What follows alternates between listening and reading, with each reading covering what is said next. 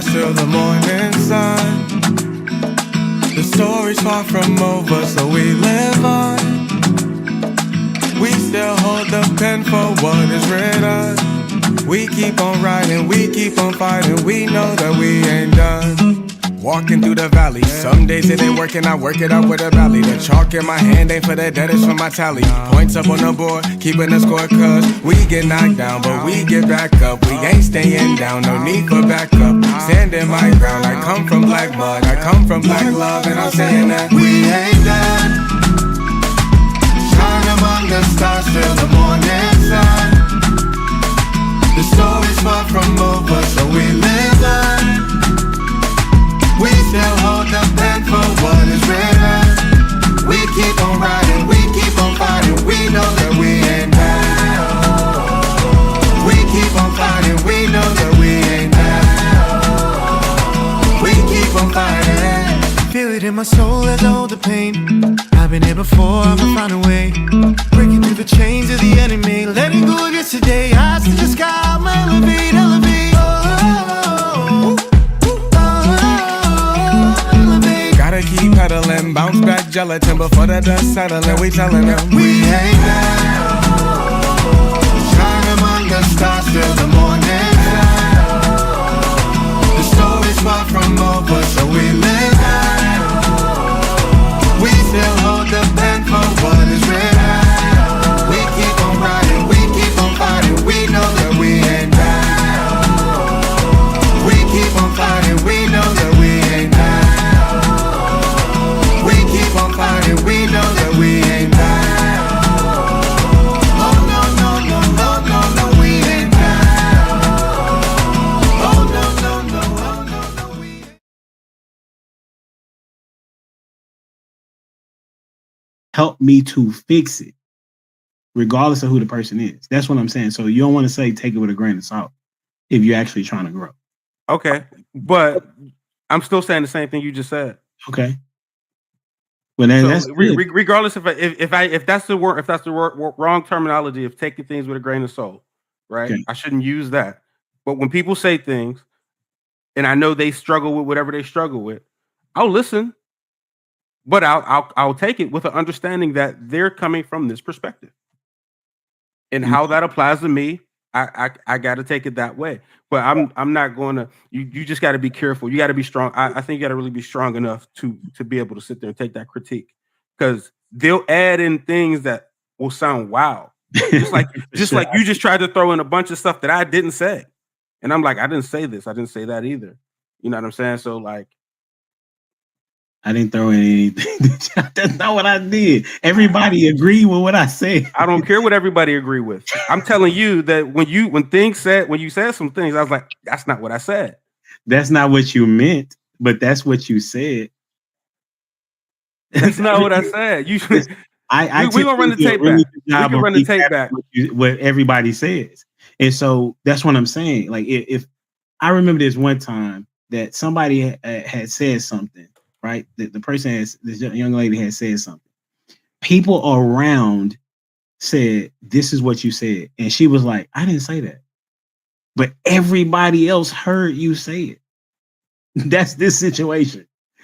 I'm telling you that grain of salt, not just me. You can go look up that as a definition. It says believe only part of something. If I'm taking it with a grain of salt, that's what it said. And that's what Humble Dad, I think what he was saying, where you're saying where he said what you didn't say. The part that Humble Dad was getting at was saying that if what the person is saying don't align with what you already think about yourself, because you're looking at them from a perspective of, I already know they had trauma, or I know what lens they're looking at me through, so I can't really receive everything they're saying. So you're probably more than likely going to choose the parts that are already in alignment with what you think about you. But that was kind of what Humble Dad was getting at. But that's what I don't do. I'm not accepting parts that agree with me. I'm accepting parts that don't have the extra butter on it. So you're accepting the thing that I'm eating the baked potato, Okay. but I don't want the Let me ask garnishment. you in my, and we can move on because I need some other people to finish the based on the video. But what you're saying is, I do assess what it is that they're saying, but I'm also trying to discern the position in which or their heart, should I say, of why they're saying what they're saying. Right. Is that fair to say? We can. Yep, that's fair. Bam, man. See, I told you, bro. Hey, Jamie, what you got on the video? I don't have anything to add. I mean, I agree with what the video said. And I mean, because I've been on both spectrums. So I've been the person that wanted to gain understanding, and I've been the person that could care less about understanding anybody's feelings because you pissed me off. Right. Yeah. So like nobody wants to understand you right now. We don't even care. But does it make it right? No. And so because I've been on both spectrums, what he's saying is true. If we have to be completely honest, we should go into all conversations not ready to respond, but ready to receive. And a lot of times we're just ready to respond. And if we just tweak that notion, then we should be fine. So that's my add-in to that. Is just be ready to receive versus ready to respond. And we should be able to understand, the person better, which is good. Y'all talked that out. And then everybody came to a clear understanding of what prototype meant completely, so without argument. Without an argument, right? Because we both wanted to understand one another. That's what it's about. You know what I'm saying? Prototype, even though he had an ego, he dropped it at that moment. Hey, what's up, boss? On you. You know what? Did you come in on the video? I am well versed at cognitive dissonance because I sat under Kevin for 3 years, man, and I watched women complain and say it's not what you said, it's how you said it. But they still didn't listen to what he said. He could have said it just as nice and sweet, as pleasant as I would say it, but they still wouldn't listen because it requires change. And that is always the hardest thing for people to do, is to take accountability for the change of themselves. You can say it with sweet words or you can cuss them out. It does not matter, because they have a specific belief about themselves that they are perfect and they know better and they know their story and you don't. Now, at the end of the day, you still have to live your life, but you do not get to complain if you do not change.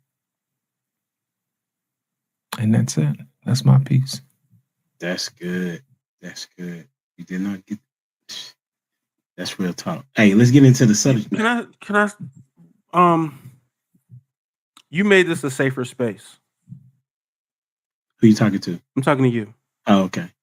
Appreciate that. Because it's like now I can now be open without thinking like you're really trying to make a fool out of me, or you're really trying to, you know what I'm saying? Like if I can now express myself and we can sit here and kind of work things out, hash things out, and come to an understanding and agreement. If we're both working towards that, that's what make it safe. That's what make a space feel safe, to where you're willing to open up and be like, say whatever is on there, and then we could build it and make it make sense at the end.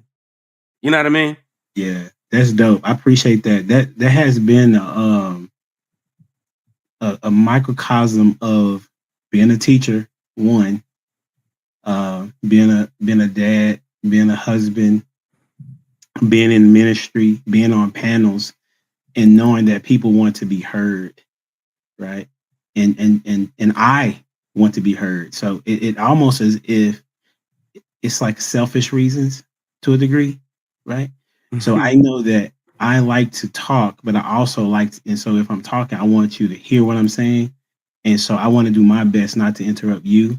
So this space has kind of helped me be able to listen as well as to provide feedback. So I appreciate that, because that's definitely been a work that I've been putting together. Because mistaken, these shows that we've been on before. All y'all know, the arguing, like, we can argue, but let me finish my thought first. You know what I'm saying? So that's what's up. So we're gonna get into this question about why men need women. And I want to tackle it from this particular angle. What's the one thing why men need women? I think I said that right. What is the number one thing why men need women? That's what it is. What's the number one thing that comes to your mind? Okay, and you're gonna have to say something different than somebody else. So I'm gonna give you that think time. That Jamie said I'm gonna go first so I can get mine out the way. All right, go ahead, Jamie. And it's very cliche, and I'm really excited to say it. You ready? The Bible says that it's not good for man to be alone. And then he decided to make it healthy. I want to get that out so bad. Like, that's it. That's all I wanted to get out. So the number one reason why men need women is so they won't be alone. Is that what you're? God says so. He said it's not good. Can you expound upon that, or do you want to pass the mic? I'm passing it on because I think Law's going to have something to say for sure in regards to that. Yep, I can see it on his feet. You see? Like, perfect. It's just who you going with? Lost. Thank you. You're welcome. The reason why men need women is to have a place to lay his head when he takes his crown off. Because the world requires so much of him that he needs somewhere soft to land. And his woman should be a safe place for him to refresh and to relax. So that's why it's important for his woman to actually be a soft place for him to lay his head and to get rest. I'm going to go with Mistaken. That was good. I would say they need women in order to, I guess, become the best versions of themselves. And the reason I say that is because the way men think are very different. It can be very different than the way. So in order to grow into your, I guess, the best version of yourself is like how I said before. I think we've talked about this before about your spouse or your partner being your mirror. And so I think when you're looking in that mirror and you see aspects of yourself that you don't like, or not that I say that needs improvement, right? Areas of improvement that I think your wife will present that to you to help, make you a better version of yourself. And also see things in you that you may not recognize in yourself. I think women, since we are kind of come from we deal with a lot of the emotional aspect, the deeper aspect, as opposed to the surface. So I think a lot of times our perspective about certain things about our mate that we see that they may not necessarily recognize, and it challenges them. And I don't mean challenge like in a, like a negative sense. I mean, challenge them to be, better, to develop in areas that they, need development, or even find areas about themselves that they didn't even know was there. I think about, like, for me, example, my husband, I am the adventurous, aspect of our relationship, right?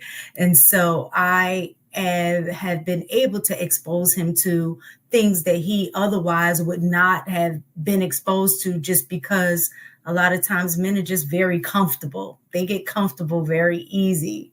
And so I challenge him to explore other things that he normally probably would not have. So I think that's an aspect that women, can, one aspect in which men need women. That's what's up. Who you got next? I would say Prototype. Oh yeah. I think I wrote this question for you, bro. For sex, that's what he's gonna say, right? No. Oh, okay. No, I have a heart. Is there a heart in the house tonight? It's like, no, this one. I was thinking the same.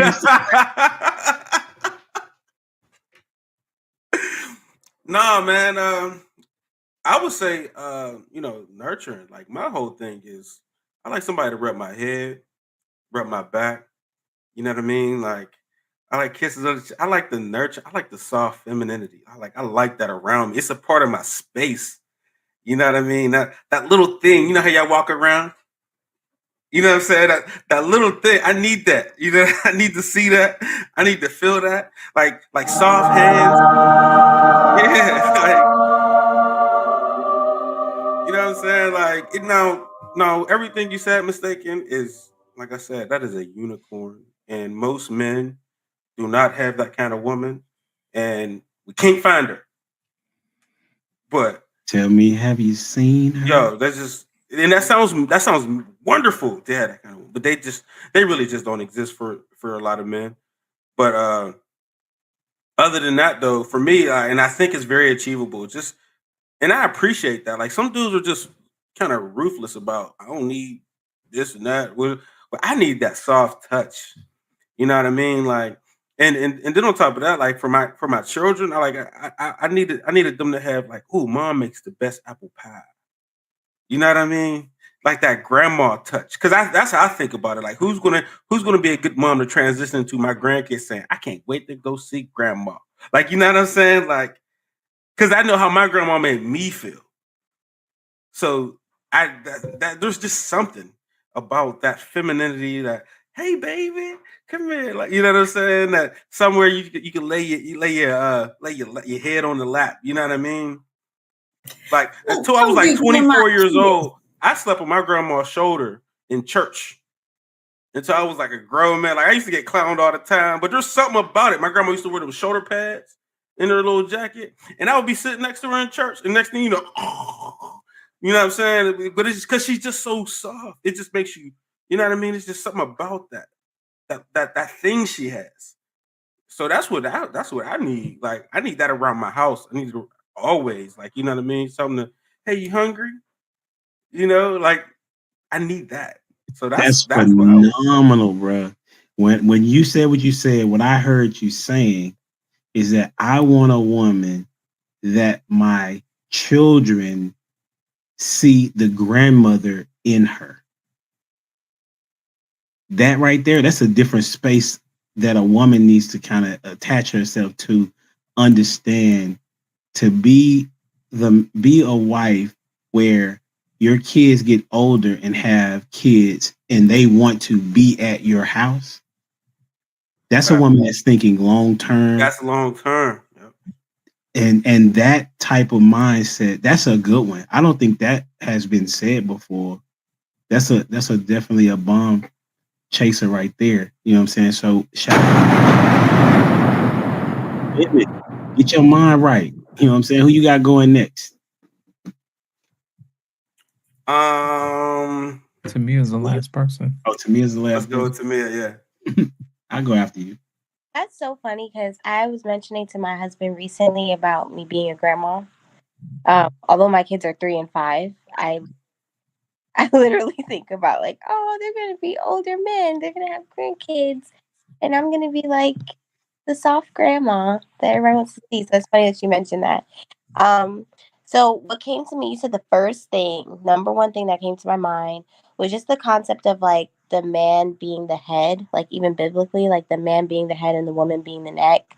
And when I looked into that, something I got from it, and even now, like when I tried to go back, because I've looked at this and just figuring out my role as a wife, but on Google, there's this explanation of like a sensitive area connecting the physical body to higher spiritual realms. So like if the woman is the neck, it's that sensitive area that connects a man to his being, you know, like that part that keeps him, like Prototype was saying, understanding that he needs love and affection and care, that there's a moment where he can lay on her lap and relax, to keep him balanced in a sense and not so hardened. So that's what I thought of. I thought of the fact that like a woman is like the neck, that sensitive, very delicate area of the body, but it connects everything. Like if a neck is not stable, then the head is kind of everywhere. And that's where you get a woman being a man's piece. If the neck is not stable, the head is not at peace. The head can't just rest on shoulders comfortably. It needs the neck. So I just see us as that sensitive area that just connects the dots. Everything's already there. The body is there, the head is there, but what's connecting the two to function at its highest ability? The neck. Which So I think, yeah, anybody has something to respond on that, or even to prototype? Well, so I would say the practical aspect of what um, why a man needs a woman is a prayer partner. Like she needs to be an individual that goes to God on his behalf. You know, the one thing that I think about is we don't often, as men, don't receive direction or correction from our wives or women because it's coming from her. However, if the conversation is her praying to God and saying, "Listen, God, like this dude is not listening to me, but I know he listens to you. Or if he's not, I need him to listen to you because you are the authority of us all. Could you communicate what I'm trying to say to him, right? And if I am out of alignment, could you talk to me or have him talk to me in a way that allows me to hear and see that?" And if she is a prayer warrior, if you will, she will have the femininity. She will have the position of knowing how to be his peace. She will hear uh, God speak to her in a way that her husband can't necessarily speak to her. And so, what I believe in speaking to several different women, that they not about their prayer life like that. You know what I'm saying?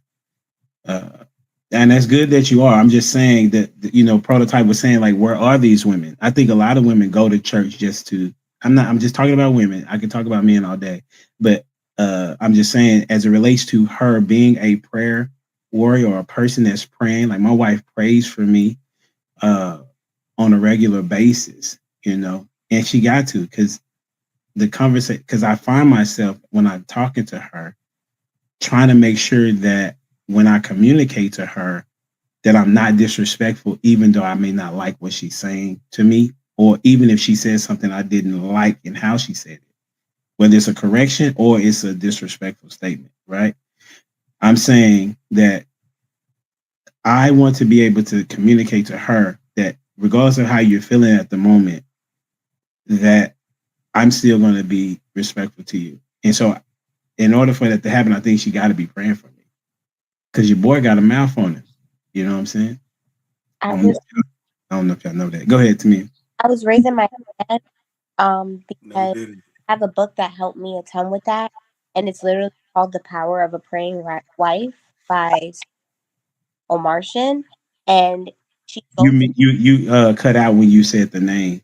You can oh also put the it in power. I'll chat. that, but the power of a praying wife. And I read this last summer. And what it taught me is like, even down to, she does it by situations. So, like, praying for his habits, praying for his money, praying for his career, praying for his friendships, praying for, and she gives scenarios of people that she's either coached or friends that she's had, and how women have prayed. And then she gives a prayer at the end of each chapter that you can say and place your husband's name there if you feel like I don't know what prayer to say. Um, or if like you're praying for one that really helped was like, oh, like maybe you feel like you've come to Christ or you have a strong relationship with Christ, and maybe your husband is not exactly where you know he should be in his relationship with Christ. she explained, like, there's just things that you don't even need to have a conversation about with your husband. You just need to go and pray. Like, if there's something that he did that bothered you, or there's a habit that he has, like, one, I think in the book, I can't remember, but one of the men had an addiction or something like that, and the wife had countless conversations, and she told her, you just need to pray about it, and you'll see that God will do the work. And like, she'll give scenarios, and for some, it took years. Like, it was years later, and the women are like, wait, I was praying for that. I was praying for him to be open to come to church with me, or whichever. So, because a lot of the times as women, we like to just go ahead and have the conversation. And sometimes the conversation is not called for because, like you were saying, Humble Dad, why I brought that up is because it literally is. It's coming from my wife.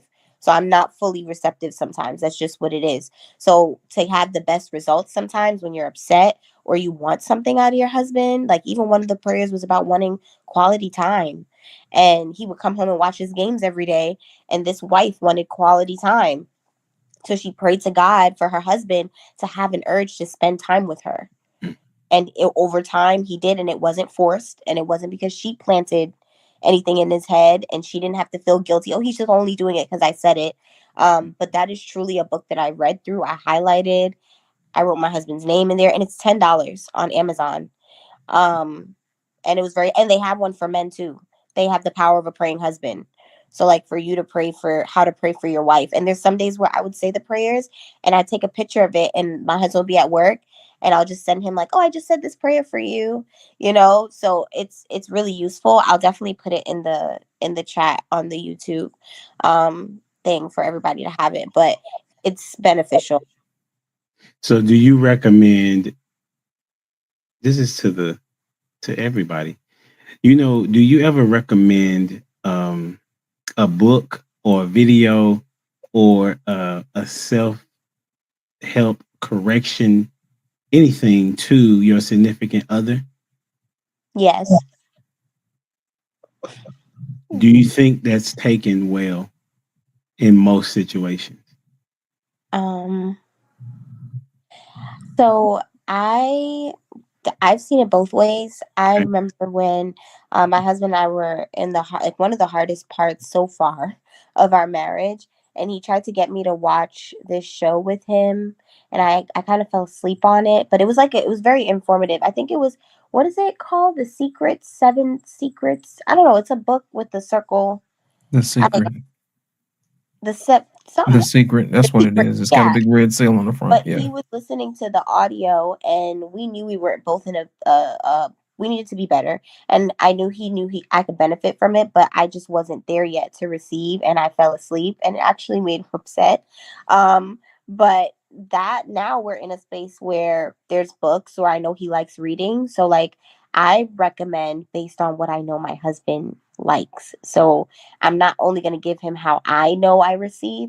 If I know he likes books, he likes like audios and things like that, I recommend that way so that there's already an interest, and it doesn't feel like because it's already probably something he needs to work on, right? So you don't want to go receive that in a way that you don't like to hear things, like a long talking video. Like if he probably wouldn't want to watch a long podcast of people talking, because he's very straight to the point into himself.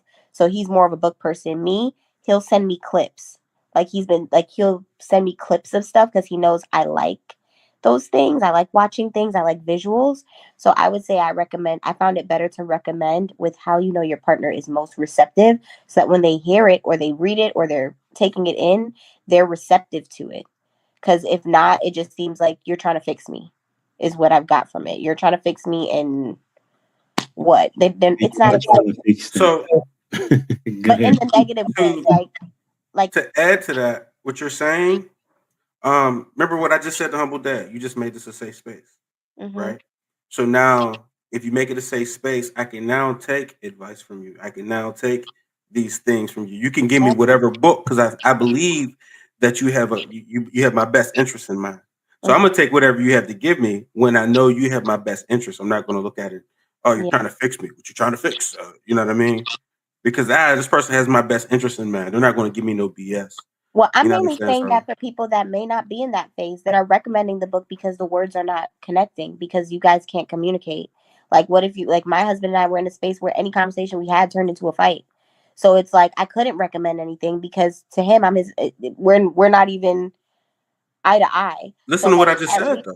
no, I believe in what you just said. I'm just saying, like, definitely if you're in a space of hardship with your partner where your partner may not be that receptive to your recommendations and things of that sort, then try to put it in a way where you know it's something that they are receptive to and may be interested in. Now, of course, if you have that trust and that safe space, like you're saying, like if you're in a safe space and now you're in a place where you can recommend and give insight and you know constructive criticism to your partner how it should be, then yeah, any way it comes. Like if my husband can give me a crystal ball and I'll be like, I'm not really into crystal balls, but what's inside of it?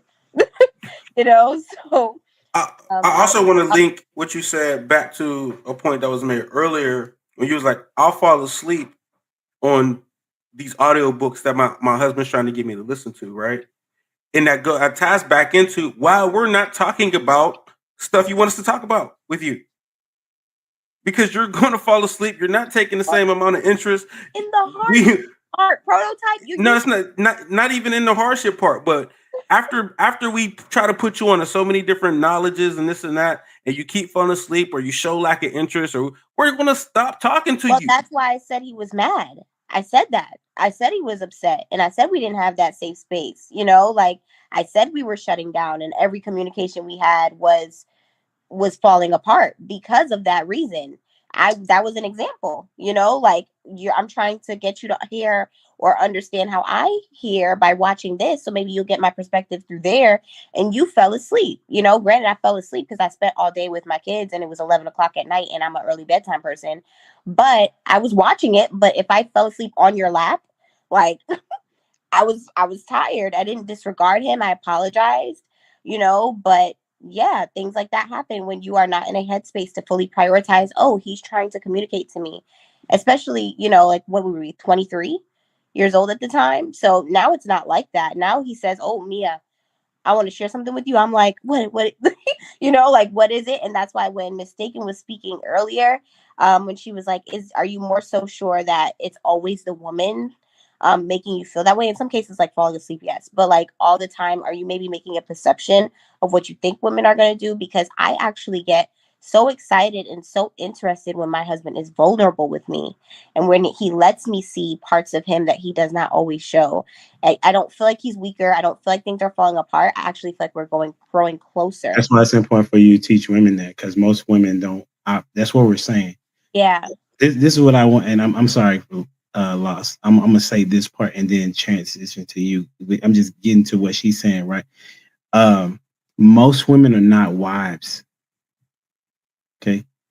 And so that's why it's important for you, young ladies, to communicate these type of things to them regardless, because men such as myself, Lost Prototype, are communicating to women what men want.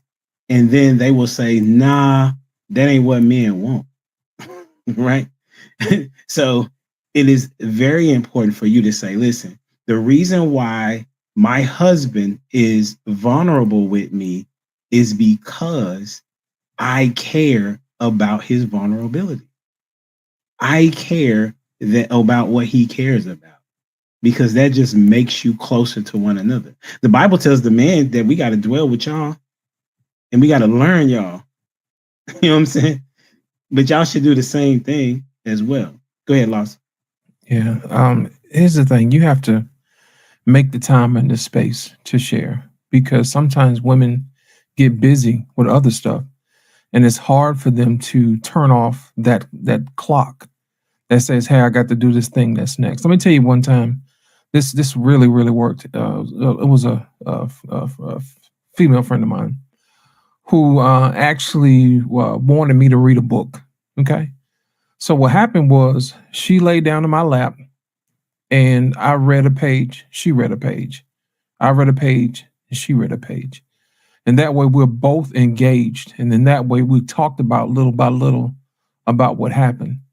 So what you'll have to do is you'll have to make sure that you create a space where it's just you and them in that space and shield off anything else outside of that. so that way you can connect. And I think sometimes when we talk to each other, we automatically assume that this person receives it a certain way. Well, if they're not engaged in it the way that you want to, then we become upset. When all we have to do is make sure that we share at the same time. So that way we'll reach a greater understanding a whole lot quicker. Does that make sense? That's good. Mistaken, have you been listening? Did you want to chime in on anything? Yeah, one of the things you guys were talking about books. So I had went to a 2-day training last week that was called Fierce. I think they're like well renowned or whatever, but for leadership, being in leadership positions, whether it's at work or what have you, or like the information that was provided is stuff that can be used across all levels, whether it's work or family, personal relationships, things like that. Where it was called Fierce Conversations, and it basically was just giving you ways in which to have these uncomfortable conversations that you can't avoid. Like if the idea of growing the company is, at the forefront, or being a leader and creating other leaders, or being in a relationship with your significant other or family, just learning how to communicate things that may not be easy for them to receive and for you to give. And so a part of that was we got this book, and my husband and I, after I came from the, thing, I was like, I'm like amped, like, babe, because it was just so much information that I was like, I know it was really supposed to be for work, but I'm like, dang, I can apply this to us. You know what I'm saying? Like, just get our conversations on like a deeper, like just a deeper level. And so we're supposed to, him and I, doing exactly what Lost in Translation said, is that we're going to be reading it together. Where like I'm reading it, to him. He wanted to listen to it, but I was like, well, if you're going to listen to it, the audio, I don't know, something about just turning pages as you're reading. So I was like, I'll read it, and you listen, or we could take turns. But yeah, so we're supposed to start that. But I just truly believe that if, like you guys were saying about creating the space for safety, I don't think it's just men's responsibility to create a space for women to feel safe. I definitely think that women also have to create that space as well. And I think the communication, these conversations, is what help create that. So, yeah. So, how would you recommend or talk to a woman about creating a safe space for, or like when would they know to do that, right? Because is it going to be with the guy that you're being serious with? Like when would a guy know, okay, this woman is creating a safe space for me, right? Or how, because both people are pretty much closed off from one another until there's some type of commitment, or until they have an idea of what the other person is kind of have the expectations for. So it's really, my question is, how would a man know that that woman is going to be a safe space? And how does she know when to create that, or let him know that she is that? Go ahead, Tamia. I think that for showing men that there's a possibility in that, I think it's through opportunity.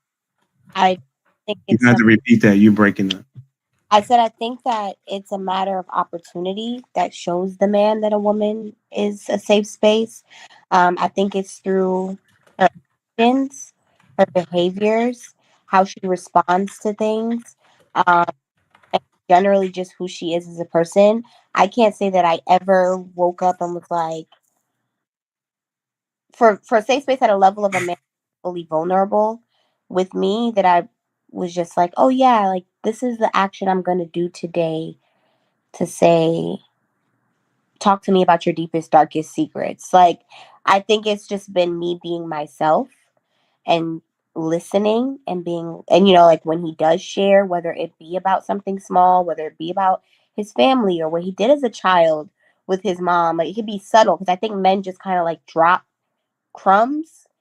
And I think that the woman's response to those crumbs, even if the man knows it or not, kind of sets off a light bulb like, oh, you remembered that, like, I took this picture about like my husband when he was younger. He told me, well, when we were younger, he told me like I have this picture of me by this specific Jeep when I was young. I saw it at a car show and I remembered the Jeep. And we were like talking about it. I was like, oh, that's like the Jeep that you took a picture. But he had just mentioned it like, oh, I took a picture like right by that with my mom. I don't even know where the picture is anymore. Whatever. But I mentioned remembering the Jeep. And I think that says, oh, okay, like she listens to like why I want this kind of car or whatever the case may be. Or if it's simply like, I don't know, I just think it's opportunity. I think that the woman subconsciously will show like, oh, you can talk to me. Now, if you have a woman that's responsive, like, oh, you still thinking about that Jeep? Or I don't know, like maybe you bring up something and you're like, oh, they're like, oh, you never told me that. But when you shared it, you felt like it was something important, something she should keep close to her heart. If it kind of went over her head, might take more time for you to open up, So I definitely think that it's like how she responds to when the man is kind of like peeling back the layers of the onion and how it's like, oh, I can peel another layer. Oh, I can peel another layer. So I think it's just through experience. I don't think there are some things we can do intentionally, like, oh, he told me this, let me bring this. But I think that's still the aspect of the layers and paying attention to when you guys are peeling those back. What do you think, Jamie? What would you add to it? How would a guy know that you are creating a safe space, and when would you suggest that a woman allow herself to be a safe space to a guy? I would say that really you have to, because I think you're also asking how to teach women to do this, right? Like how, if somebody doesn't know how to be a safe place, right? What does a woman need? And I can provide context because the statement that some women say a lot, maybe more, I don't know, right? They'll say, well, I can't turn my femininity on until it's the right dude. Yeah, I don't agree with that statement. Tamia, they say that to me. I know that. I get what you're saying. I'm looking at Tamia's face. Oh, yeah. Because you should be wanting to be feminine all the time. What I have learned to do, and I'm just going to say learn because it's not easy to be vulnerable all the time. One is, as women need to learn how to accept their emotions, not saying let the emotions rule them, but accept them. Like, okay, I am in a bad mood today, right? Like remember I told you, just be able to identify those. But I think with every conversation you would have the man that you're dealing with, and you could say, hey, he could be like, what's going on? You good? Or are you off a little bit? Yeah, I'm off. You know what I'm saying? I don't want to take it out on you. And that does begin to build trust within the foundation of your situation. And then he becomes comfortable. Like, yeah, I don't feel like talking today. Like I really want to, if we even on the phone, we just breathe in, but I don't want to have too much conversation today. That's kind of in creating the environment to accept one another's emotions. It's just emotional intelligence, right? It's getting a clear understanding. And if you're able to identify your emotions and accept them, then I feel safe to go ahead and identify mine and know that you'll accept them too. Do you see what I'm saying? But see, women don't like to identify. So they'll go straight from, you made me angry, now I'm sad, crying, and now I'm manipulating you. And then that makes somebody put their wall up because I don't need you manipulating me. I could tell what's happening here. When really, if you're mad that I didn't call you at the time that I said I was going to call you, it would just be best to say that. Like, hey, I feel like you disrespected me a little bit because you said you're going to call me at 9 and you didn't call me at 9. Is there a reason why you didn't call me at 9? But normally what a woman will do is say, I'm fine. And she'll have an attitude, right? Or she'll be quiet on the phone or something very manipulative. And that doesn't create a safe place for a man at all, because now my guard is up because I don't know what you want. Like, just tell me. I know I'm late from calling you. I would need you to voice that, right? Because we're not playing games. But we have to unteach people how to play games, right? Interesting. that's we have to unteach people not to play games. And that's a bar. Okay. Did you have something that you wanted to continue with that thought? No, I think I covered it. Who didn't go? Lost and prototype, but I wanted to get the women's perspective. Go ahead, Miss Teggy, go ahead. Go ahead, Red. You know, that's my mom's nickname ever since her childhood. Her nickname is Red. I think is a big ask, right? To create a safe space if you haven't had a safe space, right? So I think this is where a lot of relationships are, not on a strong foundation because there is an inability on both parts, coming from an awareness of creating safe spaces. The way that you create it is because you're familiar with it, right? So you move in that. Whereas if you've grown up in a place that you didn't feel safe, you tend to repeat those same patterns of behaviors when you're in conversation. And even for me, like I know I'm continually am going to have to work on certain aspects of myself, because of childhood, the way that you learn to interact. Like I learned in this thing that there are typically 3 ways that people respond when you're trying to have conversations. Either they'll defend, deflect, or deny. And I asked my husband yesterday, I was like, in these 3 things, which one, like when we're having conversations, do you feel that what category I fall into? And he was like, defend, and, it wasn't a shock because I think when you do the work, you begin to be able to see things and call things out for yourself about yourself. But in being able to have conversations like that without defending, it helped me realize that I hadn't been very good at always creating a safe space for him. That was a hard pill to swallow as well, because a lot of times he would say things and I'm like, oh, you just saying that because, of X, Y, and Z, like at times I think he felt I was defending just because that's his perception. Whereas other times it was, no, I'm just trying to express my point of view. But because I think I laid that foundation of defending, that now that's, you created the norm. Right. So now it's on me to create a new perception. And so that's part of my journey, is in learning how to do that. So I am working on better, just like listening, confirming back to him what he said, that I made sure that I heard it the right way, because sometimes we could get in our head about what you just said. This is what you So I think having those conversations and being able to like listen before responding, confirming and affirming what the person is saying, and also trying to not be judgmental.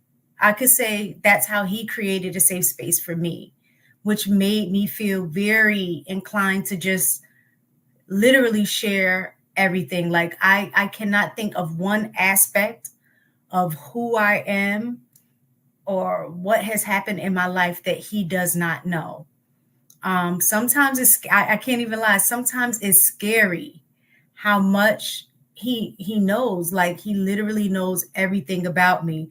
And I know sometimes people go through divorces, and I'm not saying that we're there, but just trusting someone to the point to be that vulnerable that they know every single aspect of you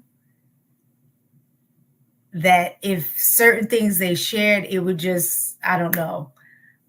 But to have that much trust in somebody that no matter what, like, I think even if we were to have a bad breakup or something, just the integrity of the man that I've learned over the years, I would never feel like he would share any of that, you know? So, and I want to be that for him as well. Like he's modeled that for me.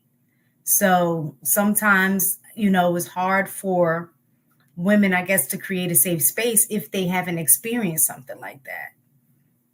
So. That's good, man. I enjoy when you come on because you give your husband a lot of flowers, you know. So does to me. I'm just saying that's why I be trying to get the married women to come on to share those particular elements of men, you know, because and also your perspective on how your journey has guided you to that. It's not as if you came in with all of this information, but it is well to be learned. And so you have people like Jamie that listens, right? But she's also able to hear her perspective and other women that she's talked to provide a knowledge that I believe that a lot of older women and younger women are missing, right? Because you know, as the clip said in the beginning, you got to drop your ego. Like you got to be okay that somebody is telling you that you're not doing something well, and it could be that you're not a good person at that time. Okay, so if this is why I was having a conversation with we went to a married Bible study. Bible study, it was with married couples, date night, right? And I was saying that people have a hard time receiving critique, even though they know that they're flawed.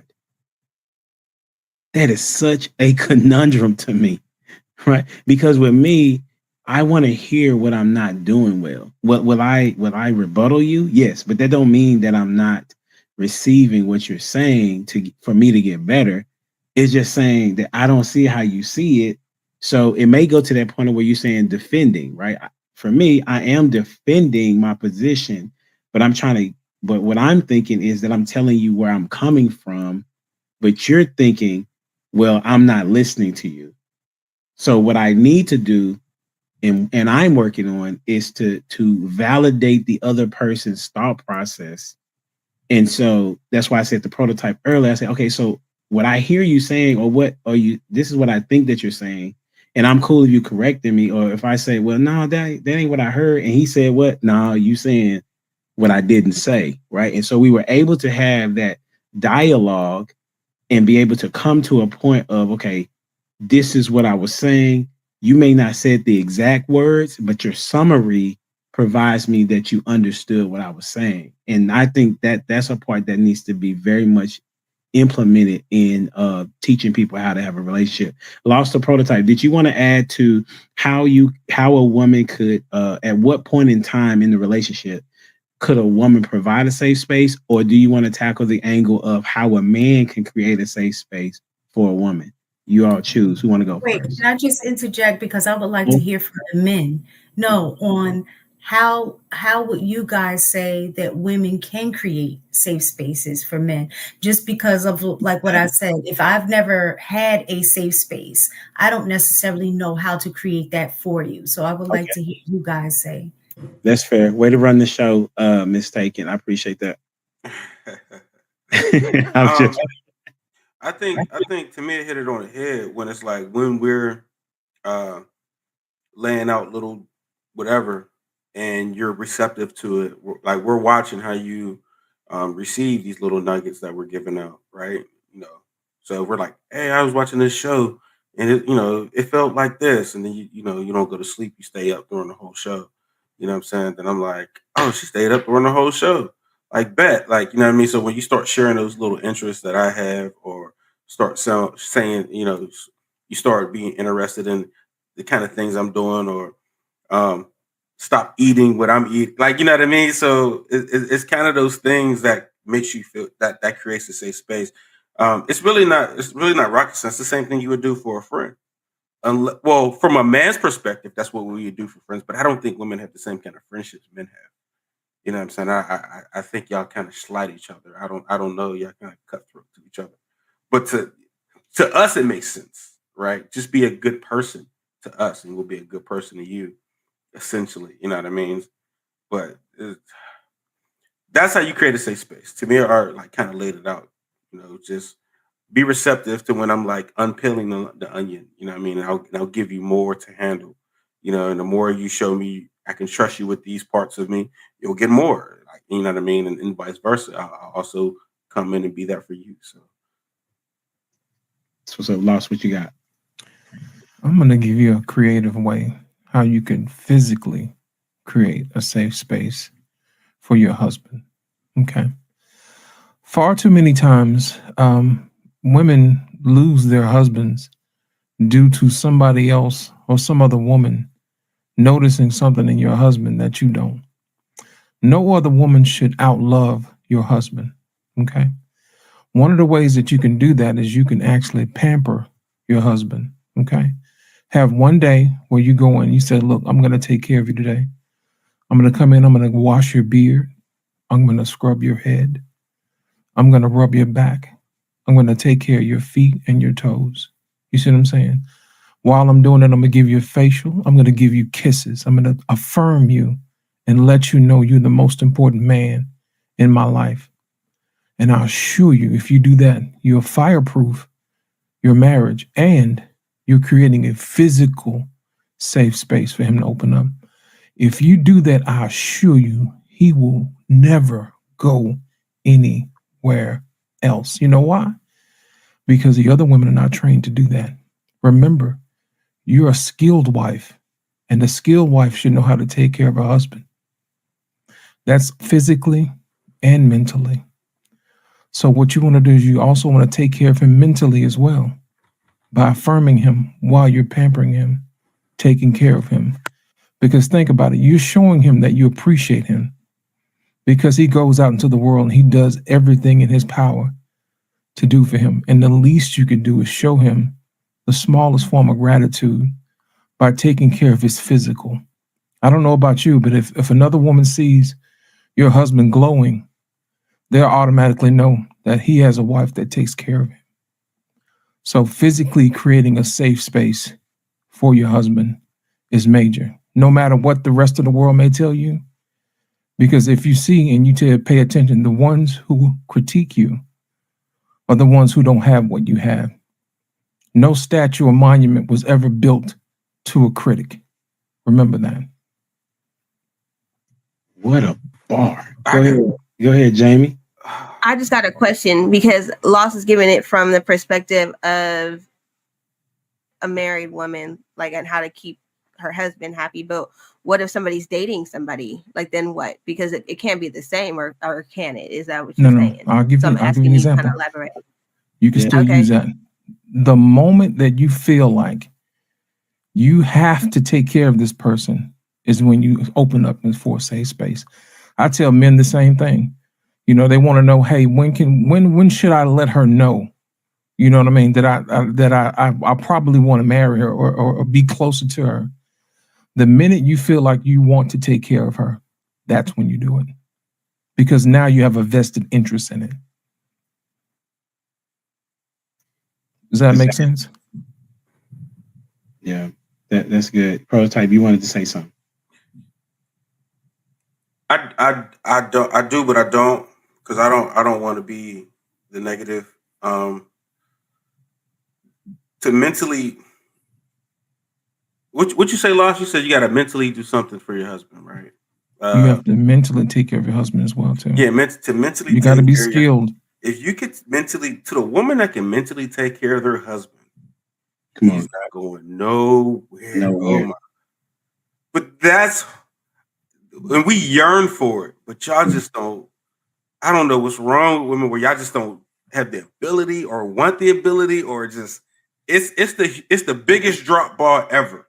Yeah.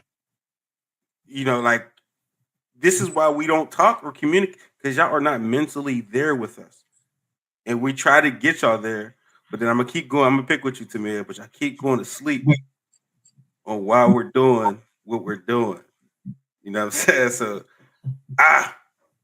the mentally. Oh man, that's the biggest drop ball ever. Yeah. I could do that. It's over. It's a wrap. That was the thing. I'm gonna come to you, Jamie. I'm gonna talk to what Prototype is saying about the mental aspect of taking care of your man. That's the thing that Kendra did for me. Like she mentally took care of me, right? And so when I was able to communicate to her and she was allowing me to say the things that I was saying, I was like, oh, okay, that's cool. I like that she's able to talk about everything. And then even if we disagree, we good, right? This is the part that is connected to what Prototype is saying and what Tamia said that she does, the part about the mental part. Never tell a man that what you just shared was too small. Because what the guy is doing is he is sharing with you something small to see how you handle the small. No different than how God does it, right? You'll be faithful for if I give you much, you'll be faithful to much, right? And if you're faithful to a little, that's all I can give you is a little. So, and that starts, in my estimation, day one, because you should be dating and courting with intentionality, right? So if you're dating with intentionality, in that first conversation that you all have, there should be a safe space from the jump because that allows you to know what you can and cannot communicate. There was a guy on what's that show? I think it was Dating Dallas, the one with Tommy on it. What's the name of the show? Looking for Love or something like that? Love.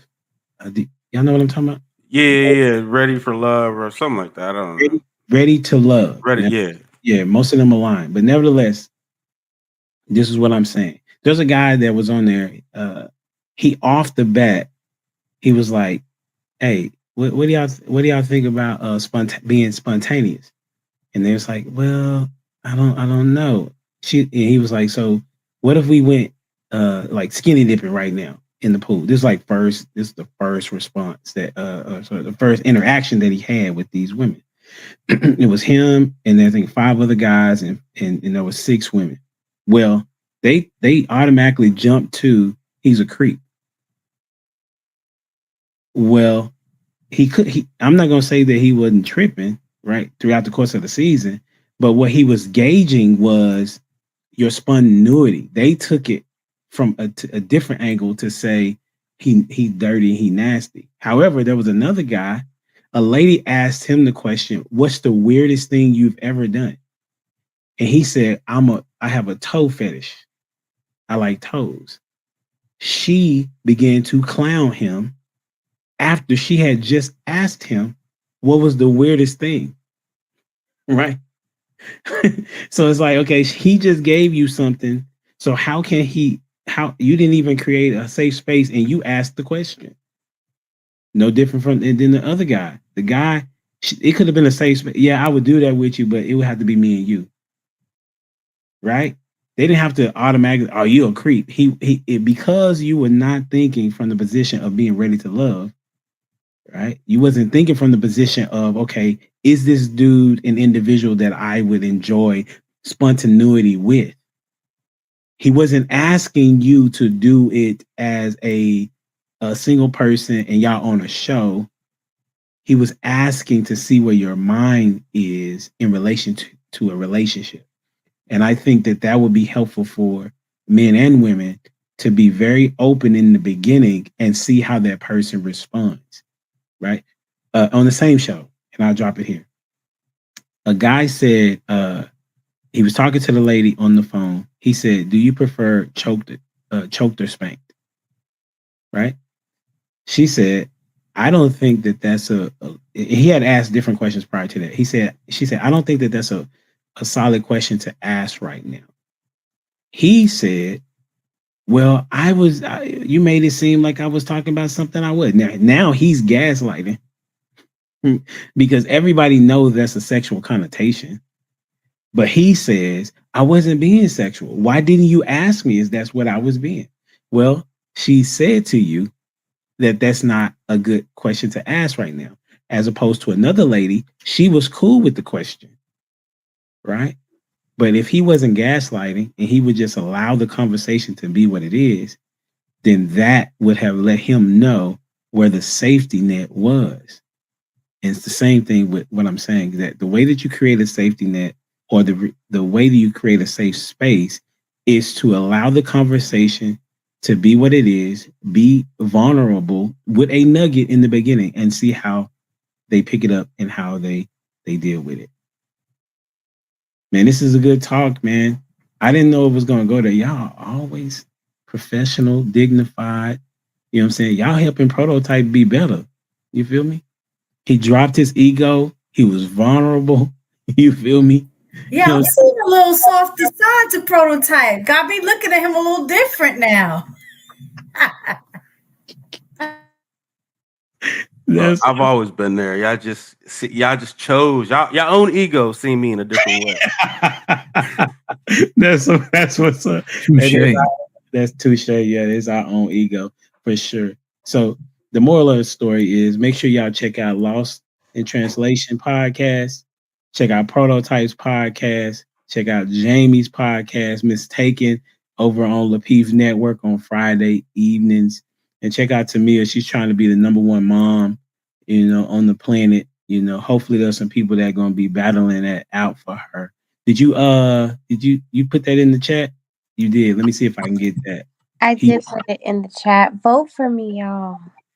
So you I'm not just the want best somebody to mom. vote for you just There's a because bunch they of black? moms that are Is that awesome. what you're saying? What'd you say? You want them to vote for you because you black? Yeah, if that's what's making you vote. If you want to vote for me because I'm black, do that. Black and I'm proud. For sure. So I dropped the link in the chat to vote for Tamia. She's in a contest for number one moms. Super mom. It's not even number one because all of us are great, but it's a super mom contest. Why not say number one? Why not? And I mean, number one. No. Why not say that? If you win, then that's what that means. Yes, of that contest. You're right. For sure. I'm a girl's girl. I'm never gonna. Well, I'm not gonna argue with you there. If that's how you want to be, that's fine with me. Don't forget to like, share, subscribe to the channel, and all that jazz. Anybody have anything before we get out of here? What y'all thought about the show? Was it okay? Was it? Oh, it was good, sir. It was great. I love coming to your show. It was really good. It's such a different space. That's the goal. On this side of things. Go. I'm trying to provide solutions in real time. You feel me? Hey, until next time, we out here. Deuces.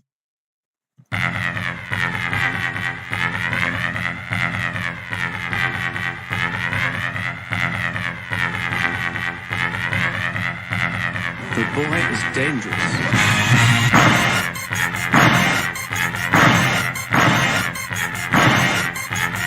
Bad feeling about this. You don't seem to understand something.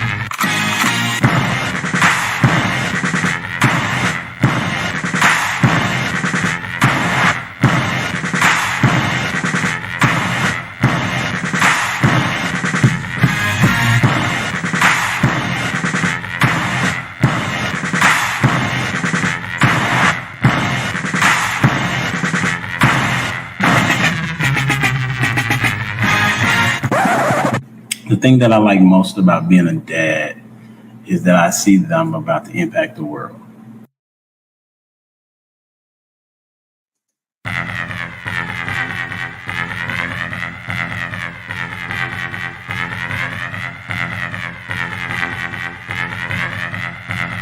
The boy is dangerous.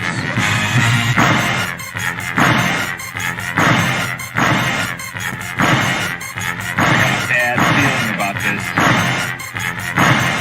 You don't seem to understand something.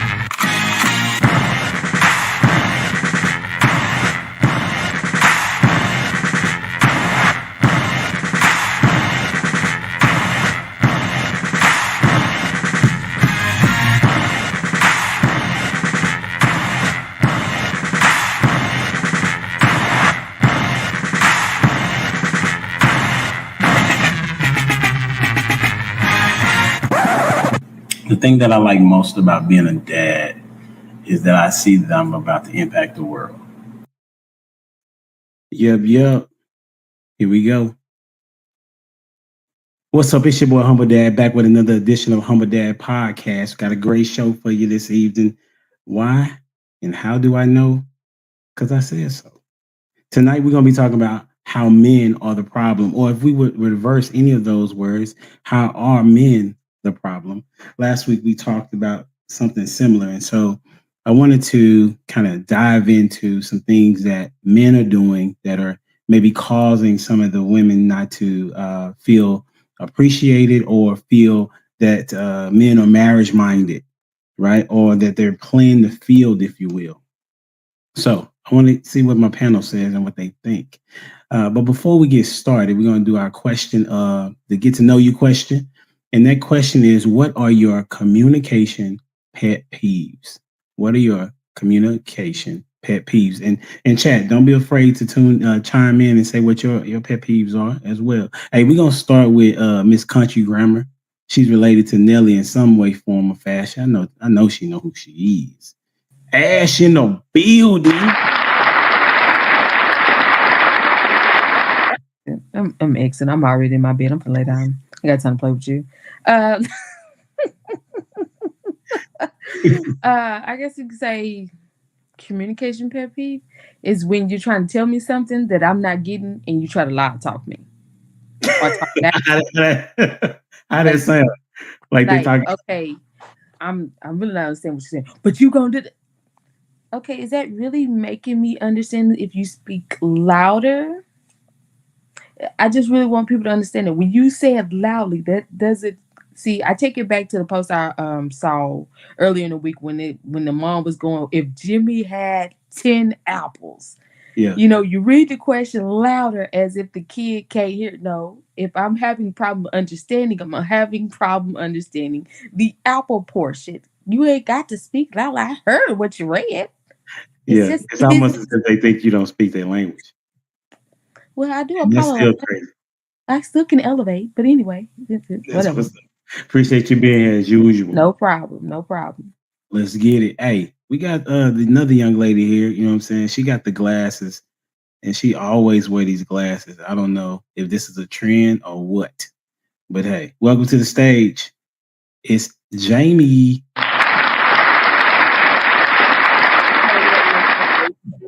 I wear them because I can't see, but I like them. Like I like my glasses. You know, I was gonna wear the ones with the studs. You feel me? But then I was like, nah, that's too much today. You talking about with the bling bling? So yeah, I got them with. You almost got like that Catwoman vibe. Is that what they're supposed to be? Mm-hmm. Oh, okay. Yeah. You know what I'm saying? This is really my makeup. You feel me? Like I don't have to put like any eye makeup on if you put the glasses on. You just throw them on like this. Boom. That is what you got on the question. All right. So what are my communication pet peeves? My only communication pet peeve is not stating your complete thought while talking to me, assuming I will not receive it well. So like I would prefer for you to just say what you're thinking and then allow me to register it, no matter how bad it is. You will be surprised. Like I take things, I'll laugh at you maybe initially because you might upset me depending on what it is. So the laugh is a defense mechanism, but I will be able to be like, oh, okay, they meant it like this, you know? So I like complete thoughts. Don't assume that I will not be able to understand or register what you're saying. That's my answer. That's a bet. Appreciate you being here. Thank you for having me. Absolutely. And you know, the Barry White of these streets, none other than the sultry voice of Mr. Lost in Translation. What's up, homie? How you doing, Humble Dad? How are you today, sir? I'm doing well. Good. He said, what is my communication pet peeve? Yes, sir. Deflection and redirection. Uh-oh. Yeah, let me explain to you a little bit of what that is. If I come to you with a problem, and then all of a sudden you tell me a problem you have with me, then my question is, how come you didn't come to me first? Now, what we're going to do is we're going to address the issue that I had first, and we're going to complete that task with accountability. And then after that, we'll address the issue that I hate when people do that. It's like, what do you, well, it's about what you did. And I'm like, why didn't you say something before? So don't deflect and then redirect. I hate that. I hate that. Yeah, I definitely second that motion for sure. That's what's up. Thank you for being here. Thank you, sir. And none other than he reigns from, you know what I'm saying?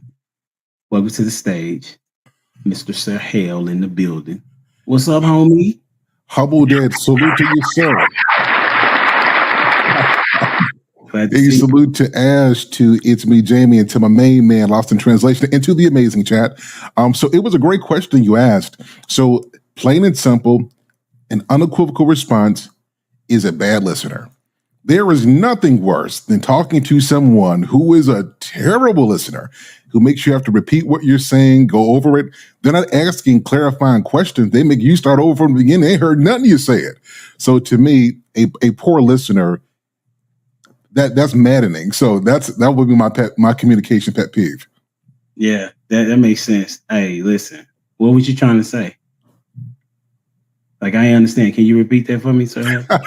I know Humble Dad heard me clearly. It's a clarifying question. That's what's up. Appreciate you being here, homie. Appreciate you having me. Absolutely. And welcome to the stage. They call her Pick Me in the building. What up?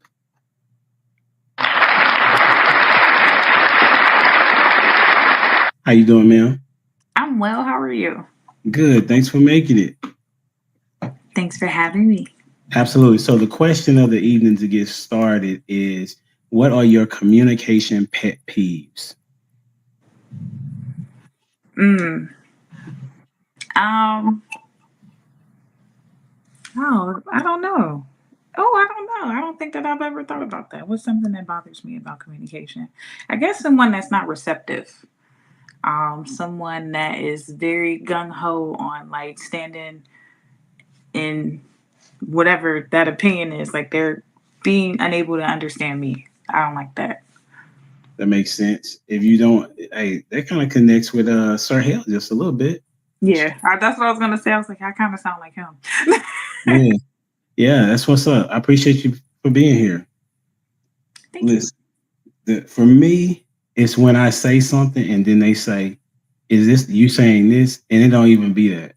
So what you saying is no, like what I said is what I said. Like I wasn't trying to. If I wanted to say the other thing that you thought I was trying to say, then I would have said that thing. Mm-hmm. And so that's where miscommunication gets very much lost in translation, intentionally seeming like, because now you're responding based on your feelings, not what I'm saying. Mm-hmm. Right? So that's how we gonna start. So all those people that are watching, man, communication is a big deal. It's a two-way street. You want to make sure that you're listening. You also want to make sure that you understand. Ask a clarifying question if you need to, right? Repeat back what the person has said to see if that is what they were trying to say.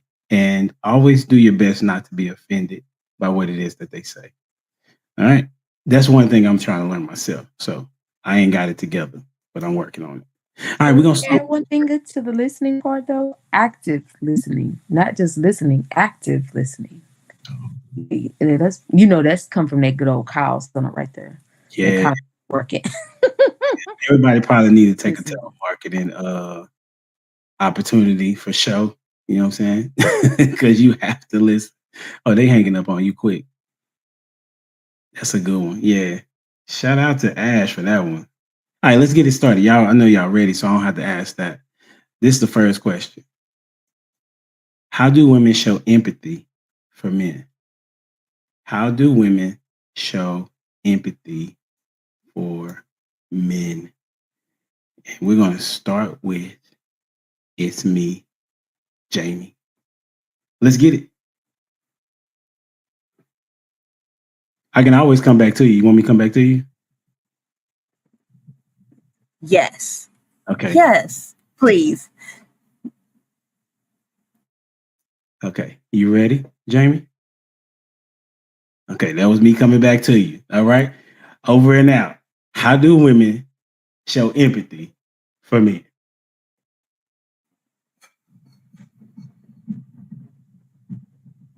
Okay, before I answer the question, am I speaking on how I show empathy, or am I speaking on how women in general?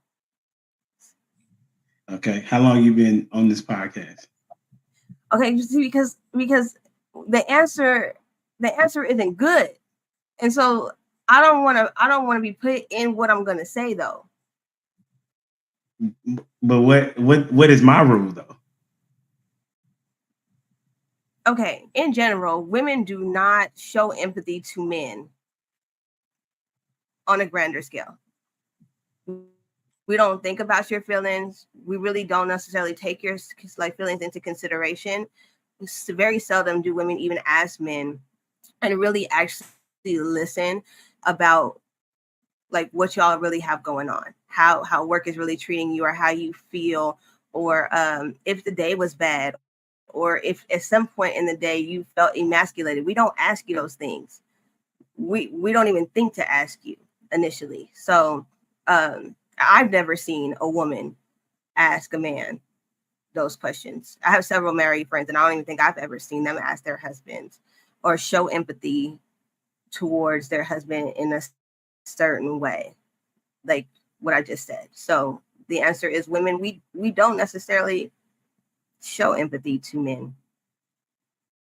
Sorry. That's okay. You got going next then. I'm gonna let Pick Me go. I want to know what she got to say. Okay, crazy, because I agree. Because I was gonna ask for clarity as well. Are you asking on an individual basis or generally? And you're saying this is generally speaking. And generally speaking, I do not. No. I don't. Just to give clarification, I don't really care if you go general or your perspective. It is the way that I work is that you provide us the context, and we'll go from there. Yeah. Okay. All right. I think most women are not empathetic. Most women, 100%, are not empathetic because I think most women are selfish. So when you're selfish, you can't really show too much empathy. So it's unfortunate. I don't think most men receive it. But when they do, I would say it's usually in a nurturing way. So it's usually me personally, like I like to bake a cake because I'm good at baking cake. So I'll bake a cake or make a meal or something. I'm always like, I'm so sorry. You know, men usually don't receive I'm sorry well. They're usually like, it's not your fault, but it's like, I know that, but I'm sorry that you're experiencing that.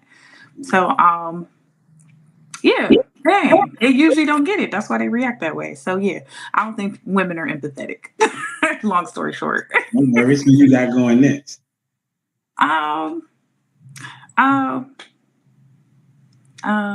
Okay. I'll ask a man. I'll ask her. So hell's on you. Hey, appreciate it. So great answers. And humble that this is a fantastic question. So it's a twofold. One, in general, women are not empathetic, but there's some reason for this. So for the last, since we've been civilized individuals, we've taught women that men are brutes, that we are men, that we're emotionless, that we're stoic, that we work, we battle. We care about nothing but our own interest. We're conquest, driven. We're animals. We'll hunt.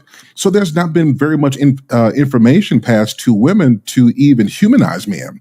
So you take that particular training and that has permeated our schools, our homes, and even churches, that men are strong. They're the rocks. They tough it out. If we got something to deal with, we go to the barber shop or to the bar. Well, so you could think about how that mindset feeds into the fact that a lot of our women are not empathetic in general. So with that being said, there are women who do empathize with men, but this is when they are infatuated with you. So typically when a woman feels like she has leveled up and got a guy who she's just blown away by, whether it's his charisma or it's his job or the way he looks, the way he treats her, if he sets her down. That infatuation stage actually draws out the empathy, all the qualities that a man could want, because she's totally invested. But you move out of that infatuation stage into normalcy, and that empathy goes away because it's feeling driven. It's not person driven. It's not human connection driven. And so again, the answer is a beautiful question, but it's twofold. It's because from a societal perspective, we've taught men and women that men are emotionless, that we're strong and we don't cry. And then there's no training been given to humanize men. So I think that that's the reason why. So to answer your question. And I'll pick, let's go with Lit. Let's go with Lost in Translation podcast.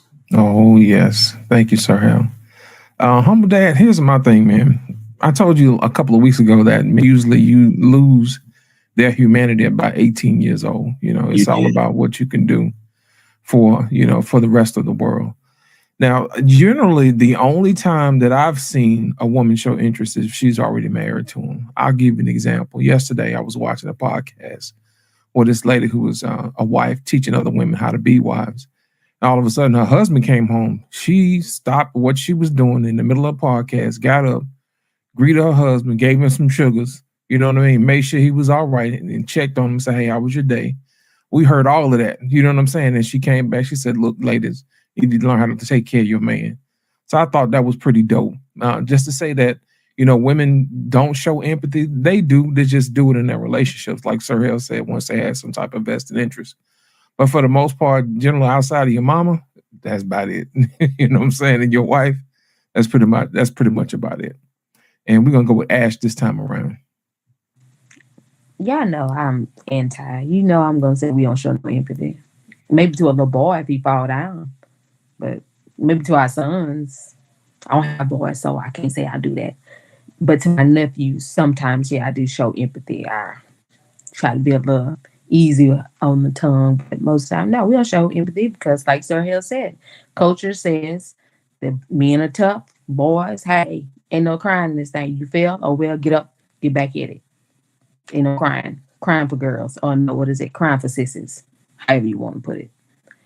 We'll go with Trey Smooth. Put him in the game. What's going on, Trev? How you doing, bro? Appreciate you. Good evening, everyone. Man, how y'all all doing? Doing well, bro. Just to let you catch up. How you were knowing the question? I was actually listening. Listening. Yeah. Bet, go ahead. Yeah. So, all right. I think everybody, or at least a few of us on the panel, already made the great point of it just being conditional. So it definitely depends on not just empathy, but how you were treated in general as a man, is how much the woman loves you. If she really cares for you, she would treat you really well. If she does not, then she could be ice cold. I've seen some women who will treat one man one way, and if he had his interpretation of her, he would say that she was just a stone cold, you know what. But another man who she actually loves, admires, and respects, she would treat him like gold. It all depends on how much you were valued by that particular woman. And they'll show it in many ways. One, just understanding your perspective. I think perspective is one of the most important things that we could display for each other, is to try to put yourself in their shoes and see how it is that they feel as a human being, right? And the best women try to make your life better. The best partners do. And that's one of the easiest ways, just to comfort you and to think ahead of you, right? To see, what is he going to like when he gets home? How could I make his day better? How could I make his life a little bit easier? I don't know who to pass it to. I heard all the voices, but I didn't know who went. So I guess whoever didn't go yet. It's on me. You were the last. Okay. It's okay. I think how a woman can show empathy is actually just concern themselves with what. For example, if a guy says, "Hey, I don't know, Kobe Bryant is, they're showing some highlights of his game, right? Would you watch? And she would say, "Yeah, I'll watch with you. She don't have to like it, but if she shows that interest in what he is interested in, then I would say that's a form of empathy to a degree, because you are connecting with him in a a service type of mode, right? So I would say when you're giving service to him, similar to what others have said, and it should not be because you know you're infatuated with him. You got, you know what I'm saying, you got the box beat in for you to be like, oh yeah, this, I gotta give this dude, you know, some time and attention in order for that to take place. So I wanted to ask the question such as this, in that particular manner: why don't men make it a requirement to have empathy? Right? If we're saying that women don't show it, then why don't we make it a requirement? We're gonna start with you, Sir Hill. Beautiful question. And salute, Trev Smooth. Good to see you, man. So a couple things. We don't make it a requirement because there is this conflation between sympathy and empathy. There, a lot of people hear the words and they say it, but to attach the correct definition, that it takes work. Sympathy requires very little effort. It doesn't require very much. There's no responsibility there. You just feel sorry. Empathy, however, requires that you educate yourself to understand what empathy is, and then you attach that definition and tailor it to the person you're empathizing with. Mm. So men, we don't make it a requirement because we don't have space to be empathetic. Listen, we got to go out here, make this money. We got to make sure, listen, if you struggling with your look, struggling with your height, struggling with your money, we just trying to be somebody. We have no space to be human because we're operating like robots, simply trying to survive and be something in this world who tells us that we're nothing if we don't meet these metrics. So it's hard to make something a requirement when we haven't had the space to be human and have a range of emotions beyond anger and our sexual passions. It's hard to have empathy when we haven't had the space to empathize with ourselves beyond when we get drunk and somebody finally realizes that this man might actually be depressed. So again, we don't require it because a lot of women hear empathy and then they'll sympathize and they'll start to feel sorry for us. And no masculine man wants anybody to pity them, not one. And the moment you start showing him you feel sorry for him, he'll tighten up, he'll get strong again, and you will never see that vulnerable side because you made him feel like he's less than. So I think that's part of the reason why we protect our ego and our self-esteem and our own dignity, because the women we love, they don't do the homework it takes to understand what empathy actually is. Long answer, but that's my answer. That's what's up. Hey, let me hear from you, Lost. I'm glad you said that. I have a different question for the women. Cool. I'm glad you said that because I make it a requirement, and I'll tell you why. It's a teaching moment. Normally what happens is if I have female friends that call me, I'm like, first of all, you need to clear the time to make sure I'm not busy. Second of all, you need to find out exactly how I'm doing before you request something of me. I said, that's just manners. You see what I'm saying? Even if you haven't been taught that, I'm going to teach you how to treat me. Because if I call you, I'm going to ask you, hey, are you busy? And then after that, I'm going to ask you, hey, how are you doing? And I'm going to find out how you're doing first to clear the time. It's just politeness. So in essence, I do require people, you know, to show some type of empathy, especially if they're coming to vent to me. You know, make sure I'm straight first, you know, because I might not be in the headspace to give you the information that you need because I'm dealing with what I'm dealing with. So I always make sure I require it. And I always make sure that they ask me, am I in the headspace to give them the information they need? Because if I'm mad about something, I'm pretty sure you don't want my mad space. You see what I'm saying? You want to make sure that I'm cool, I'm calm, and I can give you some information that's coming from a place where I can actually think for a moment and give you what you need. You know what I'm saying? Because sometimes people give people bad information when they have a temper, if they're busy in the middle of something, you know. Always clear the time and then ask that person how they're doing first. I always make sure I do that.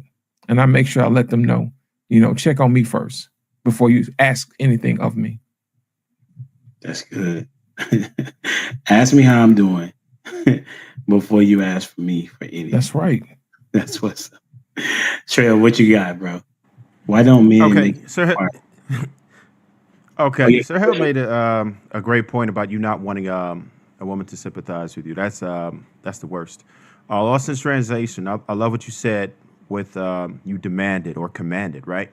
And I think that's something to take note of, because in reality, I think there's less men that can command it or demand it versus men who could actually demand it. And I say that because a lot of times we don't pay attention to the power dynamics, right? And men just not having the leverage. And a lot of that is usually because they're with a bad matchup. If you are with a woman, which happens in many cases, who feels like they settle for you, they're not going to have that respect for you. So that treatment, in all aspects, is just going to be lesser, right? And one of the main points that I would make is that you should never pursue a woman too hard, right? Never. Anybody who's playing hard to get, they don't really like you. Woman's supposed to give you choosing signals. And I think that's the root of it. You have to initially get with women who like you. If they don't like you, that's not your speed.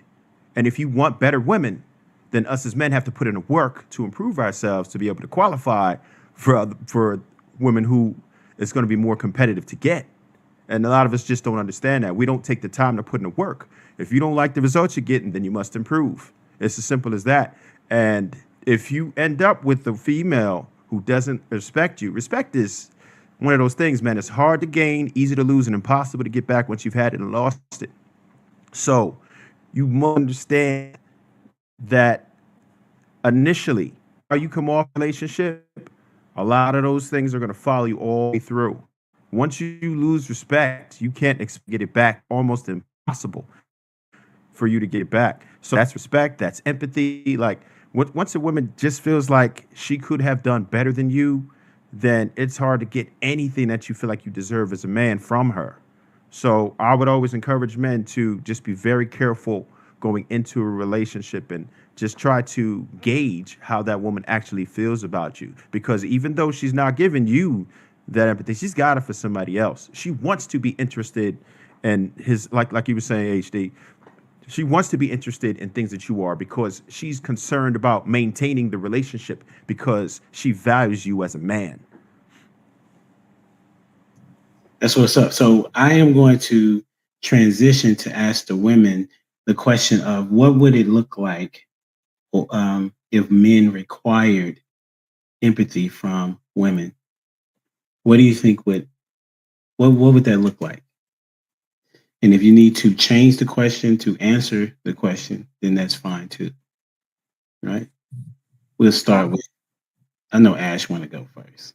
What you got? You know, I'm always out there jumping in the water first. Got to make sure it's cold. Got to make sure it's cold and ain't sizzling hot for the rest of us. That really just started happening. I know, right? I'm gonna go back to my. I give it up, but no, I think what that would look like, a man would be able to be rest. I hate these new age words. Like he would be able to be himself. He would be what I like to say, naked, not naked with no clothes on, but naked as in he's his full self. You get what I'm saying? Ain't nothing to hide. It's transparency. He's at ease when he walked through his front door, the threshold of his home. He know that he can rest at ease. It's not that constant bickering and fighting and all that other type of stuff. He ain't got to be on the fence after he just got through fighting the world. That's what I think it'll look like. If women would actually just take time, like I always say, study and learn they mate, learn how to talk to him, learn how to show him appreciation, because you can't say something to one person and expect the next person to get it as the same. Sometimes you got to break it down, rebuild it, and restructure for him to understand that. That's all I got.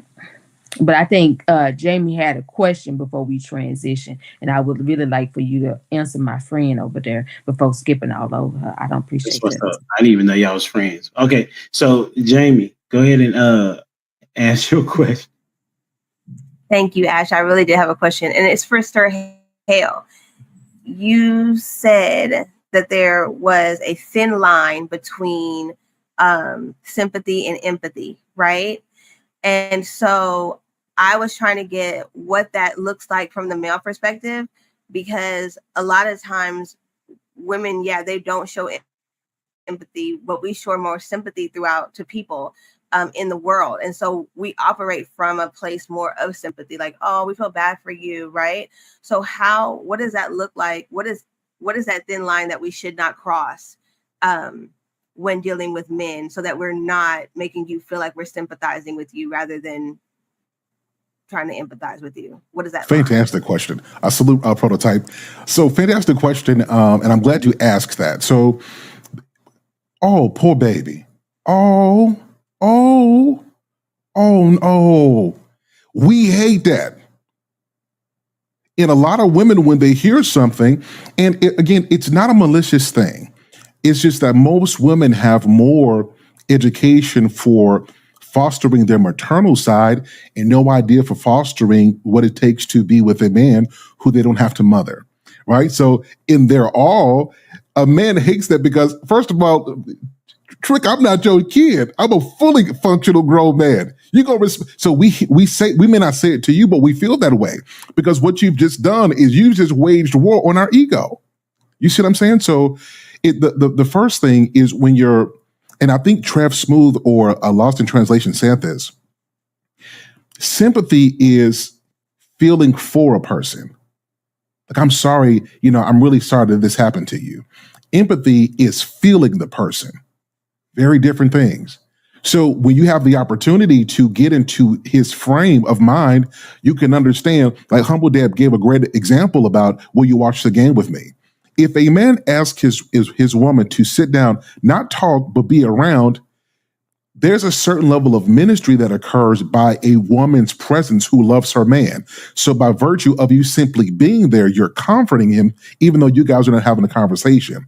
So sympathy is you feeling for him. You see something going on.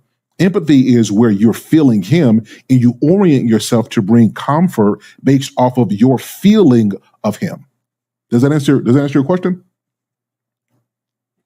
Yeah, so there is really a fine line, because I think a lot of times with what I've done, even like, I'm a boy mom, right? So like I've created a space of empathy, and then whenever he would say something, I'm like, oh, and he'd be like, now he's older, so he's like, don't awe me. Like, don't awe me. I'm like, oh, so you can tell that right? So like it's internal. Yeah.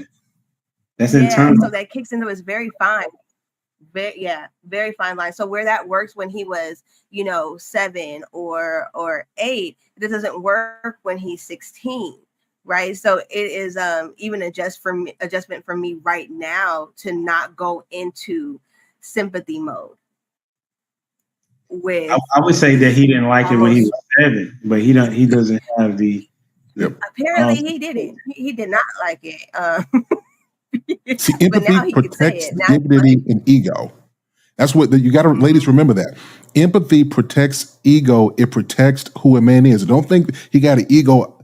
That's what a man has. God made us this way. So empathy, it takes out you pitying him and making him feel like he's less than because he's human. It protects his dignity. And if you want to sustain vulnerability with your man, protect his ego at all times. And don't let anybody tell you that him having that is a bad thing.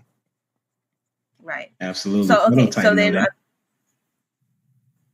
the answer to the question for me is, you said, piggy off humble dad situation, is I do pay attention to what the man likes, right? Or what they're interested in, and then involve myself in that. Usually that quiet time, like you said, does form empathy or intimacy. And then usually they're able to feel safe enough to just speak about what transpired that day, right? Or what happened without me even asking. But now I understand, do not go, "Aw." That's it. Oh, that's cute. So Humble Dad, if I may give her a visual to help her out, okay? Absolutely. This is the difference between empathy and sympathy, okay? Imagine if a person is in a hole, okay? Sympathy is when you look down on that person and say, "Oh, poor baby." Empathy is when you go get a ladder, climb down in that ladder, and pull them up. Empathy requires action. Sympathy only requires acknowledgement. That's but the what difference. if you pull them up, and then after you pull them up, you go, "Aw." You don't have to do it. You don't have to do Yeah. it. You need therapy. You need therapy, Danny. You need therapy. You know what that Being honest, looks like? "Oh, look, you know." No. See, that's a bad habit. You know what that looks like? What happens is if you see somebody going through something, you say, hey, look, is there anything I can do to help? You know, you acknowledge it first and say, I see that you're going through whatever it is that you're going through. Is there anything I can do to help? That's empathy. Sympathy is just standing there, just looking and say, oh man, the poor baby. In the back of our mind, it's like, ain't you gonna do something? You know, you're useless at this point. Get out the way, you know? Let me try to figure this out. That's exactly what the difference is. Sympathy is on the top of the whole, empathy is in the bottom. Remember that. Hey, let me get Proto in here. How you doing, homie? Oh, did you have some, Jamie? Okay. How you doing, Proto? Man, living a dream, dog. That's a bit. Appreciate you for being here. I'm gonna get you in this. The question that I had asked the men was, why don't men require women to be empathetic? I think we don't believe that they can be. Every time I've tried to express a problem or whatever, there's not many women that will like help me start digging in the hole, or you know what I mean? Like, so if I'm expressing my problems to somebody, it's because I'm looking for, hey, I dealt with that. Maybe you should try this. You know what I mean? I'm not necessarily looking for nobody's pity. And that's all, you know, essentially that's all Jamie has to offer, right? Like, oh, right. And our mothers teach us that, you know, so it's not necessarily coming from women we date or whatever. It's our mothers teach us that they're going to all us, and we don't want to hear it. So we won't even ask, you know what I'm saying? So we don't believe that y'all really could be empathetic with us, because our struggles are our struggles, which y'all going to add to it. Y'all already showed that y'all don't think like we do.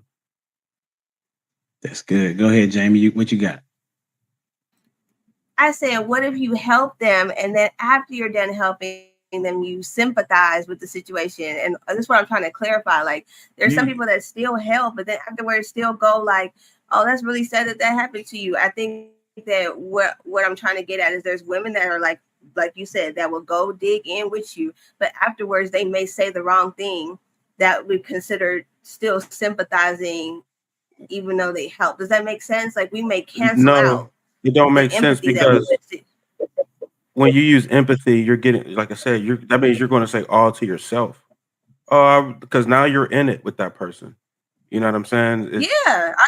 No, you're not going to be sitting there sympathizing for yourself. Depending on the problem, I might be saying, oh, like maybe I should have left this alone. It just depends on how big your hole is in the problem. That's not the same. But having pity on yourself, you're not going to do that.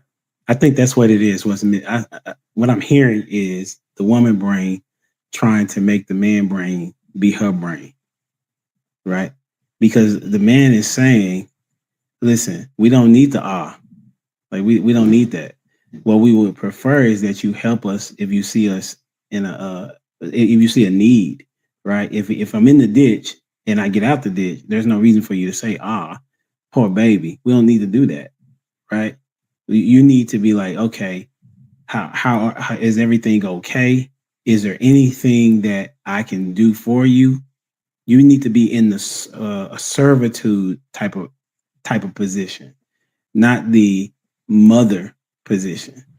That's what we're communicating. Right. Okay. So basically, it's still okay afterwards to say, "Is there anything I can do? Are you okay?" Yeah, just don't sound like a mama. Yeah, I can make it simple. Like, you're still not. I feel like you're missing something, Jane. She's trying to make it very simple. So that's a simple way to say it. Yeah. Do your best to if you say if he's in the ditch, he gets out the ditch. Hopefully, you know what you can do to help him and not necessarily have to ask. He may need bandages, right? Depending on their scars, you may have to call 911. Okay, you can say, "I just called 911. They on their way. Hey, I'm finna go get you some bandages to wrap up some of your wounds. Okay, let me go get you some food or something to drink." And so you're being his helpmate is what you're doing.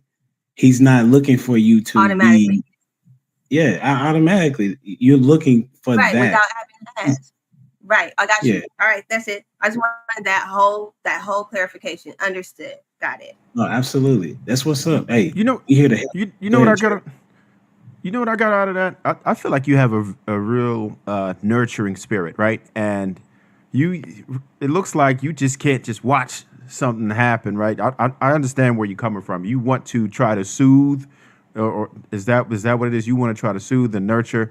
I get where she's coming from. I don't think that there's any ill intent there, but it's just about this would be the empathy now, right? So you understanding that men, don't necessarily want to be coddled or baby. You know what I'm saying? That's the only difference now. So you're not far from where you need to be. I think it's just about tweaking it a little bit, and then just it's great to be able to have this talk right now because now you can understand exactly what we're talking about from our perspective. And we still want to be men at the end of the day. We want to feel like men after this situation.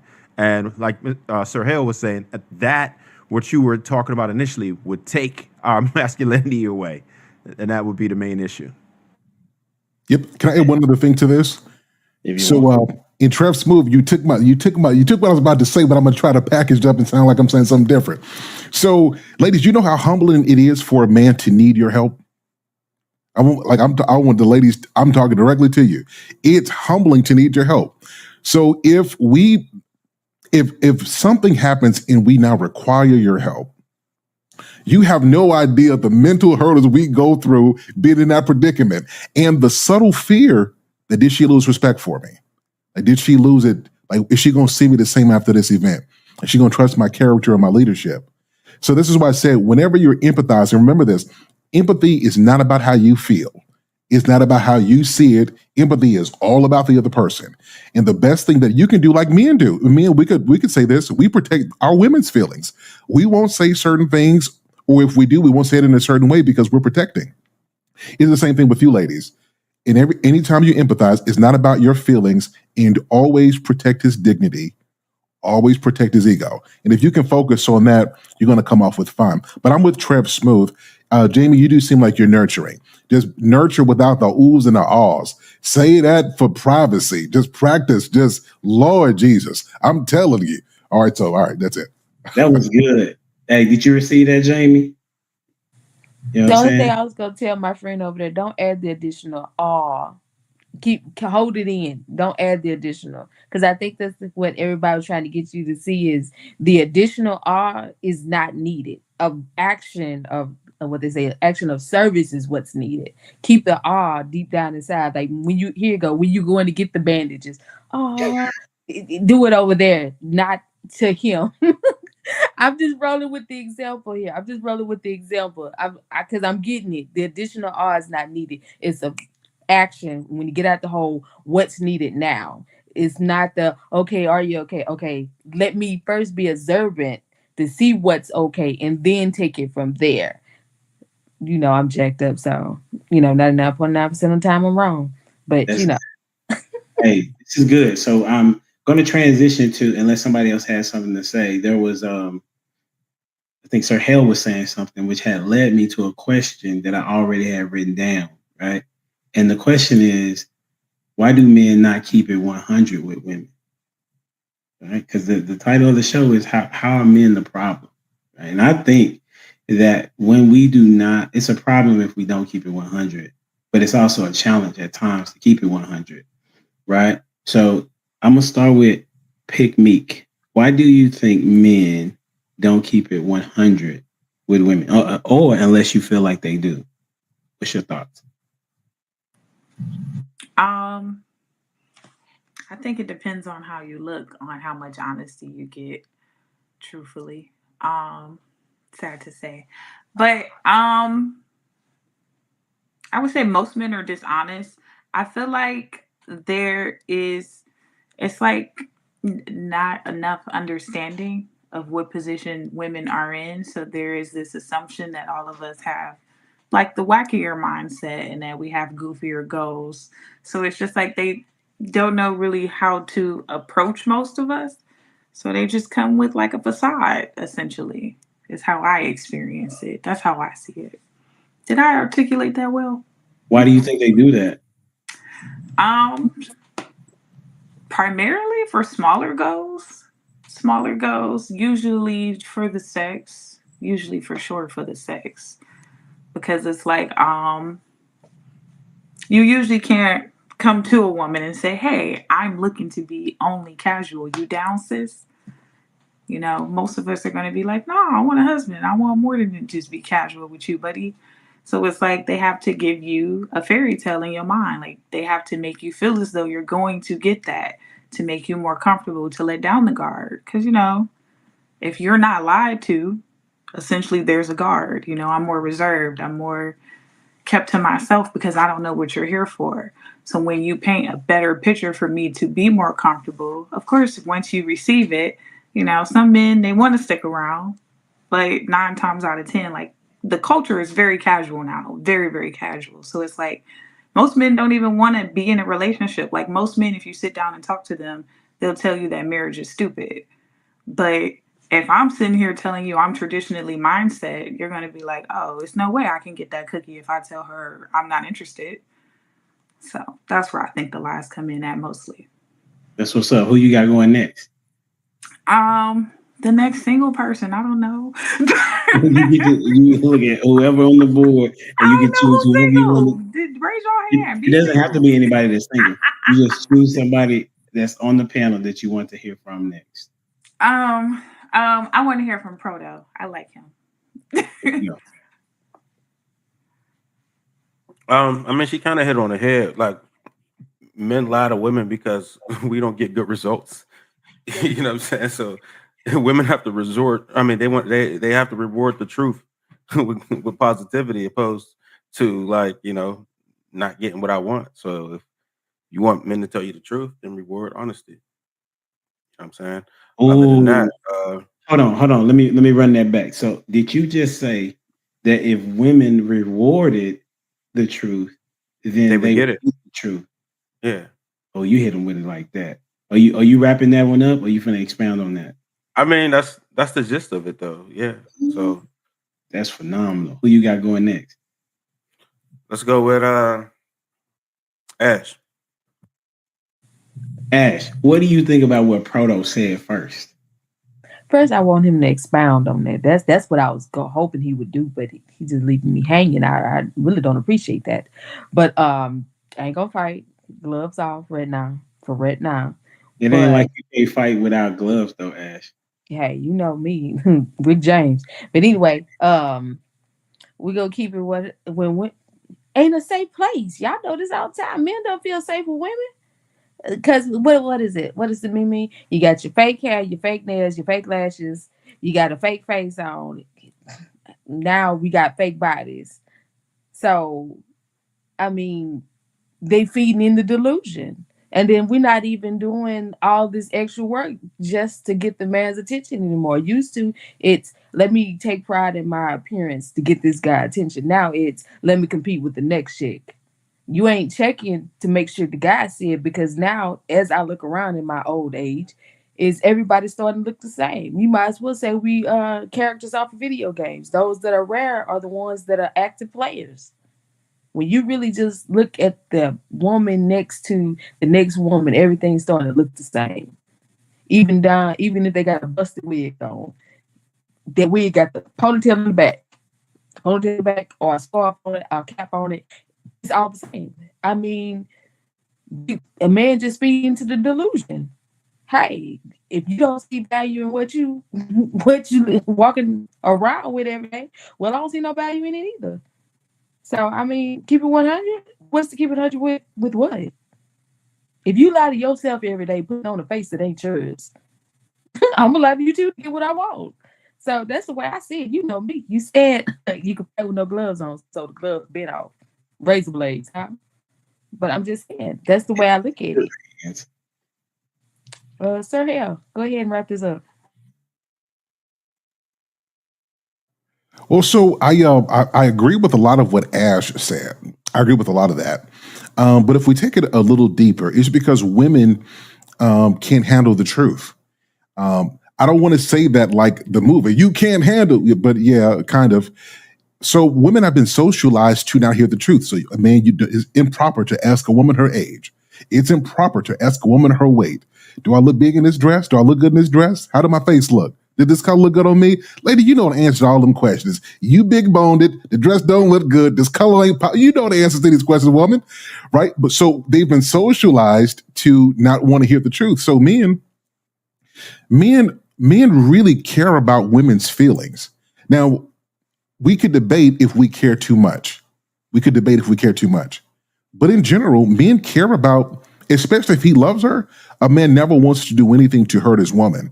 And if she hasn't proven that she can handle the truth with love, and I really do appreciate what Prototype said about rewarding that. And the reward doesn't have to be she throwing it on him. It could just be she didn't argue or make him feel bad for being transparent. I think that men would be a little bit more transparent. So again, so women can't handle the truth because they've been socialized to not want to receive it. And if they do receive the truth, instead of hearing it in a constructive way to make them better, they take the easy emotional route to become offended by it. So that's the general reason to me why men don't keep it 100 with women. So what do you think that before you choose the next person, where do you think you said society? So who is only men and women? So who's creating this? I guess this situation or this it seems like it's a nuance to it, but who's creating this vibe, so to speak, that women would even be like, you know what, that's this disillusion that they don't need to hear somebody tell them the truth. So therefore, when they hear it, it seems very nonsensical. So society one, but really mass media. So if you guys have ever taken a business course on marketing, it tells you how marketing, it has a psychological effect on you. Whether you know this or not, you see images and hear enough, you think that that's the truth. If you goes back, you guys remember that show, I Love Lucy? Think about how just irritating she was. That voice was irritating, and her husband had to show a level of restraint with her with all of her shenanigans. She's never wrong. If he said the wrong thing, he might get popped in the face. Like things like that had an impact on us 40 years ago that is showing up today.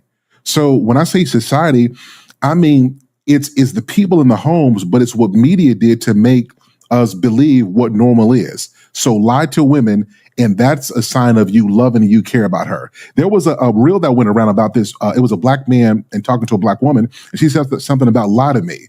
You know, why tell me the truth? Like that's a very real thing. And I think part of it starts at home, but I think that media had a significant, movies and television alike, had a significant impact on that. That's good. I just wanted you to clarify. I thought the same thing, but I just wanted to see where you was at with yours. I think the situation that you're referring to, that the lady said, if you love me, you would lie to me. Yeah, exactly. That's it. That's what she said. And if you didn't, then you would tell me the truth. Mm-hmm. It was something to that vernacular. Who you got going next? Let's go with It's Me, Jamie.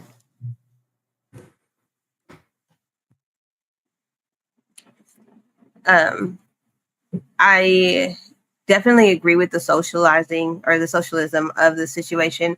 And I really think that and the reaction of any time a man has told the truth, how women act. And so if you couple those two and then our reaction as women, when men do tell the truth, I wouldn't tell the truth either. I think I would lie too, just because I don't want to deal with the reaction of it. But I will say, in defense, in my household, growing up, the truth was told no matter how anybody felt about it. My dad did not have a filter, and therefore he told everybody else, just keep it 100 because I don't got time to figure out what y'all got going on. And so operating in society is kind of hard for me because I expect the same level of truth, like the same level of honesty, and you don't get it because people assume that you can't handle it. And so I do have a question though. How long is it going to take for men to get comfortable where they are okay with being honest, regardless of the consequences of that honesty? Are you asking that to a particular person? Do you I'm want asking that whoever want to answer, because I got to answer for that because it kind of goes to, you have to reward the truth, right? So women typically don't empathize when men tell the truth, but as we discussed earlier, right? So a man will tell you the truth, and then you automatically like make a decision based off that truth, not understanding where that truth came from. You know what I'm saying? Or why this truth happened. So because y'all, you'll say, a guy will tell you the truth about, oh, my last girlfriend, I cheated on her. So now, oh, you're a cheater, and this and that. You know what I mean? Instead of understanding why that situation might have happened, y'all just go like, oh, he's instantly this. So y'all hear it and be like, oh, y'all make y'all decision instead of being empathetic. So then men go to, well, now I got to get you invested before I sprinkle in the truth. You know what I'm saying? So now we play the game of, well, if I get to this point, then I'll tell her a little bit, and I'll get her to this point, tell her a little bit more. But at that time, you know what I mean? Y'all think we're playing games with y'all. We're actually trying to tell you the truth in the beginning. We just got to sprinkle it out and get you more invested as it comes. You know what I'm saying? And that's when you'll hear the truth. That's why dudes are so brutal. After we get our like post-nut clarity, you know what I'm saying? Then we'll say whatever because we already got it. You know what I mean? So you could leave now if you want to. Jamie, what's your thoughts on it? Who you want to go next? I got it. Let's go with Trev.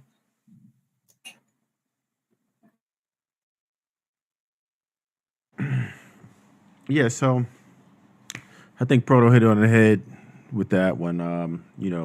Men do typically get better results, or at least that's what we think, right? So one thing that I've learned as I matured, right, got a little older, is that this still goes back to what I was saying before. Certain guys are going to get away with it, right? So if you're one of those guys that females desire, you can say what you want, right? You say anything, you ain't going to lose because they lose. So you really have nothing to lose, right? Typically men go and lie because they know that if they say certain things, then he's going to disqualify himself prematurely. So that would be the instance. Now, that's not always the only reason that men lie. Sometimes men would lie to protect the woman's feelings or just to protect her emotions, right? So let's say there's some people who are not very honest about their finances. They might be going through something. Like a dude might lose his job and he might not tell his wife right away because he's like, damn, you know what? I could probably fix this before I even get to her and she won't have to stress about it. I'm going to let all this stress be on me. I don't want her to stress about it. I want her to just be able to do what she do in peace without having to worry about stressing with me. I'm going to go ahead, grind, and get that right.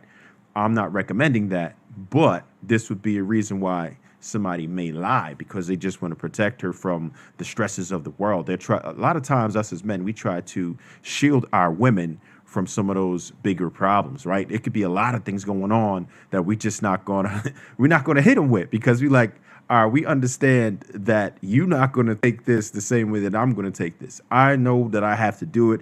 I'm on my mission and I'm going to get it done. And I don't want to stress you the hell out with that same type of issue that I'm dealing with. So I'll leave you alone. And hopefully I can get it fixed before I have to tell you.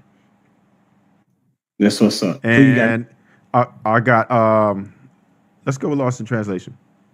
Thank you, sir. If we're being honest, the real reason why we don't tell women the truth is because they've been conditioned not to receive it. I'll explain to you what that is. Normally, we always tell women how beautiful they are. You know what I'm saying? It's just one of those, you're so beautiful. And they'll receive that all day long. But the minute we actually, criticize them into doing what they need to do, we usually are met with, like we talked about earlier, Humble Dad, the deflection and redirection. You see what I'm saying? Because it requires action. And I think that's probably the main reason why guys just say whatever. But at the end of the day, mostly guys who are basically thirsty, saying, oh, you're so beautiful. But here's the thing. What men don't realize is that women hit it all day long and it's not effective. That's the reason why women are most effective when you compliment on something that they do versus how they look. You see what I'm saying? So that's the main reason why I rarely give compliments on how a woman looks, because most times, anybody could dress up to be beautiful. You know what I'm saying? But it takes a real woman to be good on the inside. What is it that you do? A woman who can actually show empathy, somebody who thinks ahead. That's a woman that actually has value. You see what I'm saying? that type of woman you can give direction to. That type of woman is the type of woman you need around you, because that type of woman will help you. You see what I'm saying? When you need it to. That type of woman will also anticipate your needs. That is a thinking woman. And the minute that men starts rewarding women for the way that they think versus how they look, then women will be able to receive the truth a little bit better. I see. So you're saying that the men need to take lead and change their disposition. Correct. And they need to talk to the women from the perspective of, I enjoyed when you did X, Y, and Z. Not, I like that you wore X, Y, and Z that particular day, or that particular wig, or the makeup, or whatever the case may be. But if we will begin to salute them in their actions, then they're more, man, I'm thinking about Mr. Lego when he says women mature. When he says women, here's the thing, you want to reward what you want to see more of. You see what I'm saying? That's how you do that. Can I jump in just really quickly?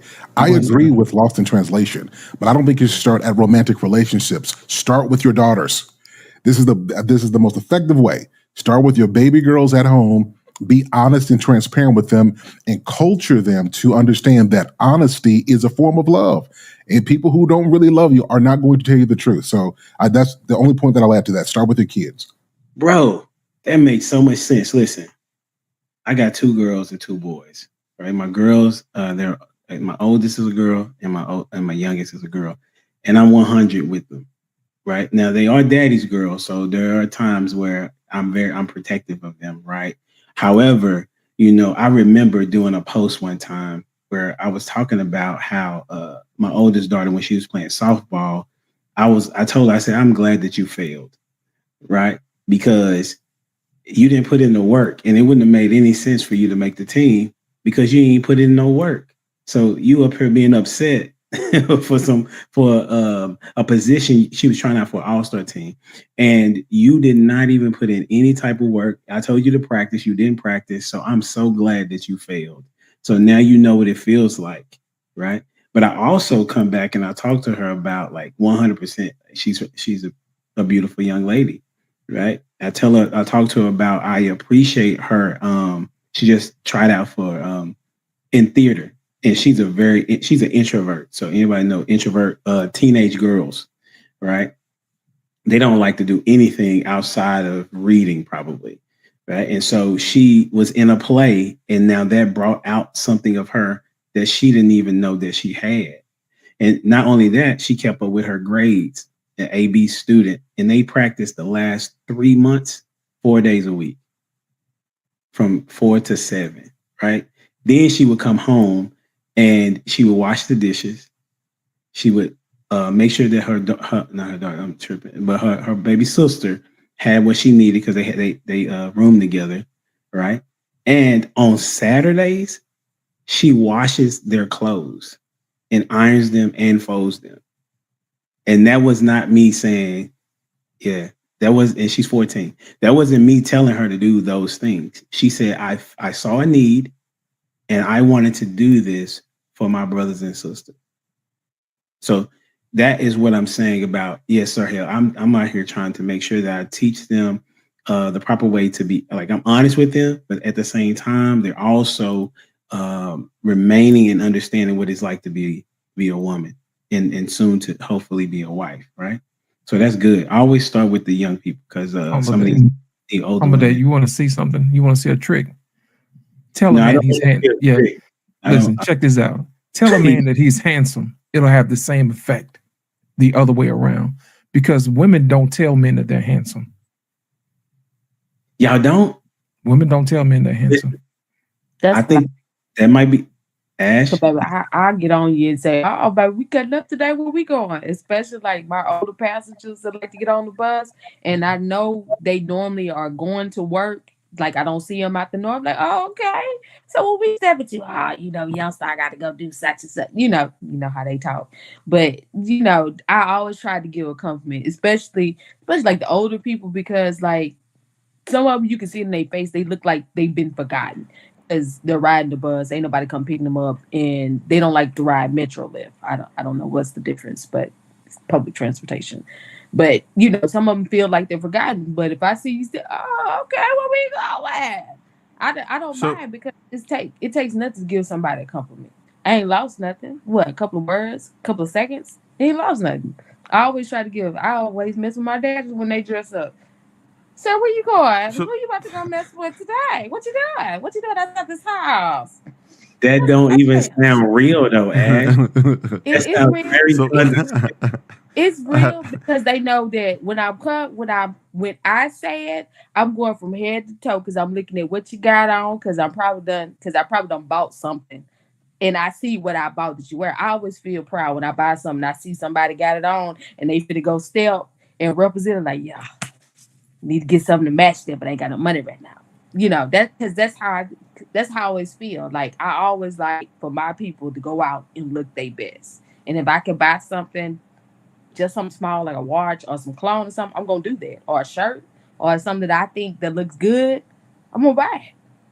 And I always give a compliment. It's a little backhanded, yeah, but to see that smile, to see that smile, that little strive. That's exactly what I said. Don't be condescending. That's that awe moment that Jamie was doing. Lost in translation. Come on, man. Could I ask you, lost in translation? Sure. Are you talking about women randomly, or if you're in a relationship? Just women randomly, because guys walk up to women all the time and say, "You're the most beautiful woman I've ever seen in my life." I gotta disagree with that, man. Yeah, these women do it. These women will give a compliment out here. It's gonna be to everybody, but just gonna tell you, these women do compliment you.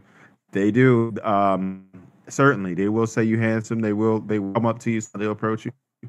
They'll be like, "Oh, I like your shirt." Ooh, or you smell good. Like, they do. Women give compliments all the time. It depends, though. Like I said, it's not everyone's experience. It goes back to what we talking about again. It depends on how the woman feels about you. If you put yourself together, man, you're gonna stop some of these women in their tracks. They will definitely compliment you. In a relationship now, I think that slows down. I think people get comfortable. I think people stop. Right? That's a fact. And we know it. We know it. We know it. But I think today that must be like I must be over here. Go ahead. I'm just saying I don't get that. Like, I get compliments on a regular. No. What I'm saying is that outside of your relationship, right? Think about it. We're talking about just random. You know what I mean? Something that somebody's don't have to get it. Because if a guy tells a woman he's beautiful, in the back of his mind, I can talk to her. Gentlemen, women give compliments. It's the exact same thing. Hey, maybe I can get a chance to talk to him. Can I add this speech to this? Go ahead. So, Pig Meek, I think your blazer combination is on point. I think it's fantastic.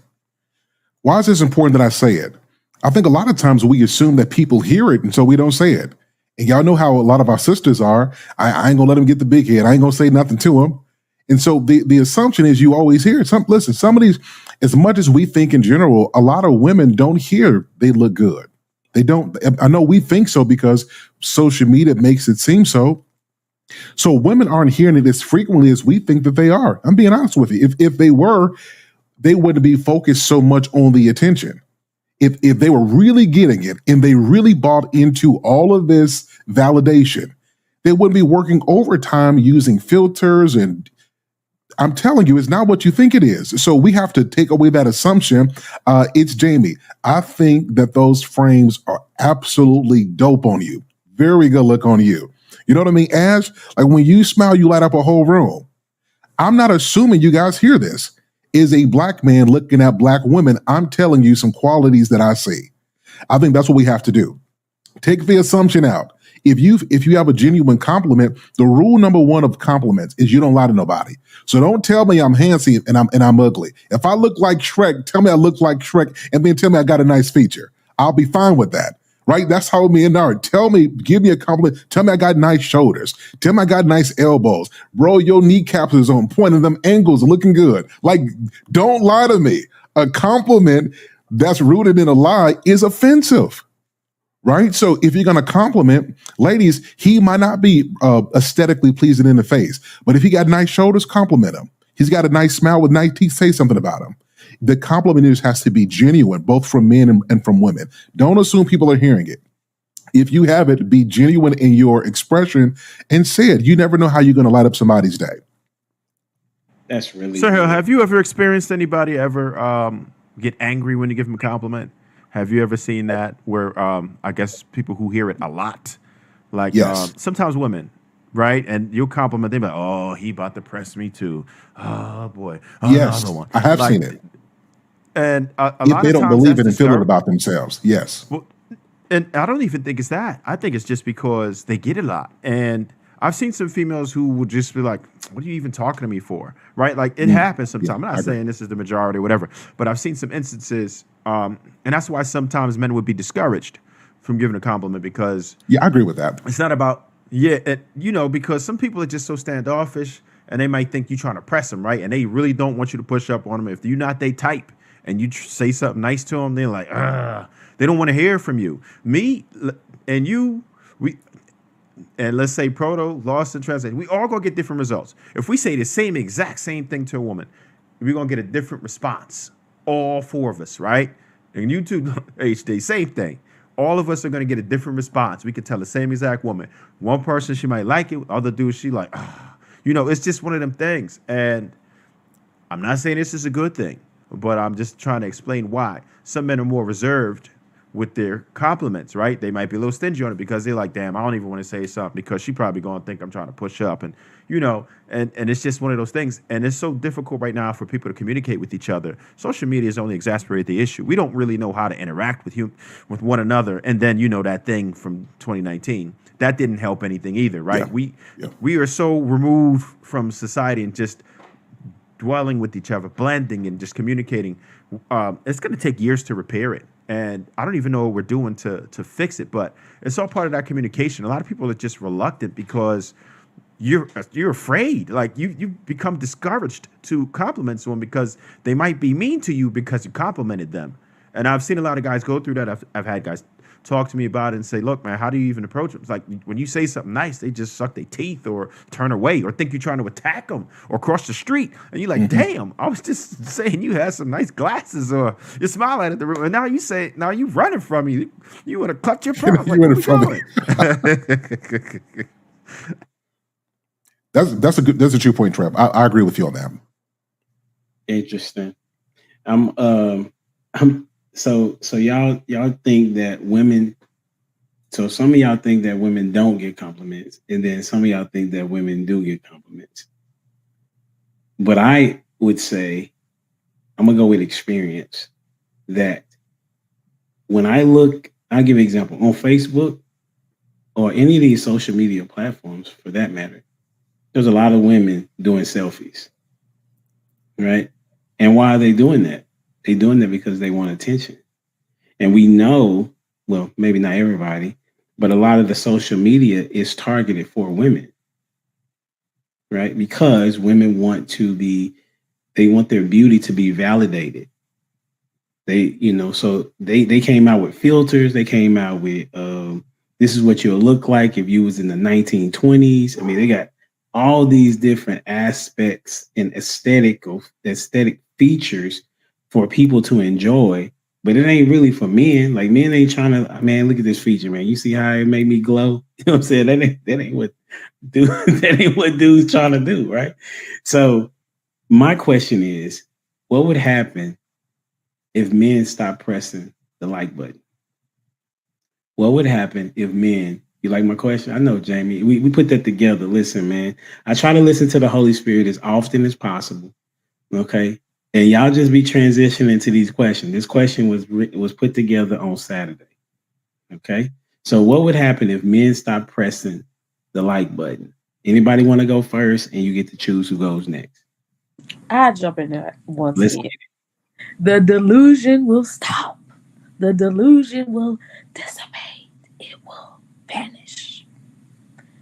I mean, think about it. Like you said, if social media is designed for women, that means who's looking at you? Nobody. Who's liking it? Nobody. That means all this tail shaking, all this rump shaking and jiggling and wiggling would stop. Because what do they do? What is it? It's always a challenge. It's always another challenge. It's somebody else doing a challenge. And I just be like, you know what? We're gonna go look at cars or something. I literally stopped like doing a normal feed. Like I started looking at cars and motorcycles because that's what I want next. But I'm just saying the delusion will stop. Like you would have to rely on something else. You would have to do something else because men are not paying attention. But it's just a like. But what if people just start socializing without the phones? Because I get mad at my kids now. I make them put the phone down. Like when I hear like put the phone down, do what you're supposed to do. It's like, oh my God, I got to put my hand down. Really, I got to let my hand go. It's like, what if you just stop with the phone, all in general? Like, what if you give that time to yourself? And I've got prototype over there because he over there being mad there. I don't like how his face looking today. He ain't got no filters on. Nah, Buddy already said it. Women would hit the like button 2, 3, 4, 5, 8 more times. They hit they hit the like button. I think most women gay for real. Like that's what I think. Y'all already super affectionate with each other. Y'all compliment each other more than anybody. Like you know what I'm saying? So yeah, if men stop hitting the like button, women would hit it twice. That's what would happen. So okay, who you got going next, bro? Go and pick me. I actually disagree with that point. I don't think that if the like button goes away, women would like it more. Women are catty and jealous. Like, what? That's only gonna be in a certain space where it's like, go girl, yes sis. No, that's not everywhere. And I think most spaces reflect that. But I think that if we got rid of the like button or if men just stopped liking pictures today, I think that would be so awesome. I actually would highly recommend that because attention is women's currency, right?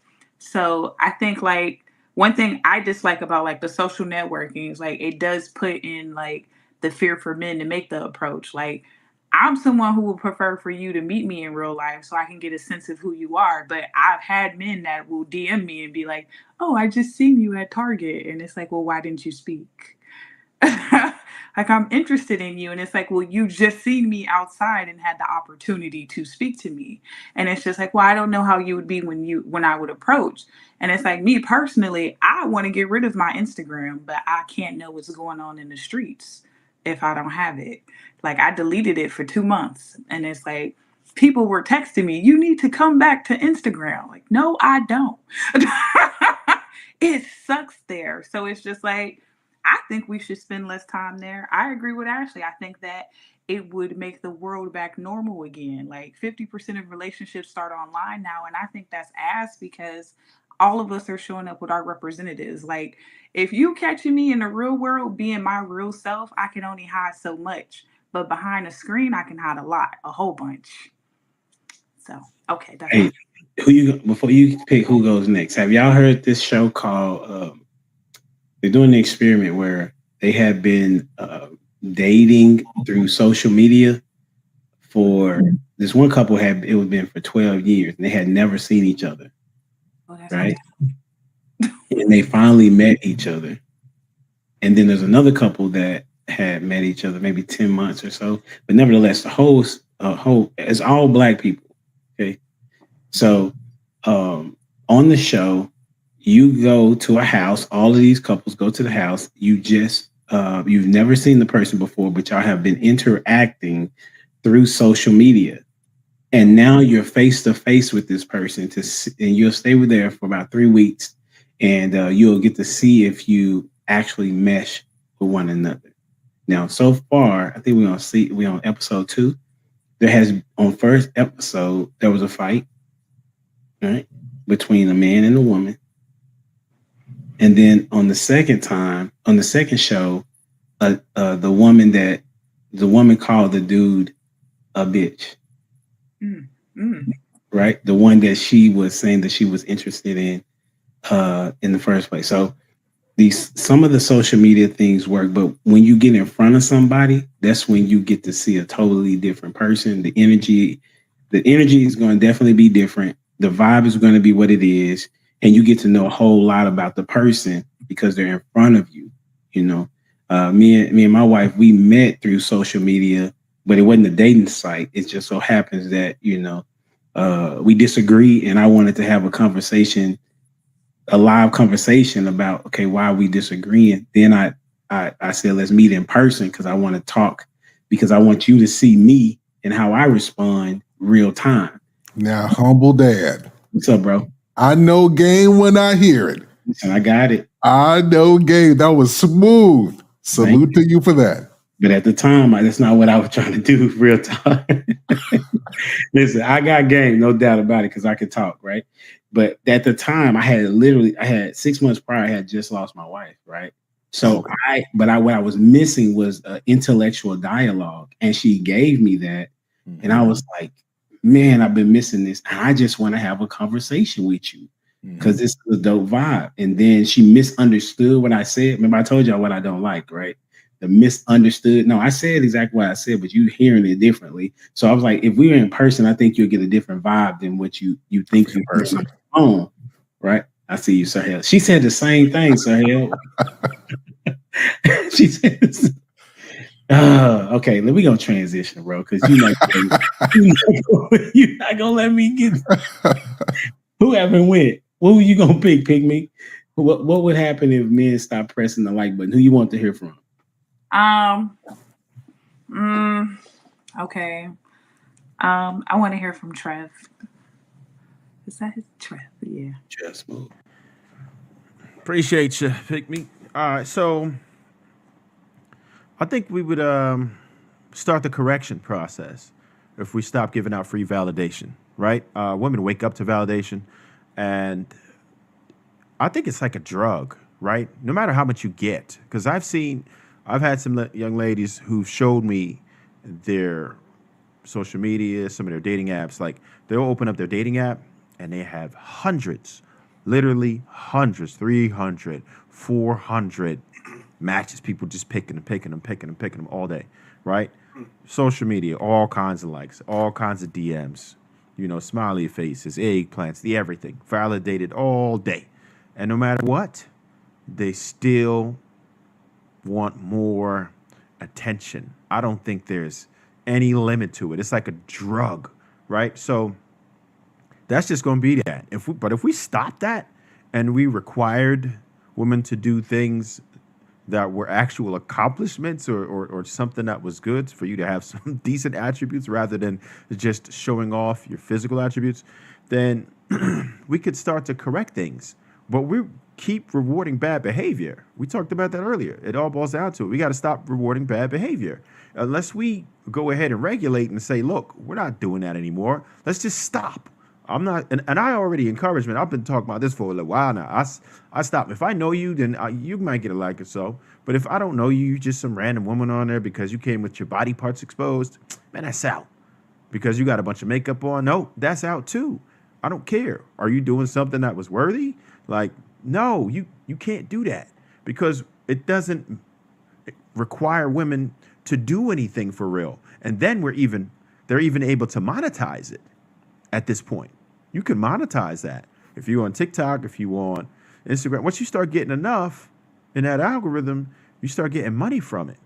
So we're like just giving out free money right now for nothing. They're not required to do anything. Now, so when you reward bad behavior and you give out free validation, what's the actual motivation for a woman to do anything? That's good. I'll leave it there. And I'll get damn, who ain't spit yet? Wait, did you go? It's me, Jamie. Did you? Yes, you. You're the only Jamie. Yeah. Did you go yet? No, I didn't go. I'm sorry. All right, no. All right, it's on you then. Yeah, I'm on. I got you. So I would agree with what everybody said. it would, but I would really agree with what Trev said. It would start the transition. OnlyFans would shut down. People would actually live lives and be real people, right? And then let me tell you the most invalidating thing for a person is for a regular woman, a regular woman that isn't on social media trying to get attention, that's actually, doing the things to try and learn how to be a good woman or wife to a man, is to see men online validating women who do absolutely nothing but put on makeup and try to look cute to get your attention. And then when we do talk to men who are supposed to, be on the market or looking, they say, well, what do you bring to the table? Your job means nothing. Your education means nothing. You cooking and cleaning means nothing. But yet I see you all day long hitting them likes and loves and giving all your energy to people that really don't have no value. And so it would be nice. It would be nice if y'all would just stop. Not y'all, but I'm just saying if men would just stop funding.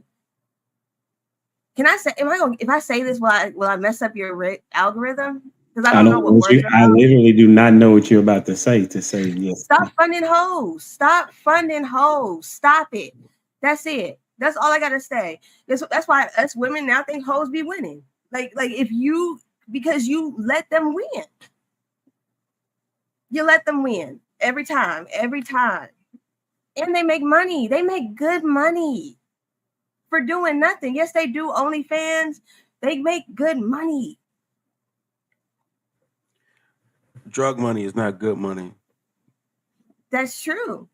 That is true. But then they got to stop entertaining them, though. We could shut a whole system down and create a whole new generation of people if we would just stop liking. So if drug money is not good money, how's OnlyFans money good money?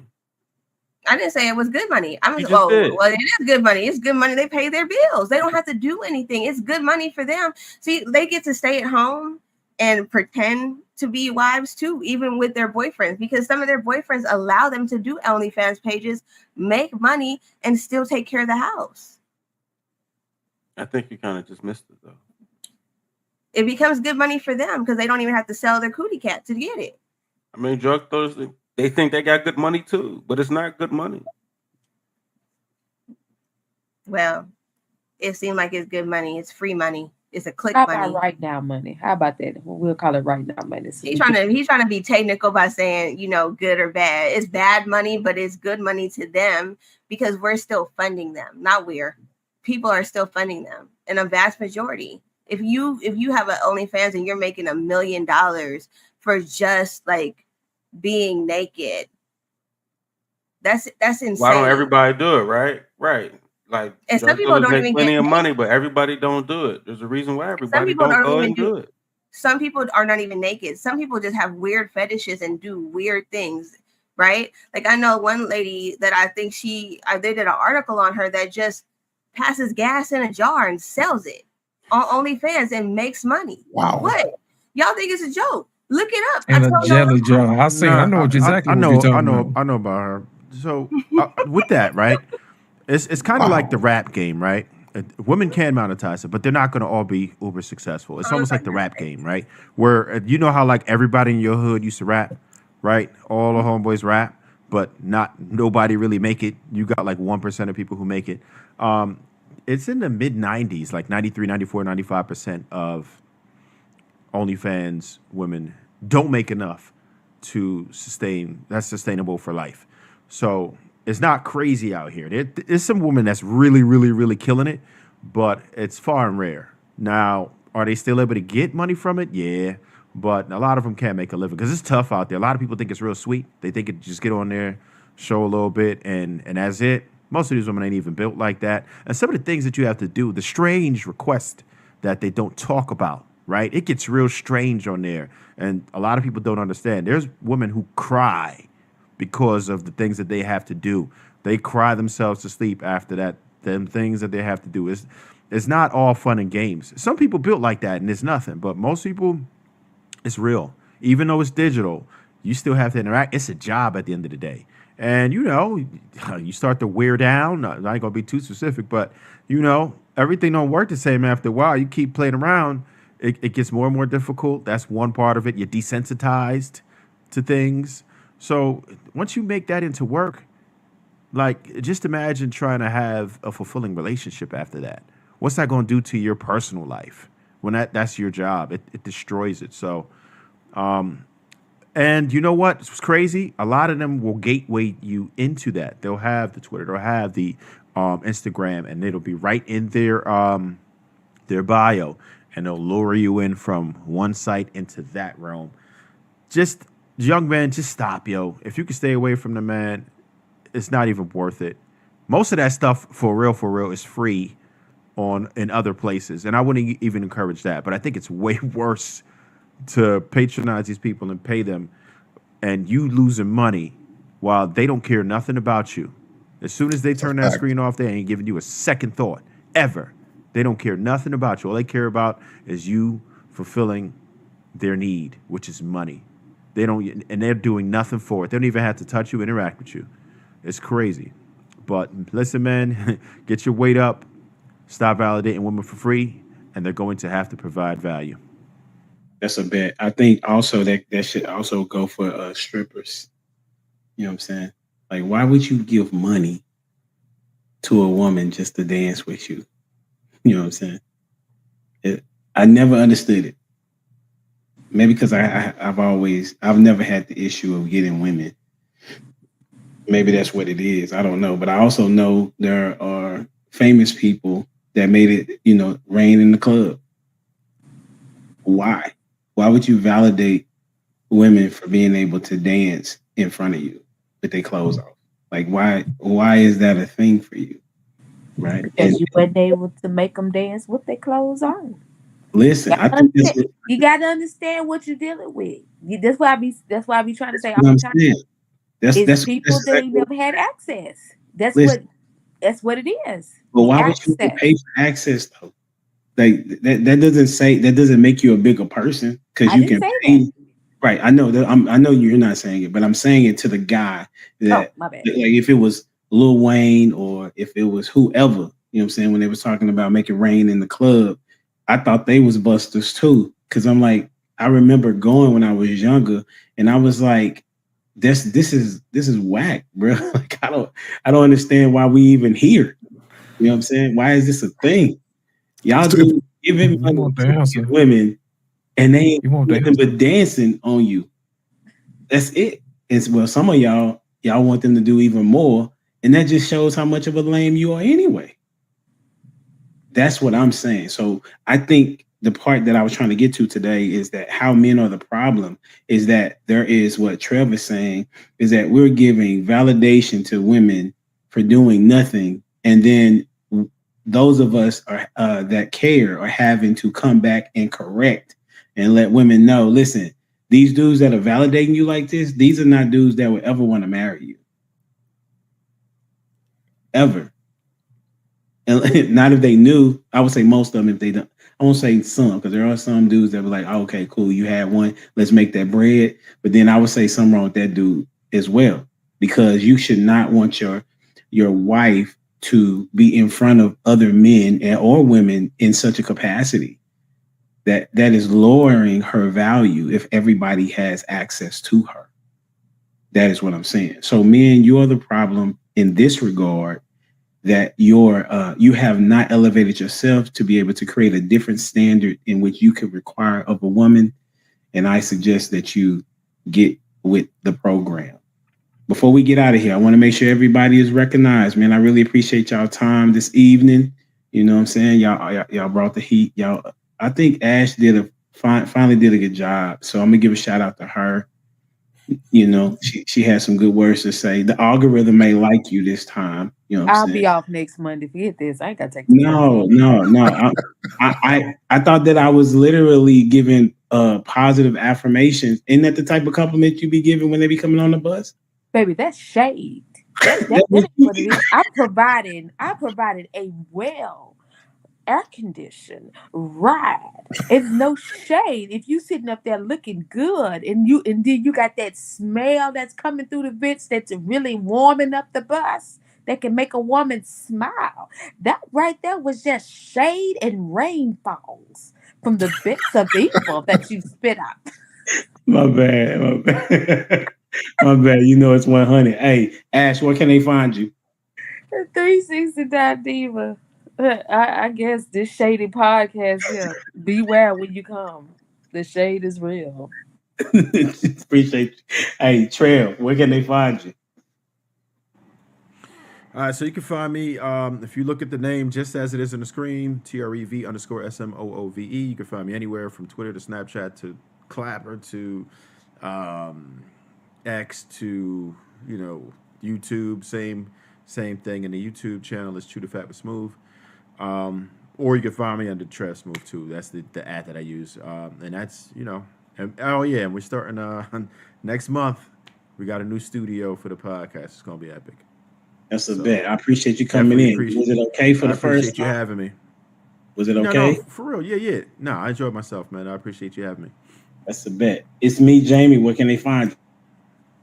You can find me on Facebook, Instagram, and TikTok, and YouTube at Jamie Radiance Moorhead 7. I'm your favorite Christian life coach. That is what I wanted to say. But because you need to hire me. And that's for real. Okay, I'm done. That's a bit. Big Meek, on you. Hi. You can find me on Facebook, Instagram, X, and what's this? YouTube.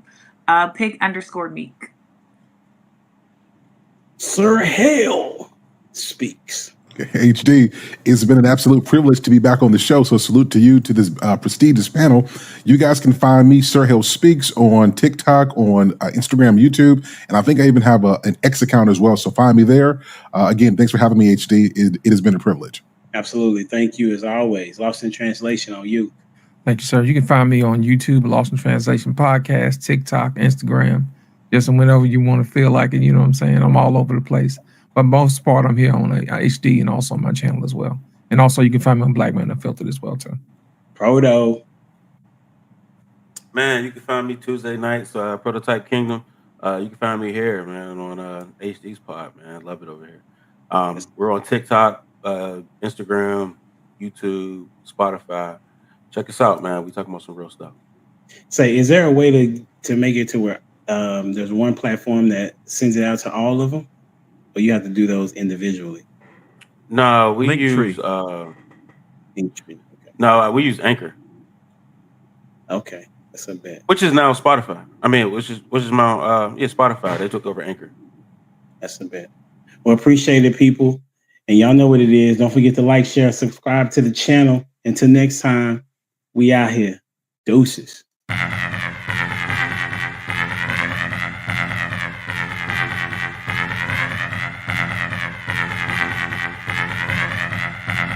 The boy is dangerous.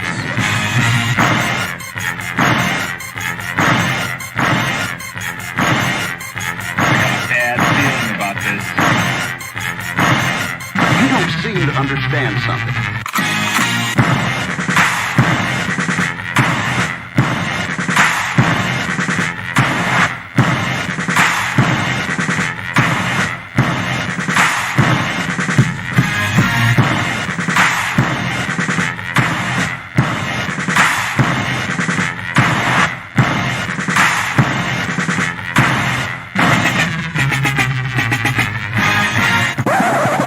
The thing that I like most about being a dad is that I see that I'm about to impact the world.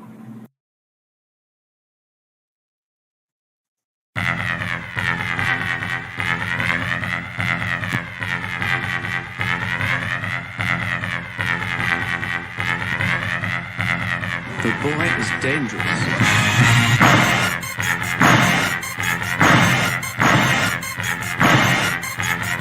Bad feeling about this. You don't seem to understand something.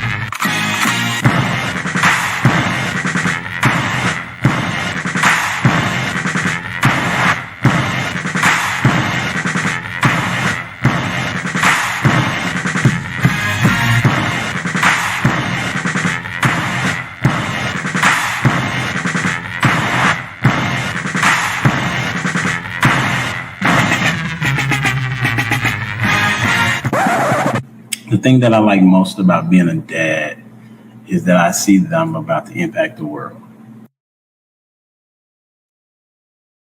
Yep. It's your boy Humble Dad back with another edition of Humble Dad Podcast. Got a great show for you this evening.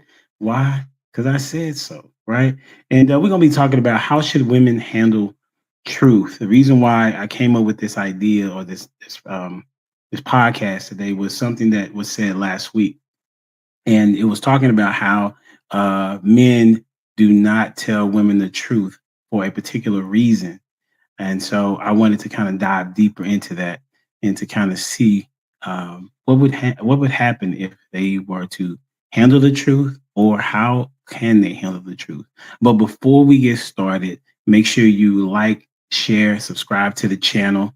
The channel is growing all because of the people that we have coming on the show and the content that's being delivered. The greatest show on the web. Let's get it. Hey, this question that we have is, what do people remember most about you after meeting you for the first time? It could be either a man or a woman, boy or girl, however you want to put it. Okay. Hopefully they had time to think. If they haven't, it don't matter. Here we go. Welcome to the stage, Mr. Professor. Jason in the building. Thank you so much for having me back. Yeah. And that's funny you said professor. That was my nickname as a kid because I wouldn't shut up with these questions. And now I passed that nickname down to my son. So that is right. That's what's accurate. Yeah. What you got on the question?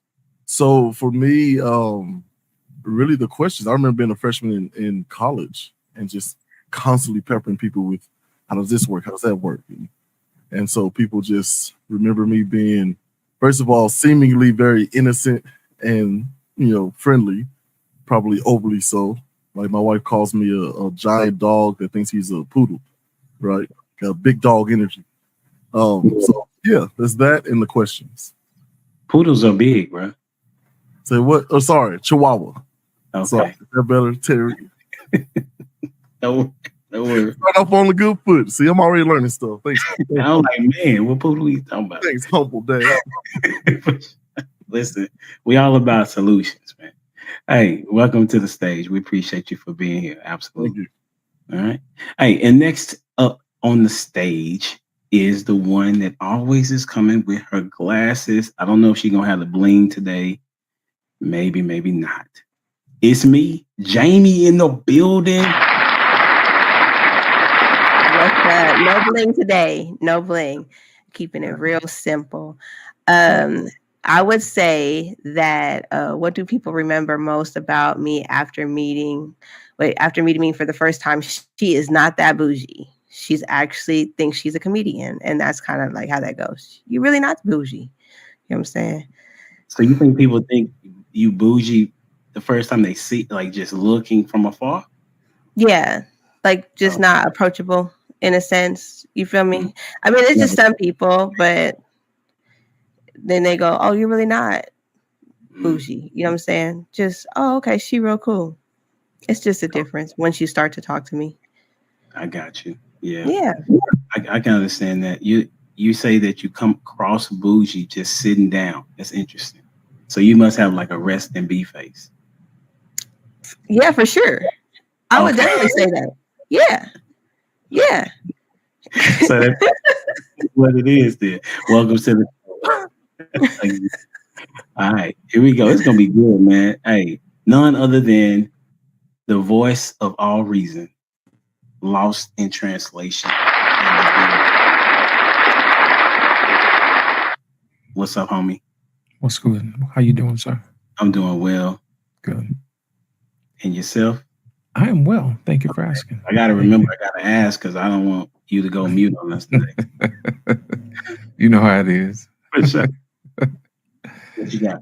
Listen, generally when people meet me for the first time, is that they cannot believe that I'm a mountain of a man. You know what I'm saying? It's like people talk their talk online, and then when they meet me in person, they're like, "Oh my God." I'm like, "Yes, you really do need to check your tone now. I'm in person." And I'm gonna leave it at that. I appreciate you for being here for sure. Thank you, sir. Here we go. Hey, none other than the man himself, prototype in the building. So, my What's guy, good? you Dream for sure. What you got? I think people take me as straightforward, aggressive to a man's man to a degree. It definitely depends on who, but I think the majority of people take me as straightforward, don't hold any punches. That's what's up. So who we getting tonight? We getting the aggressive prototype, laid back, like what we getting? It depends on what sparks the topic. You know what I mean? I'm interested to see how I'm even going to contribute to how a woman should handle truth, because how could I tell her? Hold that thought. That's what's up. Hey, welcome to the stage, none other than Miss Taken in the building. Red of all reds. How's it going? Good. The answer is that I'm a lot different than what they expected in terms of like just kind of laid back, cool to talk to. You think you're cool to talk to, Miss Taken? I think so. Or you think that's what other people be thinking? That's what other people think. That's what they've told me. Oh, okay. Because we met twice, didn't we? We met twice. One was at that basketball thing that we had the first time. Yeah. What'd you say? The what? Was it the ball? It was when they had the event in Atlanta. Oh, you didn't go to Houston? No, I didn't go to Houston. Oh, it was the other ladies that was at Houston. Yeah. Okay. Yeah, we did meet at ATL. Yeah. Okay. Mm-hmm. Yeah, she's very polite, for sure. All right. Welcome to the stage. None other than, I don't even know what I want to say about this young man, but he's definitely a philosopher. Welcome to the stage, Mr. Robert in the building. Hey, y'all. What's up, man? Y'all all right? I ain't seen y'all in a few weeks. I would say, to answer the question real quick, man, I don't know what they remember so much, but I know what they always tell me. They always say, I wish they knew this side of you, because they get like this weird, I guess people get weird vibes from me. Like they're like, yo, he's real serious or whatever. But like when I'm just chilling around my tribe, my circle, they're like, yo, they don't know, nobody really know this side of you. So yeah, that's pretty much what I get. That's what's up. I would say that people, after they meet me for the first time, is that I'm direct. Right? They quickly see that I'm giving you who I am at the beginning. You ain't gotta ask me about. You ain't gonna have to ask anybody, man, Humble Dad, like, is he really like that? No, the dude that you see on screen is the dude that you see in person. I'm very direct, kind of funny, and always inquisitive. So that's me. That's what I would say. Y'all ready? Let's get it. I wanted to start off with this particular video. Let me see if I can find it. I had just found it. It was from Kendra G, not my wife, Kendra, okay, but the other famous lady that has kind of took over Kevin Samuel's domain, if you will. And this is what she said, and I want to get y'all take on it. A lot of women say I want a husband, but do they think about, do you really want to be a wife? Like, a wife really is a job. Has doing this show changed your perspective on relationships? Tell me something that you thought before that changed your perspective now. My average life is a 1% life, right? So for me, outside looking in, I didn't think it was far-fetched, because I live in a world of successful Black men, right? And attractive. Not all, they don't always want to get married, but that's my common world. What I didn't realize is that people who don't even live in that common world, they still want that man. So what's happening is, like, a lot of women are negating their options. The real life option is the option in your face. So when you go to the grocery store, when you go to church, when you go wherever you're going in your life, whoever that man is, whoever that woman is, that is your real life option. All right. So wherever you go, that is your real life option. And we're going to start with Mr. J Zilla. What you got on it, sir? You agree, disagree, want to take away, add? What you got on it? Your thoughts? I'm going to agree, even though I feel like it may be a bit incomplete. We were just talking before the show started about, our reading habits. And so the idea that which you do most is who you are kind of falls into play with what she was saying here. So yeah, I'm gonna agree on that. I'm gonna leave it with that. Okay, who you got next? I'm gonna go with Mr. Prototype, man. I miss you, bro. Oh man, I don't know. Your options are, the world tells you your options. Your results, no matter what you think you are. You know what I mean? So whatever you generally get, you got to take an average, and those are your options. Did I miss the question?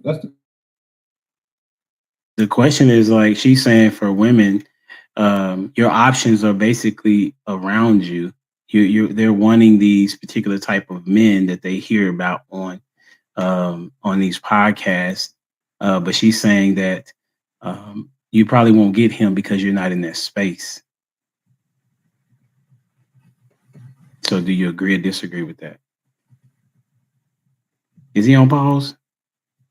I think he's frozen. On dad. Okay, bet.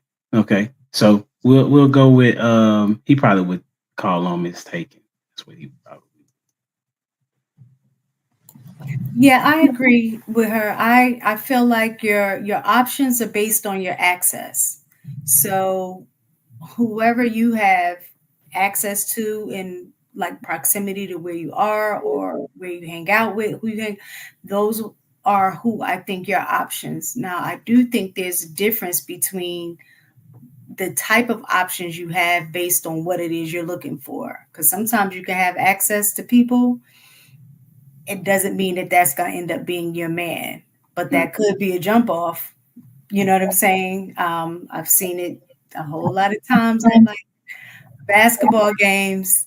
A lot of women have access to the players, but doesn't necessarily turn into anything more than a jump off. So, yeah, I agree with her. It's who you have access to.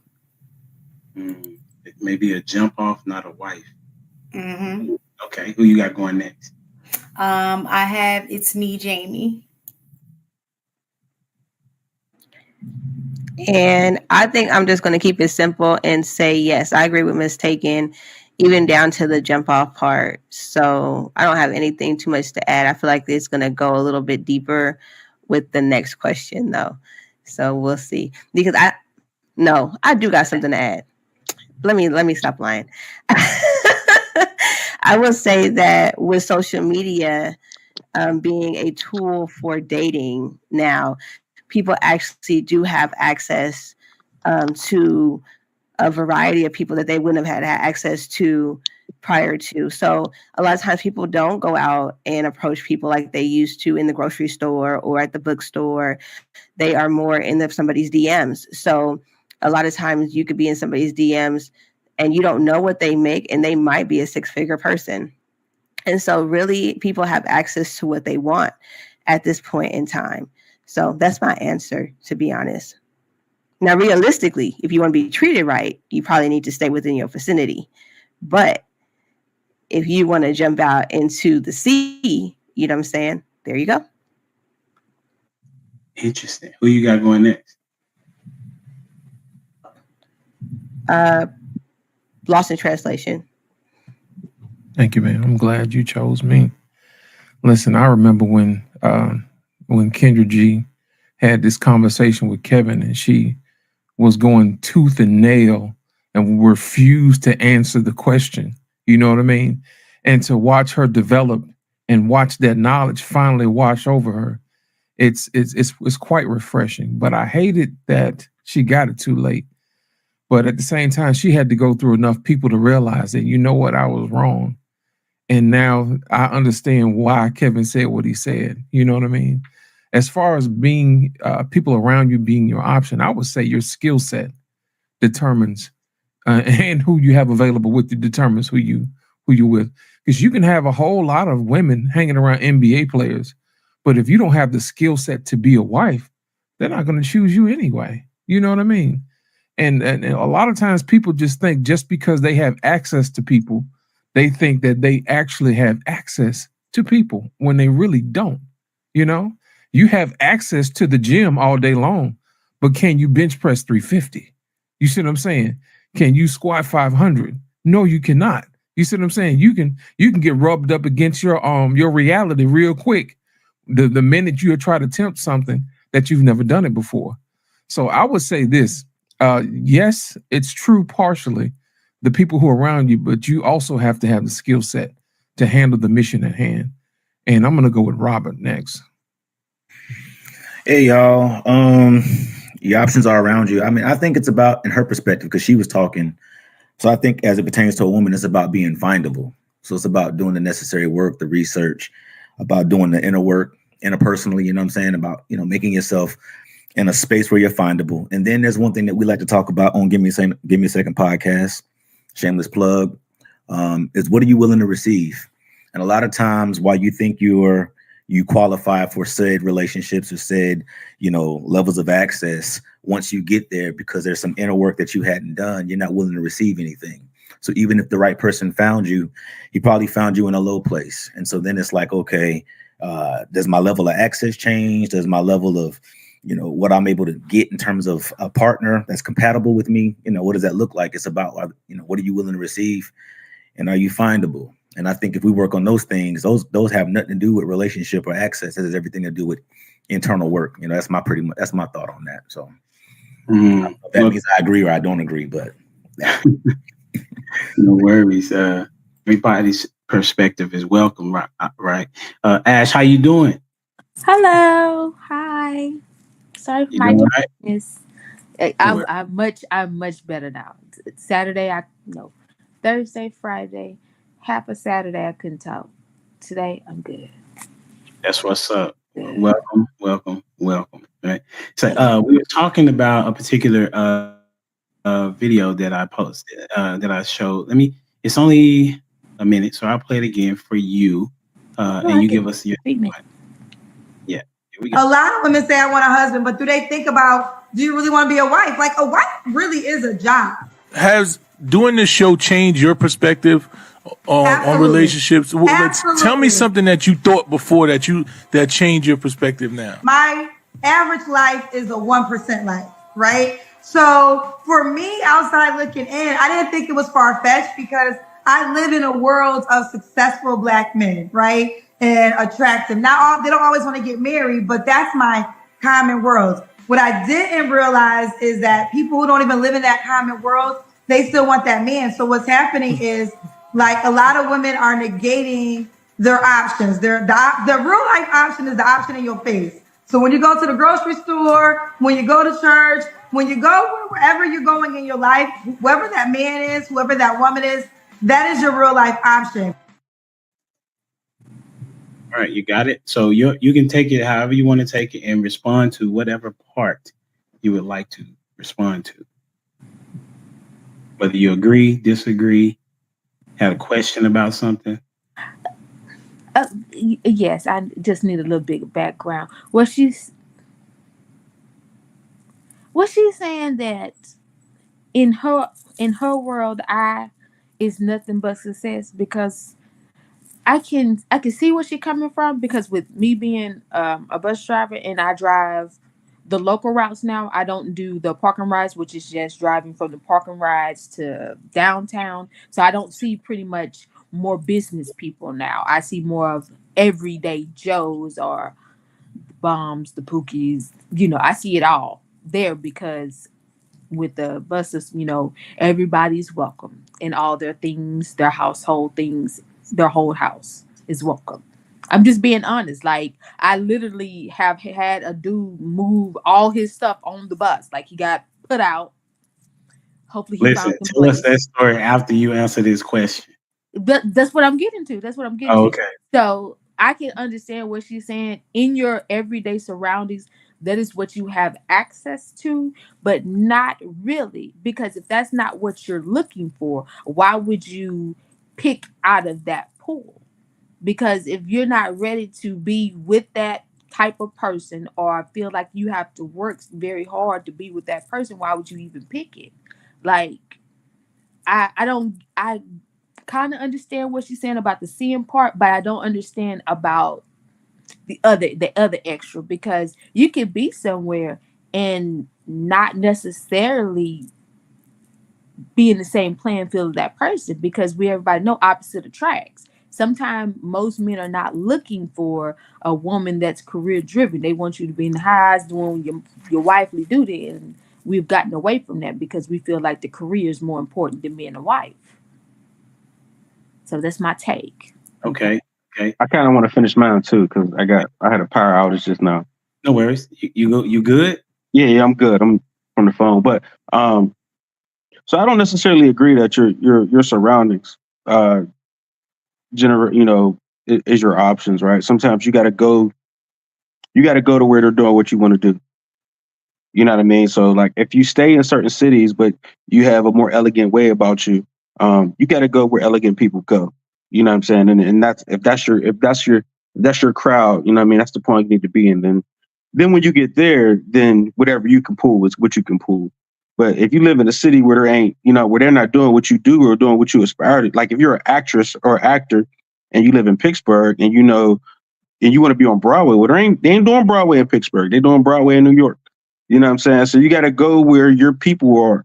You know what I mean? And that way you could take a synopsis of what your surrounding is. So just saying, man, if the guy at the grocery store is all I got, you know what I'm saying, or vice versa, I don't think that's a good way to go about it. You got to get out of there so you can have some better options. You know what I mean? So if you educated, you got to go where other educated people might be. So I got you. Anybody want to add? Go ahead, Jay. I want to add something. What Jay Zilla then lost? Yeah, I like that. My question to you, Prototype, is it aiming at values or the type of job they have, their fashion sense? Like what are people looking for in their, I guess, immediate surroundings? Well, I mean, depends on who you are, right? So like if you want somebody to do what you do, right, it's better to go find a pool of people that do what you do, and then you can look for the values. You understand what I'm saying? So looking for values in a pool that, like, these people don't do what I want them to do, then yeah, they might have good character and they might be a good person, but they don't have the aspirations, or they don't do what I need them to do for my life. You understand what I'm saying? So if you like athletic people, well, you better be going to athletic events and getting in their arena, and then you can look for the character traits. To answer your question, Jay Zilla, that was good. Yes, sir. I know. That's what's up. He's a pro. He's a pro. Laos, what you got? I wanted to add to what Kendra said. Women like Kendra G and women like Ebony K. Williams, they think just because they're in the proximity of these 1% men that they feel like they're entitled to those men. I would lean back on the fact that if you're not having a skill set to be what these men want, just because you're in the arena doesn't necessarily mean that these guys are going to choose you. They have a very specific what they're looking for, and they don't necessarily have to settle for the same people that's in the same level as them. They will go and get somebody who doesn't have a whole lot of money, somebody who's not a boss chick, and they would marry, you know what I'm saying? They would marry those particular women, but they would overlook someone like Ebony K. Williams and Kendra G for the simple fact is they're not skilled at being wives, because if they were, they would be married by now. Ooh, that's tough. Hey, was you about to say something, Robert? Yeah, that was a thought that I had. Y'all just sprang my mind a little bit. And so she said something about, like, if you find them at the grocery store or whatever, and what she was really trying to do is like a passive dig at people that don't go outside of their circle. And so my heart just went out for the people that like live in a space of disappointment. I believe it's one thing when you have disappointment, but it's another thing when disappointment has you. And I think a lot of times disappointment comes in your life to kind of shape what your future life looks like based on your experiences. And so I believe that there's a particular part of us as people. She was talking about women, but just us as people, where I talked about being findable, but we also disqualify ourselves. And so while that's a form of settling, that's also a possibility where you're not in alignment with where you're supposed to be by virtue of calling, by virtue of connections. And so now not only have you limited yourself relationally, but then you've also limited yourself in terms of your future, in terms of, like I believe that people unlock keys that unlock strategies for your life. And I just want, based on what she said, I'm just thinking like, man, I don't want disappointment to put me in a space where I don't even think I'm good enough for anything that's greater or outside of my sphere of influence. You know what I mean? That's kind of, I got my brain going now. I'm good, sir. I see. The part that I wanted to expound upon was when she said, being a wife is a job, right? And then she transitioned to going and saying where your circle is, or where you are is pretty much your circle to pull from. Well, I would have wished she would have expounded upon, but I think that's hard for her to do. But this is what I would say: marriage in itself is work, and it is a job. Being a wife is definitely a job, and so I'm curious to know, what do y'all think that women think marriage is? What do y'all think women think marriage is? I think I got this question. Let's see. As y'all think about it. Marriage ain't nothing but work. That's You about to play a video? No. I was trying to get to it. So I'm gonna ask it again. What do you think most women think marriage is? So somebody want to go first? I kind of want to shoot first at this. Can you hear me? Yeah. Well, I've been doing first. I've been doing good with first. No. Well, you're gonna have to wait till Why after you say prototype. Yes. Unless they want you to go first. So long story short, my right? So I was just on a live with somebody, and she was talking about 50-50. My man shouldn't want. I don't want no 50-50 guy, right? So I'm like, are you looking for help or are you looking for love? Because if you're not willing to date somebody that's going 50-50 for you, with you, then you know what I'm saying. It sounds like you're looking for help.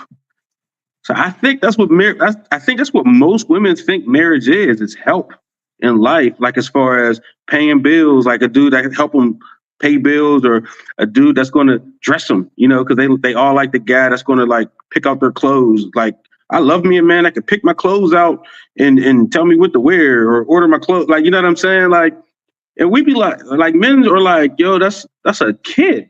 Like, we're looking for love. I think men are truly looking for love and another adult to help me life. But women are looking for, I don't know, a dad or something, or like I don't understand why they need so much moral guidance and leadership. And like, you know what I'm saying? It just doesn't add up, because this is supposed to be new age where women have their own minds and women have this and that, right? So if y'all have all these gifts and talents that can help us like guide through life, and we go and looking for that, and then all we find is a bunch of women that want to be our daughters, then it'd be like, so that women are, seems like women are looking for a father. Women are looking for a father. Who you got going next? Let's go as mistake. I told you, what did I say? Do I be knowing? Bruh. Why did you say that? Did you call that? I called it when you had went offline. I said, hey, you froze up. I said, he probably gonna call a mistake. So, going forward. I actually think it depends on the age and stage a woman is in her life.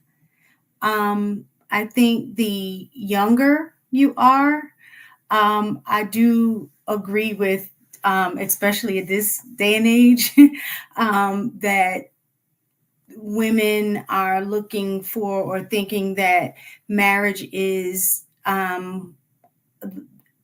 being rescued, right? Looking for a financial rescue, looking for a emotional rescue, all of in that arena. But I think the older a woman gets and begin to have more life experiences, that those ideas begin to change. And then I think at that point, I think they are now more on a level of saying that they want a partner, somebody to share life with, somebody to do life with. But I think in general, most women are not prepared for marriage in terms of what they think marriage is going to be versus the reality of what marriage is. Kind of like you have an idea of what being a mother is because you've had a mother, but you don't really know what it's like to be a mother until you actually have a kid. So I think that's kind of how marriage is like as well. So what age do you see that shift change? Because you say as the older as they get. So what's the transition age? I would say, okay, in this generation. Any generation. No, I'm saying in this generation. I have to like 2024. What do you mean by this generation? I would say in like this Gen Z millennial age range. I would say probably around, I would say early to mid, like close to mid 30s. So you're talking like 35, 36 is the transition where they're saying I would say around 30, starting at like maybe 33. Okay, 33. Yeah. Okay, got you. That they're saying, okay, now I want to marry for a different reason than the one I had before. Ooh, that is a conversation to have. Who you got going next? I have Jayzilla. Let's go. Thank you very much. Man, this is one of those depending questions for me too, because I do believe that your maturity isn't necessarily your age, is how much you accept your I guess training before you even start thinking about marriage in general. So for instance, most likely a 2-parent home, you have that, you have that example of a good father, a good mother, and their relationship in a marriage, and you start to want what you see. I mean, that's usually where we covet, right? We covet what we see. So if you're saying a dysfunctional single parent household, then maybe that's what you think, marriage is all about, right? Cussing each other out, calling each other out your names, yelling, all that stuff. But I think it just depends on the upbringing, all the way up to and throughout adolescence, before you start to get out into the world and see other examples, get exposed to different examples than you find in the home, and then you start to formulate your own opinion through your own experience. Interesting. So what would you say on average? Because if you was to say, because most people are not raised in a 2-parent household. So what do you think is being shown on average for women to think what marriage is? Oh man, Real Housewives. Okay. I mean, you look at TikTok and Instagram, it's a lot of toxic on the men's and women's points, but the 2-parent home is just an example.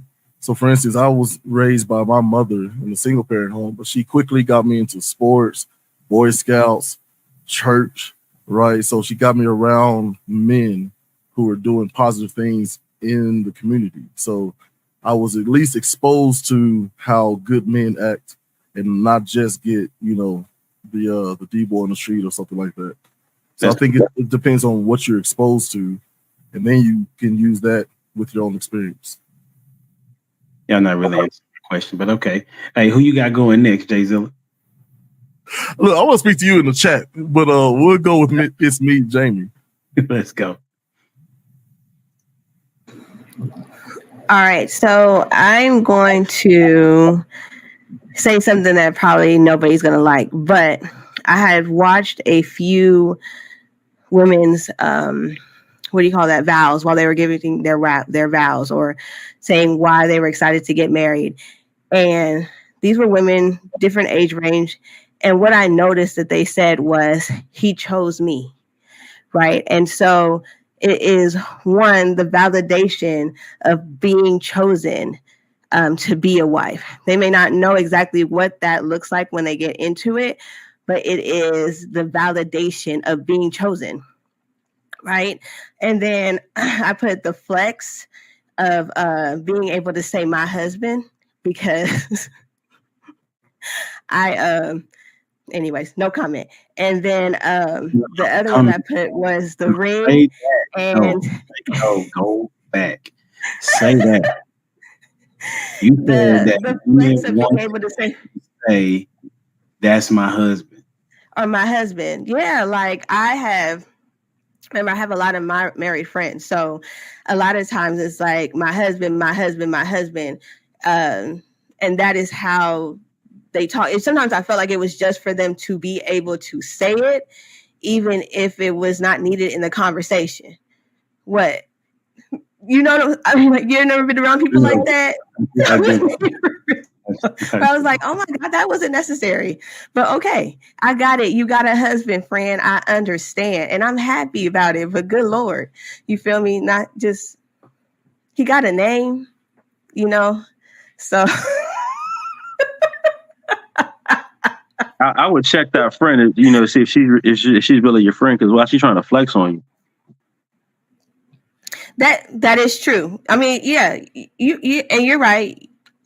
You're right, prototype. You're very much so right. Now that I thought about that. Okay, so then the next I put was the ring and the wedding, and the fact that they can post couple goals. So again, these are all selfish things. It was never really to be a helpmeet necessarily. That's on average. And that's my answer.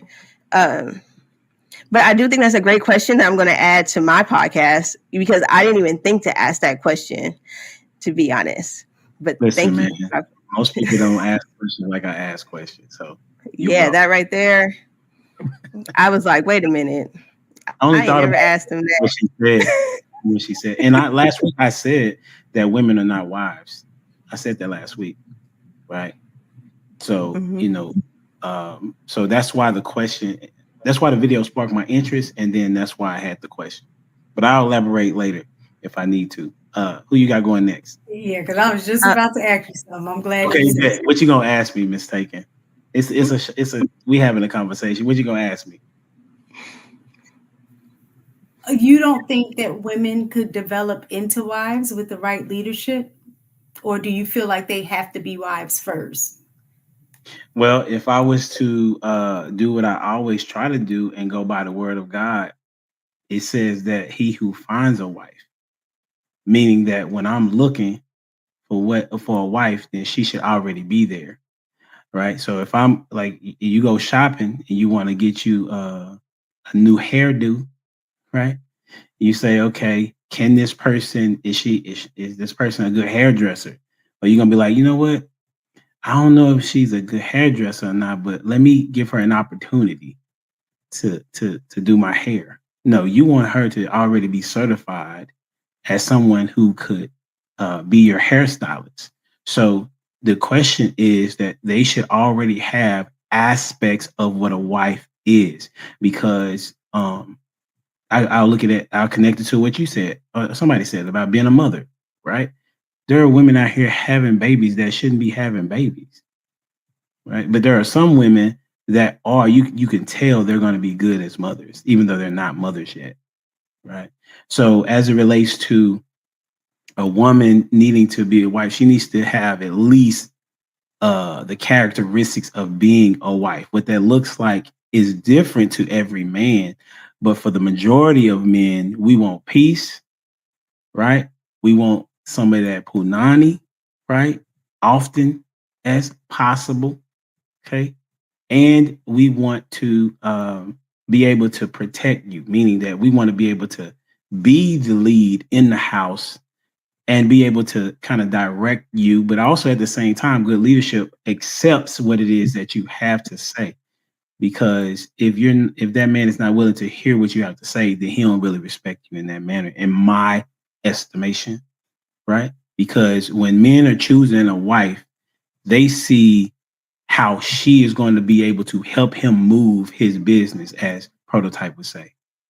He's not looking for you to just be at home and just cook and clean. That's not all he's looking for. So can they be, once they get married? That's all about if they wasn't in the beginning, then they can be, but it's a matter of mindset, right? Because once they get married and now is there, just like a mother who has never been a mother before, if she has the mindset to say, I'm going to be a good mother, then she's going to equip herself to do so. Whereas if a woman comes into a marriage and she's not necessarily sure she's doing a good job, then she should be leaning on others to see how she's doing or how she can become even better. That's my long-winded answer. Does that answer the question? That's a bit. Yeah. Can I interject? Not interject. Absolutely. I want to throw a question out there for probably next week, right? And it's, what does peace look like for men? I like that. We on the women tonight, but next week. Write that down. Say send that to me. You can text it to me. Chat gonna go away. Man, that's a good question. What is peace to somebody? Okay. Who went? Was it Jamie? You went last? Who you got going next, Jamie?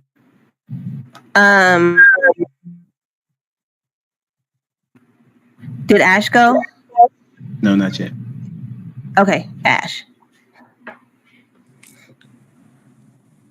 Yeah, I done said everything. I'm done. I'm logging off. To me, what I see is what y'all already said. It's the parties. Like Jamie said, my man, my husband. Because some people wear it out. Like you forget their husband name is Daryl. It's husband. Because I have an uncle. We don't know his wife. His wife real name. It's my wife. It's not wife. It's my wife. I love you, uncle. Don't come for me. It's my wife. Yeah, I'm gonna go in there and ask baby. I'm gonna go talk to baby. Like, we know who that woman is. We know her name. It's okay that we know she been there for I don't know how long. But anyway, that's not none of my business. I stay out of married people's business. But most people, I think now everything is diluted to we gotta show up the next couple type thing, if that makes sense. It's not we work on what we got going on in the house. It's we polish and bronze our image. So when we go outside, we shine brighter than the next couple. We're out here looking like a couple go when we're really in shambles inside the house. You know how some people, they only work on the front of the house, but the back of the house got a big old hole in it, the back roof falling in, but the front of the house look nice. It's all glitz and glam in the front, but it needs work in the back. And that's my take, and I'm gonna go to Lost in Translation. Thank you, ma'am. Humble Dad, the average woman is not prepared. And I'll give you an example. The reason why the average woman is not. The average woman squanders the opportunity of marriage. And I'll explain to you what it is, man. On average, I'll give you an example. Say, for instance, the lesson that I had to learn was that nothing alive comes from something dead. You know what I mean? A marriage is pretty much like a garden. You start off with a certain amount of seeds. The normal woman would actually take their fruit, eat the fruit, and throw away the seeds. But a skilled woman will actually save those seeds, plant them, water them, grow and multiply whatever it is that you give them. They take care of it and they cherish it. Well, guess what? Your marriage is pretty much like a garden, but you can't let it die. That's the reason why most women don't know how to do that. They look at marriage as a rescue point, as somebody looking to save them, versus squandering the opportunity to have the cherished moment to garden and to flourish and to make their marriage grow. Imagine if you had good words, kind words to say to your husband every day. You water your husband every day when you do stuff like that. You refresh him, you replenish him, you give him the stuff that he needs, the fertilizer, the sunshine to grow, and vice versa. If the husband has something pleasant to say to his wife, or he's always doing something in kind for her, you're actually making sure that it does not grow. She does grow, because anytime you let something die, I don't care how much you water it, it ain't coming back. I had to learn that lesson the hard way. You know what I mean? I had a bunch of plants. I had what's known as a fiddle leaf fig, and I would never water that thing because people say you watering it too much. So one day I looked up and it was dried up. I don't care how much water I poured on that thing, it wasn't coming back. And that's the main reason why I say that most women, they squander the opportunity for marriage because they don't take the opportunity to look at marriage as a garden, something to work with, something to do, versus, hey, I'm just in it, just to be rescued. They don't use that as an opportunity to make their life flourish. It's the same way, humble dad, where you have two people and you have one person who's a stone and another person who's a stone. And in the hands of a master mason or a chiseler, you actually chip away those particular parts that you see. And then once you're done, you reveal to the person, said, this is how I see you. And then in that moment, they reveal to themselves that they're greater than what they thought they were. So my thing is this: you have to make sure that when you're in a marriage, you find somebody who gets into the marriage and look at it as a means to advance one another, a means to perfect one another, a means to reveal to that person who they are. Say, hey, this is how I see you. Look at you. You're wonderful. You see what I'm saying? And I think most times what people do is they get into relationships and they don't do the work. And it's like, you weren't who I thought you were. But if you had only picked up that chisel, if you only had picked up those skills, if you only had toiled in your own garden, you would have a better situation that you have right now. But to answer a question, the short answer is no. Most women, they don't take the opportunity to actually better their marriage. And I'm going to go with Robert. Hey, y'all. I just want to say really quickly, Jamie, you was all up in my notes. So yeah, flex and like validation, right? Because I was talking to one of my homeboys earlier this week, and he said, man, it's crazy how, the choices that we have in life, men choose who they marry and women choose who they have sex with, right? And so he was saying, so we talked about that. And so what the flex does to another level is it brings them validation. And oftentimes they use that to discredit other people in their circle. And so, and I don't know why I'm on this today, but like, it's just about like, we were talking about the people that you're around, man. Like, I don't know what the need is for validation or to put yourself over people or to make you feel like you're better than anybody in the room, man. It's about running your race. They also see it as safety. You know what I mean? They, I get it. We're by nature protecting, providing provision, an element of safety. My old lady tells me all the time when I'm home, like I travel a lot, and she tells me all the time, like I sleep better when you at the house. You know what I mean? So whatever that looks like, they see it as safety. They also see it as relief. I ain't met one woman that said, I can't wait till I get a husband so I got to take the trash out. You know what I'm saying? When I get a husband, he gonna make sure my brakes is good and my oil is changed and stuff like that. So they while it may be seen as, them taking a step back, they look at it as relief. And I also believe they believe marriage is what they see on IG. And the truth of the matter is, while we have more good days than bad days, the bad days do exist. And the unfortunate part is that when you have one of those bad days and it doesn't look like what you see on IG, then the real person comes out. Which is why I say you got to be able to tell people no early. I got a post right now that's kind of like going in a good and bad direction right now. But what I said, that you got to be consistently inconsistent. And all women said, that's the worst advice that I've ever heard. But if you would have got more context and listened to either the whole podcast or even the rest of that clip, what I was talking about is guarding your best yes and conserving your no's, so that they have currency and they have value. You know what I mean? And so I always talk about saying no at the right time, especially when you're getting to know somebody, so that, you can see person in all their seasons. And you need to see that before marriage so that you'll know how they'll operate in marriage. And so that this question right here, it says, what do women think, or hold on, what do most women think marriage is? I believe we as men, we can shape what their definition of marriage looks like before we even enter it. Okay. So we can shape as men. We can shape how a woman sees marriage. Is that what you're saying? I believe so. Yeah. Okay. I believe you can. Yeah. Purpose, motivation, and direction. Okay. So then you would lean more on that men need to be fixed for women to fall in line. So I don't know if I would use the word fixed. I would just say that we would need to be developed. We would need to be matured. Hold on real quick. Can you look up the word development?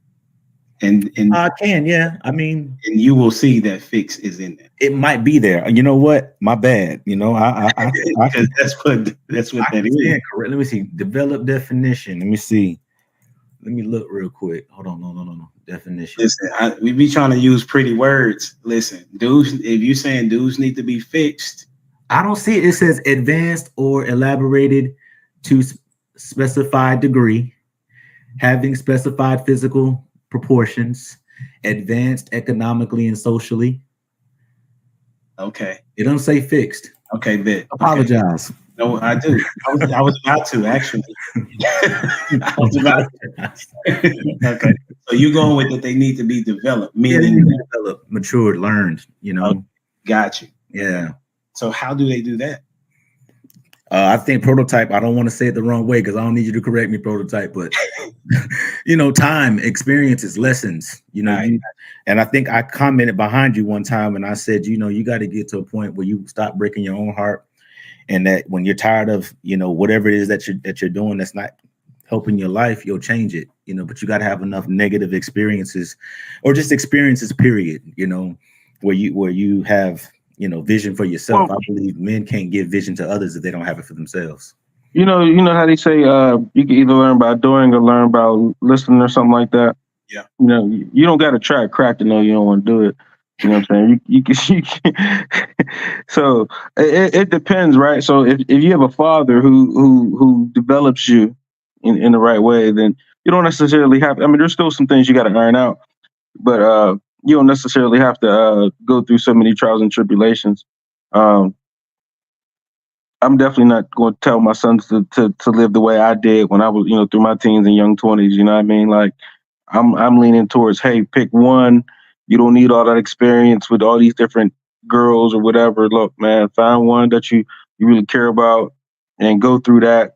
And if it don't work out, fine. You made yourself a better person long run. You know what I'm saying? So don't never be afraid to love. You know what I'm saying? If it don't work out, that person do you wrong, you're still a better person after it.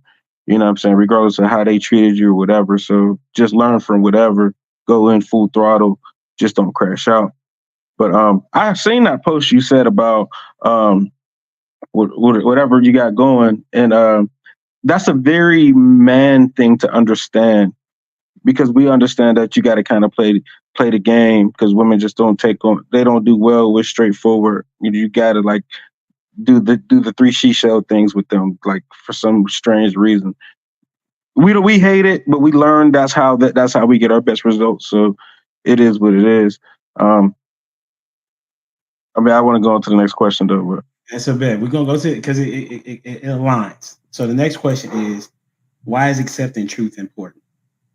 Why is accepting truth? We talking about the women? Yeah. Mm-hmm. They don't accept the truth though, but okay. Listen. That is a lie. I have accepted the truth, and that's why I'm sitting down and trying to act like a lady right now. Listen, you're trying to act like a lady? Like you should just be like, what are you talking about? It is not worth truth. That's what I'm talking about. Right? So this is the reason why I'm saying this is because let me give an example, if I will. I'm gonna try to get to it very quickly. I was having a conversation with a young lady at work, and I was telling her about the bill that was passed when the person the lady wanted to end the life of her or terminate her pregnancy, and the child was born, and there was a bill that was passed. I think it was called Born Alive, right? So Born Alive bill. Anybody know about it? Okay, one person. Okay, there's a bill called Born Alive bill that it was supposed to protect the child once they were here on Earth and they were still alive. Okay, and that bill was passed. Most Democrats, if not all of them, voted against it. Okay. One of those persons being Kamala Harris, right? And I know that because I went to go research and read the bill. Okay. Not because of not anything that anybody said. I literally went to go read it and find out for myself what was going on. Her and I think Corey, some Booker, whatever his name is, the other black dude that was running as well. And so I showed this to the lady, right? And I said Kamala Harris was against protecting the child once it's born. She said, nah, maybe there's some other stuff that's in the bill because maybe that's what she was voting on, because she said it was an extreme bill, was her words. Okay. And I said, no. I went to go show her the bill. There's nothing else in the bill other than protecting the child that is born. And not only that, if the doctor was to not perform what is needed to keep the baby alive, then that doctor would be prosecuted. However, the mother would still be off the hook. Okay. Now, I said that to her. She was like, "Nah, it gotta be something else." Here is the point of what I'm making. If she would have accepted that was the truth that was going on, that meant that there was going to have to be some soul searching done on her behalf, because she has put in her mind that a particular group of people cannot be wrong. Right? And for us to be that way, that's dangerous. Like when I showed a case in point, I handled the truth when Robert told me, no, you was wrong. And I said, yeah, you're right. Right? There's no need for me to defend my wrong answer. Right? I didn't mean it like that, man. No, I'm sorry. I don't take offense at all like that. You know what I'm saying? I'm okay with learning. Right? So that is the premise of where I'm asking that question. Hopefully that gives some context to what I'm saying. So the question is, why is accepting truth important? Why is accepting truth important? And we're going to start with Miss Taken.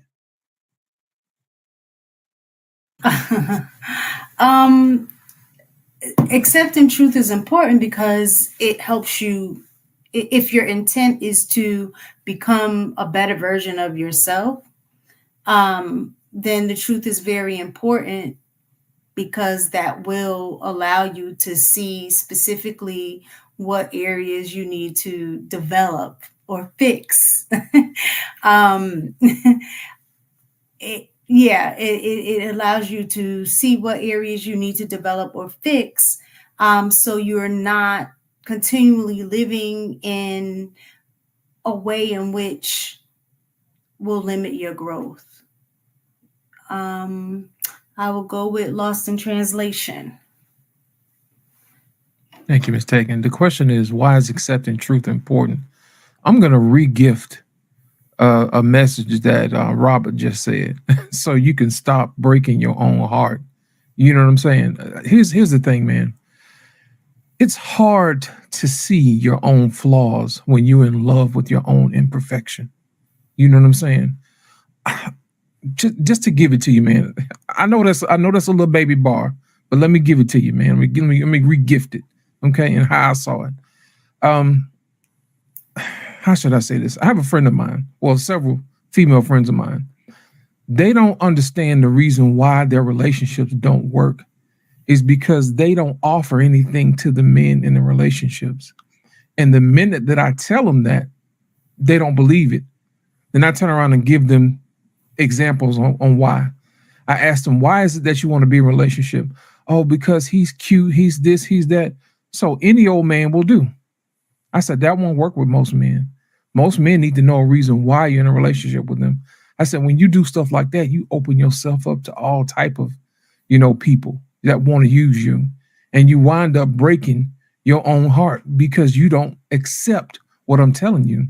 If you have abandonment issues, you'll overlook certain things, It's one of those situations where you want to believe and hope in something so bad that you don't see the red flags, And for the most part, other women will coddle other women and just tell them what they want to hear instead of telling them the truth.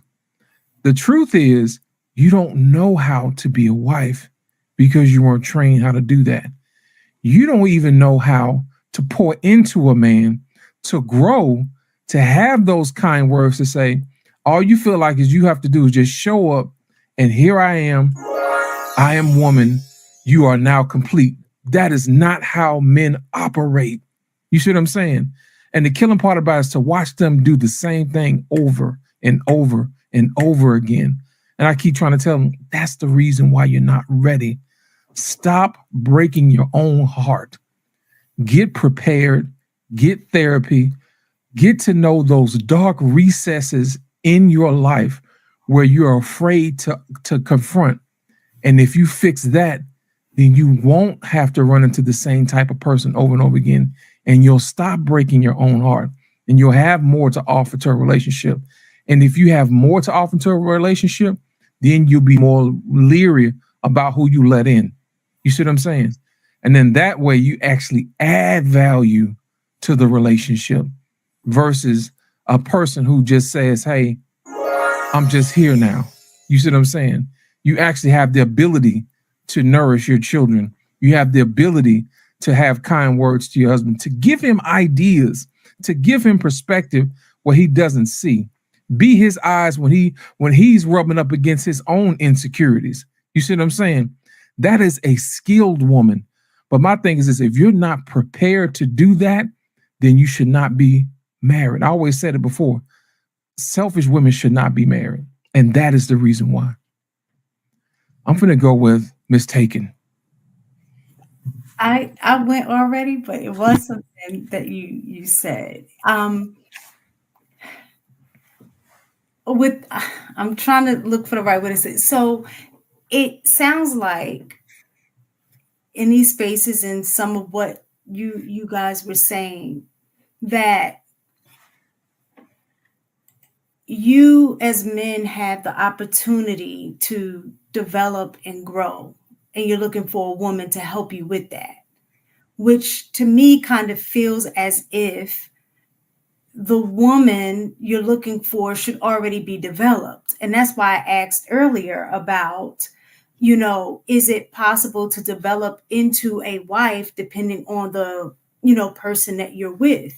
Because I think about where I was when I first met my husband at 18. I really I grew up with my mom and dad, and I knew that at some point I was going to get married, but I knew I didn't want their marriage because it wasn't necessarily a great example.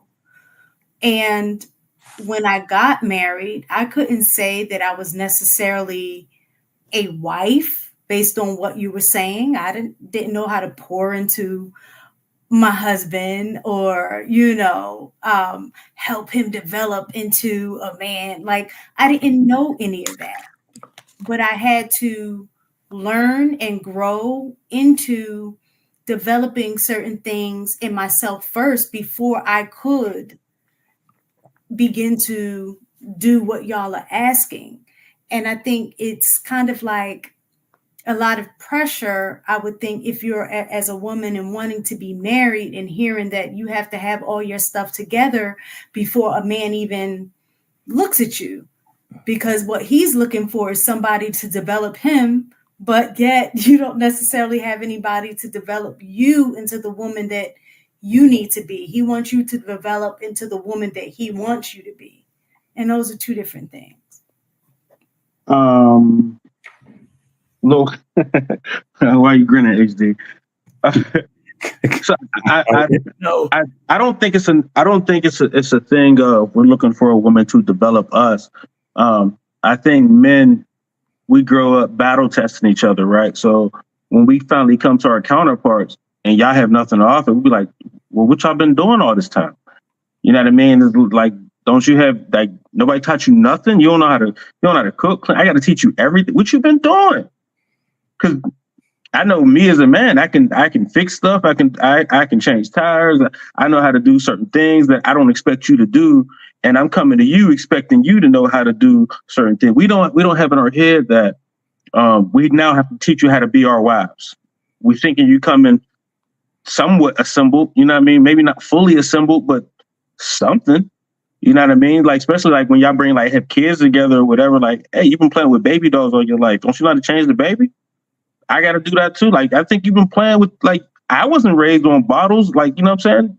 You grew up playing with bottles and stuff. Don't you know how to make the bottle for the baby? Or I don't know. You know what I mean? So it's not that we're expecting you to be already assembled, but what do y'all be doing until we meet? Because I know we're kind of battle testing each other the whole way.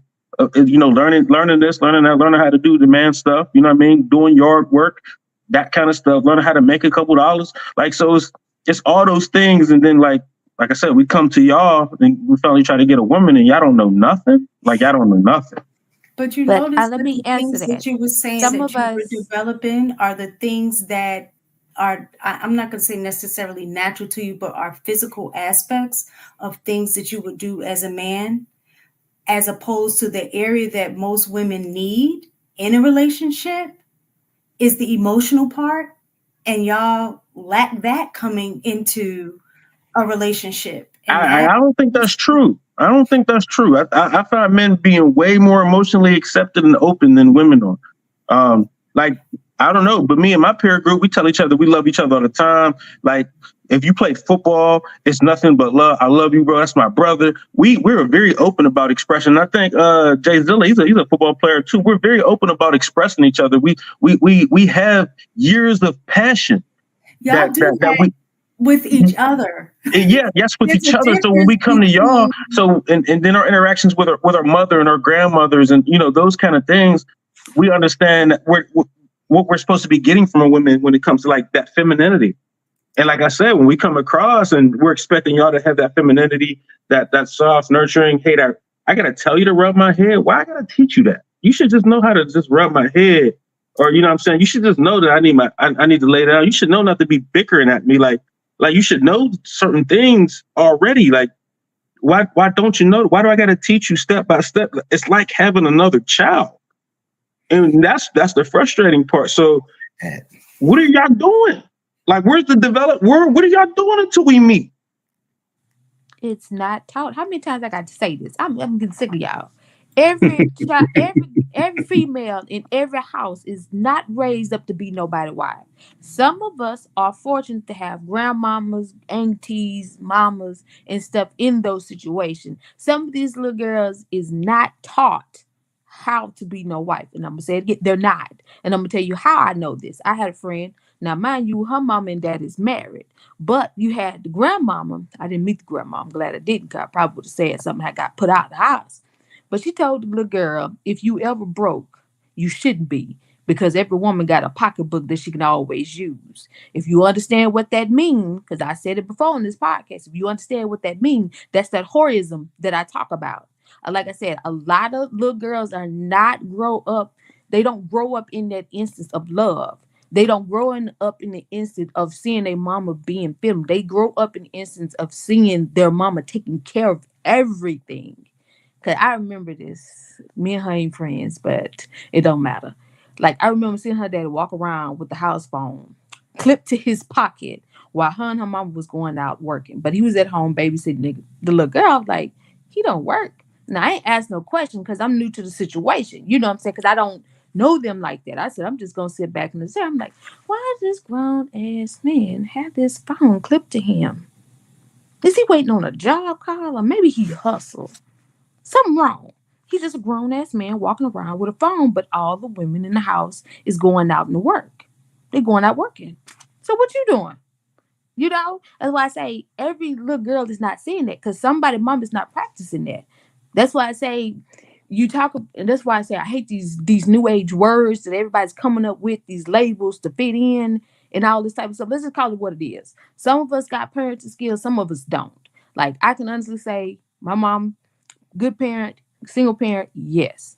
That's where I get it from. Being strong, learn how to discipline, learn how to, have a little balance. Because at the end of the day, the kids, need us as parents to step up. But when we're lacking because that inner child of us is still hurt, we can't properly parent. We can't properly show our kids how to be something that we're not. If we're constantly battling the little girl when we go to our mama house and that mom is talking down to us, that's what our kids gonna see. And they're gonna think that's how things are supposed to be, when actuality is not supposed to be like a competition. Like I tell mine all the time. Matter of fact, I just got on to it the other night. You where you are because that's where I want you to be. Because what I'm trying to do is catapult you forward from where I had to start. I want to give you the jump start in life. I want you to see something else. But if you're living in I'm gonna say what the lady said, in a world that doesn't show you anything better, how you gonna know something better except for what you see on Instagram? So that's the life you're gonna chase, not knowing you falling yourself into a rabbit hole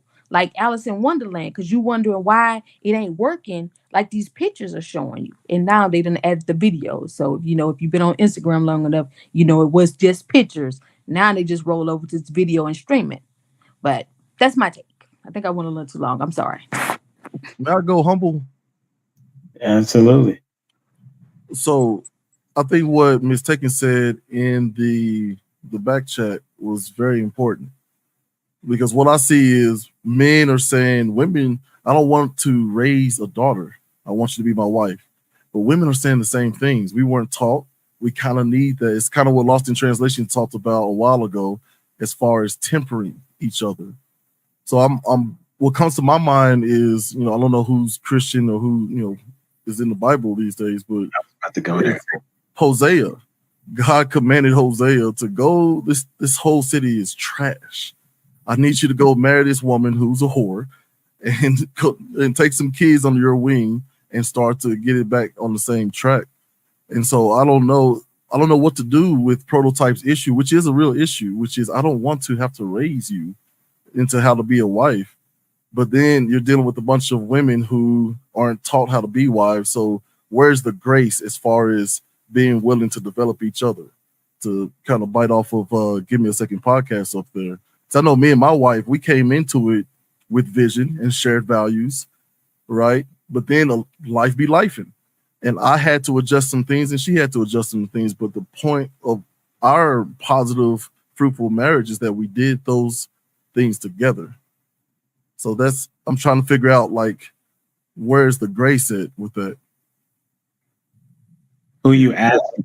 Who you asking? Well, I was Prototype, but Lost in Translation got his finger up. I know you're about to drop some bars. It's only going to take three seconds, man. I'm not going to hold y'all up. That's the reason why I said women should be unselfish. You know what I mean? Because even if you're unselfish and you're not skilled, the unselfishness will allow your room for your gift to flourish. And that's it. That's all I'm going to say about that. Because if you don't, it's safe. If you don't know, what to do, you can always ask somebody what to do. But if you never make it up in your mind to even ask somebody what they need, I mean, that's your selfishness rubbing up against it, and you can't develop that way, whether you know how to develop someone else or yourself or not. So, to mistake. Okay. Go ahead, Robert. I was just making sure you was the one that was going. Go ahead. Yeah, my fault. Sorry about that. So, mistaken. I heard what you said, and I ain't gonna lie. I love everything that you said. I speak to development all day long because my mama told me when I was younger, it's gonna take somebody very special to love you. And so, to the point, for real, she said, it ain't gonna be nobody regular. It's gonna take somebody special. But to Prototype's point, I'm thankful for that. To some degree, we as parents, we got to raise our children, women specifically, to know the basics. So I'm all about the basics, right? But at the same time, I need you to be able to develop with me, like we've been talking about this whole time, have the grace to grow with me and have the grace to adjust, because who I am today is not who I'm going to be in 10 years.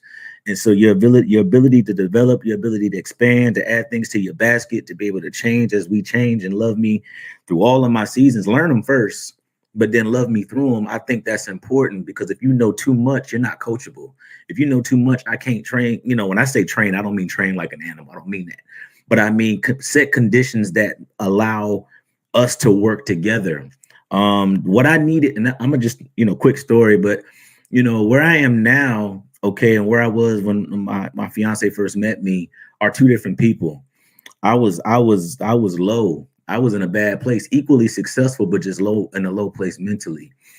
I'm in a way different place now. And so I have to remind her on several occasions that I'm not the guy you met, a year and a half ago. I'm a totally different man. And if she didn't have the versatility to develop and grow with me, then, we would, at some point, we would go different directions because she wouldn't have any ability to change with me. And so I think development is important, mistaken.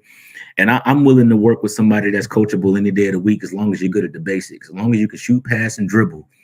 I can teach you how to run the offense. You know what I'm saying? And since as it relates to the question, it says, why is accepting truth important? I mean, you got to understand to what degree of truth, right? Because everybody's metric and degree of truth is different. And so that has to be a foundation laid first. Like, what is truth? But whatever truth you decide to accept, I believe it's important because it won't let delay take as long. And the only thing I can do at some point, I always go back to the Bible like you did, Jayzilla. But I'm tempted to talk about the people that took 40 years to be delivered from themselves. You know what I mean? The Israelites out of Egypt and stuff like that took 40 years for a reason, because they had to get some things off of them, had to get some things through them, and they had to get some things to them. And that stuff takes time, but it don't have to take as long as that. So accepting truth allows you to omit delay a little bit, allows you to shorten that up a little bit. It allows the trials, like you said, prototype. I ain't got to learn as many lessons if I just accept the truth. I don't have to touch stoves to know that it's hot. Somebody can just tell me. I can see by example. And so accepting truth early, allows me to, I say it like this: the earlier I accept the truth, the faster I get to live in what I'm supposed to do or what I'm called to do versus what's holding me back. I want to have more good days than bad days. And I think the truth does that for us. So, absolutely. What it is that, in my estimation, is that people are missing Christ, because in order to accept truth, you have to realize that you are flawed because of how we came into this world. And that's a truth that needs to be understood in order to even come to Christ. And then once you begin to live a Christian lifestyle, then in the Bible, it tells you that every day you got to die to yourself. So if you're not willing to die to yourself, then that means you're not willing to accept the truth about that you're being flawed and you need a savior in order for you to even get to the point of getting to heaven. But not only that, when the Holy Spirit comes in, he is the one that's trying to tell you the right thing to do. But if you're saying, I know what's right, then that means that you're not willing to even accept the truth to even be changed. And every day we are supposed to be getting better. And a part of that getting better is the sanctification process, where there are going to be some things that you're going to face that you're like, okay, I got to get this out of me. And especially I know we talk about men and women. I talk about men and women, but I'm specifically talking to about women today, is that if women would understand that it does not mean that you're a horrible person or a bad person, or that, that if somebody says give you a truth about something, right? It just means that you can get closer quicker to where you're trying to get to, right? So for example, if we use the analogies of if I'm driving and I get lost, matter of fact, we were traveling to Atlanta, matter of fact, and I got lost I missed the exit. But if I was to say, you know what, I didn't miss no exit, I'm just going to figure it out and go from here, then I would have been more lost and more out of the way than I was supposed to if I would have just, and what I did was I went ahead and said, okay, I realized that I missed my exit. Let me get to the next exit as quick as possible so I can turn around and go in the right direction. Right? Y'all heard that word. Hopefully you heard I know exactly which exit you talking about too. You took B instead of A, didn't you? Listen, in bro, the junction. I know exactly where it's at. I just really don't want to talk about it because I got made. I'd have missed that exit so many times. Humble Dad, it'll get you every time, man. But as soon as you realize that you are in error, people that play sports know this for sure, right? You want to make your mistake early and quick because your recovery is going to be that much better if you go ahead and admit that you made a mistake as opposed to not admitting it, right? So with that being said, did everybody go on this question? I feel like I missed somebody. Jamie. Did I miss you? Yeah, but y'all took all my good answers. See, I wrote them down over here in this thing, and everybody took all my good answers, like bad answers. every last one of them. So then my smart answer would be, because people say that they want honesty in a relationship and they want the truth. And so it would make sense to accept the truth, or why accepting the truth is important is because you asked for it. And it's just literally that. If we say that honesty is what we want in a relationship, we don't want a guy that lies to us, we don't want this, we want the truth, then you're going to have to accept what you asked for. And that's just it. So I can't say the other stuff because Robert said my answer is over here. Then you hopped over on Humble Dad and you said my other answer. And so, now I had to sound like this. And I feel some type of way because I was like prepared. Prepared. You was ready to cook. I don't think women will ever get the truth out of men. Ever. But why? Because I say that because when we tell you the truth and we don't get good results, and we see dudes that lie to y'all get better results, we're going to lie too. The rest of us is going to start lying because that's what we see works. So, like, if you let a dude lie to you and then he gets what he wants, and we're like, dang, all I had to do was lie. I'm lying next time. I'm lying from here on out. So y'all never gonna get the truth until y'all reward the truth and stop rewarding lies. You sound like I thought y'all got discernment. I thought y'all got women's intuition. Y'all can't tell when somebody lying to y'all. That's wow. That's why why is there not exclusion going on? Hold on, he sounds like we can tell. watching McGuire and Sosa, right? Oh, they using steroids, so I'm about to get on it. Like, man, listen, me and Humble talked on our show, Urban Academia. Shameless plug. We talked about this on my show not too long ago about that very thing, Prototype. The idea that I was reading my Bible, I went celibate because the word was whooping me. And I told my girlfriend at the time, and she thought I was cheating, right? And so she ended up breaking up with me in a text message. But what I didn't realize is that my wife was preparing going celibate in her word, my now wife, right? We had known each other, but he was preparing her for me, and then I got to a point where I wanted to start preparing myself for a wife, not a girlfriend, but a wife. And so telling the truth, sometimes it leads to things like being broken up with in the text message, but it did ultimately lead me to something great, right? So this is like these things that we keep telling each other. I think this is stuff that men need to check other men about, just like the comment that men gonna cheat, women should just deal with it. Like, matter of fact, Humble, please. There ain't nobody on this show, though. First off, yes, Prototype, you better tell him. Prototype, you better tell him. And I want you, Humble, to talk to Prototype. I better tell him what? That very sentiment. You said on this show before and said that very thing. Women should understand. I never said that. You know what? I'll get back to you tomorrow. I'm going to find that clip. I said that. I don't think I said that. I'll find the clip, but we do have men that say that. All right. I'm gonna say that it's okay to cheat. I think Jay Zilla put me in a box, and he lumped me in a box with all these other guys, and you ain't got to the root of me. But it's cool though. I'm gonna let that slide. I'm gonna fall back until I get those receipts. But I'm saying this idea is prevalent in today's times. On my podcast, they say black men don't cheat. Yeah, black men, but black boys do. But here's what I'm saying: how can we tell the difference? And I think we have that wisdom through the Bible, fruits of the Spirit. That goes for women too. Are y'all showing the fruits of the Spirit? Then I can't frap with you. That's what I did with my then girlfriend. I don't want to have sex anymore. The Bible is whooping me. We both just go celibate and make this thing official, but the right way. She broke up with me in the text message, led me to my wife. You know what I mean? So this listen, as I interject into your point, that goes to Prototype's point that she can't handle the truth.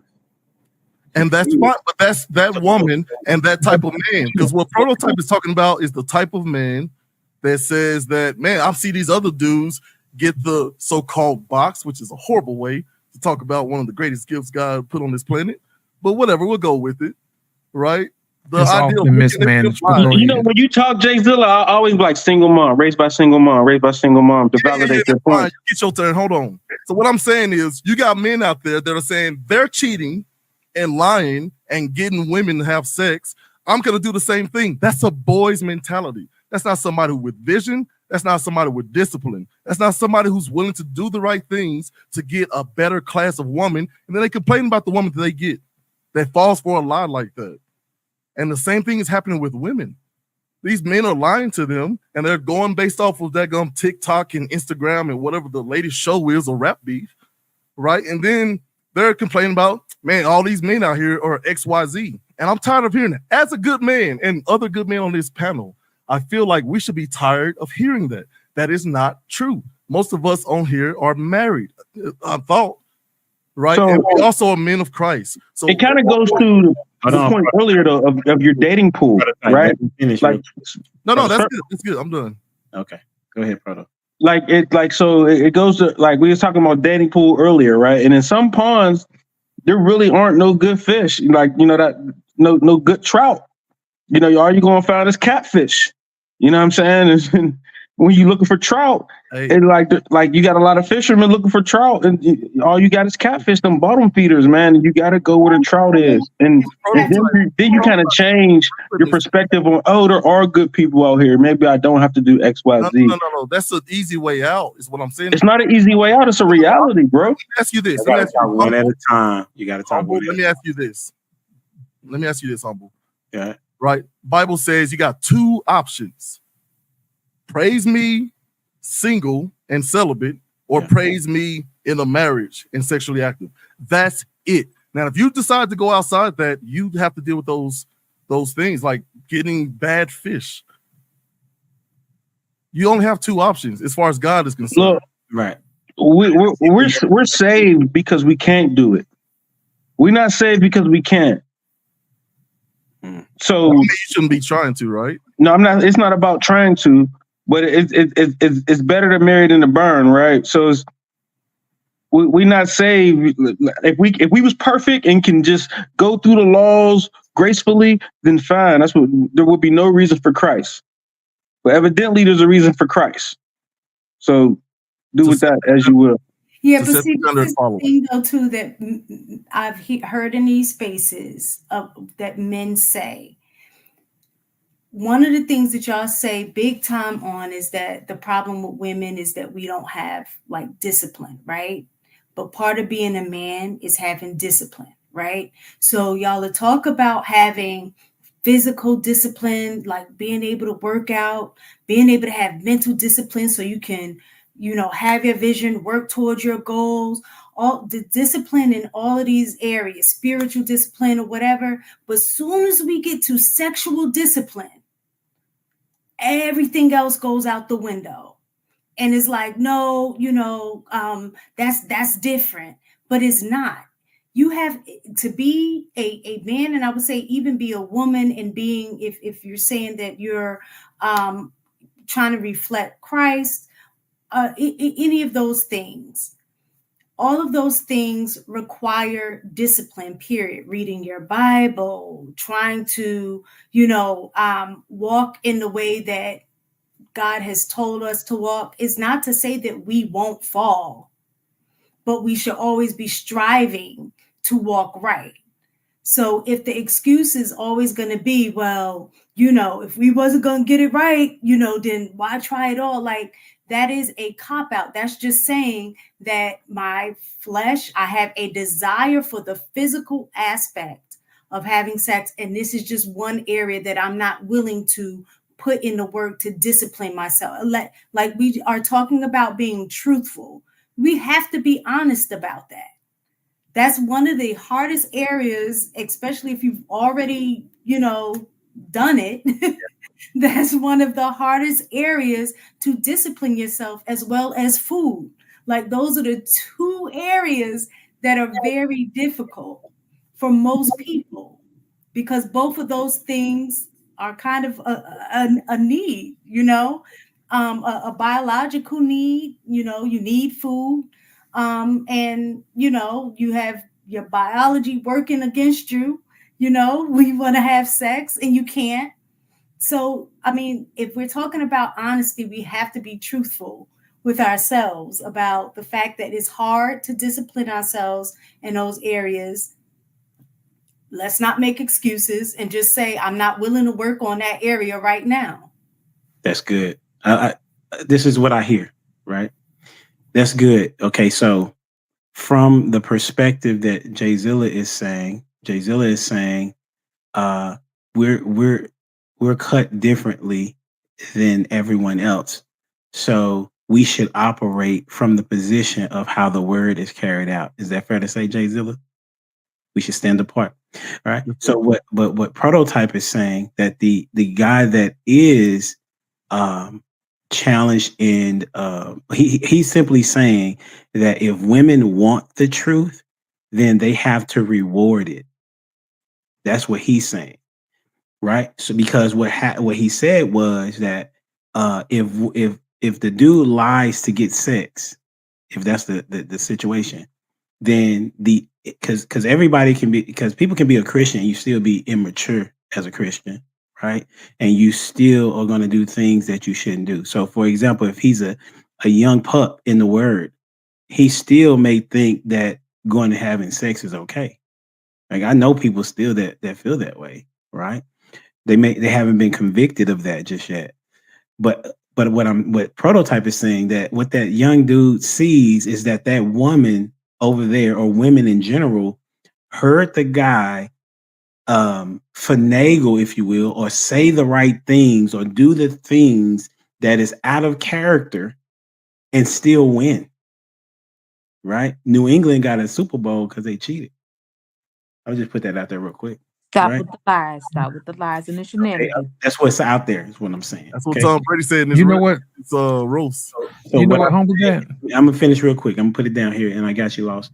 What I'm saying is that both can be right. Like Prototype is saying that women are accepting lies and rewarding lies, but they're saying they want truth. Like Jamie said, if you want the truth, then you gotta accept the truth, right? What you're saying, Jayzilla, we need to live differently than everyone else, and we need to live out the truth, which is also a true statement. He's saying that it's a challenge to live out truth if somebody is not rewarding that truth. Every man wants to be, I'm talking about men, wants the woman to appreciate what it is that he has done for her.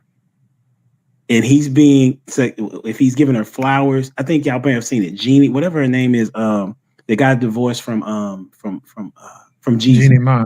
Thank you. She is a clip out there currently. She's saying it was this guy for 2 years was giving her all of these things, and then all of a sudden it changed. Well, the comments would suggest that he did something wrong. I would suggest that she didn't reciprocate, right? Because no man is going to continue to give to you and just automatically stop if you had been doing the exact same or something similar to that, right? So what I'm saying is that both can exist, and what needs to happen is women need to handle the truth in a mature way. Because I know we got to go. Lost, go ahead and say what you're going to say. Yeah, I want to speak to what you said, Humble Dad, and to piggyback off what Prototype said. You have to reward the behavior that you want to see. There's a clip of Tupac when he was 17 years old in art school. You know, he said, the girl, I try to be nice to him, you know, they rag on me or whatever. And then all of a sudden he turns into a thug, and then he got all the women he can stand. You know what I mean? It's all because of that's the type of person they wanted. So guess what? He became the man that y'all wanted, you know? And God forbid it, he ain't here no more. But, you know, that's the consequences of your choices. You see what I'm saying? So to speak to what Prototype said and what Humble Dad said, you're absolutely correct. You know, you have to reward what you want. And as you can see, our community has rewarded the majority of people who don't reflect who we want to be. I got a problem with this whole conversation. I ain't even gonna lie. I appreciate that. I ain't even gonna sit here and tell you no lie. I think He just did a prototype. It's crazy. Lost in I translation. disagree. Lost in translation. Great point. Everybody, great point. But we sitting up here talking about Jay-Zilla sex. Like we need to stop acting like, because you said discipline, right? And like the truth of the matter is a lot of people ain't got it. They just got married to cover up their immorality. You know what I'm saying? Like they got married. And so what they do is they get on this podcast and they start talking about, oh, men are set apart. We're different. We should be cut from a different cloth, be set apart. That's stupid. Because I know too many pastors that are sitting here condemning everything that they did, you know, before they use marriage to justify their, you know, their perversions, man. Like we got people that are dealing with like all kind of stuff, and they're hiding behind hiding behind a wife. You know what I'm saying? A whole married man looking at child, blank that word out. You know what I'm saying? Like stop it. So don't get on here with that. And because we got people that are listening to this that now instead of feeling like, okay, what that whole transformation process, this is why I don't even want to live in my truth, because my truth is being judged. You know what I'm saying? My truth is being condemned. And I think you pull people out of what that looks like, but it ain't a discipline thing. It's an accountability thing. And it goes back to what I said earlier, why I said, like, what metric of truth? What method of truth do you stand on? Okay, and do we agree? Do we have the same metric of truth, even if we're not in the same place in life? And so you develop and you grow together. And so going back to what Prototype said, man, like there are people at the end of the day, stop it. We all done got rewarded from a lie. We done all cheated on the test at some point. We done all said we took the trash out, knowing we didn't, knowing we're going to take it out in the morning. We done all paid a bill late, not me. But you know what I'm saying? Like stop it. Like with all this, I live within the truth, and I want my truth to be honored, because the truth of the matter is we've all been rewarded by a lie. You know what I'm saying? We done all told folk that we fasted and didn't. Pastor say, hey, who all fasted this Sunday? Who all fasted this week? Hand go up knowing you ate at lunch. Stop playing, y'all. That's all I got. Y'all play too much. Hey, I think that's the genius of God, though. He's saying if you exhibit certain things, you are blank. If you exhibit the opposite, you belong to something else. Now, man, give me a second. Man, drop a bomb for that, man. I'm about to eat you up. Hold on a second. Robert, I got one question. Hold on a second. Robert, I got one question. Should your truth not be tested? Definitely. You don't know what the truth is unless it's tested. I'm just saying, but my thing is when we start talking about truth and versus accountability and what's rewarded versus not rewarded, at some point in every aspect of life, we all gonna take the shortest open path first. You know what I'm saying? We all gonna take the least path of resistance. This is why we got ladies out here getting surgery instead of going to the gym and working out. Like, stop it. You know what I'm saying? We got, and dudes too. We got dudes buying abs. I'm just saying. So my thing is, it goes back to what I said 30 minutes ago. It's about metric of truth. And all I'm saying is, don't get in here and start talking about one verse that you happen to follow, and there's 10 other ones that you don't, talk about I stand on my truth. Nah, because there's a whole bunch of secrets you just don't know about that you're just not talking about. That's all I'm saying. And that's the main reason why I said your truth should be tested. Beat me not. Everybody has their own version of the truth until you met up against its consequences. That's the problem. You see what I'm saying? Just like I told Robert the other day, I said, Robert, I appreciate you for being honest. Even if it rubs up against me wrong, I said, if you're wrong, I said, if you're right and I'm wrong, I accept it, because it helps me to get to the desired outcome faster. I told him that backstage. You see what I'm saying? So that's the whole reason why Humble Dad asked the question earlier, how can women handle the truth?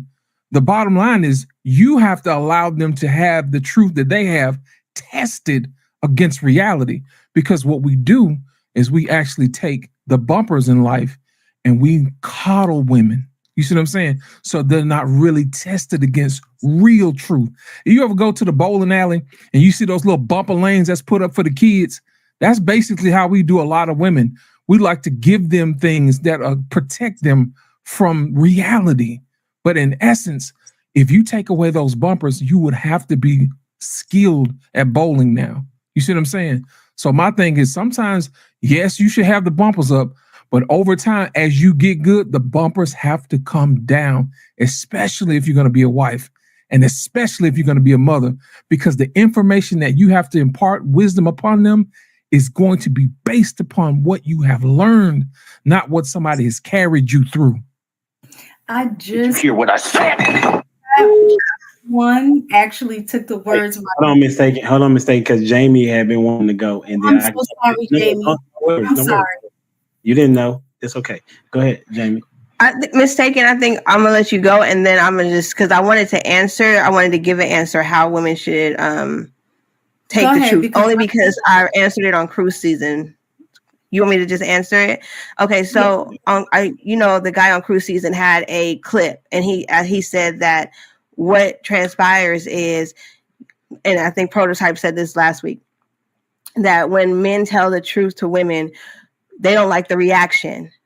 And I stated in the comments that you guys are going to have to be able to handle the reaction and give us the room to process what you just told us, depending on what this truth is. But also, we're going to go what Robert said is now when you give us this truth, what is the accountability going to look like? How are we going to make sure that this of what you did or whatever has transpired, whatever this looks like, it doesn't matter what this is.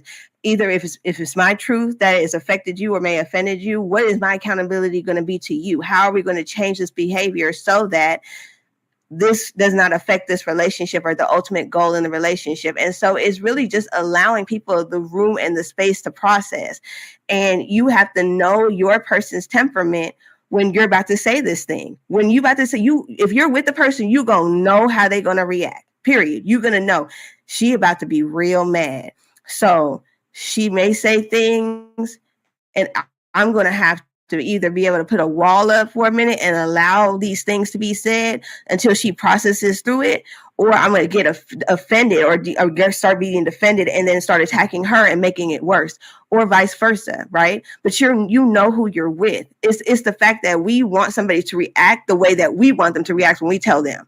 We want them to be like, oh, okay, that didn't really hurt my feelings. Let me be like Christ and forgive you right now. That ain't going to happen. It's just not going to happen. You have to give people the room and the space to be like, bruh, I cannot believe you just told me that.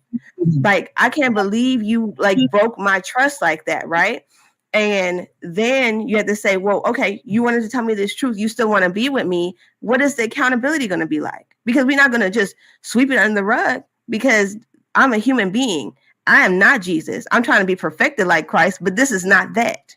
So what are we going to do to hold, just like Robert said, one another accountable to be the best versions of ourselves in this situation? And that's really that simple. We have to stop trying to like overly make it complicated because people are simple-minded. So we have to be simple-minded just like them. Let's just keep it simple. You want the truth? I'm going to give it to you. When I give it to you, I'm going to have to be able to handle what you say. After you're done ranting and raving, now let's be accountable for what this is. I want to stay with you. I want to be around you. I like you. I just, I like doing that. And if you don't like that and I really want to be with you, then let's see how I could hold myself accountable so that it doesn't happen no more. Right? So that I could be a better person. Because obviously this is not going to be good because I'm not going to find somebody else that really wants to deal with that. And if I do, I might not like them. I might not really like them. I might like the thing that is afflicting me, but I might not really like them. You see what I'm saying? So that's my answer. That's it. It's just real simple. That's it. And if we train our kids early on to accept truth, you feel me? Then when they get older and they come up in these relationships, they won't run into the things that we have. It's really just letting our kids know, no, you are being bad right now, bruh, and you're about to get this whooping today because you're bad.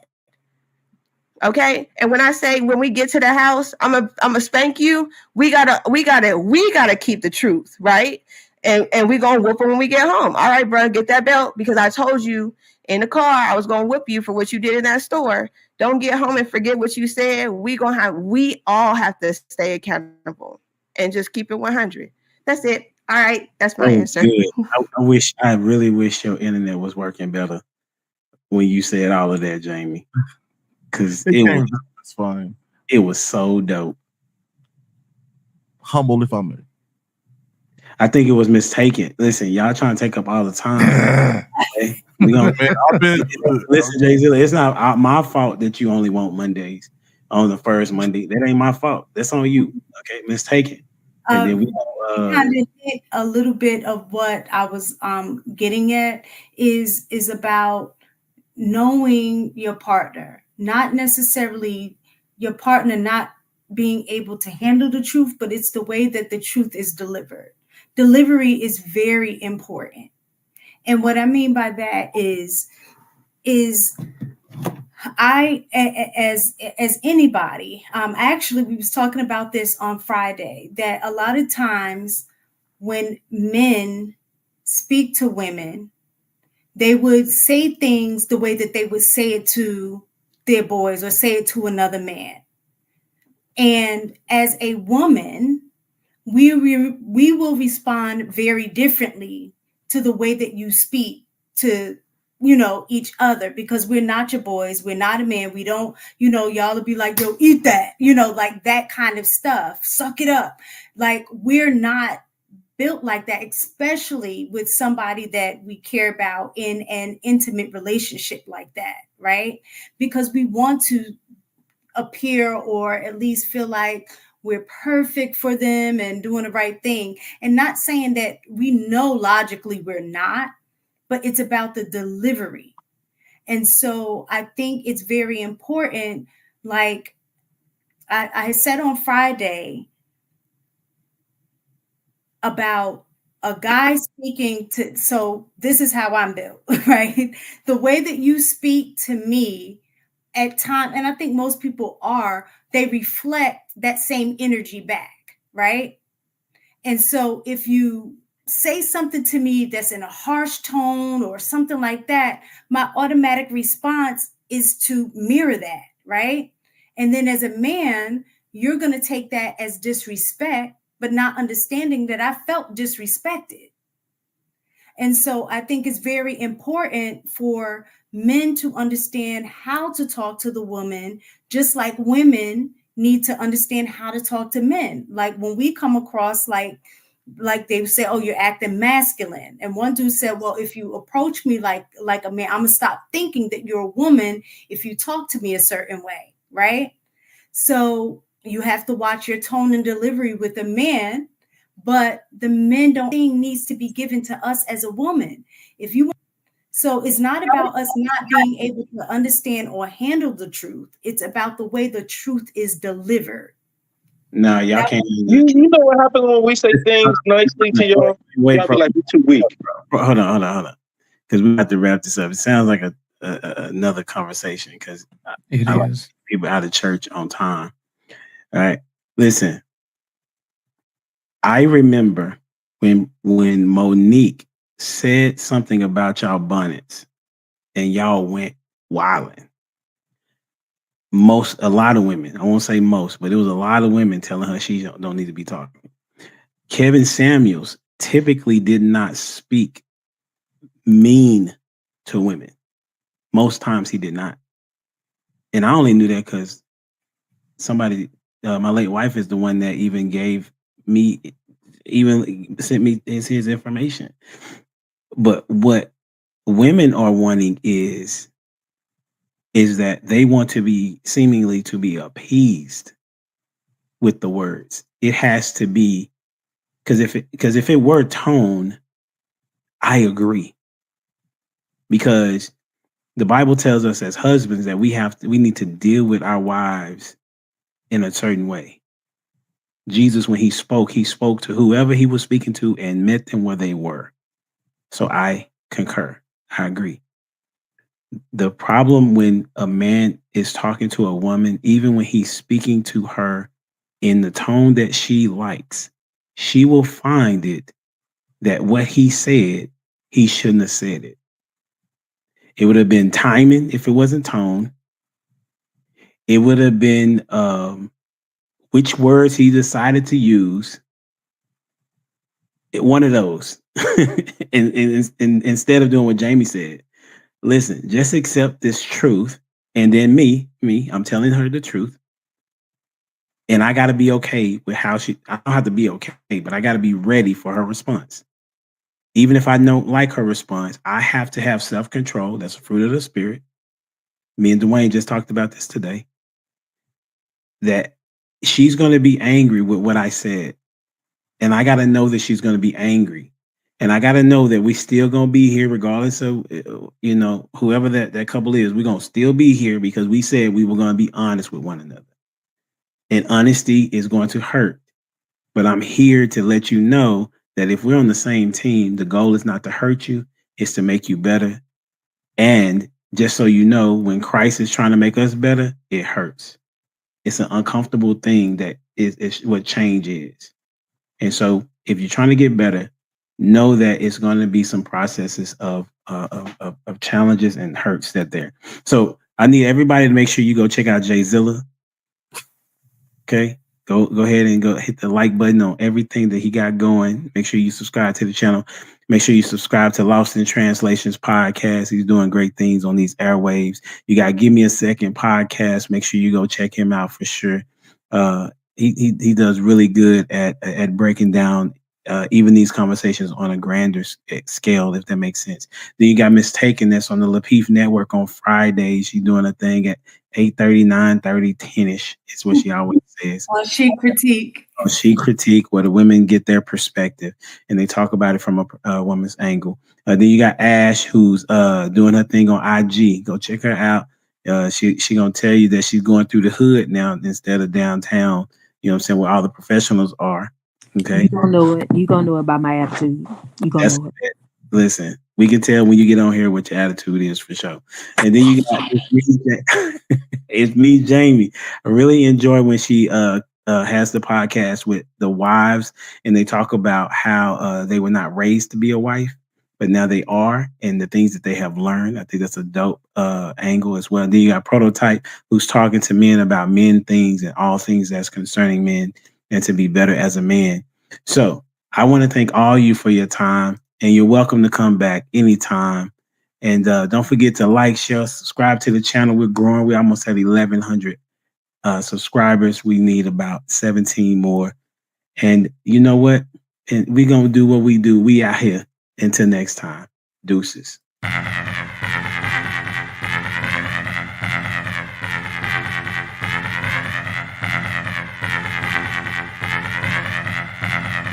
boy is dangerous.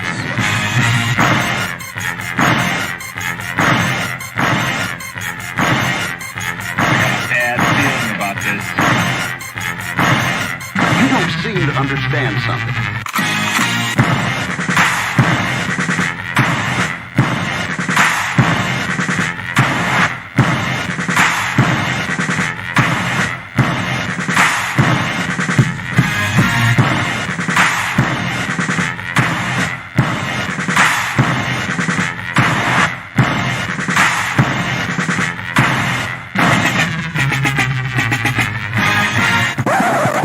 The thing that I like most about being a dad is that I see that I'm about to impact the world.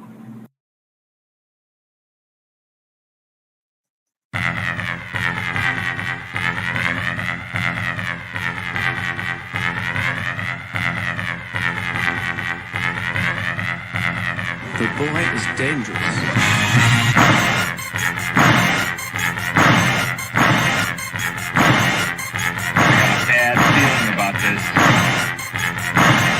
You don't seem to understand something.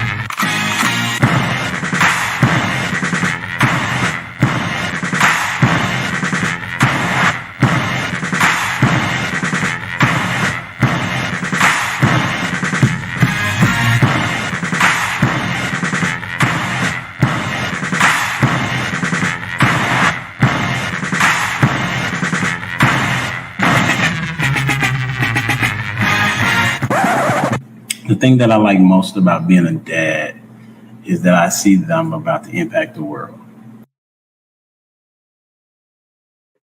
Yup. It's your boy Humble Dad back with another edition of Humble Dad Podcast. Got a great show for you this evening. Why? Because I said so. We're going to be talking about how men are like women, or if you want to put it like, how are men like women? Either way, we're going to discuss it. There are things that are going on, as you would say, in the manosphere and or red pill, blue pill, purple pill community that people are talking about. But here we would like to give solutions and kind of channel people towards being married in having a good marriage and having good relationships with family as well as their peers. So we're going to start the show off like this.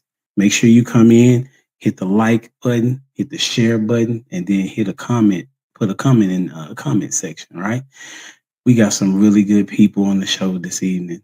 And our question, we talked about it backstage. They don't want me to talk about everything we talk about backstage, but we talked about room temperatures. And the question that we're going to talk about is, what is your room temperature for sleep? What is your room temperature for sleep? And we're going to start with the one that sleeps the most. Miss Ash in the building. What's up? Tree so shady. That's why I sleep so lovely. But anyway, you already know I got to have my fan on and the air on. It's got to be Ice Age up in here. Power Wow representing Houston. Throw that H up, you know. What's that? Ice? You talking about like below zero? Yes, sir. Sir, and don't knock it till you try it. It's just something about being nicely tucked and in your covers and that fan blowing and that air on, and the room is just cold. It makes you not want to move. You got to try it. You got. Well, I'm married, so I don't know. I'll ask first before I just do that. Well, okay. It's one of them days where you at home alone, but you want to feel like you want to take a nap. Just do it then, and then you will understand when we say it's the best sleep ever, because you're gonna be relaxed. Okay, you talking about like hospital type temperature? I'm trying to tell you, it kills germs. Like say you got a cold, hey, sneeze, ain't nothing gonna live in that air. Come on. Appreciate you being here. This is gonna be good. Hey, welcome to the stage, none other than Miss Jamie in the building. Hey, thank you for having me. I want to agree with Ash for certain naps. You know what I'm saying? With them adult naps, but on my regular, it'll be, I would say, because you're saying temperature, I don't never really know. So maybe like 65 with the fan on. But you got to have that soft blanket. You know what I'm talking about? That one. See, Ash know, it's got that soft blanket. Okay. Right there. And then, you know, that dip in the bed because you done rolled over in that one spot right there. That why it's there? Because what had happened was it just kind of like permanent. That's it right there. That's perfect. Okay. Welcome. Appreciate you being here. Hey, we're going to welcome none other than the top of the morning, the couple of the year in the building. Anthony and Alicia in the building. What's up? Yo. Thank you for having me. Absolutely, man. Every second Monday, man, I make sure I put y'all on the calendar. Appreciate it. What y'all got? Well, I gotta have it cool, so I'd rather be cool and try to warm up than to be hot and try to cool down. Like that just doesn't work. So it don't work. So I mean, as far as the temperature in the house gets around, let's say 73, 74. But we got the fan on in our room, so we got a ceiling fan, and yeah, it gets frosty. But my wife sometimes be like, "It's cold," and so she got the blanket. I always got a blanket, even right now. And all of them got a nickname. She got like 10 blankets. All of them got names. Hey, listen, hey. So Rick talk about some blankets on his show. He'll talk about it probably a little later. So what, is your temperature the same? You adjust to him, you just get more covers? Is that what it is? I like being cold as long as I have a blanket, but like I think Ash was saying, I don't want to move. That's like the hard part. If I have to do something or use the bathroom, I don't want to move if I'm cold. I want to stay there with the blanket on. Okay, this is gonna be good. All right, well, I appreciate y'all being here. All right. Hey, and we're gonna welcome none other than himself, the Godfather that's going on in these streets, Mr. Uncle Rick. What's up, sir? Hey, what's up, brother? How you doing, man? What's going on with you? Man, I'm even doing better because you said yes to coming on. Oh, I got you. What you got on the question? Man, I agree. I agree with the people that like it's cold because you can always put more clothes on. You can't take no skin off. You know what I mean? So, you can't. Plus, I got sinuses. A cool 55, 65 is all right with me. What? Yeah. You got the fan on too? Yeah, and the fan and the AC. And it's crazy because my wife the same way. She got a fan, I got a fan, and we had an AC on. Couple goals. Okay, 55 to 65, fan on, and then covers, like you got sheets, and then Yeah. You gotta, you gotta have your bed sheet, the cover sheet, and then a blankie, right? Wow. Okay, got you. I'm gonna have to try some of these right here, man. Appreciate you being here, Uncle Rick. Thank you, brother. I appreciate you having me. Absolutely, and none other than the Barry White of them all, Mr. Lost in Translation. Let it up. What's Good up, evening, homie? sir. How are you today? Doing well, man. Did you get the question? I did. Okay. I did. Let's get it. It has to be exactly 67 degrees on the money. It has to be. Because I like it cool because it allows me to breathe better. You know what I'm saying? And if it's hot, I can't sleep good, man. It has to be cool. It has to be cool. So is that considered cool or is that considered cold? That's actually pretty cool. Okay. It ain't cold, it's cool. So do you do also double up on the bed sheets too? Of course. Of course. Okay. Well, for me, I'm at around like 73. Right? 73. The fan on all depends on what it is in Texas and what it is in Dallas, because the temperature be real different. Like it'd be real different. Sometimes it'll be cold at night, sometimes it'll be hot. And then our room has a couple, 3 or 4 different windows. So whatever the temperature is outside is gonna pretty much be what it already is inside. So I kind of adjust to the 73, and then the fan on just all depends on what the Texas weather look like. You feel me? All right, here we go, man. Hey, so the question that I got is, we're gonna talk about how men are like women. And I'm really interested to see your thought process. Just like give me one thought that you had when you seen the title. Give me one thought that you had when you seen the title. Okay. Tell me what you think, Ash. You know what I said earlier, Caddy. Because we all gossip. We all share information in our personal settings, whether we're together or we in our groups. That's where I'm gonna lead at. Got you, Caddy. Who you got next? Let's go, Uncle Rick. You on mute. I got double mutes. My bad. It said how men are like women. What did I think when I saw that? You saw that, yeah. I was reminded of a stream I was looking at earlier. Like, it's like they say men should be stoic, right? But men get emotional all the time too. I hate when people like, oh, you know what I'm saying? Like, just because you say something in a calm voice, it still ain't foul. You know what I mean? So it's like, nah, I hate the arguments that people say that. No, because even men, right, when they say like what Ash said, that is catty, right? But then they say a man shouldn't like that. But if it's on and popping in the backyard, that's how we going at each other. Facts, right? So again, that's all about optics. You know what I'm saying? They want to be able to play with the optics, image control, stuff like that. That's what I thought. What you think, Lick? I think both men and women want to be right. You know what I'm saying? That's how I look at it. Most women want to be right. Most men want to be right. Nobody want to be wrong, man. You know what I'm saying? Nobody wants to be told they're wrong. That's the common thing that I see between men and women. And I'm gonna go with Miss Jamie. So you want to know what my thought was when I saw the title? I think I commented. I think I said, "Ooh, oh, okay, that's what we're doing." Yeah. That's what you said. So, what was the actual words behind those particular statements? Yeah, it was. It's an interesting conversation because Lit and Uncle Rick said it, and Ash said it. Lit said nobody wants to be wrong, and that's true.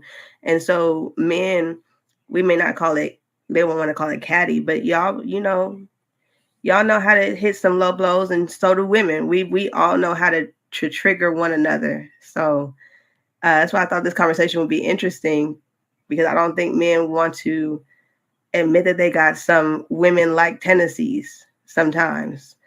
But it's a little harsher because y'all are mean when you're mean. You get what I'm saying? Like when you're mean, it's like mean. It's kind of ugly. Y'all are ruthless. The mouse, you know what I'm saying? So, and you come with the bars and the one-liners. So that's what I thought. Like, okay, this is gonna be interesting. Oh, and then Anthony and Alicia.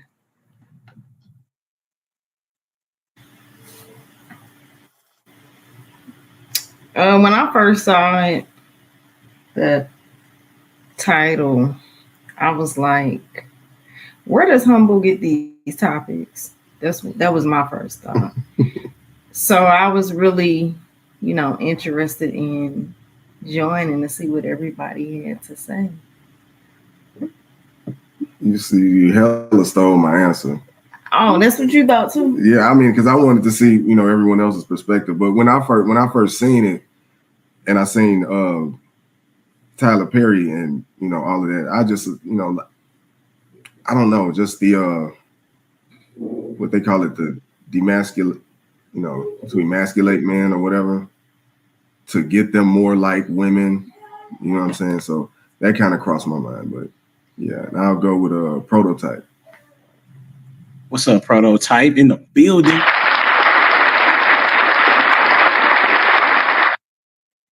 Hey, are you froze? He froze. Froze right there.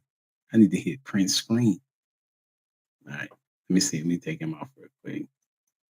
All right. So when he gets ready, when he's ready, I'll bring it back up. So, my thought pattern was similar to some of the things that you're saying. I think some of our dialogues will kind of lean towards, as I ask the questions, y'all kind of get to see what I'm saying. I think that men and women are more alike than we care to dialogue about. And with us being different, we talk about that a lot. But at the same time, I think it needs to be talked about how we are the same, and how, since we are the same, we should be able to see the other perspective even more, as opposed to not. So I think I had a clip that I wanted to look at. It may not. Let's see. Let me see if it's right here. There's women out there that will walk away from a good man talking about, oh, he wanted to go half on rent. First of all, you are responsible for 100% of your life as an adult. 100% of your problems, 100% of your bills, 100% of your stress. And you mean to tell me you had a man right there like, I'll take half of that from you. And you was like, that ain't good enough. Right. I want you to take it all. I don't want to have no responsibility as an adult. And that is financial abuse. And that is feminine manipulation and abuse. So then, fellas, you need to walk away. All right. So now we have in today's era, they would call it being, I guess, modern terminology if a guy wants to do 50-50. And so, but then also a woman wants, but that 50-50 man wants a traditional woman. And then vice versa, a modern woman wants a traditional man. Right. So I am perplexed in the thought patterns of individuals that think as such. But based on the clip, what is your thought surrounding what he is communicating? And we'll start with Uncle Rick. Do you agree? Do you disagree? Do you have something to add to?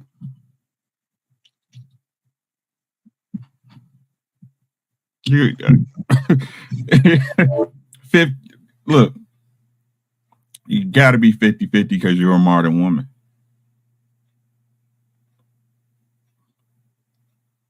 You're a modern lady. We're in modern times. The old times don't exist, right? You're a modern woman. You can't be You can't be a modern woman asking for traditional things. It shouldn't even be in your vocabulary if we're gonna keep it honest.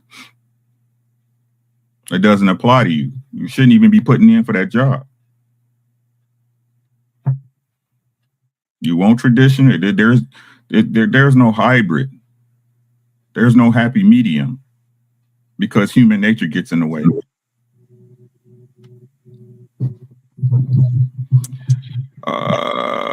You there? You there, AC?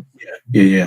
My computer had went down for a moment. Who you got going next? I got Anthony and Alicia.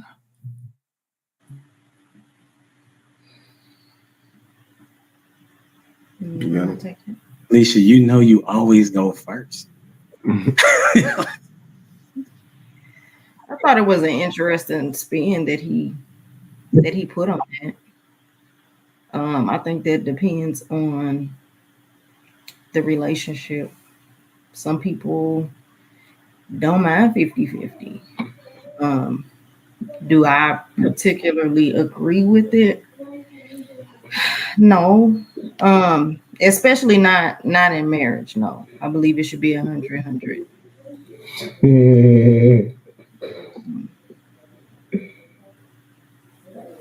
Yeah, that's how I feel.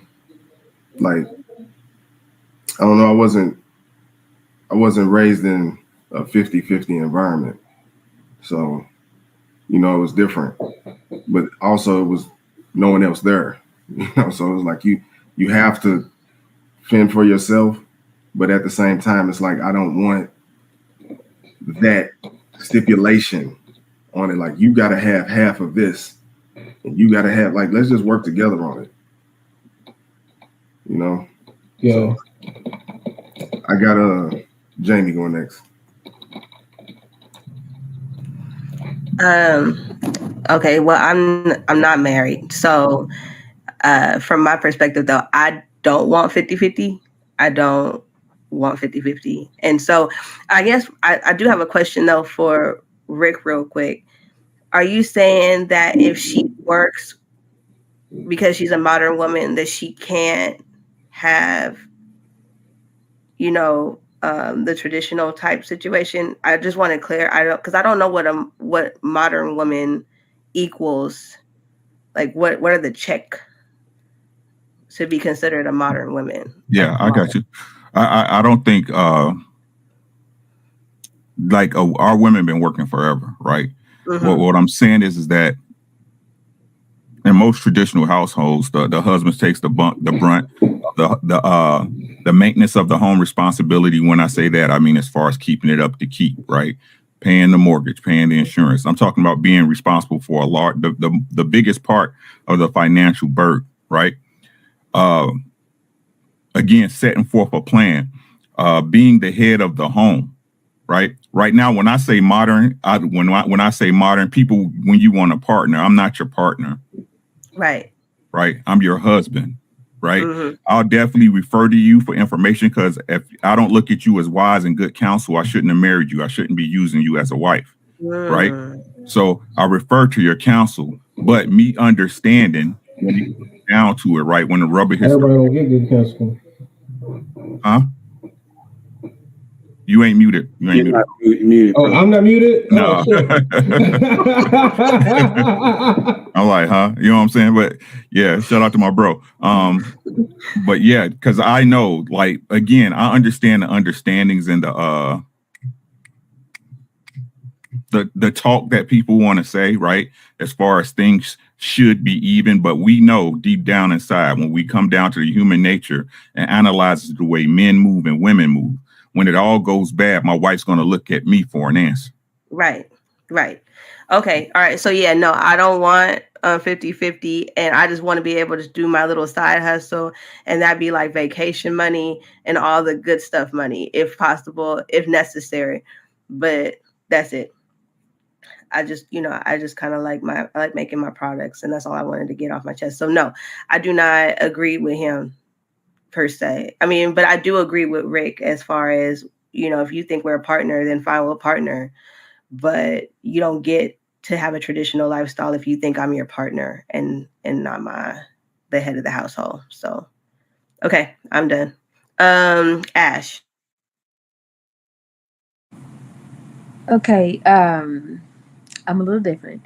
we can be 50-50, but don't expect how I be cooking on when I do cook on a regular, because that takes time and preparation, because I gotta go to the store. I gotta stand in that line after I get off work. And sometime when I drive the bus, I may get off later.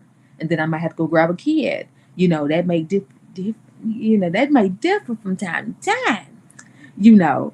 But I can see the 50-50, because if we're both trying to save and trying to get each other financially free or whatever, I can see it, but you got to be willing to put in. Because I think a lot of people is trying to get to the financial freedom without doing any work, if that makes sense. Because everybody talking about this 50-50 like it's a bad thing. It's not really a bad thing, because modern times require us to work harder for less money, and we got to spend more money to have less than what we had yesterday or yesteryear.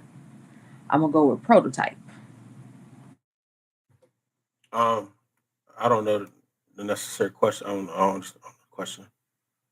Let me play the video real quick. Let me find it. My bad. I was in something else.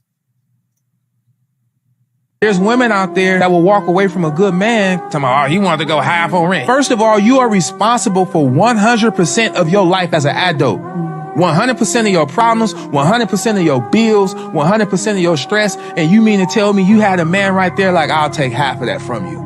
And you was like, that ain't good enough. Right. I want you to take it all. I don't want to have no responsibility as an adult. And that is financial abuse. And that is feminine manipulation and abuse. So then, fellas, you need to walk away. So the question was, do you agree, disagree, or something you want to add to what he said?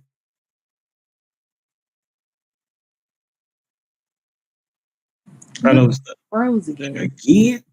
Bruh. Your internet is trash today. It's trash. And he's an engineer. Like, right.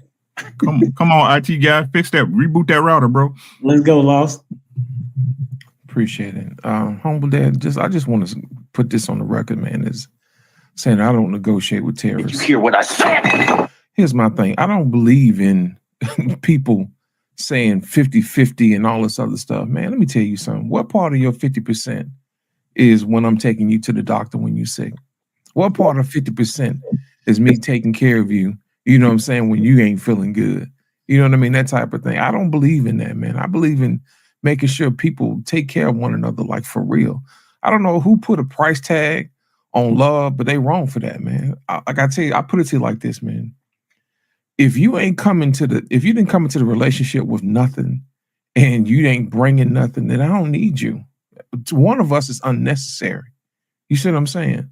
My whole thing, man, is that people have gotten the whole game twisted, man. The Bible says that when you become married, you become one. So what part of the 50% is doing this? And what part of the what's up with the other 50%? You know what I'm saying? My whole thing is this, man. Make sure that when you get with somebody, they get with you because they want to be with you. You know what I'm saying? All this conditional feminism, all this other, I pay the bill, so you better say what I got to say and do and all this other stuff. Ma'am, if you don't like me, just say that. Did you hear what I said? Keep that same energy, because I already know for a fact you do for the folks that you want to do for. Don't reserve that 50-50 foolishness for nobody other than whoever you want to play with. I don't play games like that over here. Over here, we give it all, man. You know what I'm saying? If I'm going to give it all, you're going to give it all. And if you don't want to give it all, then you don't need to be here. And I'm going to leave it like that. Okay. So this is my thought process on it.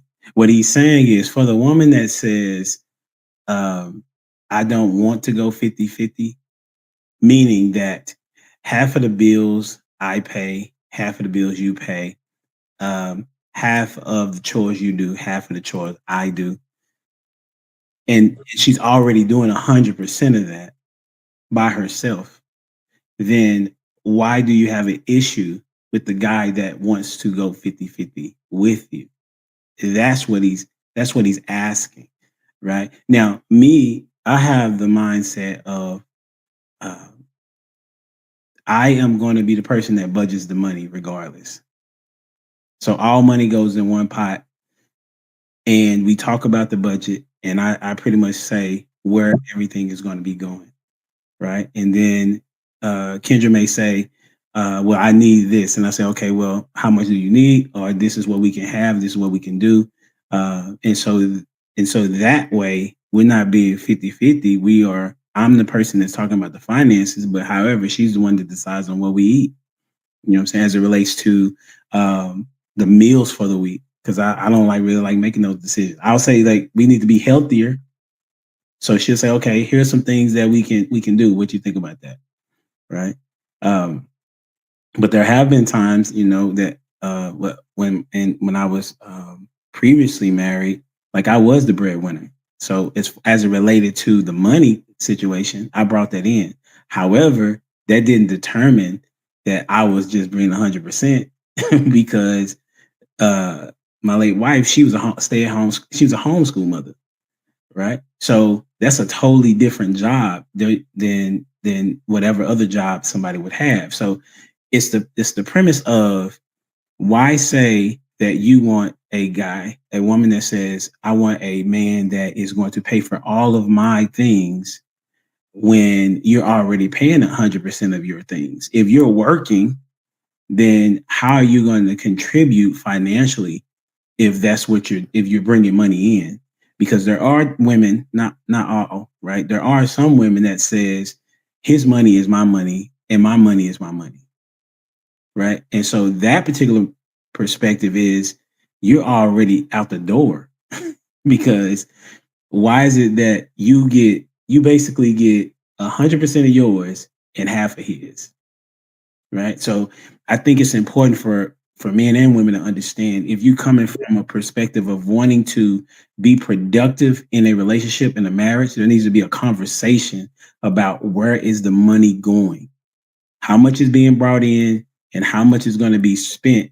And y'all need to sit down and have that conversation together before you ever consider being in a serious relationship, because everybody's spending habits and understanding the money is not good. And if both of y'all not good at spending money, y'all probably don't need to be together. That's just my take, though. You know what I'm saying? That's just my take. Hey, welcome back to the stage, Prototype. Listen, man. Look, man, God don't get this tonight, man. Listen, it's just interesting that your internet be going out, bro. I know. It's not my internet. I just moved into this house, man, and I'm having some electrical issues. Oh, I gotta get back to. Okay, got it. But I guess I got enough feedback I didn't see the video. But from the 50-50 thing, right? It's a stupid conversation because I feel like people miss the very basic thing of a relationship, right? And that's just like, ain't we people? Like, ain't we like friends? Ain't we family? You know what I'm saying? Like, if we're friends and family, you take care of one another. Like, you know what I mean? Like, if we're all having a cookout, ain't nobody like, oh, what you put in? Or, no, we're all eating together.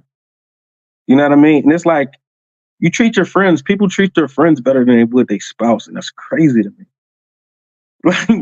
Like, why? Why is this? You know what I mean? And oh, well, like I said, if we're all together at the very basis, like if we all hung out, we're all eating the same thing, no matter what anybody had to put in. Sometimes you got the bill, sometimes you got it, I got it. We're gonna split it up, but we're gonna take care of each other. And why is this missing from relationships? I just don't get it when it comes to marriages and stuff like that. So anybody have anything to add to it? I just got a whole question on where did this come from, really? Because to me, y'all know that I hate that F word. Because it seems like when they start rattling their mouth, it's like people start changing our spouse to partner to fit. And it's like, to me, like everybody said, like, if you my man and hey, you got to do what you got to do. I got to make sure this household run. Because my thing with finances is if I know that my overtime, I work it or whatever, like if I feel like this bill need to be paid and I'm trying to get this down by the end of the year. So let's say in my mind, I want to take a Christmas trip, but I want to run it by you. But I also want to make sure everything is taken care of first, because that's how I do. That really is how I do. It's like, I want to pay this up just in case if something happened this month, we don't have to worry about it. Nobody got to pull some wrenches out and try to fix something that really ain't broken. We're good. We're covered. But I just don't understand, where did this come from? Because it's like, to me, if you're saying that you want a partner, do you really want a spouse? Because it don't really sound like that to me. Because the word partner don't actually have love in it. It's his partner. Husband was tied with love. I don't know. Maybe, I've been out the dating game so long that these words is confusing me, Where do you think it came from, Ash? I told you, them F people, them feminists. It's like you want to fit in, but you want to put things or labels into things that don't need that. Like you want to Right. fit in. That's why I think right now everybody's doing this fit-in party. Like, let me grab a title and let me fit in with this group, and we gonna rally together. Like Prototype said, we're friends, or we all eating. But it's like now we're breaking down the group and we're going to subgroups. We got to find something, I guess, that one thing that nobody accepted us for, and now we're looking for a group to accept that. How about that? That's not putting it. Me personally, I think that feminism stole it from the LGBTQ, right? And the reason they go hand in hand. Right. But if you think of the logic of it, right, when you talk about the LGBTQ community, right, they're same sex, so they are even. They are actually partners in their relationship, right? So that's where they stole it from, to try to make the man and woman, the husband and wife, even within the thing. So, because to me, I think you devaluing the union. I mean, everybody want to be married, but you're not putting any value around it. That's why the kids is getting messed up in the head. They don't really see the value in marriage because they feel like it's work with no reward. But if you marry the wrong person, of course, it's going to be work with no reward. You can't have a bad partner or husband or spouse and think you're going to win. I mean, it just doesn't work like that, because you can't have what grandma and granddad had, because you ain't them. You ain't even raised like them, not in the same day, kids. You ain't even bred like them. You don't even have the discipline. That's why I will never say I want a back in the day marriage, because I'm not that kind of woman. I'm a modern-ish woman. I want to go to work. I want to make sure these bills is paid. I want to make sure you good. Make sure we got a little vacation money. Make sure you have what you need. Make sure the kids got what they need. That rainy day stuff rang true, and it's been really flooded. I mean, I think to Rick's point earlier is our women always work. So you just as traditional as any Black woman that's ever existed. You're not modern at all. You're traditional as ever. Oh, okay. Well, put my T on my shirt then. Go ahead, sew it on. Cause I mean, to me, I just feel like me without a job, and I know that I want something and I can't get it, is like I'm letting myself down. It's like I'm letting my kids down, because I know in this world that they're gonna want something. Why not try to make them feel special by getting them the actual thing that they want? You buy a million gifts, but when you actually get what you want, that says something different. That means somebody's paying attention to you per se. But I just wanted to elaborate on that, because I just feel like people in these words today, I hate. I just really hate. It's like we just can't love each other. We got to put a label on it, and then we got to iron the label on, make sure it's thick and don't fall off. And once the label fall off, you got to go, because I got to get somebody else to put this label on. That's an interesting point for sure.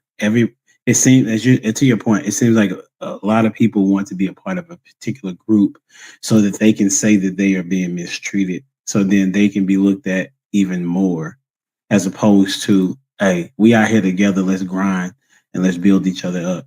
I mean, the studies show that people that work together in the same on the same mission, they're more likely to be successful than the people that are in subgroups.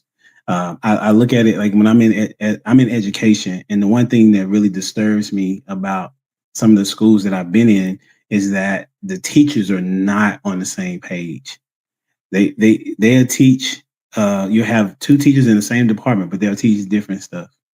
It's the same context, maybe, but they'll teach it differently, as opposed to the schools that I've been in where we taught the exact same thing at the same time, and we were teaching each other how we would explain it to each other, to our students. Like, we had the best scores out of anybody in our district, right? So, and it's the same way in a marriage.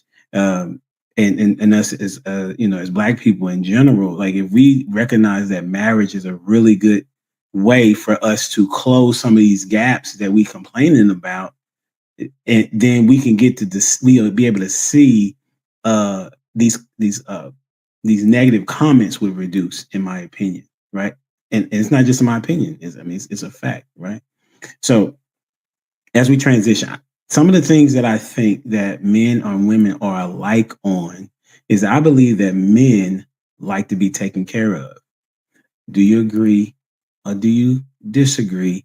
We're just gonna start with that. We're just gonna go around, and then I have a question right after that. Do you agree that men want to be taken care of? Lost, what's your thought? Yes or not thought, just a yes or a no. Drizzle. That's a yes. Okay. Uncle Rick, what you got? Yes, sir. Yes, sir. Okay, Ash. Drizzle. Oh my God! Why? I feel like I saw that coming. Anthony. Most definitely. Alicia. Yeah, in a way, yeah. In a way, okay. So that's a little different caveat. Okay. Jamie. Yes. Okay. Prototype. Drizzle. We gonna keep that going. Drizzle. All right, cool. So the question that we're gonna have then, since you know that women like to be taken care of, which is the part of, we talk about the traditional woman or the 50-50 situation.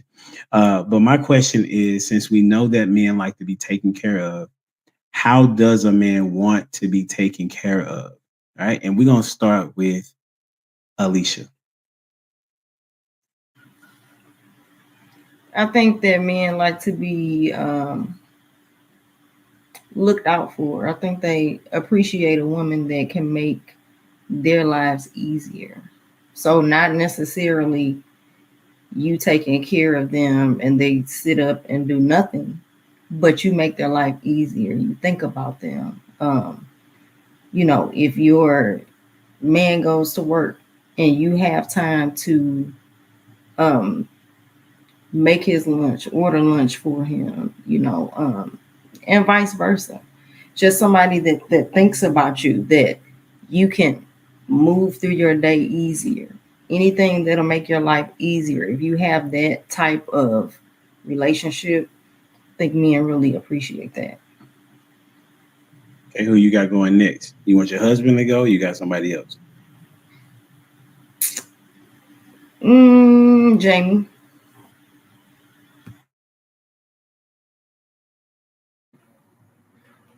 Okay, so I'm gonna piggyback off of one I think we talked about the other day, and Prototype may have answered it. He's like, men want somebody that is able to think ahead, know what they need, study them, but also like the head rub or, just the service of it all. Just know your man. And so Alicia said it too, but just to be the helpmeet. How can I serve the person that I have said that I love and I'm learning, right? Like, if he likes this and you don't know what his day is like, just have it there just in case he's having a bad day. Or I've seen some videos of like women greeting their husband at the door. You know what I'm saying? Like with a big old hug, or just a, hey babe, I'm just so glad to see you. Or the kids are outside cheering daddy on as he pull up, like he the hero, you know what I'm saying? Letting him know that he's appreciated and loved. Those are fun things, and so I think everybody thinks of it different, but men, y'all like respect, right? And that admiration. And that's the way that we can do better in that. So that's my answer. And I'm gonna shoot it to Rick because he looked like he got something to say. Not at all. No, men want to be taken care of. I mean, first and foremost, let's be honest. You want to be taken care of the way you want to be taken care of, right? All right. So what another person considered loving on you or taking care of you might be totally different than what you consider, right? So first you got to get that in order. But in my humble opinion, I think men want to be respected. They want to be honored. Appreciation is a big word. You know what I'm saying? A little appreciation for a man goes a long way. A long way, right? We know we expected to do it, but we doing it for you. I said this before, right?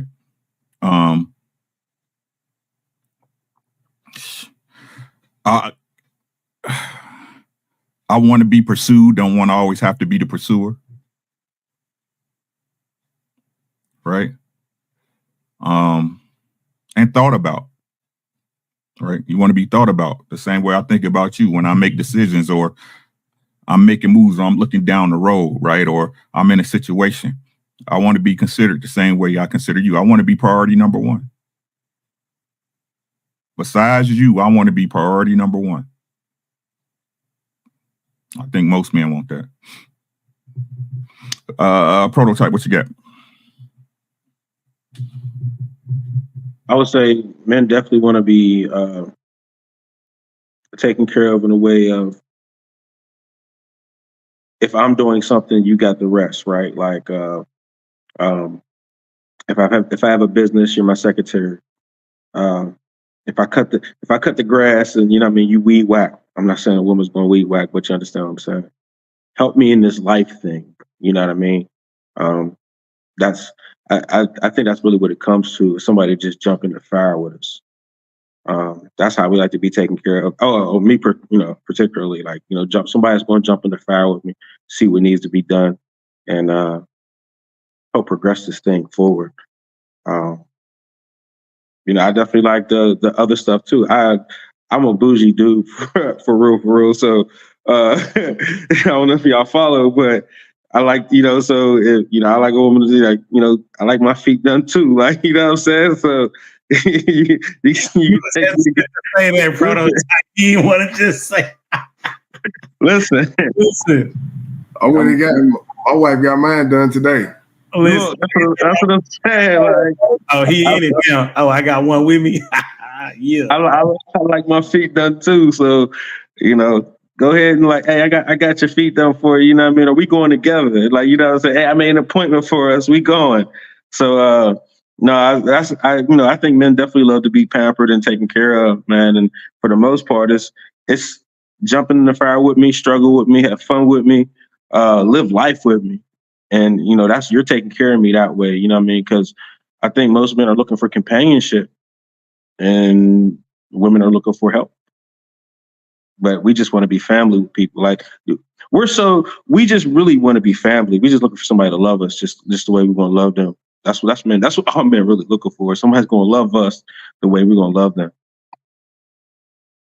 That's good, homie. Who you got?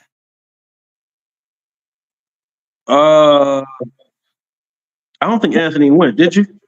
No, Anthony hasn't went yet. Yeah, let's go with Anthony, because I know he got some smoke for this. Anthony and Lost haven't went. I agree with what the panel was saying. I would also say men, like, we need protection as well. You know what I'm saying? Protect me while you out in the street. Protect my mindset. Can I trust you while you out here? That's really taking care of me, because I can't focus on making money and being a provider if you out here on some scandalous shit. Now, yeah, people may say, well, you shouldn't have picked her if that's the woman. Shit changes. Things change. But yeah, protect my mind. So when I come home, we can just be chilling versus, every time your phone rings, what's going on over there? I got to worry about what you doing and worry about being black in this country. I got to worry about all this shit. And then you in the street not doing what you're supposed to do as a woman. So yeah, I believe, man, we like to be protected in that way. You're a reflection of me out here. Protect us, protect our name, protect our future legacy. Oh, that's some smoke. But they don't see themselves as a reflection of us, though. They don't see it. I wish they did. That's how we think about it. Oh, I wish so many women could understand that and get that, because that was powerful, bro, right there. But I don't think they understand it. That's good. Would you finish, Anthony? Yeah. Did Ash go? Ash and Lit haven't went. Go ahead, Ash. Okay. Well, y'all said everything. What I mean, For me, y'all already know what I say. Learn your mate. Do the little things. Because when you do a little thing for somebody, whether it's 10 and 12 years down the line, they're going to remember that. They could be having a bad day and they can recall that at work to bring them back centered to remember what they got going on at home. I always say just learn your partner because like prototypes say, what goes for this man may not go for that man. So if you learn your partner, you'll learn how to love them and make them feel taken care of. Like I think with women, we think the care goes here. No, the care goes to the man. Like if you know if he like as prototypes say he bougie over there. You know he likes steak and shrimp on Friday. Hey, go get him a nice good tomahawk from Whole Foods Market. You know, it's been a little change on him. You know, go get it. You know, learn how to prepare it. Because that shows that you're taking initiative. You're taking the time out to learn something, to try to do something for him. Like run his bath water, or you know, if he likes something like if he done had a hard day at work or he done went hooping and you know he really ain't got it no more, but he try to act like he MJ, go ahead get some Epsom salt. Put some Epsom salt in that bathtub. Put a little alcohol in there. You know, let him go in there and relax the muscles. You know, get a men say women bathe too hot, but you know get him a little warm for him. You know, get a little hot so he can relax the muscles so he be ready to work. I mean, it's just those little key things that you can do, and it doesn't devalue anything because I think once women realize taking care of your man and actually showing care for your man is not a devalued situation, you would win in your relationship.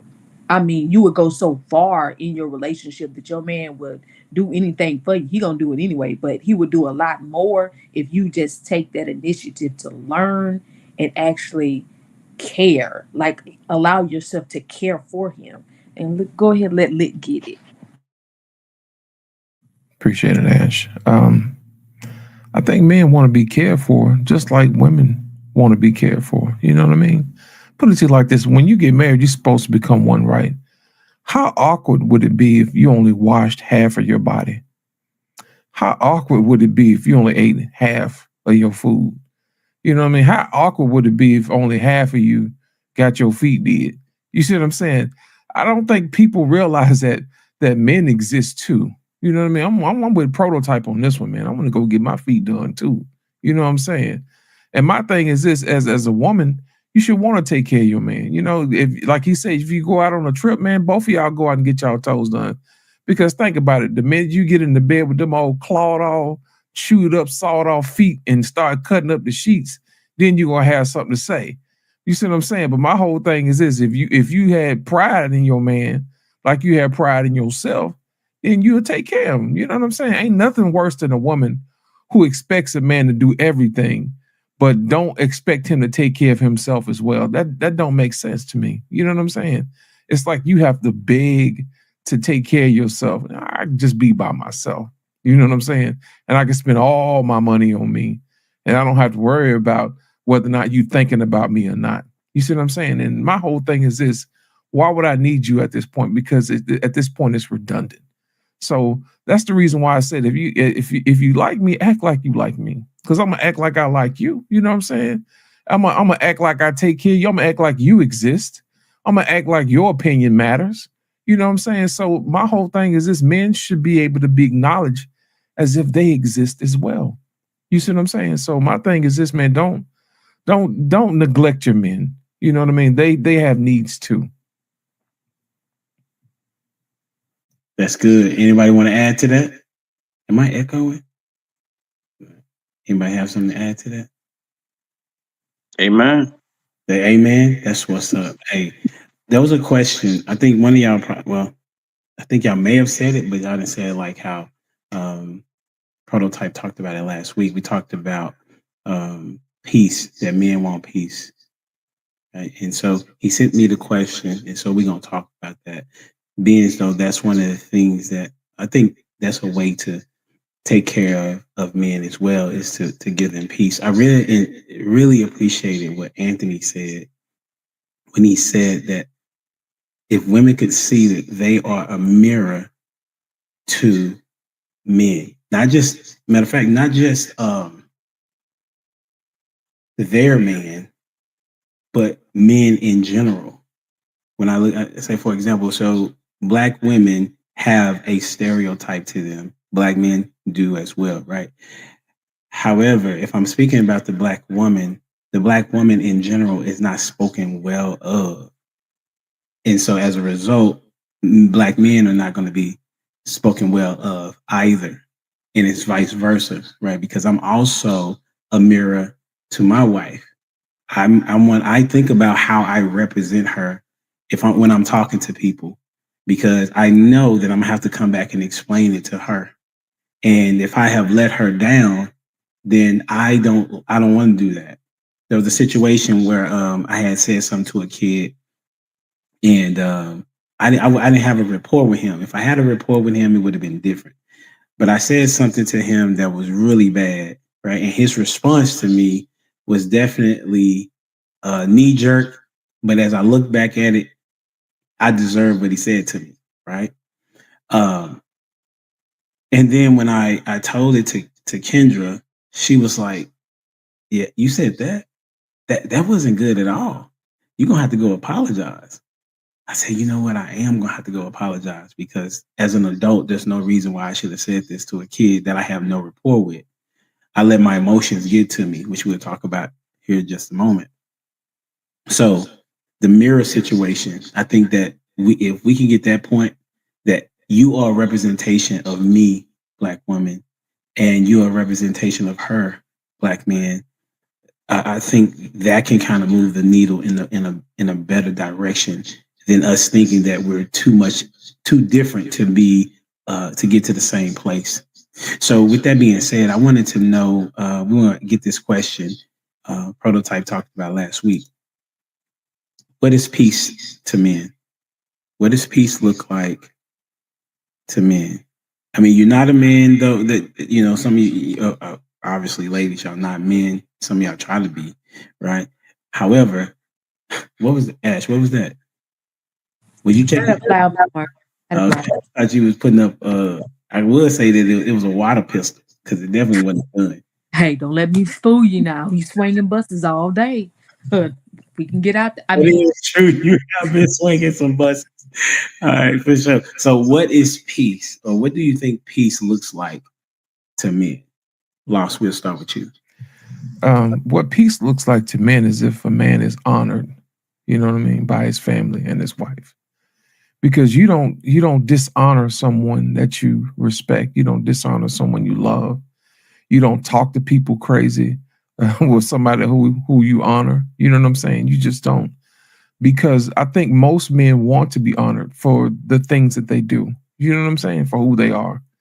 It's very difficult for someone to dishonor someone who's actually, doing something for you, unless something is wrong. You know what I mean? If you don't have an honorable bone in your body, I think you probably need to re-examine yourself, especially if somebody's taking care of you. Honor is the fuel in the relationship that makes everything go. Think about it. If say for instance, if you're married and your wife goes out and cheats on you, she's dishonoring your marriage. She's dishonoring you. You know what I mean? And say for instance, if you go out and your kids are in school and they're acting a fool, well, guess what? Your kids are dishonoring you as a father. You know what I'm saying? They act like, hey, I don't have no common sense. I'm gonna do what I gotta do. So I think peace is when people consider you and they honor you to the point where they consider, what would you think, or would you be proud of that particular person, or do you represent that person? Basically with your behavior and how you speak to people and how you act around people. I'm gonna go with Uncle Rick this time. Peace is the space free of unnecessary distractions. That's what peace is. It's the space free of unnecessary distractions, right? It's consistent. My life is consistent. The way I am with you is consistent. We're consistent in our messaging to each other, right? So that allowed me to keep my eye on the prize. I don't have to worry about what you are doing, right? The most peaceful woman in most cases is the one who can tell you exactly where they man at any time. It's the same thing. No unnecessary weird emotional outbursts, right? No unnecessary outside influence that ain't got nothing to do with y'all coming within these walls. I like you. I think you look good. You like me. You think I look good. That's peace. And it's an understanding most people they'll never accomplish in their lifetime. Let's go, Ash. Huh? Okay.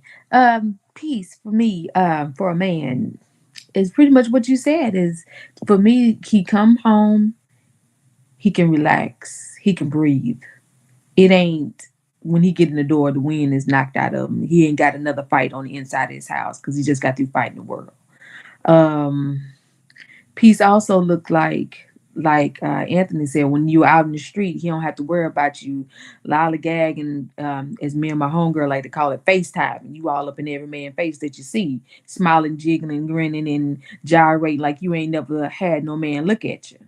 You know, and also, I know women don't like to say it, but it's also the clothing that you wear.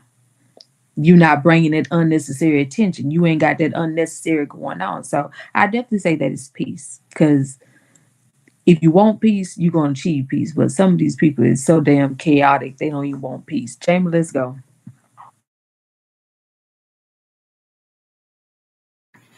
Look, I'm over here taking notes and focused, okay? Because I was trying to figure out, I really was trying to hear everybody's answer. So I went ahead and I Googled what peace means. And so I'm going to state it. It says the freedom from disturbance. And so if I go with what Rick said, which is no unnecessary distractions, right? And then I incorporate what Law said, which is by honoring somebody and taking them into account, that helps the situation be peaceful. Then it's just coupled like this. I don't want no unnecessary distractions. Honor me the way that you want me to honor you, and we gonna be straight. And there's going to be peace and tranquility and no confusion in the midst of this, because we have good communication, we have respect for one another, we have love, we have compassion, we have understanding, and we have, then peace is in the midst of that, right?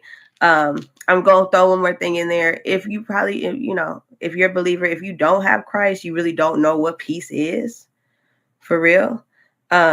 Because there's a level of peace that you can have per se, but without Christ, you can't have the full understanding of what peace is, even in the midst of storms, because in reality, your relationships or the outside distractions are going to happen.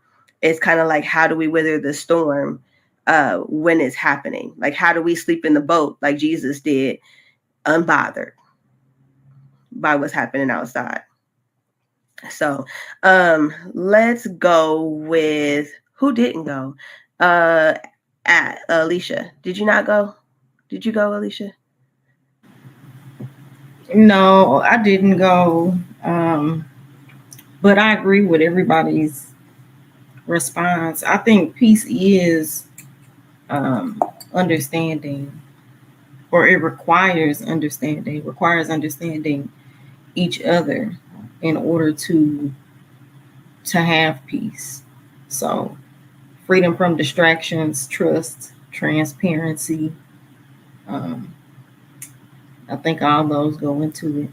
And of course, God at the forefront, most definitely, because there have been, or there will be, times and situations that come in life where there's a level of peace that surpasses understanding, and that it's nothing but God, because if it was just you, if it was just up to your mind and your understanding, you would flip out. So I totally agree with that. Yeah, me. I would say peace is knowing that your spouse has you, is knowing that you are taken care of, wholeheartedly, especially when times get tough. You know, as a man, knowing that how much is on us every day, all day, knowing that, but understanding like I got the job to take care of this man. I need to make sure that his mindset is straight, to make sure he's cool, so he can go out and provide and protect me. You know, again, it's a reflection.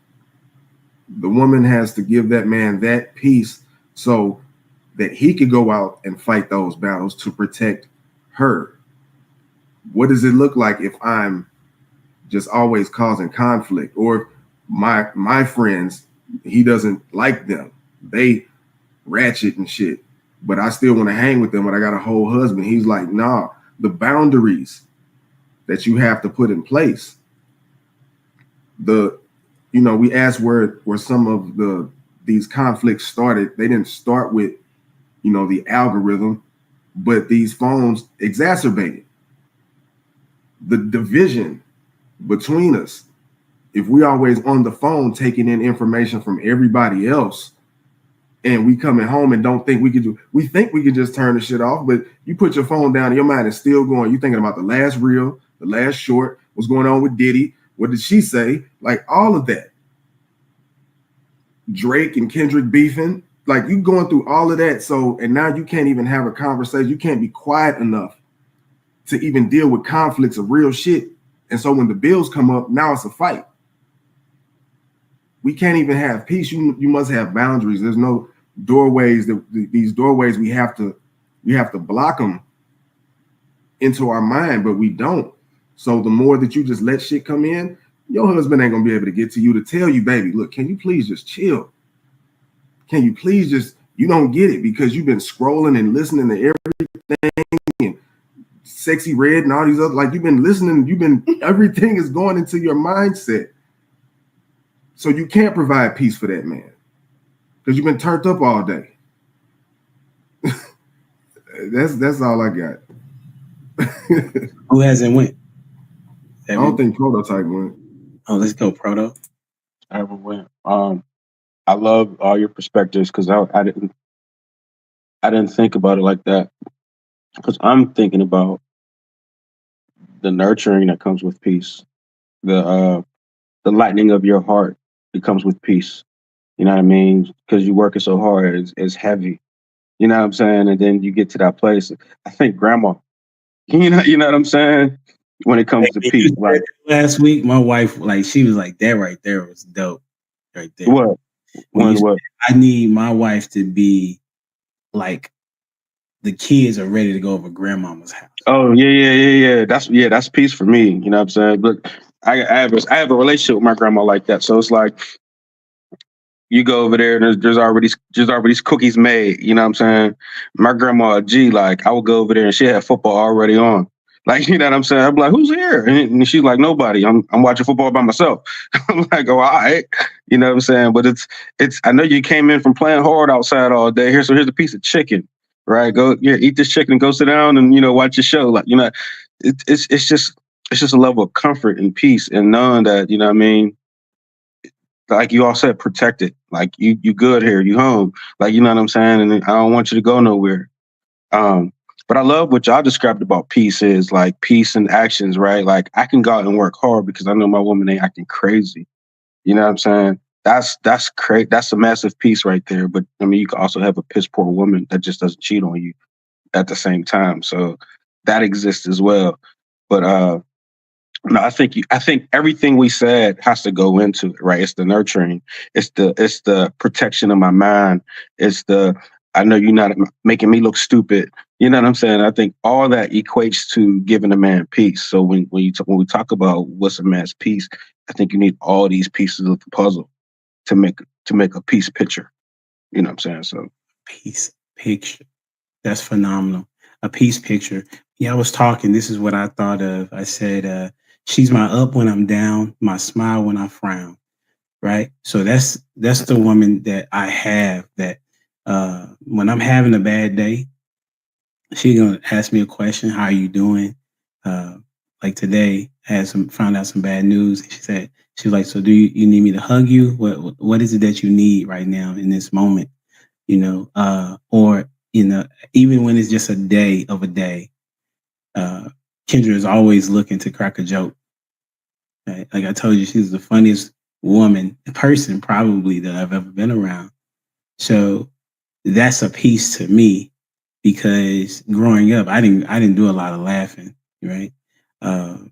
And so with her, I'm always having a moment of smiling or laughing and enjoying life.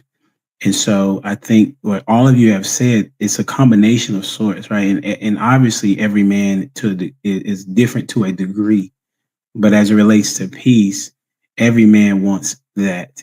And the thing that's troubling is that the woman doesn't have peace, so it's very challenging to give it, and vice versa. But we just talking about how they are alike. Just like a woman wants to have security of the mind, whether it's the man being financially stable, the man being emotionally intelligent. Men are looking for similar aspects of that, which are, can I come home and I just relax? Can I come home and you go out and I still relax? Is there a concern that I have about you, but we can talk about it, and then you're willing to say, you know what, I see your perspective. I may disagree, but I can understand why you may see it that way. So even in dialogue, there's a way to be peaceful, right? I don't know. I was telling y'all about this show. It's called it's the where they've met on social media, and now they're dating in quarters with one another. I can't remember the name. I had it in my head, but there's this lady, nice looking lady. She's probably about 43. And the guy that she's dating is about 35. Okay. So in this situation, she's talking and she says, man, I've heard men tell me that before, or something to that degree, right? And he's like, oh, they told you that before? Oh man, so that's something that you probably need to look at, or something to that space. And she flew off the chain. She called him the B word. She said, you just a B. He was like, what? You said that people look at you that way and have told you that. And when I say it, you fly off the handle. And it continued to happen. And this guy, his friend said, listen, this guy is very peaceful. Like he had known him since he was in elementary. He hadn't known this dude to even raise his voice or get fluttered or frustrated. But here this woman that he'd been talking to for like 10 months on social media, he sees her in person and disturbs his peace. To the point when he says, all I'm looking for is to be able to communicate with you and for you to understand where I'm coming from. Nah, what you mean? It ain't me, it's you. And he was like, I can't even have the conversation with you. And so he's now at the point of like, he's not sure. He is sure, but he's like, at this point, I can't deal with this because there's no way to communicate with her. And if there's no way to communicate with a woman, then you know it's not going to be peace. And the Bible is clear about that, right? You don't want to live with no woman that's disturbing your peace. You might as well live on the top of the roof. Come on, man. Do you hear that? Live on the top of the roof? Like you don't got no covering. You're not protected from no elements. It is better to live on the top of the roof where you have no protection than with a woman that got problems. That is crazy. But doesn't it go into what we was talking about delusion a couple weeks ago or last week? Because I know I said delusion or something. She don't want to face what's wrong with her. Like if somebody started saying something that should stick out to you, that maybe you need to reflect. Because I know I have a bad temper sometimes. So I've been kind of working on that. I've been, yeah. I didn't say I was all in on that. I said I've been. How have you worked on your temper? I have. I mean, only gave out woof. Oh, how? Yeah. Thinking about what it is that's really upsetting. Does it really cause for my rawness? Does it really cause for it? Is my point really going to be driven home if I get obnoxious? Can this be handled differently? Because last week when a dude hit my car, I handled very, very mildly, and so mildly that he was shaking. And I don't understand why he was shaking. But that's the difference, because the stereotypes of black women, they get upset real quick and they finna fly off the handle. No, because I'm not even here for you. But I am finna get somebody else though. And I had to. That was just a lesson that needed to be learned today. But it's just, to me, I just think that we don't like to hear our flaws out loud. And I had to tell my good friend the other day, I said, some things that I deal with, sometimes I don't want to hear it. I don't even want to hear me say it, because that's part of that delusion. But I do try to address those things. But if somebody points something out to me that's keeping me from communicating with them, that's something you need to work on. Or you're going to be forever lonely. Because I think the problem is that men need to stop paying into our delusion. Call us out. Because I always tell my homeboy, when I do something foul, call me out. Because sometimes, yeah, it can be a joke, but sometimes you're going too far. I don't know what kind of day you're having or what done happened to you within the 5 minutes before I called you with my shenanigans. Call me out. Say I'm wrong. Because at the end of the day, you're still human. You're still a person. You still got feelings. It may not hurt now, but hey, you may think about it later and say, hey, you know what? That was actually foul. I don't like how you handled me in this situation. Let's talk about this. I think that women have gotten so far into this fairy tale delusion that you can't tell us that our shit stank. And doggone well, that bathroom, it has been blued up with no air freshener. I'm just saying, like, come on now. I think this delusion stuff is going too far to where you can't tell us nothing. And that's why you got everybody out here half naked. A man can't tell me what to wear. Okay. But when a man look at you like a piece of meat, you mad. You need to pick a side. You got to pick what come with that. And that's why I say, how you going to be somebody good husband if you can't work on what's internally rotten? You mean That's good? why- a good wife, good husband, they don't know what role they want to play, because now you got women trying to be men in a relationship, trying to tell a man to sit down and you sit over there and cook for this child while I go out here and make the money, then get mad when you in that role. So, I mean, I'm just going with the feminists, I'm just addressing them because, they out there, they listening, but they ain't listening. But y'all go. That's a good point. HD.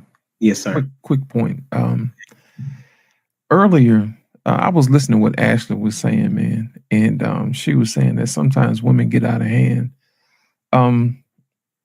My thing is this: how different would women act if they had to pay the cost to be the boss, like men had to pay the cost to be the boss? You see what I'm saying? That's the whole reason why this drizzle thing went off the rail. You know what I'm saying? Because think about it: if women had to do all these other things, you would think that they would respect what men would do more. You know what I'm saying? Think about it. Say, for instance, if women were required to make the first move, how successful would that be? If women had to pay for all the dates, how successful would that be? You see what I'm saying? That type of thing. Would they respect the moves that a man makes? You know what I'm saying? Versus them just saying whatever they have to say. The consequences are a little bit different. You see what I'm saying? How different would they think? And sometimes when we make it easier for women, there's no consequences. Just like the gentleman that you were talking about, or the woman talked to him any old kind of way. I mean, my God, think about it. Everything that the men talked about that was pertaining to peace to men cost nothing. But if you listen to women, everything that they need to be peaceful requires money. So, with that being said, if you had to pay for your own peace, would you guard it with your heart? Think about it. Think about it. If you had to pay for your own peace. I think the women that do pay for their own peace don't need men. They say they go. That's the ones that be like, I don't need no man. I'm paying for this. The ones that be traveling, them nurses. Right. It be them traveling nurses. I heard about it. It I'm be gonna them say it nurses, just like this here. them flight Wait till attendants. that You know car what break I'm out. saying? Like, You know what I found out in Prototype? The main ones to say that they don't need a man don't take in consideration the only reason you can say that is because somebody else is writing your check. I have had several conversations with women who say, I make good money until the job lays them off. And then all of a sudden, they start scrambling because they really didn't, plan ahead. They thought this money was going to continue forever. But now that the job is laying them off, the vibrato seems to be a little lower now. And all of a sudden, oh, I need a man. And at that point, it's too late. You already cussed people out. You already told people what you thought about them. You know what I'm saying? Now you standing here looking weird because of all the stuff you said. And people looking at you like, yo, I remember what you said. And people don't realize your health don't last forever. Your money don't last forever. Hell, you don't even last forever. So I don't think people take that into consideration. So Humble Dad, I think if you took the training wheels off of relationships and made people take care of you like you take care of them, I think people would move a little different. I really do. So you think that? Go ahead, Proto.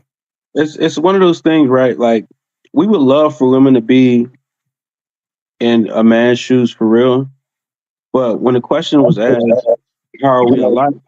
We are not alike. I think what makes them happy and what makes us happy, what we really want, what they want, is really two different things. I don't think we're alike at all. Because to us, it's so simple. You know what I'm saying? Like, it's so simple. Like I said, we just want to be folk. We just want to care for you like they care for us, and we think that's so easy to do. But like you said, Loss, they want bread. Like, money is everything for them for the most part. You know what I'm saying? So not nobody on the panel. Don't get me, you know what I mean? Never nobody on the panel. But that's a lot. Everything for me. I ain't gonna hit that. but you understand what I'm saying? Like some of that, that money for them is, as soon as they get it, they don't need a man. As soon as we get it, we need a family. We want people to be folk with. You know what I'm saying? So we're not alike. Our needs are different. And, men are men and women are women. And we got to stop trying to understand each other. Because it's not working. We're not going to ever get there. Stop understanding each other? Yeah, we got to understand that we're not alike and our needs are not the same, I guess, right? So that's what we need to understand, that they're not ever going to think like us. Right, we can't exactly. put on them. We can't put on them to make them, or we can't be mad at them because they're not thinking like us, and vice versa. Right. And that's exactly it, right? It's not my job to understand you. It's not my job to understand you as a woman. It's my job to take care of you as a woman. Right? It's not about, you will never understand what a man go through till you do it. And listen, in this book, when a woman did it, she killed herself. She deleted herself. When she went through it. 18 months she dressed up and presented herself as a man, fake like a man, fake beard and everything. Hardcore feminist lesbian. Yeah, it was an experiment because she wanted to see what it was like to be a man, because she didn't think that it was as hard as it's portrayed. When she found out how transactional women are, how they treat men on approach. Right? Because women have this idea in their circles, right? That it's never them, right? It's the men that's creepy and weird and stuff. The ones that they don't like, that's not cute to them, is creepy and weird, right? Right? So again, it's not my job to understand the nature.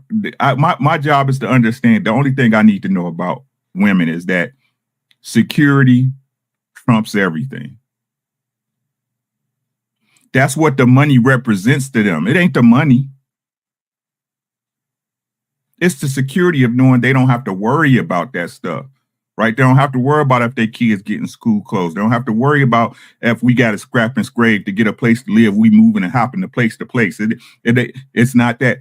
We don't have to worry about the refrigerator being full. We're gonna be able to do whatever trials and tribulations the economy the way it is now, right? It's the security. So that's what I say. I'm going to take care of my woman regardless. Y'all, to me, it's this, right? It ain't about the money. It's about me relieving my woman of excuses so I can see the woman you really are. If I'm taking care of what I'm supposed to take care of as a man and you still can't rock, it's an easy decision, baby. We're going to cut our losses. Right? And I'm not listen, I'm not rich. I understand everybody rich on YouTube. I'm the most average guy I know. Right? But I'm saying within reason, right? We have a good life within reason. Y'all hear what I'm saying? So if I'm doing everything I'm supposed to alleviate the worries that our women use as excuses to not be the women they are, and you still not the woman you say you are,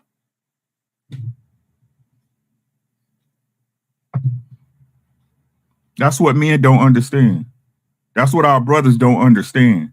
They think it's about getting over and you simping. No, I'll never pay money for a chick that ain't mine. Are you crazy? That's your girl. That's your girl. With everything that we know that can happen if you go into a marriage and it's bad, right? For a fella, right? Divorce. You don't get to see your kids the way you pay alimony for 18 years, whatever, right? Some man hitting your ex-wife in the bed y'all bought, you know what I'm saying, that y'all picked out at fucking Ashley and shit. I know that I chose you. That's my girl. Why don't you want to take care of your girl? The same with women. They'll sit up here and say, oh, no matter what happened, as a man, you shouldn't have did that. As a woman, what should you been doing? Right? The same way women can say to us, the reason why I did this is because you didn't, right? It's the same for us. But it's taken a little different out in the public eye, and not just with you too. Whenever you hear somebody say get divorced, the first thing you say is, what did he do wrong? Ragging on that man when you only know one side of the story that's being presented to you. Right? We don't love each other anymore. I said this before. It's love that gets you through the hard times, not the money, not the trips,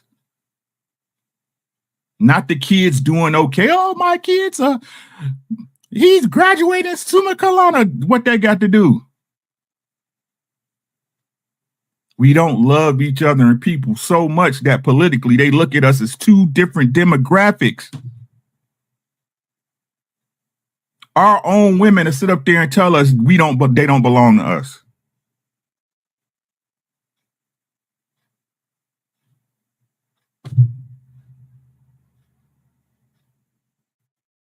Black, we ain't changed.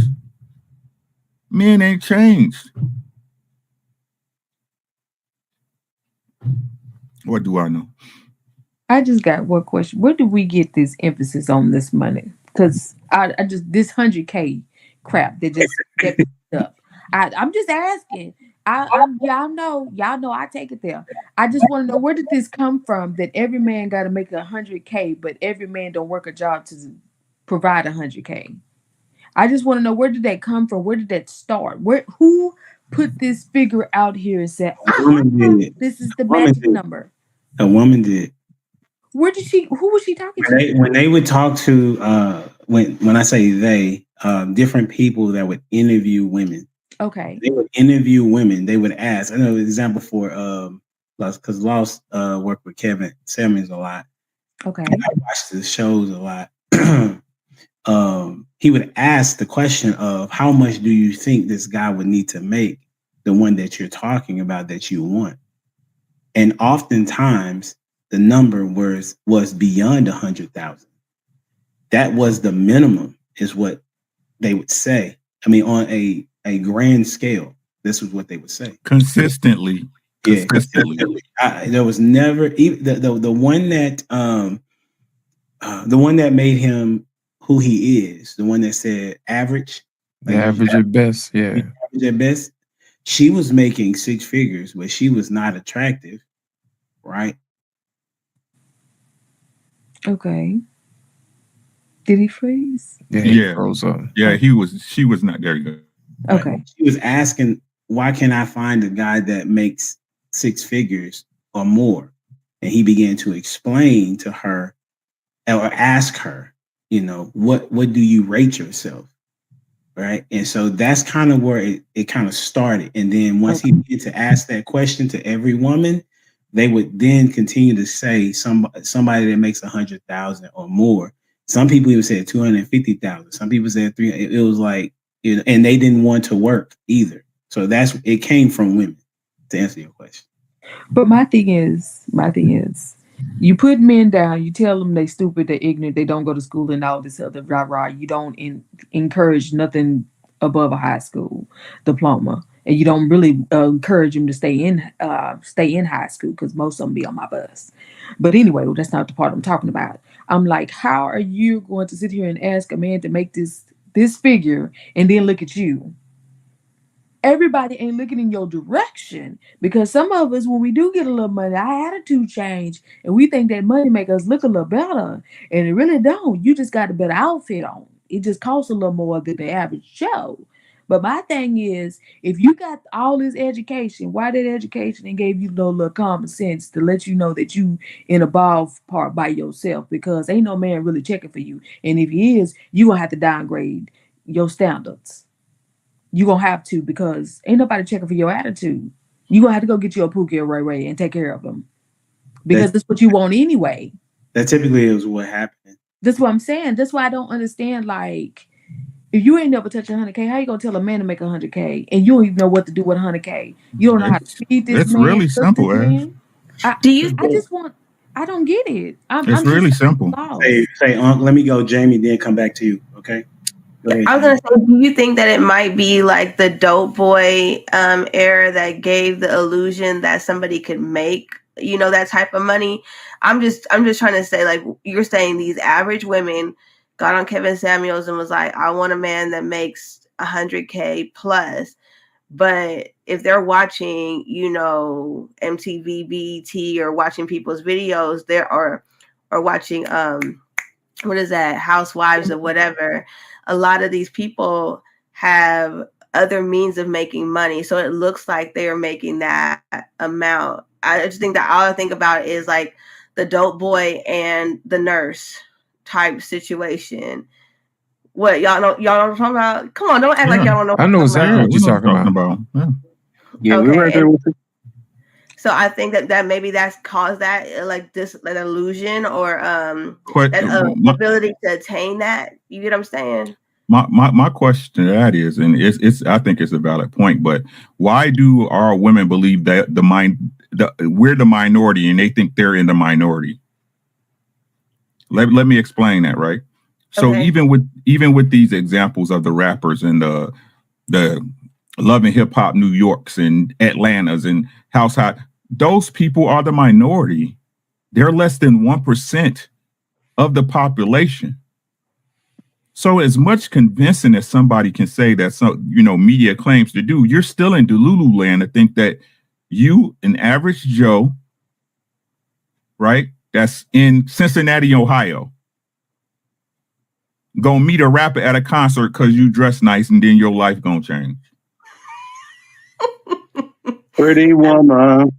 That's what, and let's keep it a being. That's what a lot of black women believe.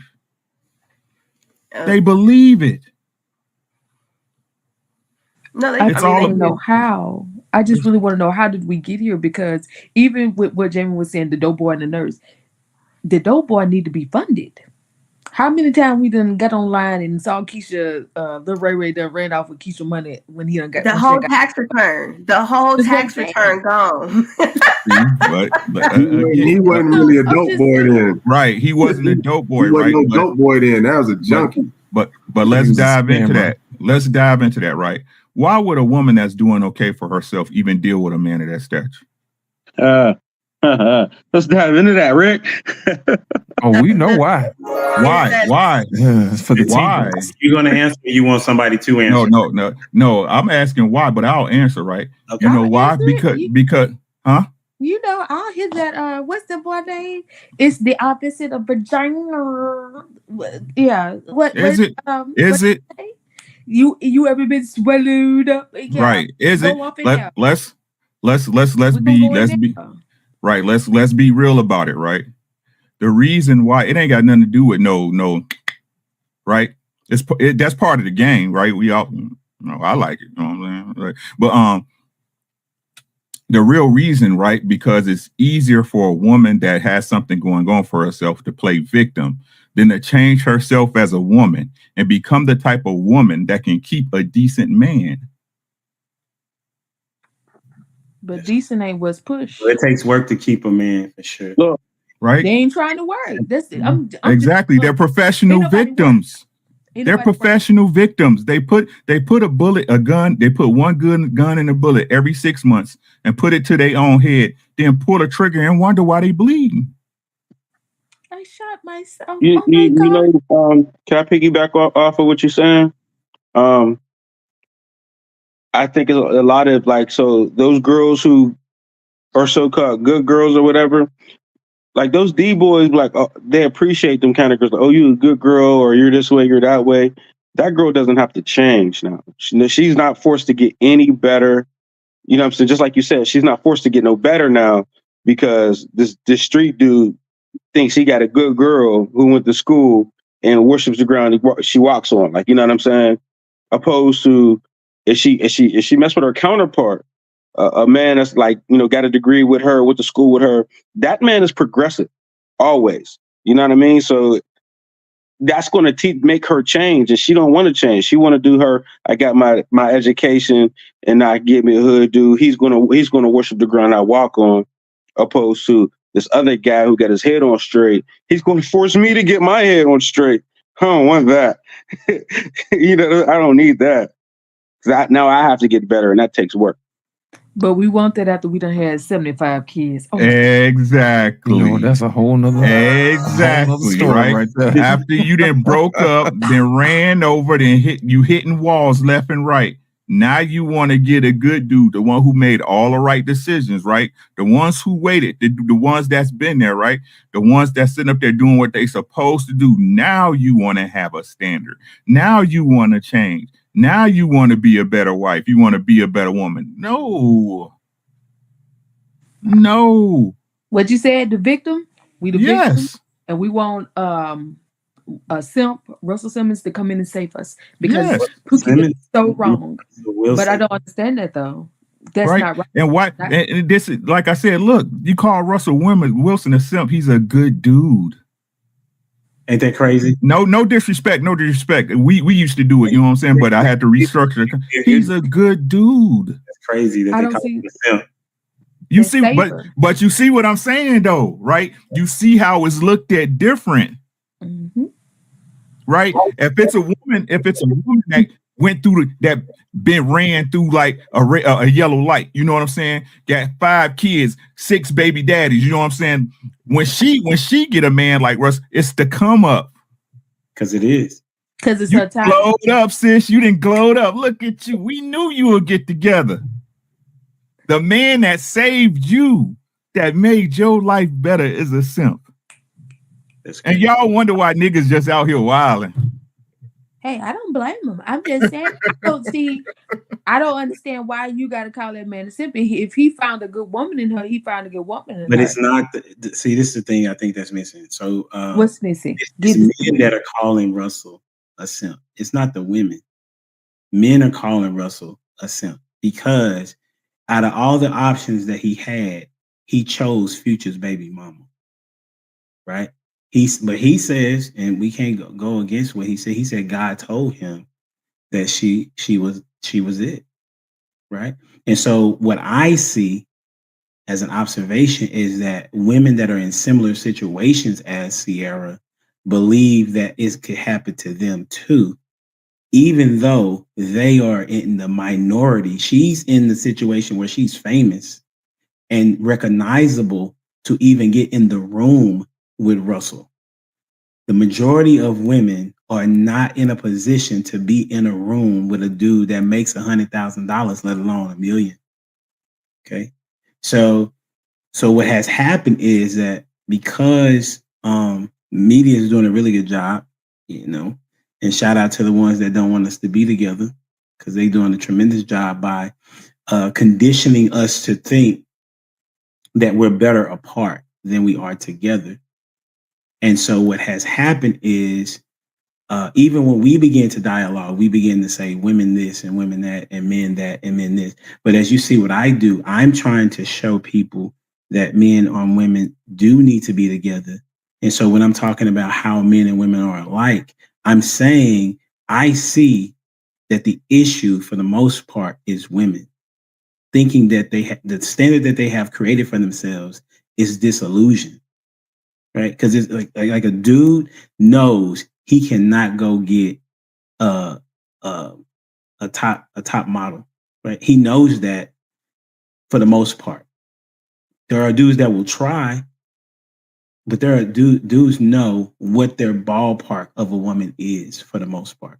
Okay, but women, when that guy knows that he's average, and he knows, okay, he can try to shoot at this average looking woman. The average looking woman believes that she is above him based on finances. That's it. or sorry, I won't say that's it. Or the dude she let hit her box.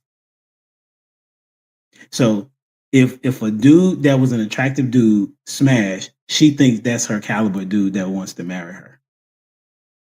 That's not it. Women need to understand this part, because I think they do need to understand men. I do think that men need to understand women because that's a biblical perspective. The Bible tells us that we got to study our wives, just so y'all know. So with that said, women need to understand that men are simple. Things that men want is sex, food, and peace for the most part.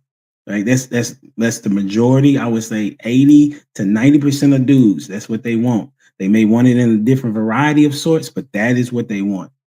The problem that we face with women is that you want so many different types of men. You expect that one man to be that. And it doesn't exist. Jesus is the only perfect one. Okay? There are going to be some guys that are maybe financially savvy, but his words and how he speaks he may not have swag, right? It's a guy that he may dress well. However, he may not have the finances that you want. Like, every man has something that is not going to always be there. Okay. There's very few people like the men on the panel that are dope. You feel me? Shout out to the dope men on the panel. Women need to have that perspective that men are simple. Don't let a man beat it up, because his mindset is that he's conquered you because he beat it up. And now you have lost your leverage. Okay. And you can't tell him much of nothing. Right. So, and then that is the point that I continuously try to make, that women, y'all need to, as Rick say, y'all need to fall in line. You need to fall in line.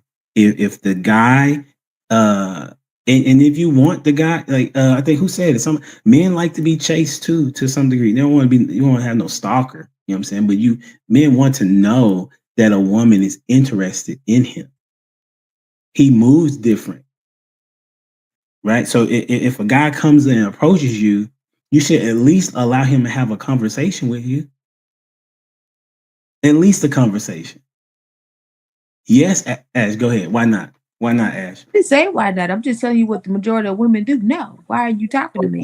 But I don't understand that. Like, I at least say hello. I have a conversation with you, because everybody ain't after you. Some people just want to have a polite 3 to 4 minute conversation while they get their food.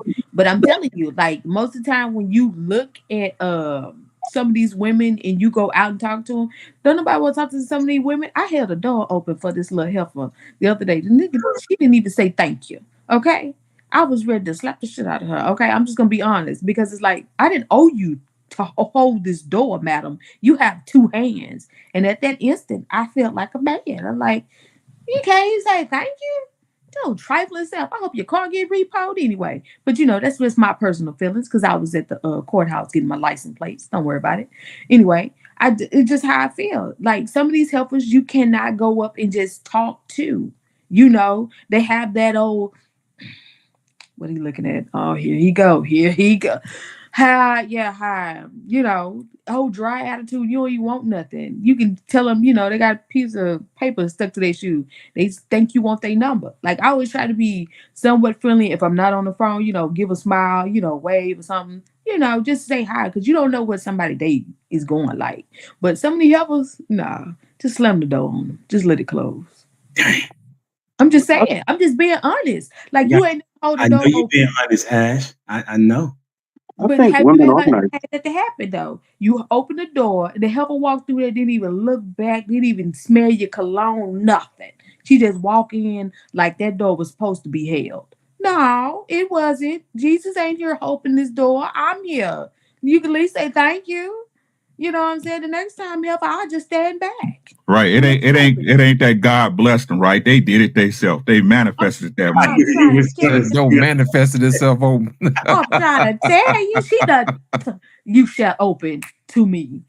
No, get out my face. The last point. This last topic, y'all can make it short and simple and sweet, okay? Because one of the things that is interesting is that men are not allowed to share their emotions unless we are with other guys. So my question is, why is it not okay for men to be emotional? Why is it not okay for men to be emotional? I want to hear from Miss Alicia. Why is it not okay for men to be emotional? Why you keep calling me out? Well, I can answer that question if it's a genuine question. Okay, it's not a genuine question because I was definitely gonna answer it for you.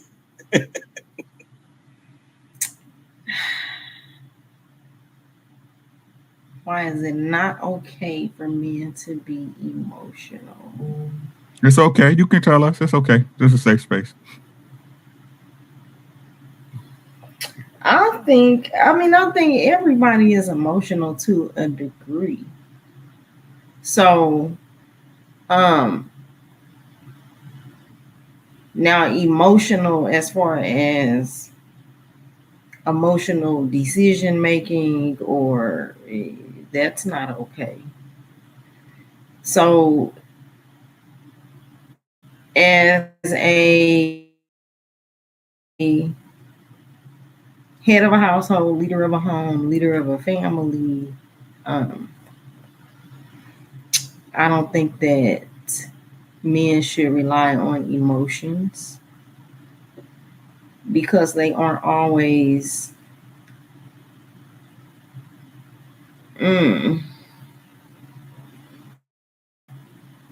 how can I say it? Because I have been in a situation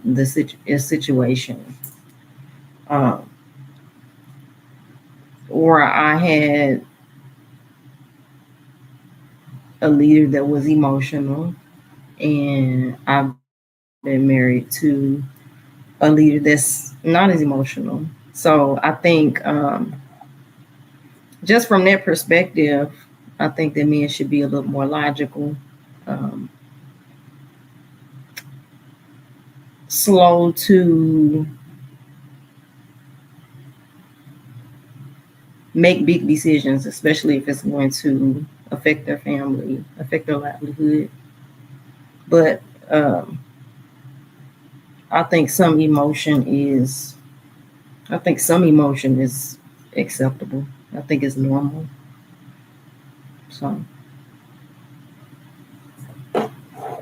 Who you got? You got. That's all you got? that's all I got. Why though? Why? Yeah. Why what? Why can't they be emotional? Yeah. Why is it not okay? Because 9 times out of 10, I'm gonna be emotional. We can't both be emotional. We can't both be, no, that doesn't work. Like I need you to be the thinker. I need you to be the okay, baby, calm down. We got this. This is what we're gonna do. Or like we can't both operate like that. Right. And why do you think that is, though? I mean, how would that affect your mind state and your view of your man if that was the case, that he's overly emotional like you are? It's hard to respect that. And it's you kind of lack security sometimes. Like when you don't think that your man is capable of making solid decisions or decisions that they can stand on. Or one day they feel like this, the next day is this. Wishy-washy, right? Yeah. Right. And have you tried in the past to fight your instinct to think that way, and it's just something that you can't get away from? What you mean? Like you said, you were. I doubt. No disrespect, Anthony, but I doubt if Anthony is the one that you was dating that was emotional, right? Because just what you said, if you looked at him in a certain way, you couldn't do it, right? So with the other partner, you said that was emotional. Did you try to say, you know what, maybe I can deal with this? You know what I'm saying? Maybe he's a good guy. It's just the emotional part is one part of him that I gotta do it. You know what? I'll fight the way I feel about it to deal with him being emotional. Did you ever try that, or did that ever jump through in your head? No. And why is that? Because it would lead to us being in bad places or bad position. Okay. I see where you're going. I think you see where I'm going. I think Anthony's next. Go ahead, Anthony. What you got? Why is it not okay for men to be emotional? The decision making. Like you got to think critically out here. You got to separate the emotion from the decision. Like it was a saying or a post I put up. I said it's the space between us that protects us. It's the space between us that protects us. Like in any facet, the space while we driving, there's no barriers there, but you better not cross this line. You know what I'm saying? So the space between the emotion and the decision and the action, like where's the clarity within that? So I need to separate the decision. You know what? I want to wild out right now, but I can't. Let me dial it back, because those rational or irrational decisions, they never end well. They never end well. How many times has someone made an emotional decision and then in hindsight they're like, damn, I shouldn't have said that. You didn't allow the space between you and saying the decision and you saying whatever it is you said. There was not enough space there to protect you from having regret what you just said. So yeah, I think you need to limit that emotion. Like an emotional man is just something that's not cool. He's all over the place. He can't be trusted. Can't be trusted. He can't be trusted with himself. You know? So that's what's up. Who you got next? That's what I got. Proto. I knew he was going next. That's why I love sports, man. I think we're all the guys here, especially Rick. You box, HD, hoops, Loss. I know you play some football, right? One thing we all know: when you get emotional, you lose. You know what I'm saying? When you get emotional, you try to play off of emotion, you make the wrong decision, you're not sharp, you take the wrong step because you're just trying to do things out of rage. You start trying to throw haymakers, dude still got his cool step back, boom, got you. Like, you know what I'm saying? You forget your assignment. You forget your blocking assignment, you forget the play, all off of emotion. You know what I'm saying? You let somebody get in your head, now you don't know how to play the game. You know what I'm saying? And it's just like that in life. You know, somebody step on your shoe, you emotional. You fight now, you in jail, you get locked up.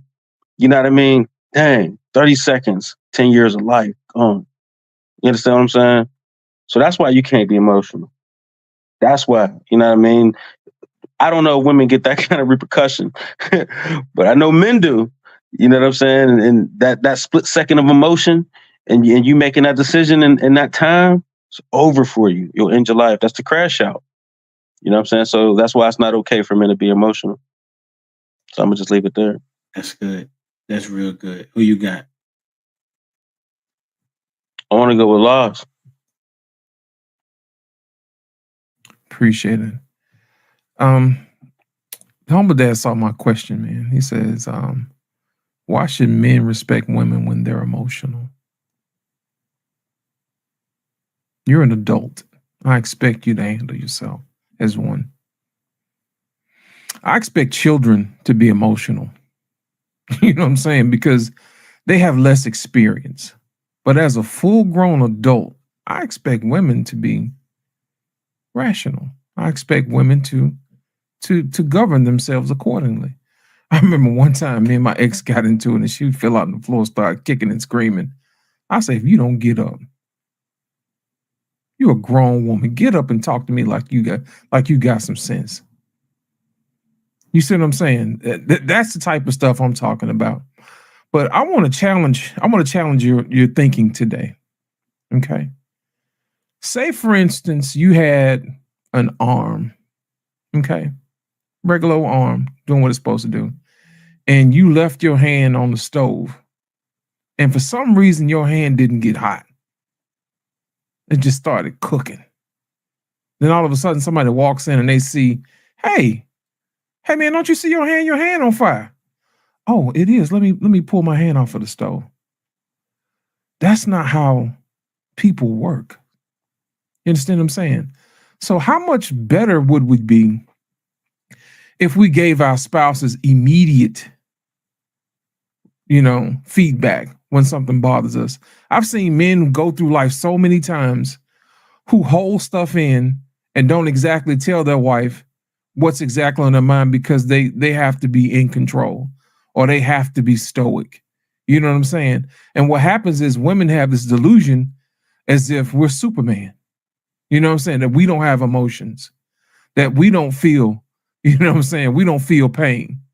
You see what I'm saying? I think we're doing women a disservice when we don't say what's on our mind immediately. We shouldn't walk around carrying around the burden, hoping that I don't want her to get mad at me. Say what's on your mind immediately. Give her the feedback that she needs immediately. But as far as being emotional, as far as flying off the handle, it's not good when men are emotional because we tear stuff up. We have the ability to end lives. You know what I'm saying? We have the ability to destroy. That is the portion of us that is attached to our protection. You know what I mean? And we should not use that on the people that we love. So that's the main reason why you should always give your wife the feedback and let her know the decision that you made, I'm not pleased with, and here's why. You should never leave a stone unturned, leave your point unclear. And said, look, this is the reason why. Now, what are we going to do to fix it? Because you don't want to tell them, hey, what am I going to do or what are you going to do to fix it? You got to say we, because the minute you put it all on them, that's when stuff shuts down. Say, yes, I'm here to help. What can we do to fix this? And I think men do women a disservice when they hold that stuff in and they don't let them know, hey, I'm not cool with that. Can I ask, why did God give men emotions if it's so bad? Correct. Like if it's so detrimental for men to have, make decisions off of emotions, why did He even give it to us? Well, He gave it to it's a such thing as self-control. So He gives us different emotions, and some emotions are worse than others. Jesus cried. He also had empathy. He also was angered, but he didn't sin, right? So it's a matter of how do you channel your emotions? When do you regulate them and when do you unleash them? That's why He gives them to us, because it's important for us to be able to navigate this world with our emotions. So that's why He gave them to us. But at the same time, He also gave us freedom, gave us free will. Most of the time that people are acting irrationally or emotionally to a point of where they're in a rage is because they don't have self-control, and that there is a trauma of maybe when they were younger or even when they got a little bit older that they have not addressed. My pastor talked about this. Shout out to Embassy City. Talked about this as well. He was like, you can have the emotion, but how do you use it? And how are you being productive with that particular emotion?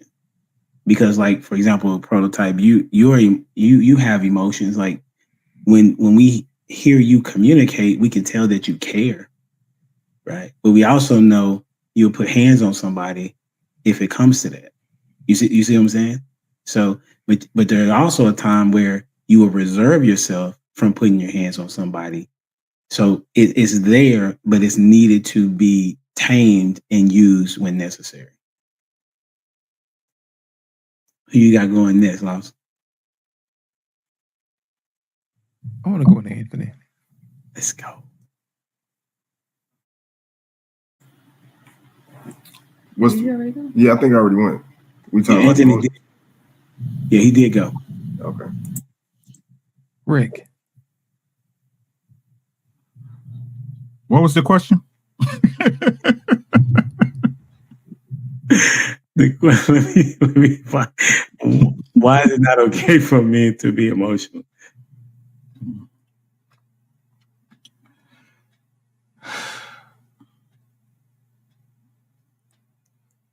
Emotions led to the destruction of the world we live in currently. Right, because Eve appealed to Adam through emotions, not logic, not wisdom and understanding, not the words of the Most High. Right, we're given emotions to learn to manage them and experience them on this plane of existence as men. Plain and simple. But to keep it simple, you can't be emotional by your girl because she gonna think you a bitch.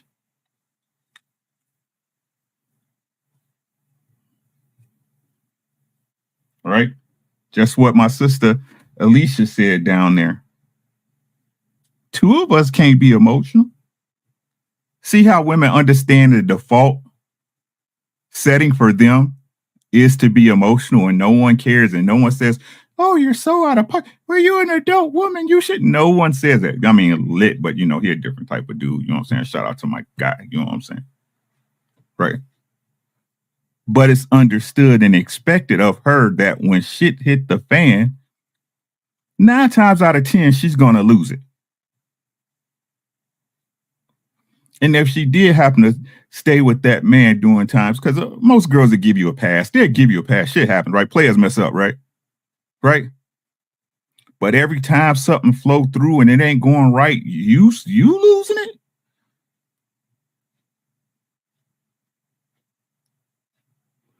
And she gonna hate you for it. She can't even help it. She gonna hate you for it. It's the nature of women. It's simply what it is. Let me tie this in to give y'all the association, because I've been thinking, right? You notice how men, when we talk about women being logical, we talk about how dangerous they are, how strong they could be, right? But we never take the emotion away from it. You know why? Because men understand it's in y'all nature to be that way. But women just can't seem to understand that each man on this panel probably thought about fucking within the last 5 seconds.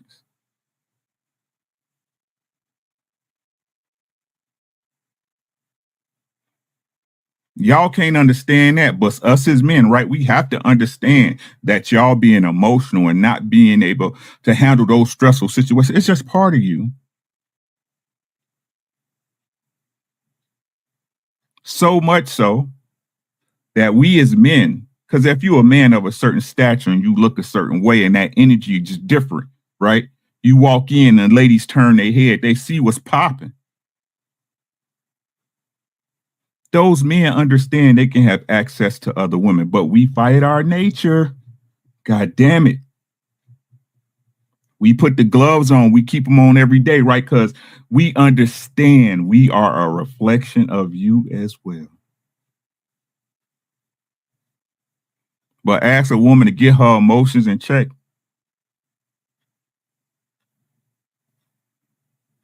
But they keep saying it's supposed to be 50-50 even. It's never 50-50. I'm looked at a different way. I am judged a different way. I don't knock it. It is what it is. I pay the cost to be the boss. The problem is our women don't appreciate it. Finding a wife right now is like finding a needle in a haystack full of haystacks.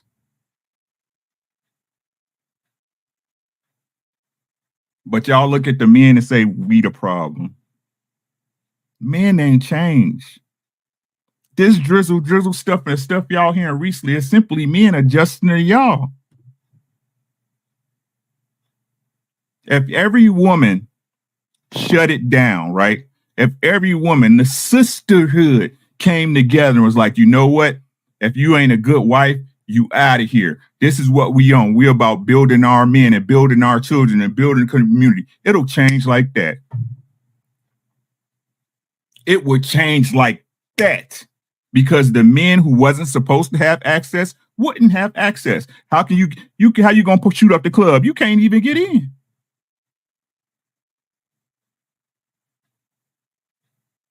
But like I said, y'all, they not even our women anymore. This is what women have told me and Lit and Humble Dad and Prototype. They not even our women anymore.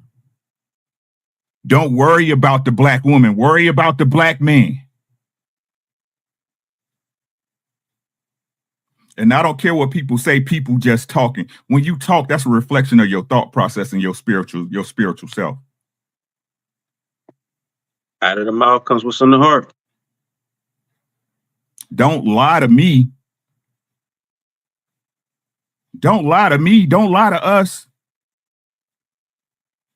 Good dudes been getting lied to their whole life by the people that's supposed to be taken care of. We know when it's piss on our leg. We just don't say nothing. We peep game. We peep game better than y'all. I keep trying to tell y'all ladies this. Y'all think y'all on top and slick. We peep game better than y'all. We the ones who have to chase y'all, remember?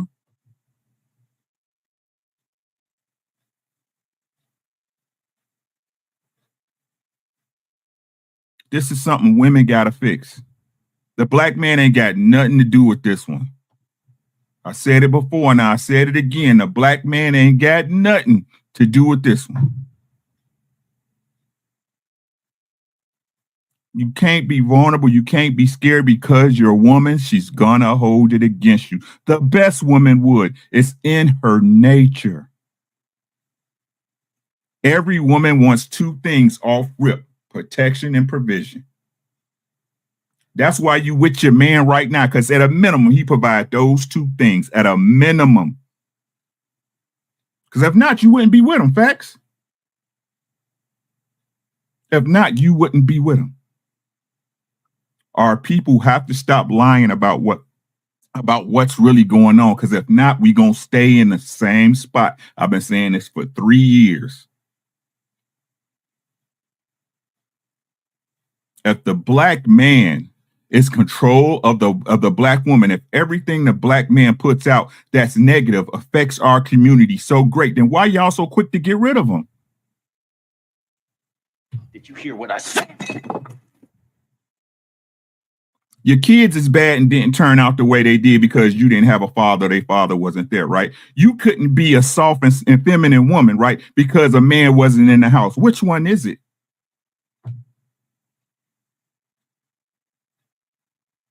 Pick a lie. That's all I've been saying. Jamie, how you doing? The only thing I'm going to add is, well, we can actually visually see what an emotional man does. So like in the hood, I know people want hood dudes, but those are emotional, unchecked men. because somebody stepping on your shoe shouldn't warrant you pulling out a gun and shooting somebody, right? So that's unchecked rage, unchecked emotion, no intelligence. And so with that thought, like the difference between a female's emotions and a man's is, like, y'all are a little bit more violent. There comes a consequence with a man's emotions, right? Sometimes the solution is putting your hands on somebody, and that's not initially the first reaction to a woman when she's emotional. It's just, oh, give me attention. And that's why I say it's dangerous for a man, for me, to be in their emotions and not understand how to regulate those. But it's also dangerous for a woman too, because she gets beside herself and then she may put her hands on a man too. So to sum it all up, learn how to deal with your own emotions. Do not act like a child. I mean, like that story about somebody throwing a tantrum. I don't even know if I would have been able to be cool with them after that. Like, you are grown. Who throws a tantrum like that? But I didn't know people did that, like, as a grown adult. So with that being said, men, I know Rick says that women lose respect for a man like that. And you're right. You are right. We do eventually lose respect because you are double-minded and you're unstable in all your ways when you're like that. Because I can't trust nothing that you're doing because you're just going off of what you feel. And sometimes nobody feel like being bothered. So, like, just because of that, you're going to make this decision right here. I mean, like, we all have bad days. And so if you go based on how you feel, then you can't be trusted. And that's, I think Rick said that too. So my only add is we could see it. We could see it in the hood. We see the consequences of an emotionally driven man. That's why having a hood dude is not necessarily the best option, which is what women have thought. But those are emotional men. That's why they getting beat up. They getting killed. There's like a lot of women getting killed now dating dudes like that because they're getting upset and they just shooting them or catching them cheating and they getting shot. So that's my answer. Ash, did you go? Y'all done said everything I need to say. I'm just gonna keep it short and sweet. I mean, I'm serious. Like, Jamie really touched what I was gonna say. Is like, you see it more in today's society, and with the phone, you see it more that when men get emotional and get emotional driven, it's about that action, and it's whatever action they gonna do. At the same time, like Rick said, you got to bring the daddy back in the house, because when we do get over emotional, like, I have to take time, like when my kids mess up, I take time in my room, because I need to let my emotion die down. Because right now, if I go in and try to address something, I'm going to be upset. I need to calm down because sometimes I can't talk. And when I do talk, I'm yelling and I'm not getting my point across. It take a big person to say that. And with a man, at that heat of the moment, you're not trying to do that. You're trying to get her to either shut up, listen, obey, or comply. That's what it is. Or respect my authority. Put in the words of Cartman, respect my authority. So if I got to choke you, that's what I'm going to do. If that's the only thing you act like you understand, that's what I'm going to do. But I think men don't have a actual safe place to live out the proper emotion. So that's why it's not okay. We don't give our black babies, especially our black boys, a proper way to give their emotions what they need, the nurturing part. Because Charleston White said the best. When mom is angry, you know it. You only get a whooping out of anger. So if you only know how to deal with anger that way, that's what you're going to do. So at the same time, like I said, I just feel like we don't nurture our kids in the way that we want them to be outside these doors. We want them to put on the face to go outside and represent us. And then once they get older, that's on them. No, that's still on you because you failed somewhere and they actions show where you failed. So that's why I say men cannot be emotional. Well, all y'all said, I'm just going to reiterate it. That's what's up. Did everybody go? Excellent. I think so. Yeah, everybody had to kind of buy out. But I wanted to hit that topic for that particular reason, because it's important for the young men out there, even older men that cannot control their emotions. But I also would say that just like men need to control their emotions, so do women. Right? Women need to as well control the urge to say the first thing that comes to mind. Control the urge to try to discipline, if you will, that man. Need to control their emotions in the sense of and stop saying, "Well, I'm a woman, so this is okay." No, it's not. It's not okay because you say things that you shouldn't say. It's an irrational. Your feeling may be right, but when you allow that emotion to take over you, you have entered into a demonic position, or that's what I would say, because you're literally allowing flesh to dictate how you respond, as opposed to the inner man, which would be the Holy Spirit. Or if we was not even biblical, if we didn't do that, it would be a matter of being mature. You know what I'm saying? So so I appreciate this conversation. I thank y'all for being here. It went over, but y'all rocked out with us.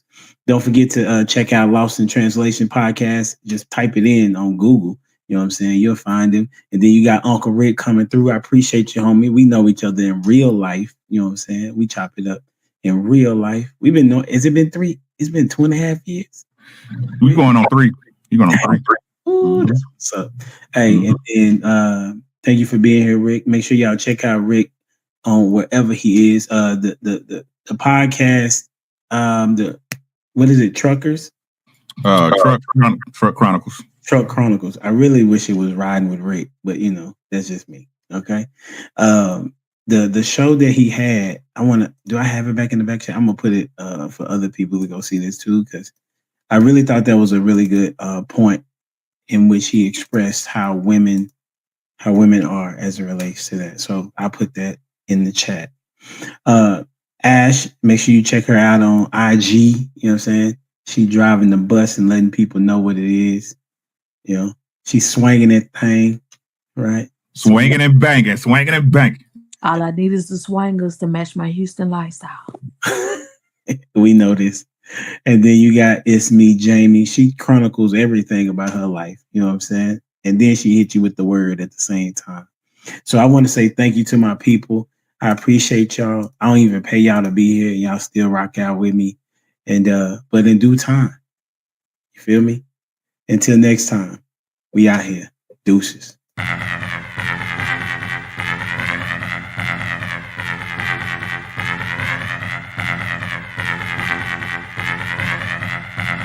The boy is dangerous.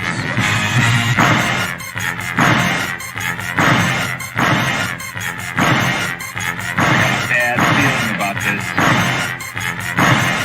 You don't seem to understand something.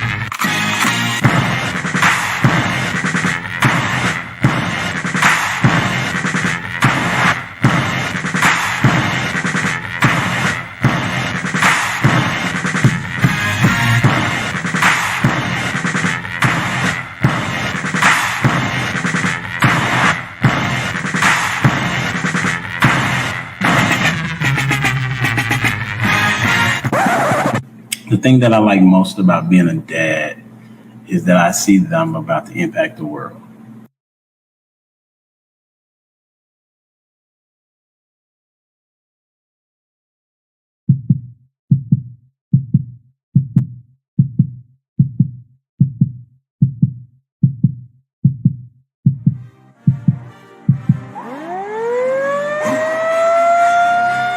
May I have your attention? May I please have your attention? Super Sundays. Yeah, baby. We're back at it again. Let's get it. Let's get it. What's up, everybody, and welcome to another edition of Sir Hill Speaks Super Sundays. I'm glad that you're here. I wanted to take a moment to tell you guys how much I appreciate you. We've been doing these shows for months now, and you guys have been showing up consistently as we take on and we tackle different challenges and different topics. So I appreciate you. But here's what we're trying to do going forward. We want to grow this audience to people who need to hear content like this. And so we need your help. How can you help us? That's a fantastic question. Be sure to make sure you hit that like button, Be sure to subscribe and make sure you hit that notification bell for all of the content that we have, particularly Super Sundays. All right, guys, sit back, relax, enjoy. Make sure you invite somebody to Sir Hill Speaks Super Sundays. We're getting ready to go in. We're going to have a good time. Happy Sunday, everybody. Let's get to the show.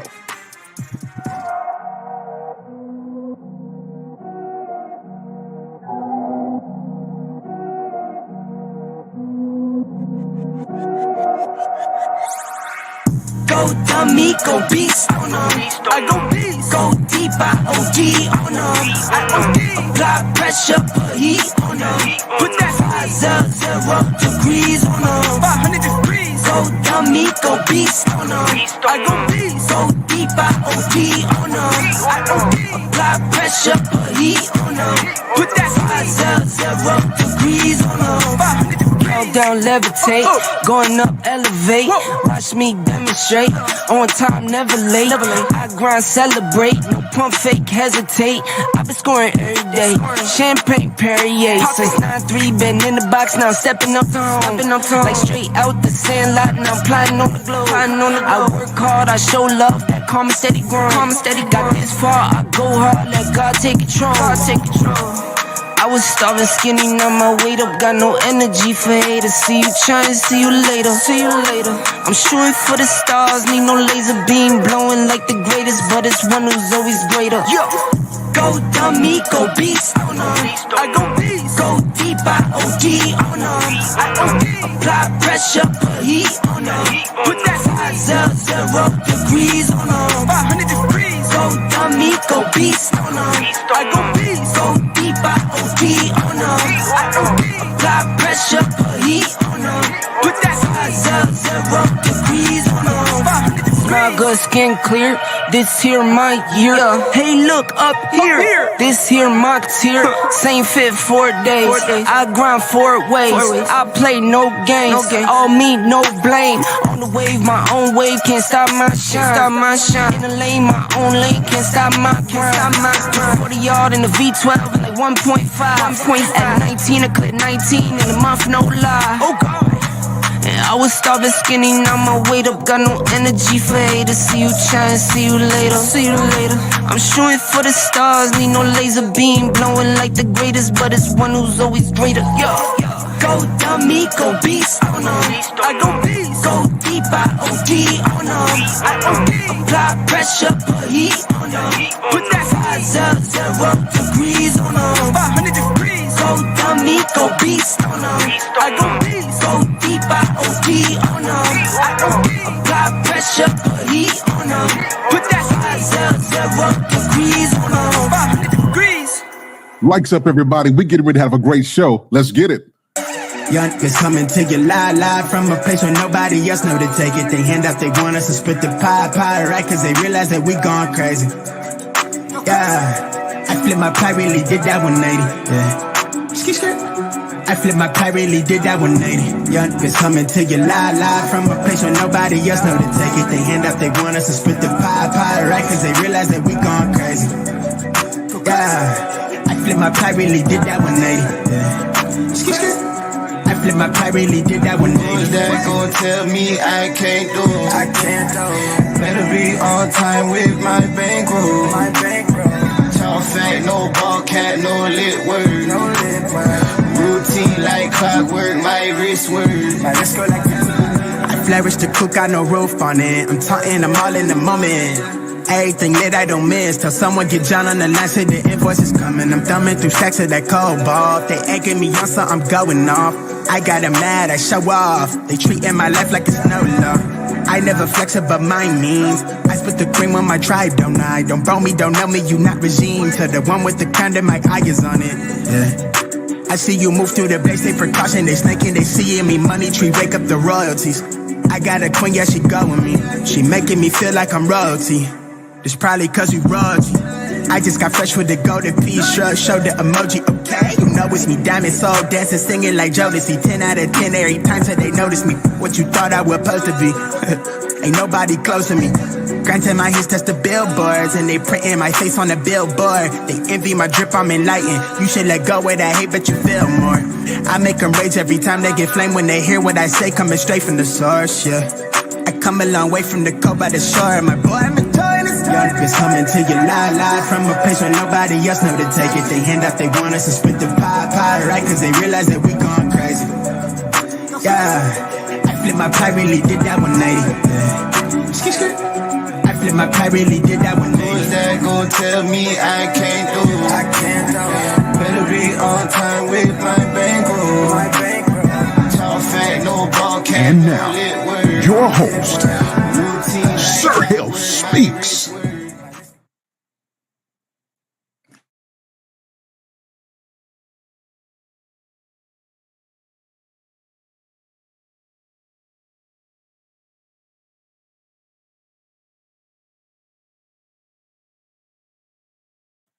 What's up, everybody? Welcome to another edition of Sir Hill Speaks. We're in the building. If you were in here and you're glad to see us back, just let us know in the comments. It's good to see everybody. It has been entirely too long, so let me apologize to you.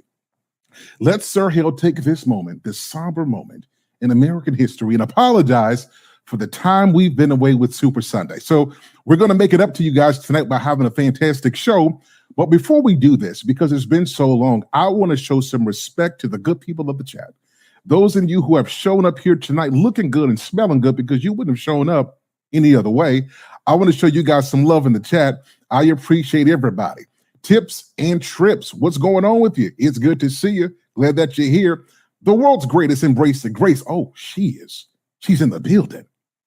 Lady Idea, what's good with you? It's good to see you. I'm glad you're here. What up, boo? What up, girlfriend?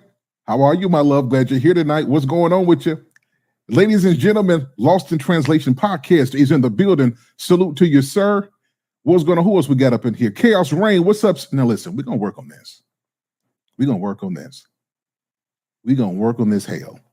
I don't know what hell this, that don't even sound right. We're going to work on this, Chaos. It's HALE, sir, but it's good to see you, man. Glad that you're here. What's going on with you? Salute Arthur. What's going on with you? Glad that you're here. Lady Navoa is in the building. What's going on with you? It's good to see you. It is good to, yeah. She said 60K. Yeah. The last time we stopped, I think I was at 50K. Since then, we have gone to 60,000 subscribers and we are counting. So salute to that. I appreciate everybody. It's good to see everybody tonight. We're going to have a good show. It's going to be very quick. But I wanted to come here because I think things are changing. And I think in 2024, the conversations we're having, we're going to have to start integrating different elements because there is so much to cover. And so tonight we're going to kind of build upon some of the things you've already seen in the media. We're going to put our spin on it, and we're going to have a good time having a conversation tonight. So I've said enough. Let me give you what you came here for. Ladies and gentlemen, bring it up to the stage. The one and the only Embrace the Grace has shown up all the way from the great New York State. She's in the building with a fresh perspective. Everybody show your love for the one and the only Embrace the Grace. What's going on? How you doing tonight, sir? I am excellent. How are you? I'm good. Like I said, I'm still trying to process my New York Knicks losing tonight, but it's all good. This being here is an honor, and that'll make up for the travesty that I'm feeling. the Knicks did good this year, though. Better than 20 years. So it's progress. Absolutely, but I understand your pain. My Bulls didn't do too good, but we'll talk about that a different time. Okay. Shout out to the one of the only. It's me, Jamie, is in the building. I had the privilege of talking with her on Humble Dad's podcast. If you haven't subscribed to Humble Dad's podcast, you guys are missing out. He has a great platform. And so I met her there. Sweet lady. She has a great wisdom. She's a coach. And I think she's going to offer great perspective tonight. So the first time on the platform, everybody show your love to the one of the only. It's me, Jamie. She is in the building. Hey, what's going on, Miss Jamie? Thank you for having me. I'm excited. It's going to be an interesting topic. I'm sorry I made a mistake.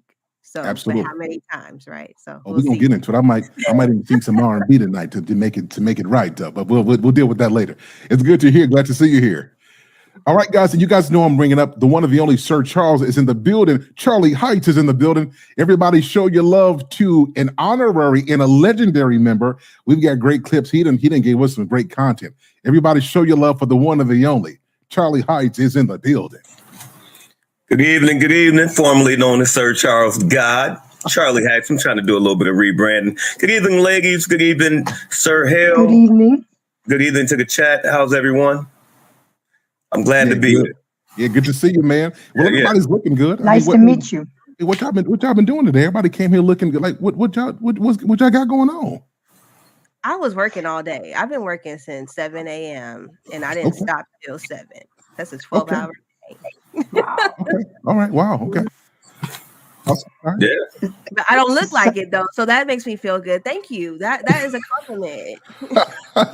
You take care of yourself. Right? You know what I'm saying? So yeah. How about you, Embrace? Well, today was self-care Sunday, so gym, nails, toes, eyebrows. It was, get it all ready because my son graduates next Sunday from high school, so we're getting ready for that big milestone. Congratulations to him. Congratulations. Thank you. And Sir Charles, how you been, man? Oh man, I've been blessed, man. Just making moves. I've been traveling a little bit, and had lunch with the family today, and I just feel good, man. Had a great Sunday. Getting ready for the week. So, what about yourself, Sir Hale? It's been a minute. It's been a minute, yeah, man. Been taking care of a lot. Started my coaching business, working on my second book. Been going to personal training every morning. I mean, life has been moving, so just blessed and happy to be here. That's beautiful. Yep. So, all right, y'all, let's get to it. We're going to have a great show tonight. I got a couple questions I want to ask y'all. So I'm going to know if you're lying to me. So I'm going to be looking at you. I'm going to call you out. I want to ask you guys the first question, and I'm going to start with Embrace the Grace. So in a relationship, marriage, what are your absolute deal breakers? My absolute deal breakers. Lying. Okay. I like loyalty, but integrity matters more to me. So loyalty, parentheses, integrity. You have to have that. If you're not loyal, then that's a deal breaker. If you're not honest, and communication, but effective communication. If you can't do those three, then I don't think we're doomed from the beginning. So let me qualify something, because it has been said that relationships won't last if somebody ain't lying about something, whether this is small things or big things. So when you say you don't like anybody who lies, do you mean at all, or are there? Well, the thing is, if you allow a safe place for a person to be themselves and be able to say what they want to say without being judged or felt some type of way, then there's no room for lying, because you're allowing that person to be themselves. So if I come to you and say, do I look fat in it? You should be able to say, no, baby, I don't think that's for you tonight. And I should be okay with that. But you see, we don't make safe spaces enough for each other. So that's why we lie. Because we want to avoid confusion, we want to maintain peace and spare people's feelings. But if we allow ourselves to have a safe place and be ourselves, then there's no room for lying. You know what? I'm kind of upset because I was going to mess that all up, but you gave such a good response. I'm offended, but we'll not yet. It's only the first round. So what about you, Jamie? What are your absolute deal breakers in a marriage or relationship? Actually, it's lying. Like my deal breaker is lying. And that's in any relationship. That's in friendships, relationships. Like if you can look me in the eyes and lie to me both face, I can't trust you at all, and I don't want to trust you. Like I don't want to be around you anymore. And so I don't think I have any other, really, because see, I do believe in grace and I do believe people can change. But when you are a liar, it's the deceit behind the lie. Like, you know exactly what you're doing. I remember before I got saved, I lied so good, I scared myself. Like, you ever know, like, you were like, that was actually good. You ever lie real good and you have to be like, pat yourself on the back, like, where'd that come from? And so because I was able to deceive like that, I don't necessarily want to I don't want that. I don't want that in my life because it wasn't healthy for what I was doing to other people. I know that I have reaped my consequences. Trust and believe me. but I don't want to receive that anymore. Does that make sense? I don't want to. I don't think it's healthy. It's not a healthy thing. So lying is my answer. So listen, I've heard of some things, Jamie, and I'm glad you're on the show tonight. I've heard some serious things in life. I've never heard somebody lie so good that they scare themselves. I want you to take me on a journey as to when that occurred to you. What was the situation where you lied so good and you scared yourself? Really, you gonna make me tell the story? I was about I would say 18, and I actually had a double life at that time. So in my household with my mother, I was a saint. And then outside of the household, I was not a saint. And so I was coming home late, and I had to think of like a really good reason why I was this late. I was really late. Not only was I late, I got stopped twice by 2 police officers because I was speeding. Hey, Right. hold on one second, guys. I want to help you. Hang on one second, guys. Let me talk to my audience. Guys, tonight I want you to know that this is a safe space. And as Jamie is speaking, I can tell that she's wrestling with letting the audience know that she was a gangster. But I want you guys to make it comfortable for her to tell the truth tonight. I want her to be delivered. Jamie, I want you to repeat what you said, and I want you to know that this is a safe space and we're here for you. Tell us a little bit more about your double life.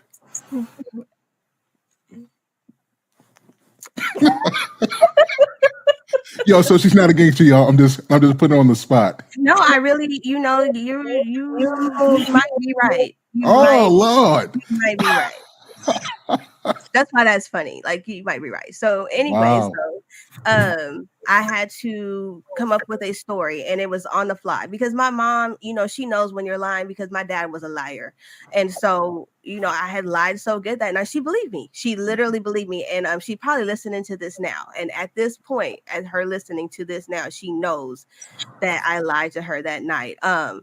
But it was a beautiful story to the point where I sat down on the bed and I was like, God, that was really good. Like, I do not know where that came from.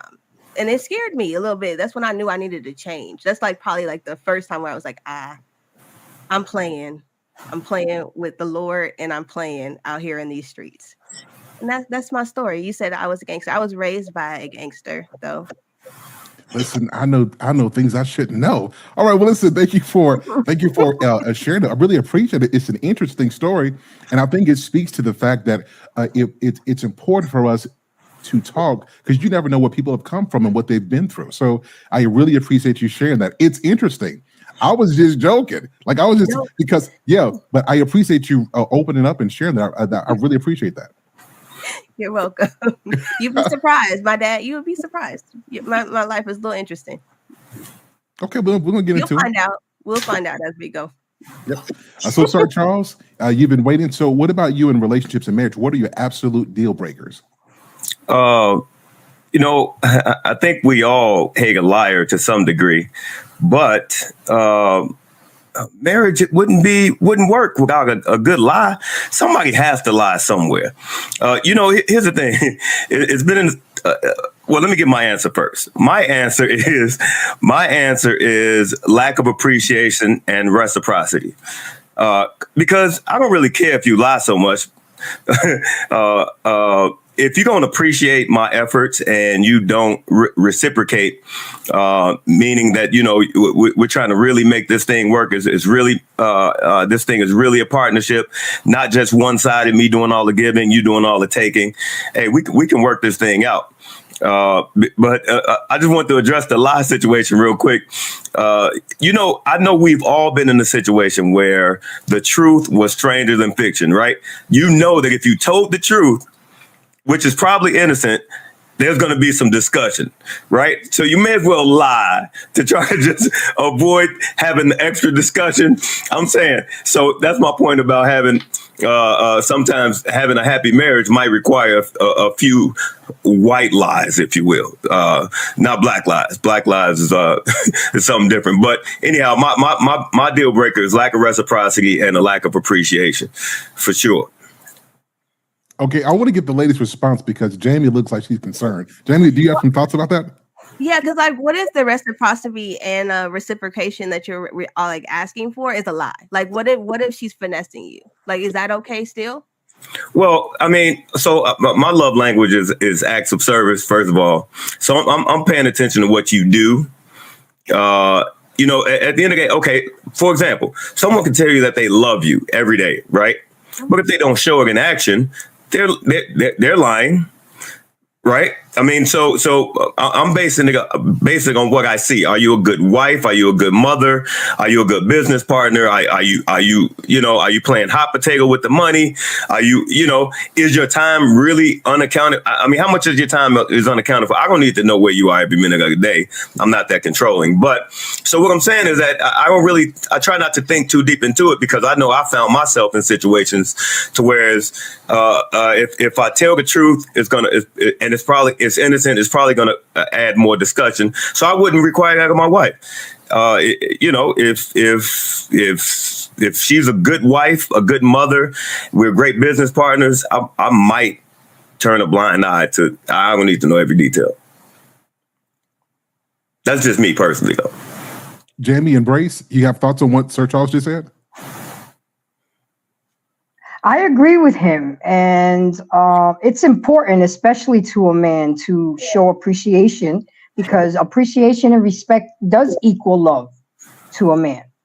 I mean, men and women love differently, and we have to understand his love languages is acts of service. So if you know that about him, then do that for him. But a lot of us are selfish, self-entitled, and don't want to give. We just want to take. So I absolutely loved his answers, because I feel the same way. It has to be a give and take, because when one does too much, then the other becomes resentful, then becomes angry, bitter, and then that's when the hate sets in. So it matters what he said. I agree. Okay. So let me reverse the question. So where did you get your deal breakers from? So typically either somebody has dealt with something or have seen something and they have developed it vicariously. Right? So if somebody says cheating is a deal breaker, either they cheated, somebody's cheated on them, or they've seen it.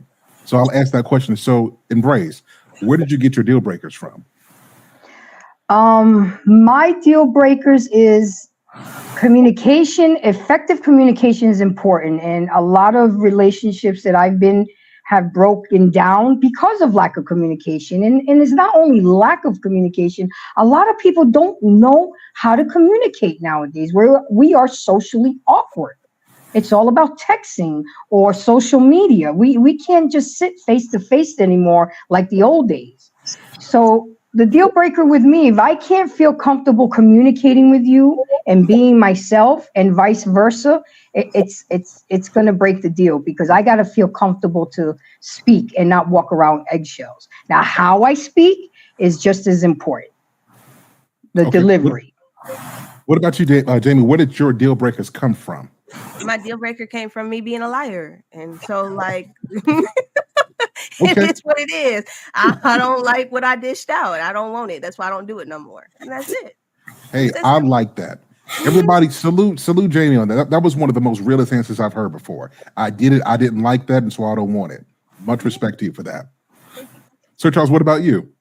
Life experience. I've been in relationships where I felt unappreciated, and my efforts were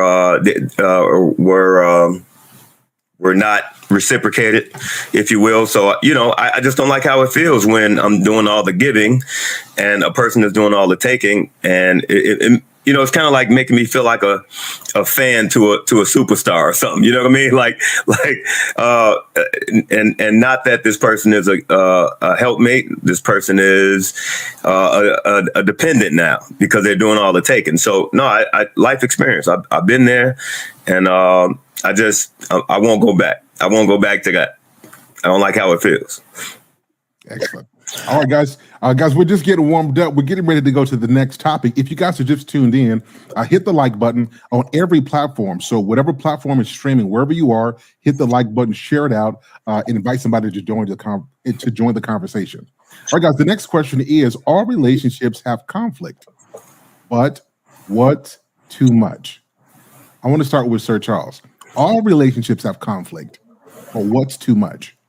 Oh, for sure. When folks start swinging, You know, when folks start swinging, man, hey, words, we can exchange words all day long. And, you know how they say all is fair in love and war, but when you're hurling words at each other, you know, you may be able to get over that, maybe. And I know somebody can offer some pushback to that, but I'm saying, you know, once you start swinging and bringing weapons out, man, it's time to separate. It's too much. Everybody wants to win an argument, so sometimes people say things that and they may or may not feel that thing may not feel as truthful or what have you. But you know, in arguments, people try to win. You know, you want to say the most hurtful things sometimes. You know, I need to get this W. But yeah, when you know, folks start dishing out lefts and rights, you know, open hand smacks. That's way too much. It's time to separate at that point. I actually been in that situation too. But anyhow, yeah. So, and that's important because, man, I forget the woman. I'm sorry. You called her Roxy earlier. Embrace. I'm sorry. My apologies. It's okay. Yeah, when we were talking earlier about, dang, I got so caught up in trying to remember your name. Now I lost my thought, but it would come back to me and I'll address it. Man, I ain't done Super Sunday in a while. I normally keep my notepad here. So man, look, I ain't got my soundboard. I'm right along with you. I feel the same way. Go ahead. But yeah, that's when folks start swinging, it's time to bounce at that point. That's too much. Charles, I want to build on what you said. I'm going to get the ladies in, but I'm going to swing back around to address one of the points you made.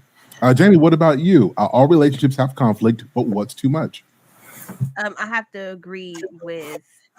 Yeah, I don't see your name up there either, and so I'm sorry, Sir Charles. Sir Charles. Oh. When people start swinging, and that's my only answer. I'm not going. Thank you, because and I'm not going to add too much to that, you know. Okay, let me back up. It's the verbal, like the things that you say that get underneath the skin that leads to the swing. You get what I'm saying? Like, you know, it'd be that one thing that you should not have said, but you say it anyways, and you kind of prepare yourself for the possibility of the reaction, right? And sometimes it leads to violence. So you know exactly what to say when you're with somebody to trigger them to be violent. So I would say both, but really it's that mouth that needs to be quiet in Jesus' name. It's the mouth. You know? Did you say in Jesus' name? In Jesus' name, yes. We have crafted this stream. Embrace, what about you? When it gets toxic, verbally, mentally, you start being intentional. Like you intentionally want to hurt that person, or you've lost respect for them. And also, it's too much when you start withholding the loving. You're going too far now. You know, you could be going through anything, but there comes a time where you still have to have service and duty to your spouse. So when it gets too toxic. Okay, we'll build on that. Sir Charles, you got something? Yeah, all right. I remember my thought. That's when Embrace was talking about the importance of communication, and I find, I'm sure we've all been there, that people with poor communication skills tend to be more physical, right? Because they can't express themselves, and it's like, I can't out argue you, so I'll just choke you out or give you an open hand smack in the mouth or something like that, right? Because I can't spar with you verbally. And so that's why communication is very important. Hopefully, you know, these things are ironed out in the dating phase where you know that this person is a great communicator or not, because hey, people who can't communicate, they're the ones that start swinging. They start, for sure. So let me ask a question to build on that, because communication is a buzzword of today. Like communication, what exactly does that mean?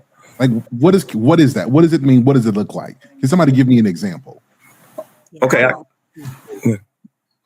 Go ahead. No, I want an example because I think it's different for everybody. So Okay, so actually, in my profession, they actually train us on communication. So communication isn't just words; it's communication is me expressing myself, verbally, the person actually receiving the words, and then confirming that the words that I spoke, they received them the way that I intended for them to receive them. So it's actually a 3-part thing. It's not just me saying, "Hey, blah blah blah," and then that's it. It's actually me saying it and saying it in a way that you understand it, and then me confirming that you understand it the way I intended for you to understand it. That's communication. Everybody chatted up and it clapped. Yeah, clapping up. That was a good one. That was good. That was dope. That was a really good breakdown. Anybody want to add to what Charlie Height said? I just want to clarify. So I want to make sure, because I kind of broke it down just via words. So it's express, receive, understand. Correct. It's a 3-part thing. So I so like I say to you, so like, and what I do, you can't make any mistakes, right? So as far as verbally, so if I say to you, hey, and then if I say, hey, you, and then you say, okay, I heard you, you said, hey, you, and then I say, correct, right? That is what I said. So it's like, it's a 3-part thing, because if the message could be lost in the way I said it. Not the words I said, but the way I said it, and then you didn't receive it the way I intended for you to receive. Now we're not communicating. You know what I'm saying? So, yeah. I got you. Okay. That was absolutely superb. So the reason why I wanted to break that down is because we live in a generation where people really believe communication is just talking back and forth. That's not communication. That's just exchanging words. Like the breakdown word of communication, the literal root of communication is to commune. When you break down what commune means that I'm not up here looking down at you, talking down at you. And it also means I'm not looking up to you. It means that we are seeing eye to eye. So whenever we're communicating, the aim has to be that we're positioning ourselves to be in a place of understanding. We are seeing eye to eye. So I love the way you broke that down. Did anybody want to add on to this? No, I know. I just think it's great.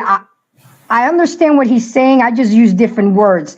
He likes to say what he wants to say, then make sure that he recaps so that person interprets and receives the message correctly. And if you go through those 3 steps, there's no miscommunication. There's no, well, I didn't know that that's what you meant. And that's effective communication. And there shouldn't go back to it. We've already talked about it. We resolved it. We move on, and people have to get in a good habit of not bringing up old stuff, especially if it's already been resolved. Let it go. Let it go. I'm going to challenge you, Brace. Okay. Because you ever think about when you go to the doctor? Let's say you were sick one time or you had a surgery. If you go back again, they're going to ask you, did you go through this surgery? They're going to have to revisit it, because each thing that's significant impacts what goes forward, right? So I think there are certain situations where it's resolved in the moment, but it's resolved in the moment based on our limited understanding within that moment. When something else happens, it might be connected to something that was resolved at that moment, but we're not done with. Think about therapy. How many of us went through therapy and stuff that we thought was resolved, we had to readdress it, see it in a different way, and we didn't realize how childhood traumas affect us now, right? I say this to say, in most relationships, when we talk about something, the hurting person keeps it quiet because they don't want to come off as weak. The other person who may have caused the offense is like, I resolved it. And so when the person who has been quiet finally opens up and says something, that this hurt me, the person who was the offender says, we talked about this, it's resolved. Why are we bringing this back up again? Because a lot of times we move toward resolution before we've even processed what's going on. And you can't correct what you don't process. And it's not a true resolution if it hasn't been processed and addressed. So you feel what I'm saying? What are your thoughts on that? Absolutely. And I agree with you. But a lot of us have a habit of, let's say me and Sir Charles are talking about one thing, and now I've deterred and deflected and brought up something that was 2 months ago that he has no idea that bothered me. But now I want to bring it in to deflect because the light is shining on me. And we have a bad habit of doing that. And now we got two open windows. We got the past that I've just brought up, and now we got Sir Charles' issue that he brought up, and nothing gets resolved. So that's what I was really more referring to. I feel you on that. I feel you. We do that, and I hate to say it to my ladies, we are the most guilty of that, because we'll say we're okay. When our guys say, "Are you okay? You good?" We'll be like, "Yeah, I'm fine." But when we're really not, we can simply say, "Look, I'm not ready to talk about it yet, but I'll come back. I'll circle back to you." But we won't do that. We'll just catch an attitude, won't talk about it, and then bring it up in the heat of the moment when now something we did wrong. Now we want to deflect and flip the script, and that is toxic to me. Everybody, I want that to breathe for a minute. Embrace the Grace has raised a point that I think is humongous. How many guys have talked with their Sir Charles? Let's talk for a minute. Ladies, y'all just listen here for a second. Sir Charles, have you ever talked to your lady and you brought up something and you thought about it, you came with the right approach, the right temperature, you said it just right, and you had it in your mind that the conversation was going to go one way. You stated your facts, you showed empathy and understanding, and she pulls out something that is old when you're trying to bring up an issue, and then it just derails the conversation. That's fact. I've been there. I've been there many times. I'm going to ask two questions. One for you, Sir Charles. How do you deal with that? And then Jamie and Embrace, in front of America, I want you to speak on behalf of all women of all creeds and colors. Why do women do that? So let's start with Sir Charles. I don't do that. How do you deal with that? Well, first of all, you could see it. You could see it. You have to recognize it when it's happening, right? And then I think, whenever I'm having a disagreement with my significant other, what I try to do is try to make sure that she understands that I am coming from a loving, protective place. I'm really not trying to hurt her, right? We're really just having a discussion, trying to get an understanding, and I don't want to derail the conversation. And so, because sometimes you got to understand too, and I may get a little flack for this, but maybe, I don't know. But a lot of women, they feel a little intimidated by their guy. We're a lot of times we're bigger, we're stronger, our voices are deep. My daughter used to always tell me that Dad, sometimes it's not what you say, is your voice is so deep it just sounds threatening, right? And so a lot of times when we come off as intimidating, our women tend to want to defend themselves in all the wrong ways, right? It's like, and it's like they want to put themselves, I want to make sure I'm on your level and you're not going to, because of something that they feel on the inside. And so what I try to do is I try to like calm that down.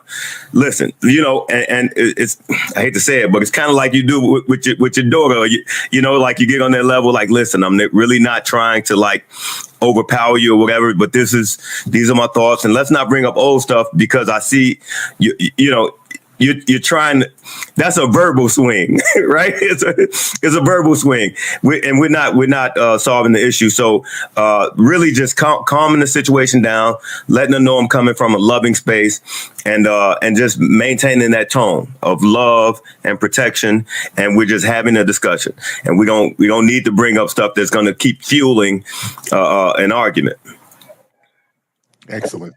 Ladies, why do ladies do that? Y'all talk to us. You talk to America. Why do women do that? When a man is bringing up a good point about something that's going on, she pulls out like a joker and slams it on the table, and then it trumps the conversation.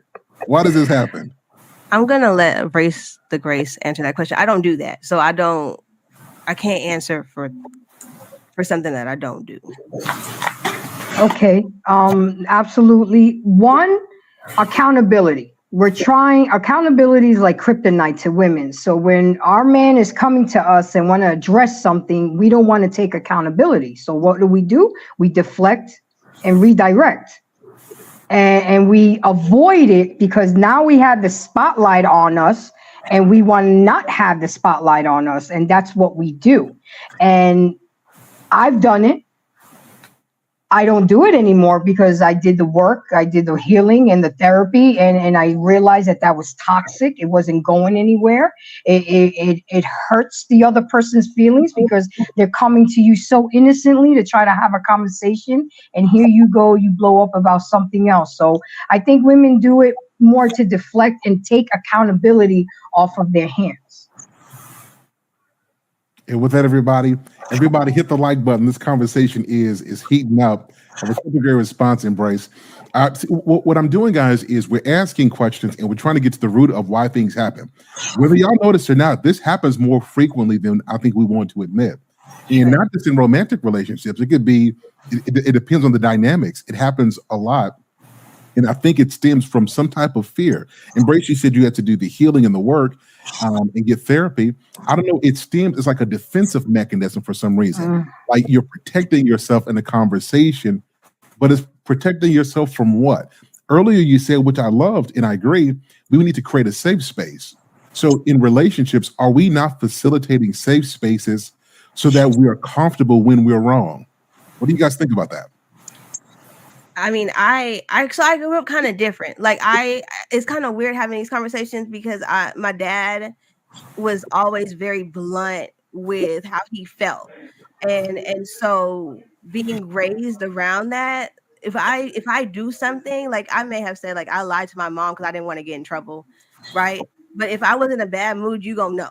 Right. I'm like, I need 10 minutes because I don't want to talk to you today. I'm going to tell you. Like if I need 30 minutes, like it was just I just kind of grew up where we were able to voice that. Right. And even if it was like not fully respected, it was understood.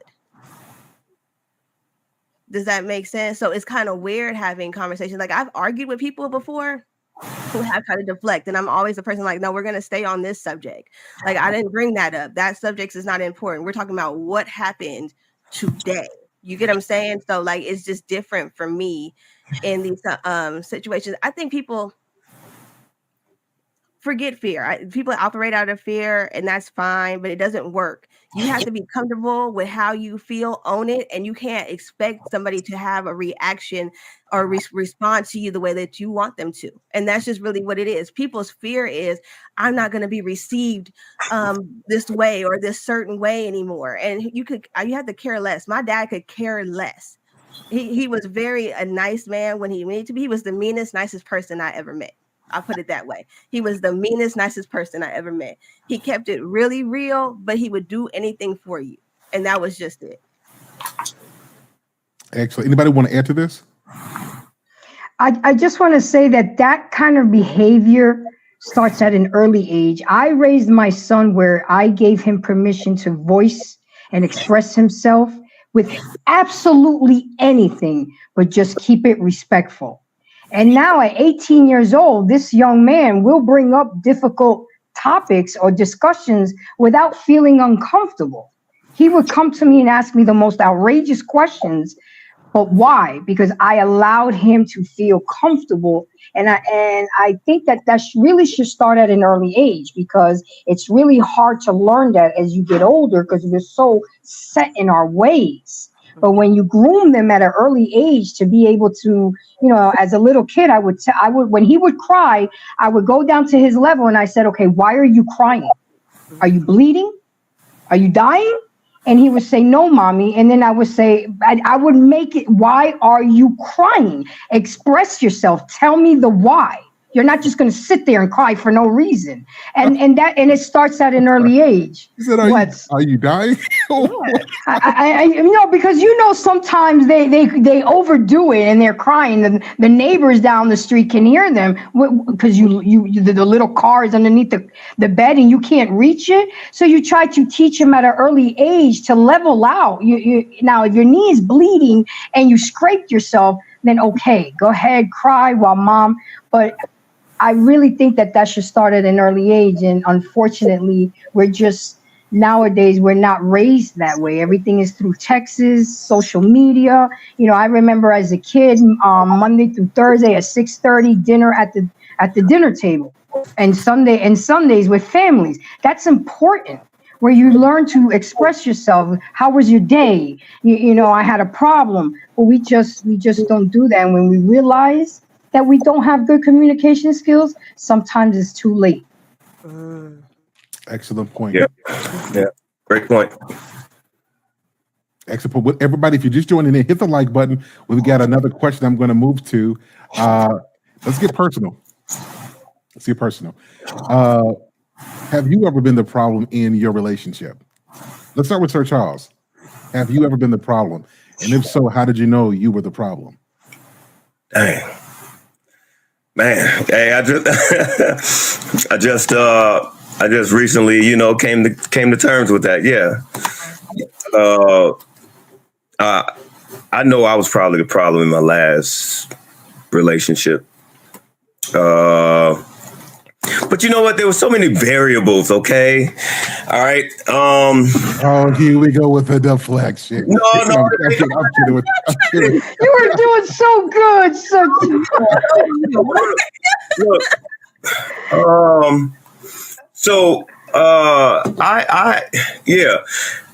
I didn't realize how important sexual compatibility was.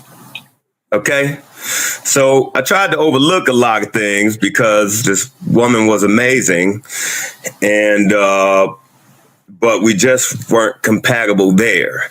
And so I was thinking, like, man, I'm probably just like superficial for if I think that I should pass on this woman. This woman's amazing, right? And then, but I cheated. I was a cheater. Okay, so you were the problem. That's what I'm saying. All right. Yeah, but the root of the problem was that you got with somebody that you weren't sexual compatible with. So as a result, it was a symptom. But I'm still. Did he express that to her though, or did he just go and cheat? Because if he didn't express that to her, you gotta let him finish. I mean, I'm saying I'm taking responsibility for my actions. You know, I mean, but yeah, I'm saying word to see, and that's why, unfortunately, we are in an over-sexualized society to whereas, you know, if we all were virgins by the time we got married, then we wouldn't know what we like. It's just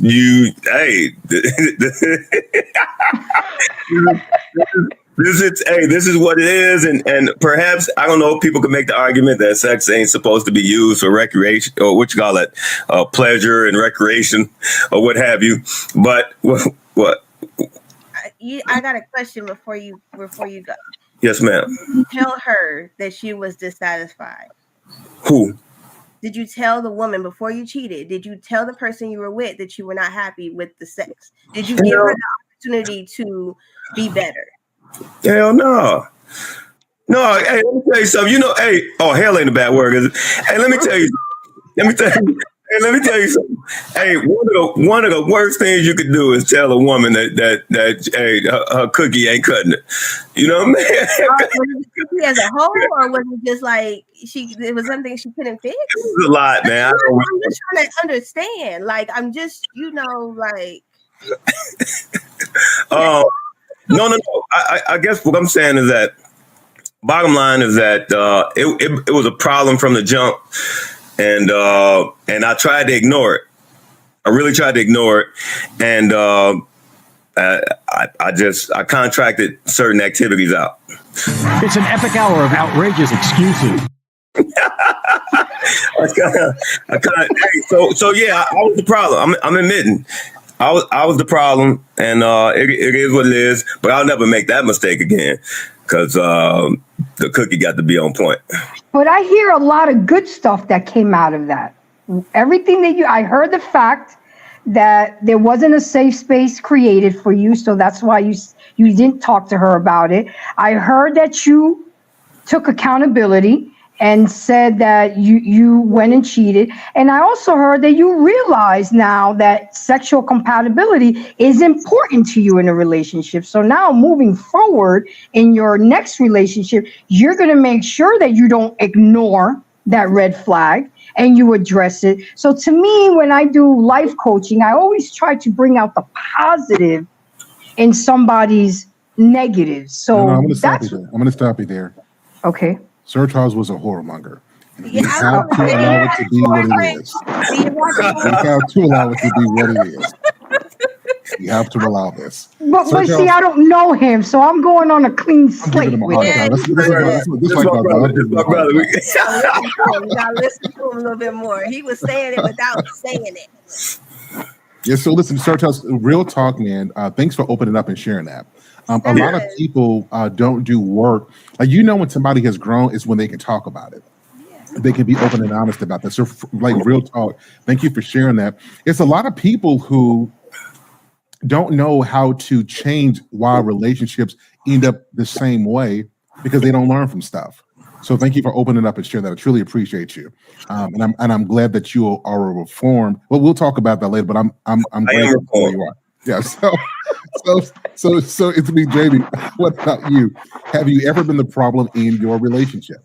Yes, I've been the problem. I don't like letting people in my bubble, and so I would let people only so far, and then I would play with their mind, and then I would leave.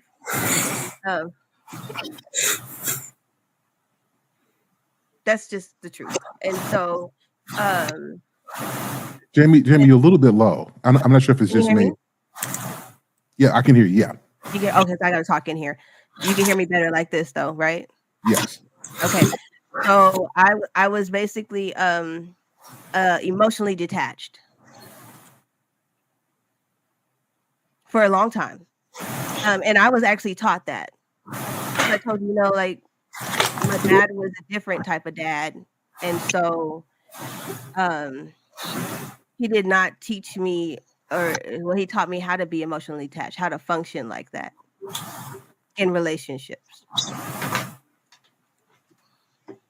I told you my life was a little different, so I don't know how much I want to tell y'all, but I'm just going to say that that's what I done, and that's what I identified as a problem, and I don't do that anymore.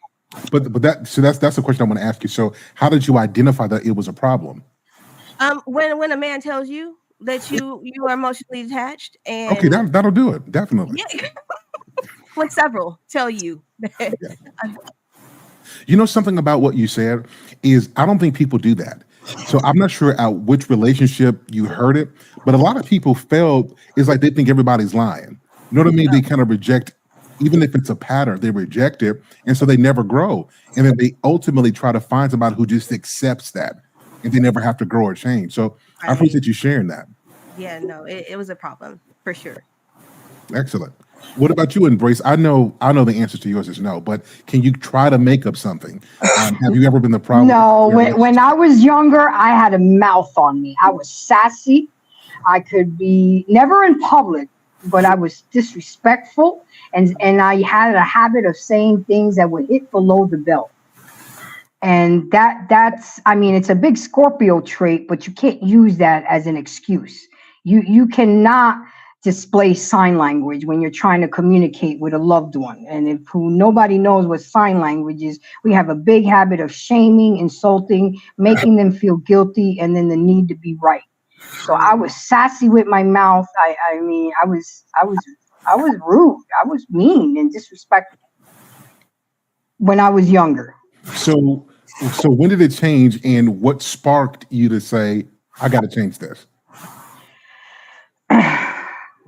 When I saw the hurt in people's faces, when I was acting that way, when it made me feel, when it made me realize, be like, damn, great, maybe you shouldn't have said that. When you see it and you see the hurt on the other person's, and when they tell you, when they say, that was really effed up of you to say, you could have said it in a different manner.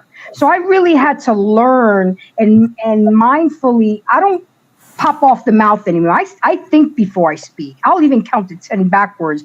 If you ask me a question, I won't answer right away. I choose my words wisely now. And that all comes, again, from growing and healing and recognizing your faults and actually addressing them and applying exercises that a therapist shows you on how to apply that.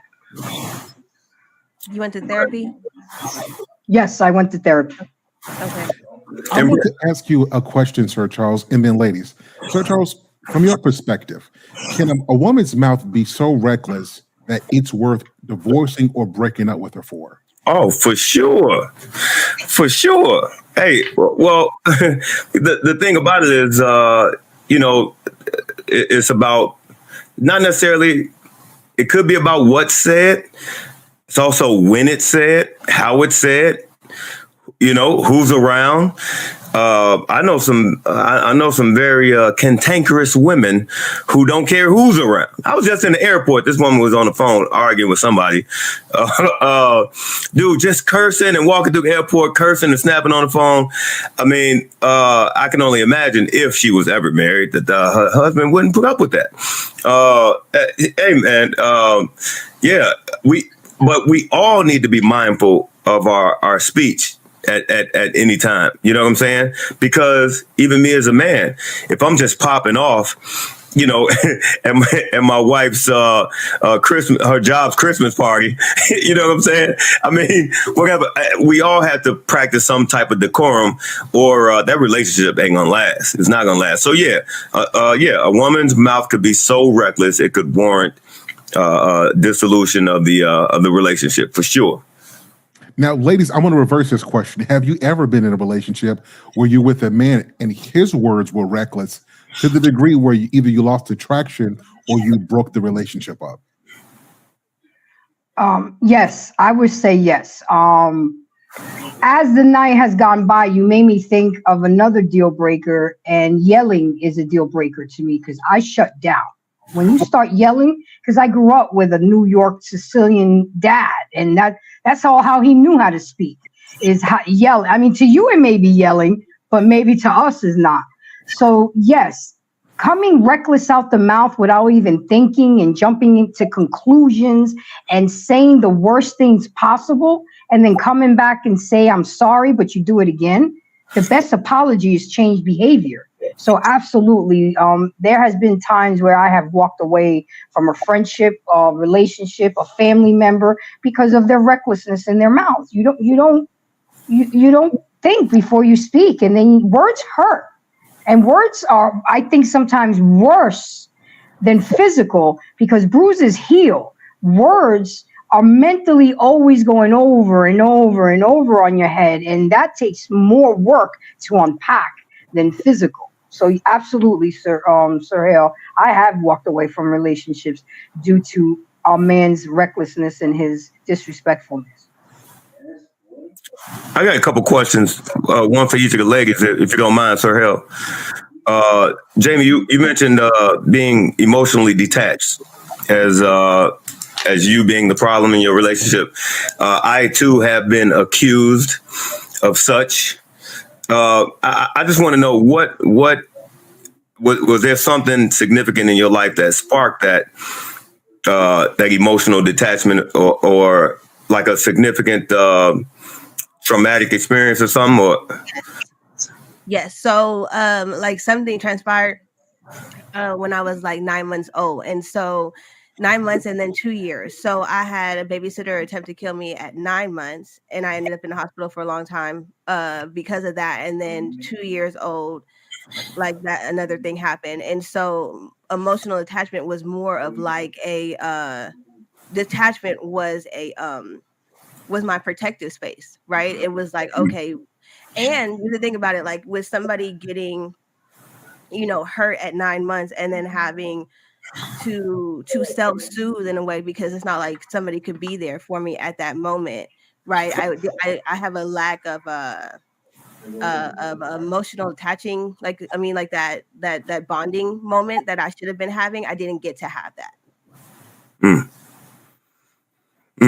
Okay, all right. So it affected me in my relationships because, like, I had an ex one time. He was like, "I go to touch you and you flinch," and I didn't realize I was flinching every time he would go to touch me. Wow. It was just a subconscious thing. And you said you had therapy. You went through therapy for that. Well, I went through a lot of things for that, but yes, yeah.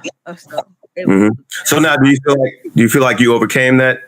Yeah, for sure. Just to even talk about it and not like get overly emotional or start to cry, like that's big for me because, you know, like for a minute, I didn't even cry. Like I was that emotionally detached. Like I wasn't a crier. I didn't know like how to even be tapped into those type of feelings. All right, and next question for Grace. You said that growing up, you were mean to people. You were very mean to people. Where did that come from? Because I'm taking you guys' stories, and I'm placing them with people in my mind, right? And it's like, well, it wasn't that I was mean, but I was very direct, very blunt, and didn't care about my delivery. I was abrasive, and that I guess that I'm from New York. I'm half Sicilian, half Dominican. You know, we're always in survival status. And my dad, he was very blunt. He didn't care. He will speak to me in a way where he's not going to sugarcoat it. So I took on that trait. And my dad was a very demanding man. If I came home with A's, it would be, well, why didn't you get A pluses? Dad, I lost 20 pounds. Well, that's like taking a cup out of the Pacific Ocean. You see, it was never good enough, you know? So it caused me to take on those traits and be mean to others. And when I realized, like I said, I realized that on my own, people telling me, and when I saw people's reaction, when I would say, I mean, it was bad. I would say things that wasn't necessary and hit below the belt. And that was my way of deflecting, you know, my defense mechanism. And thank God I caught it and I fixed it. Mm-hmm. Interesting. I asked that question because I'm thinking about a person that I know, and it almost seems like that saying that hurt people hurt people. Mm-hmm. You know, that there's some kind of deep-seated pain there, and certain people like enjoy transferring that pain and inflicting it on other people. And like, I want to watch you squirm too, just like I squirm.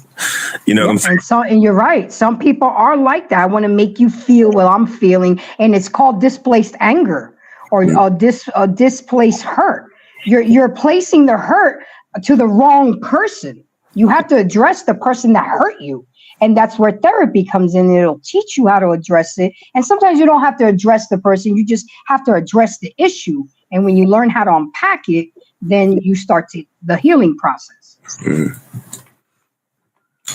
No further questions.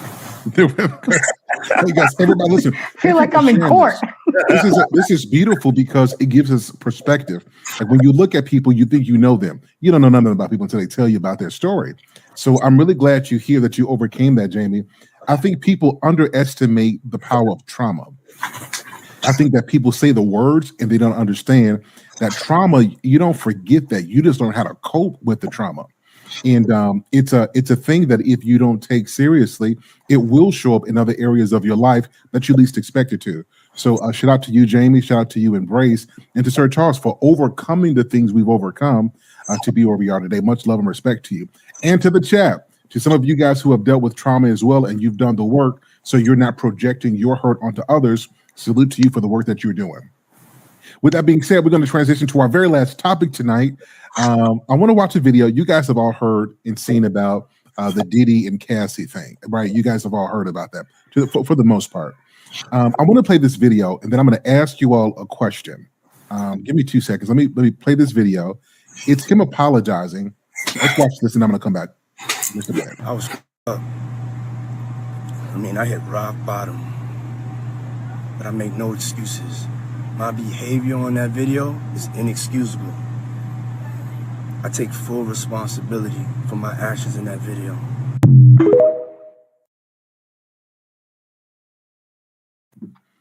So you guys saw that something horrible happened. He did something terrible. You guys saw the video. It was violent. There's no way to fix that. There's no, like, that clip by itself. There's no way you can't say she swung. You can't say she came out and she was aggressive. There's no way to defend that. So here's the question that I'm going to ask everybody. What do you do when I'm sorry is no longer enough? In this situation, he does something. He apologizes. It's a relationship. What do you do when I'm sorry? You're all sorried out. What do you do? I just want to understand your question. Are you saying from a marital perspective, where the sorries have been exhausted, or even in a relationship, yeah, like he apologized. I've seen cases like this where people do this and they really feel remorse, where they give this great apology, but it's gone so far. So is this apology a signal that they've changed because they've seen the error of their ways? Like, what do you do in a scenario like this? I'll give the ladies an opportunity. I mean, I'm ready to jump on it, but yeah. I mean, I can go first. When you say, what do you do when I'm sorry is no longer enough? In this instance, if we're using this example, that I'm sorry is not genuine. If that person had the opportunity to apologize way before this video came out. Instead, they chose to say that never happened, right? And so this sorry is only a sorry because he now has public evidence out there, and he's being weighed in the course of his peers, right? In the course of the public court. And that's worse than going to court, really, is because now he's going to lose everything. He has lost trust, he has lost honor, he has lost dignity, he has lost respect. You cannot come back from this, because in the beginning, when you had all the opportunity in the world, actually, when Cassie did this stuff 6 months ago, we knew nothing about it, and he started to do the nice stuff, like give people back their recording stuff, all of that type of stuff. He had the opportunity then to say, I am this person and I'm terrible and I'm gonna get help, but he didn't. He did not. So when I would say when sorry is no longer enough is when somebody has the opportunity to do the right thing over and over again, and then they choose to not say sorry until other people know that they are not a good person. Then the sorry is not enough. It's not enough. It's not genuine. I don't, because you are more concerned about how people view you than what you were doing to me behind closed doors, and how I viewed you and how you treated me, and that's terrible. And so everybody, let's let that breathe. You leave because it's not genuine. He That was solid. That's a solid response. Okay. All right. Anybody want to go next? What do you do when I'm sorry is no longer enough? Go ahead. Go ahead, Grace. First of all, I know this sounds cliche, but the best apology is change behavior. And speaking of the P. Diddy thing, first of all, he's apologizing to the wrong person or thing. He's only apologizing because he got caught, and that's just damage control that he's doing. He's not sincere. He's not really sorry. He's just doing it as a publicity stunt because he's gotten caught. And he's been doing it, and he's still doing it. So how sorry are you really? And he should have been apologizing to Cassie, not on social media. You're apologizing to the wrong person. And as far as how much enough is enough, I mean, if a person keeps doing the same thing over and over and over, and you're getting the same results, they're insane. So they're not really remorseful. If you don't change nothing, nothing will change. Simple as that. So when you have given a person, especially in a marriage and in a long-term marriage and there are kids involved, and you've given your spouse 1, 2, 3, 4 chances of grace, and they're still not embracing it. You like that, huh? You like that plug? And you're still not embracing it. I mean, there comes a time for your peace and self-integrity that you have to walk away. I mean, there comes a time, I call it the point of no return, where you just cannot get past it. I mean, how many apologies are you supposed to take before you really change? Absolutely. Excellent. Sir Charlie Heights? Yeah, so what do you do when I'm sorry is no longer enough? First and foremost, hopefully you've presented so much value in a relationship to whereas what I'm about to say will actually matter. But what I'm saying is that you have to remove yourself. That there's no, I mean, because like Grace said, and she took the words right out of my mouth. The best apology is change behavior. And you keep saying I'm sorry, but you keep doing the same things, I mean, you're not sorry. You're just trying to buy time for the next event. Listen, I am, and you know, I know you're not specifically talking about the Diddy situation, but you know, men who do women like that, physically abuse them like that, that is a mental illness. To whereas, I mean, you don't know your own strength. Now, I'm all for, this may be cringy, but I'm all for using minimal necessary force, right? You're not going to whoop my butt, but I ain't going to whoop yours either. So minimum necessary force depending on your in terms of defending himself if he's being attacked. Yes. And I'm saying I am going to use minimal necessary force to let you know that you're not going to whoop me. You're not. I've never hit a woman. Because I've never had to, because I just feel like I'd kill a woman if I just feel like that ain't so. But I'm saying I had a fight with a stripper in St. Louis, but that hey, this show, this stripper turn. Hey, but no, the stripper accosted me first. Okay, and I got witnesses. I used minimum. I grabbed her. I held her down. I'm just saying that's one example. But you're not gonna whoop me. But I'm not just gonna dog walk you because I can. That's just crazy. So that's a sickness, and I see these men do this, and no, these men need to be punished, and these women hopefully they could position themselves to walk away. But I think removing your presence, as long as you added enough value where your presence would be missed, then that's enough right there. Just removing yourself from that situation. Person keep apologizing and never changing. Somebody gonna mention that. Somebody gonna clip that me fighting a stripper in St. Louis. Yeah, I got it. I've already got it saved. You have clothes on or clothes off? I want to tell my story one day. I want to tell my story. The reason I asked this is because whether we know this or not, people wrestle with this. They don't know what their limits are. They don't know what their boundaries are. And as a result, things keep happening and they just keep on prolonging the inevitable. So I got this last question. This is a bonus question. Can it ever be sincere? Can an apology ever be sincere when it is based on the fact that you've been caught? Can it ever be sincere in that circumstance? What's your thought on that? I got you. I think so. I believe so. I believe it can. If that's not true, if that's not just, then the Bible is fake too, right? Because we get caught with our sins all the time, and God still chooses to forgive us. So, like, if I'm going based on moral grounds, yeah, like I've been caught, but my apology came with true change, right? True repentance to turn away from what I was going to do. So again, it still is based on what. It says Charlie Heights, Sir Charles, and Embrace the Grace said about change behavior, so like you have to put the action behind it for sure. But yeah, that wouldn't be fair. That wouldn't be fair to say that it's not. But did he not start? Okay. That's a caveat. Okay. And I mean, here's my thing. Okay. You can commit some atrocities, multiple, right?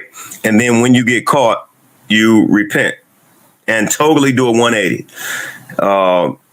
Sometimes getting caught is the catalyst to healing, to getting right.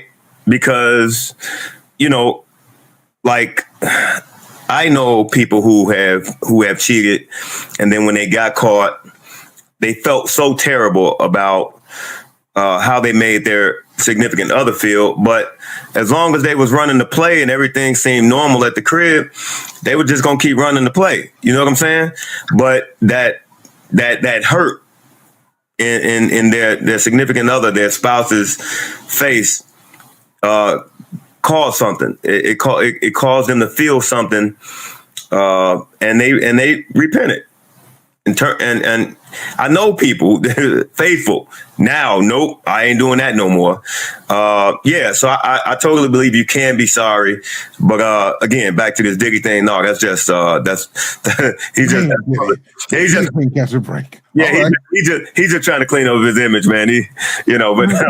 But yeah, no, I believe an apology can happen after getting caught, a sincere apology. But now, what I'm saying is though, it may not be accepted by the person you offended.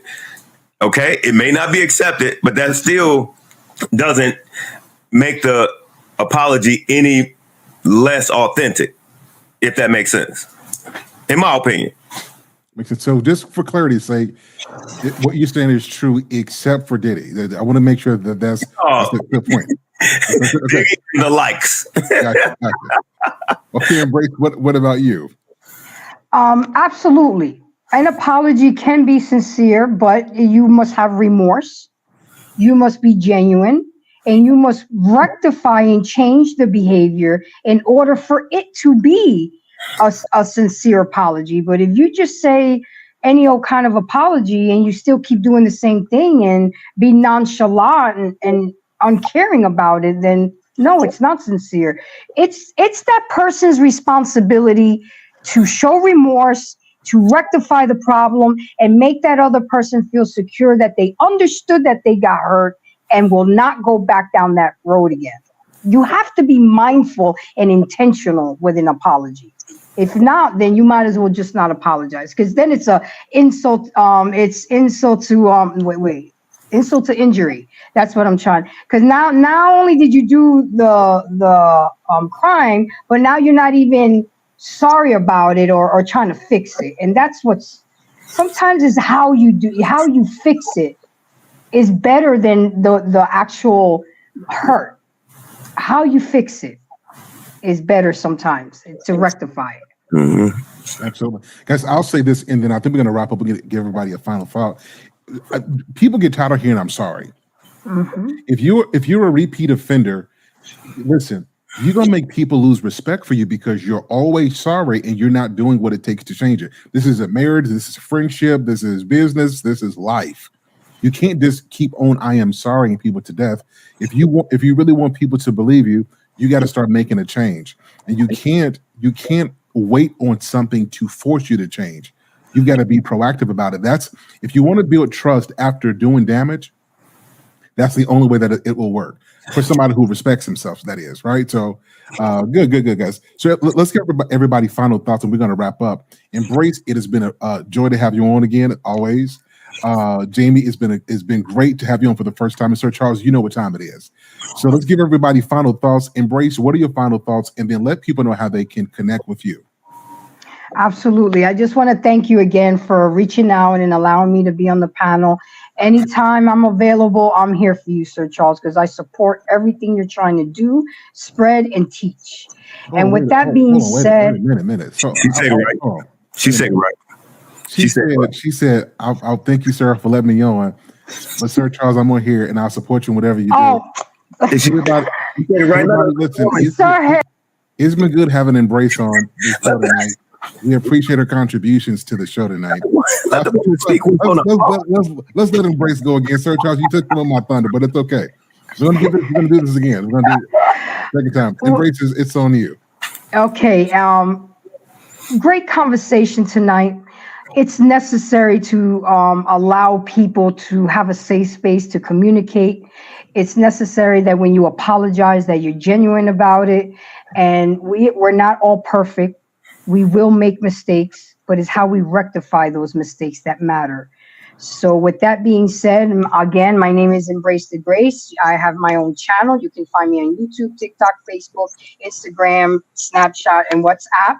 I do my live show every Thursday night at 8 p.m., but I am all over this YouTube channel on other panels, Black Man Unfiltered, JVJ, and whenever Sir Hale summons me. So with that being said, thank you again. Hey, I appreciate you, Rick. Thank you so much. I told you give me any little thing I'm gonna use. Thank you so much. It's always a joy to have you. I really appreciate your perspective. Everybody who's on the Sir Hill Speaks Network, please be sure to subscribe to Embrace the Grace moderators. please drop her link in the chat. Thank you so much. I truly appreciate you. Good to see you, The Intentional Quiet Storm. Glad you're here. Jamie, your first time here. What were your thoughts on the show? What's your final thoughts? And please let us know how we can connect with you. I actually enjoyed it. It was a good conversation, and it was ability to be very transparent. My final thoughts are, I know in communities, but especially in our community, having that vulnerability or that ability to say what's on our mind and be comfortable with rejection, or as Lost and Trenchless said in the chat, abandonment is hard because we are not used to being able to say what we say and be accepted or feel accepted. And I would hope that with all these panels and these shows, but especially with Mr. Sarah Hale Speak Show, that people can get comfortable and get the new training to be better communicators, as Sir Charles had said.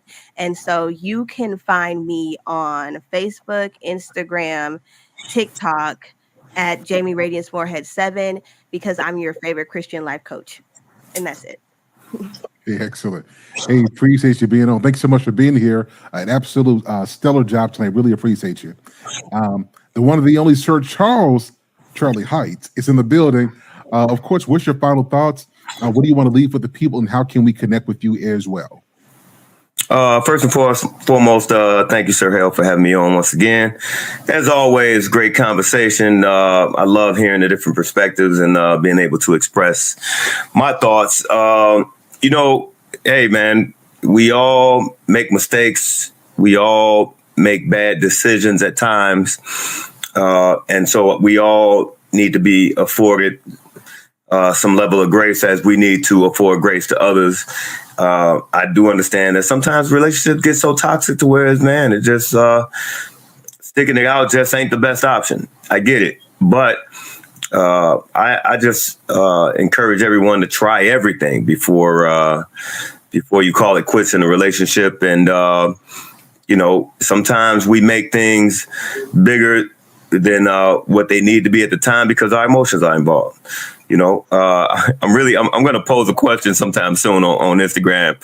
This, I think, is going to be real triggering, but along the same topic. But anyhow, you can find me on Instagram, Facebook, YouTube. I'm all over the place sometimes. And I'll be here on the Sir Hale show as many times as he wants me on.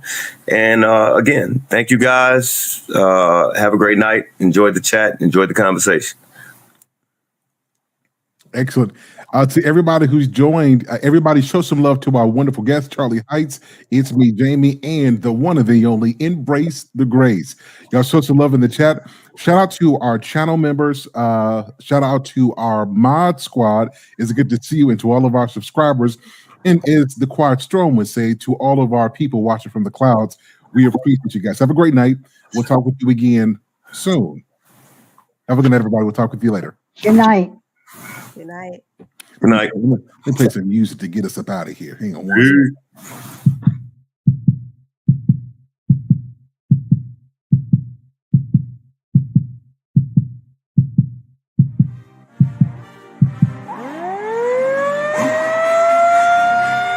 May I have your attention?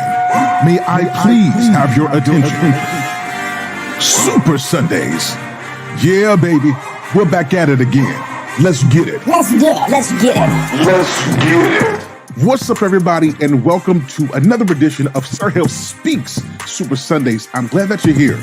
I wanted to take a moment to tell you guys how much I appreciate you. We've been doing these shows for months now, and you guys have been showing up consistently as we take on and we tackle different challenges and different topics. So I appreciate it. But here's what we're trying to do going forward. We want to grow this audience to people who need to hear content like this. And so we need your help. How can you help us? That's a fantastic question. Be sure to make sure you hit that like button. Be sure to subscribe, and make sure you hit that notification bell for all of the content that we have, particularly Super Sundays. All right, guys, sit back, relax, enjoy. Make sure you invite somebody to Sir Hale Speaks Super Sundays. We're getting ready to go in. We're going to have a good time. Happy Sunday, everybody. Let's get to the show.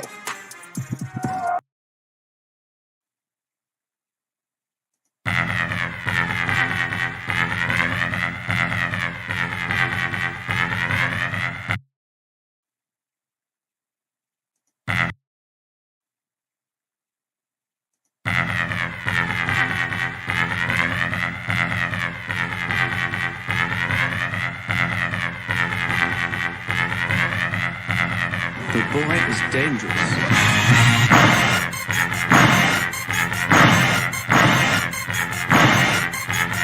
Bad feeling about this. You don't seem to understand something.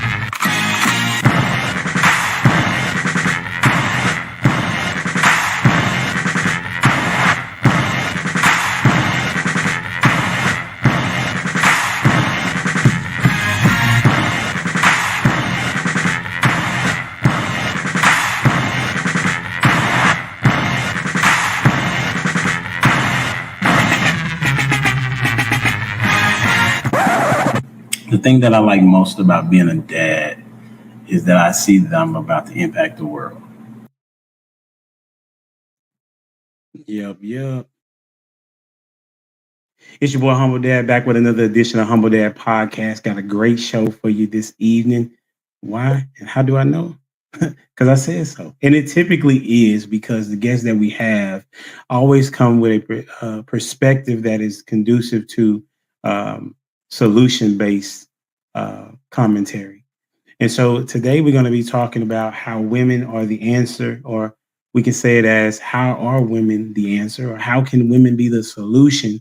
And in particular, we're talking about from a marriage standpoint, relationship standpoint, this gender war that has been matriculating in these past years.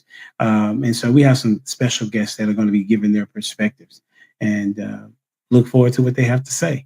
So the question that we're going to start off with is, how do you typically deal with stress, anxiety, or difficult emotions? How do you typically deal with stress, anxiety, or difficult emotions? And don't forget to like, share, and subscribe to the channel. And we're going to start with none other than the one that probably has the best voice of them all, Mr. Lost in Translation. How's it going, sir? Doing pretty good about yourself, sir. Good, man. Good to see you again. Good. What you got? Normally how I deal with it is sleep, man, because people don't realize how stressful and tired your body is when you're being stressed out. And sometimes you need a disconnect between your body and your spirit. And sometimes the best way to do that is to sleep and give your body a chance to catch up with what's really going on, because we don't understand how stressful it is on your body for you not to be tensed up all the time. So most times sleep is usually the best way how I handle it. That's what's up. I appreciate that. Hey, and welcome to the stage. None other than the one that wants to go first all the time, Miss Bedazzled. It's Jamie. I'm doing well. What's up with it? All right. So I actually wrote this down. I typically deal with stress, anxiety, and difficult emotions by identifying the root emotion, like what emotion is screaming at me the loudest in that moment. And then I identify the core issue. This is really what I did. I actually did it today. That's why I thought this was funny. And then what I found out is that it really does lead to a spirit of heaviness. Like your spirit is heavy. And so the Bible tells me that I'm supposed to put on a garment of praise. So I actually put on some praise and worship music while I was sitting here because I was in a mood today. So, and then it worked. So you can't tell that I was in a mood because now I'm in a better space. So that is the answer to the question, because I literally just did it. That's what's up. So you saying you don't look like what you've been through? Is that what you're saying? Oh my God. No, sir. No. Hey, man, let's appreciate you for being here. Hey, and welcome to the stage, none other than the one that gets the viral moments in this space the most that I'm aware of right now. Mr. Sir Hale Speaks. What's up? Hey, shout out to the one and the only Humble Dad. I appreciate you having me on. Salute to the Awesome Man Lost in Translation podcast, and to the one and the only, it's Jamie in the chat. So beautiful question. How do I typically deal with stress? I go to the gym. So it's two types of stress. It's the, three. It's the acute and chronic bad. If I'm dealing with that, you have to go and talk to somebody about it. One of the things that we typically do and what keeps stress prolonged is we try to bottle it up and then we just use some type of unhealthy method of coping with it. I'll tell you this real quickly. The reason I go to the gym is the way I used to manage stress. Y'all don't talk about me. I'm looking at you, lost in translation. I'm looking at you, it's me, Jamie. Don't y'all judge me when I tell y'all this. It's just between us.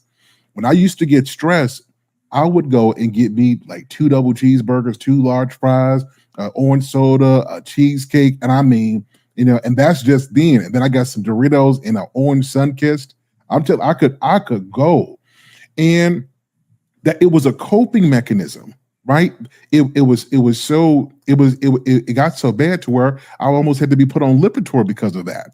So once you learn how to identify unhealthy coping mechanisms by talking to some people and getting to the root of that, you learn some healthy alternatives. So now, instead of those double cheeseburgers, I just go to the gym, have a protein shake, or I got friends like Lost in Translation, Humble that I know I can call, and we could talk about those things, and it's a much more healthy situation. That's what's up. That's really good advice. I like that. Shout out to Sir Hale in the building. Hey, and we're gonna welcome she reigns from H-Town, but she was born in a tiny Bethlehem. Just kidding. Nacogdoches in the building, none other than Miss Ash. I wish my lights would have stayed out so I couldn't participate. Let me stop being a hater. The way I deal with stress, like Sir Hill, I used to be the foodie. I'll take it out on some little Debbie cakes. Those the birthday cake, that whole box, I tear it up. But my new way is walking. Like when I'm out on the bus, like, because it can get stressful. That's my coping mechanism. Like when they get our park back up and running after this good storm that we done had, I'll be going back to the park up there, because that's really my woosah moment. Because most people call me for the answer, and I'm like, I don't have it today. I ain't walked it out, And then sometimes I use that to just talk to myself. Talk with self and try to see what's wrong with self, because sometimes it ain't nobody. Like I've been driving a bus one day, like, you got a funky attitude. What's the problem now? What's wrong? These people didn't ask you to drive. What's the problem now? I always try to, I guess you can call it self-reflect, and try to see what it is that's actually wrong with me. What triggered me now? Because sometimes it be them old memories that just play back out of nothing because you saw something that you ain't dealt with. And when 2020 hit, being that I did have to drive, I've been using driving as a coping mechanism too. I just be driving and just let my mind just go wherever, because it's really nothing else except for watch the cars. But those are my two main things: driving and walking. That's what's up. Thank you for being here as usual. And then we got special guests in the building. I don't know much of a lot to introduce them other than what I've seen. I've really enjoyed from their podcast and their Instagram. And they're a tag team, if you will. None other than Miss Shawnee and Monday. How's it going? Good. Going well. Good to be here with you all. Thank you for having us. Absolutely. I'm enjoying y'all energy already. Which I got on the question. You want to go first? Well, handling stress is kind of, it goes multiple ways. It just depends on where the stress is coming from. Mm-hmm. If it's work related, I handle it one way. If it's kids or my spouse, hey, keep it real for sure. I handle it, ultimately we talk it out, right? So this is our thing. Yeah. Our coping, how we cope with it is we talk it out with each other. Mm-hmm. And a lot of times, I may not want to hear what she has to say. She may not want to hear what I have to say, but ultimately we're talking it out amongst each other. Yeah. For me, definitely same. I go back to what Jamie says. I would always ask myself, where's the feeling coming from? Right. And then when he would tell me he's feeling some type of way, I ask him the same thing, because generally when we have feelings out of what seems like is out of the clear blue, is not really out of the clear blue. Something triggered it unbeknownst to us a lot of times. But another thing that I do is people fast. I stay away from people. right? Because we just recently did a video and I said people come with problems, and a lot of times they are putting their problems on you. They're asking you how to solve their problems or how to resolve their problems, and that can add additional stress to your life that you don't really understand. So sometimes you have to abstain from people. Man, shout out to the abstaining from people. Real talk, like that makes sense. I do find that challenging though when you have to be around people. Yeah, the non-essentials. Yeah, for sure. I get it. Yeah, for sure. For me, what I've done is a combination of all the things that you all said, but to add to the pot, I listen to some worship music. I actually have a playlist that I listen to worship music, and then the other thing that I do is I definitely pray because stress is one of those things that they call it a silent killer, right? So it's important for anyone to once they recognize that they're being stressed, that they need to get to a point of letting that stress go or giving it over to something else other than themselves is what I would say. So hopefully people have tuned into that and they take some of the advice that you all have decided to give to us today. All right, so we're gonna get into the crux of things. And the first question that I have is centered around women. Sometimes last week, for those that don't know, we talked about men. The week before that, we talked about men. So we try to be as balanced as possible over here. So we're going to talk about it like this. How have you seen women marketed to? Let me get that right. How have you seen women marketed to? And I'll give you a moment to think about that. What I mean by that is that when you watch a TV show or movie or anything like that, how do you see from the advertisement's perspective of how the woman is being marketed to? Okay. And if I need more clarification, I'll do that. No problem at all. And we'll start it off with Mr. Lawson translation. Thank you, sir. Most times, women are usually helping other people, and what happens is advertisers offer them an escape from the reality of them trying to take care of people. I don't know if y'all remember this or not. There used to be a commercial that had this lady in the bathtub in the 70s and the 80s. She said, "Calgon, take me away." You know what I'm saying? From all the stresses of motherhood and wifehood, that type of thing, and being stressed out. So most times it taps into a deep-seated need for a woman to detach from having to serve everybody else and have somebody to take care of her for a change. So most marketers tap into that deep-seated need for women to escape from being the go-to person, so to speak. And I'm going to go with the new people. I'm going to go with Miss Shawnee. Yes, I do see that a lot. When there is any marketing of any kind, if you're selling a product of any kind to a woman, of course you would want to make them feel comfortable. You want them to come to get into a space where, yes, that's exactly what I need. But ironically enough, online, I have seen more of a strong push towards women getting back to motherhood, getting back, with their children a lot, with a husband a lot, and them smiling and enjoying it, despite the fact that we are dealing with the 4B movement right now. We're dealing with patriarchy. We deal the taking away of patriarchy. We're dealing with the whole decentering men movement right now. And so I think there's a strong push towards women and family nowadays, because I think that the government is realizing that women are not playing anymore, and they are dropping. Birth rates are dropping in the country. And of course, the government does not want that, because if women are not having babies, then the economics of the country cannot continue as it should. And I will pass it to my husband.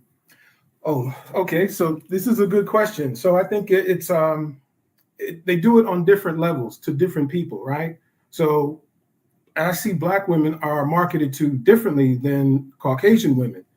A lot of times in the commercials, you'll hear the music is different. Mm-hmm. right? Because they think that's all we listen to is that kind of music. They don't, put regular music or music that's not rap related to or marketed towards other women, right? So other races get like Pollyanna music, or they show them in a light that's more family oriented. Whereas with our women, I see it's just, I don't know, it just doesn't seem like we get the same type of push to have a family, or can people see us?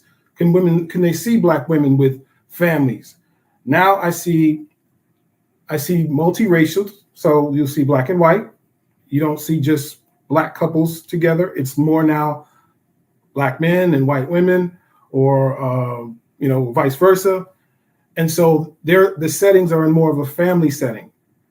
And I would say the younger women don't get the same type of push, like I said, as older women. They're not talking about Calgon take them away, like Law said. They're talking about, they're playing Megan in the background, you know what I mean? So it's a different push towards the younger than there is the older women. Okay, I got you. Who you got going next? I'm going to pass that to it's me, Jamie.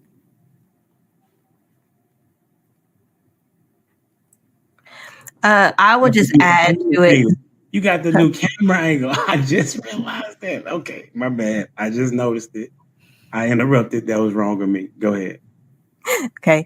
I'm just gonna add. It just really, to me, it looks like it's based on emotions, like just off of emotion. And I only see commercials or ads via social media right now.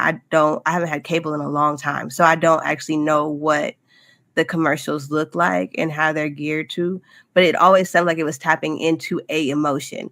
Because it's assumed that we are emotional and we make emotional decisions based on how we feel. So if we watch a commercial and it makes us cry, we're like, oh, we need to see that movie, right? Or if we see something and it's like, oh, that girl looked like she really had a good night and that red lipstick did everything for her in that look, we'll purchase that red lipstick. It just taps into something that we are lacking, but it is definitely our emotions that they cater to.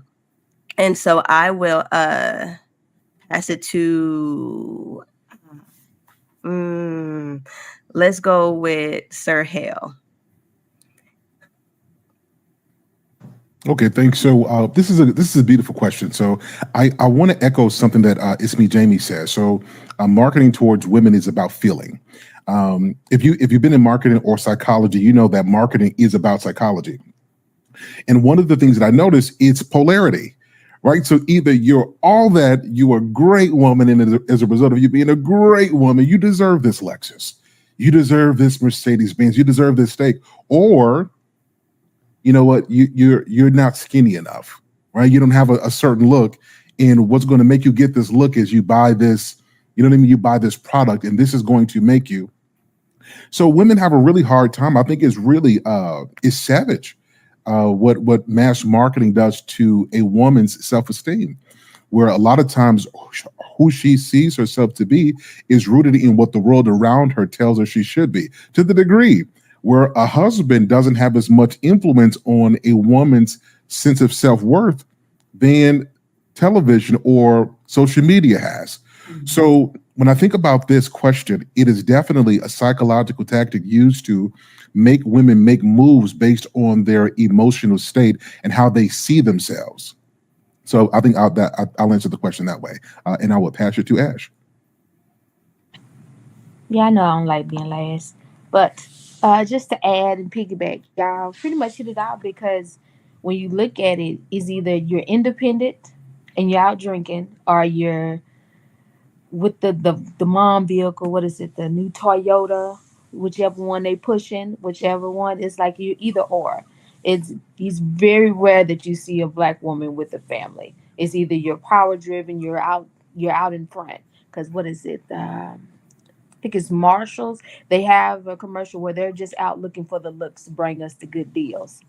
It just depends on who they're targeting and who's watching TV at that hour, because they know most people depending on who you are, you're going to get like the commercials about your health. Like if you're older, they're pushing some type of drug or some type of shot. Then when you get later on into the TV, you start seeing a drink or two or a club or something like that, or some type of fast food. So when you get later in the hour, they're pushing fast food, the chips, the Cheetos, because kids staying up past bedtime because pretty much all kids got a TV in their room so they can see whatever. So it just depends on, to me, who they're marketing to. You got the younger woman, she's trying to fit into this club vibe. I don't know if y'all seen that. What is it? The Virgin Mobile. I'm sorry, not Virgin Mobile, but the Virgin Voyage for the cruise ship, where the women out there, they're just drinking it up, having a good time. Then you see the couple come in, but it's mostly following the woman being independent. So it's just depending on, like y'all said, who they marketing to, or the age group. I'm gonna put it that way: the age group of the woman that they're marketing to. That's good. I would say the way that they are marketing to women is to keep them single. That's what I would kind of navigate towards based on what I've seen. However, I did do a little bit of research to go to what Ms. Shani said, that there has been a shift in last year to this year to try to do more family-oriented type commercials.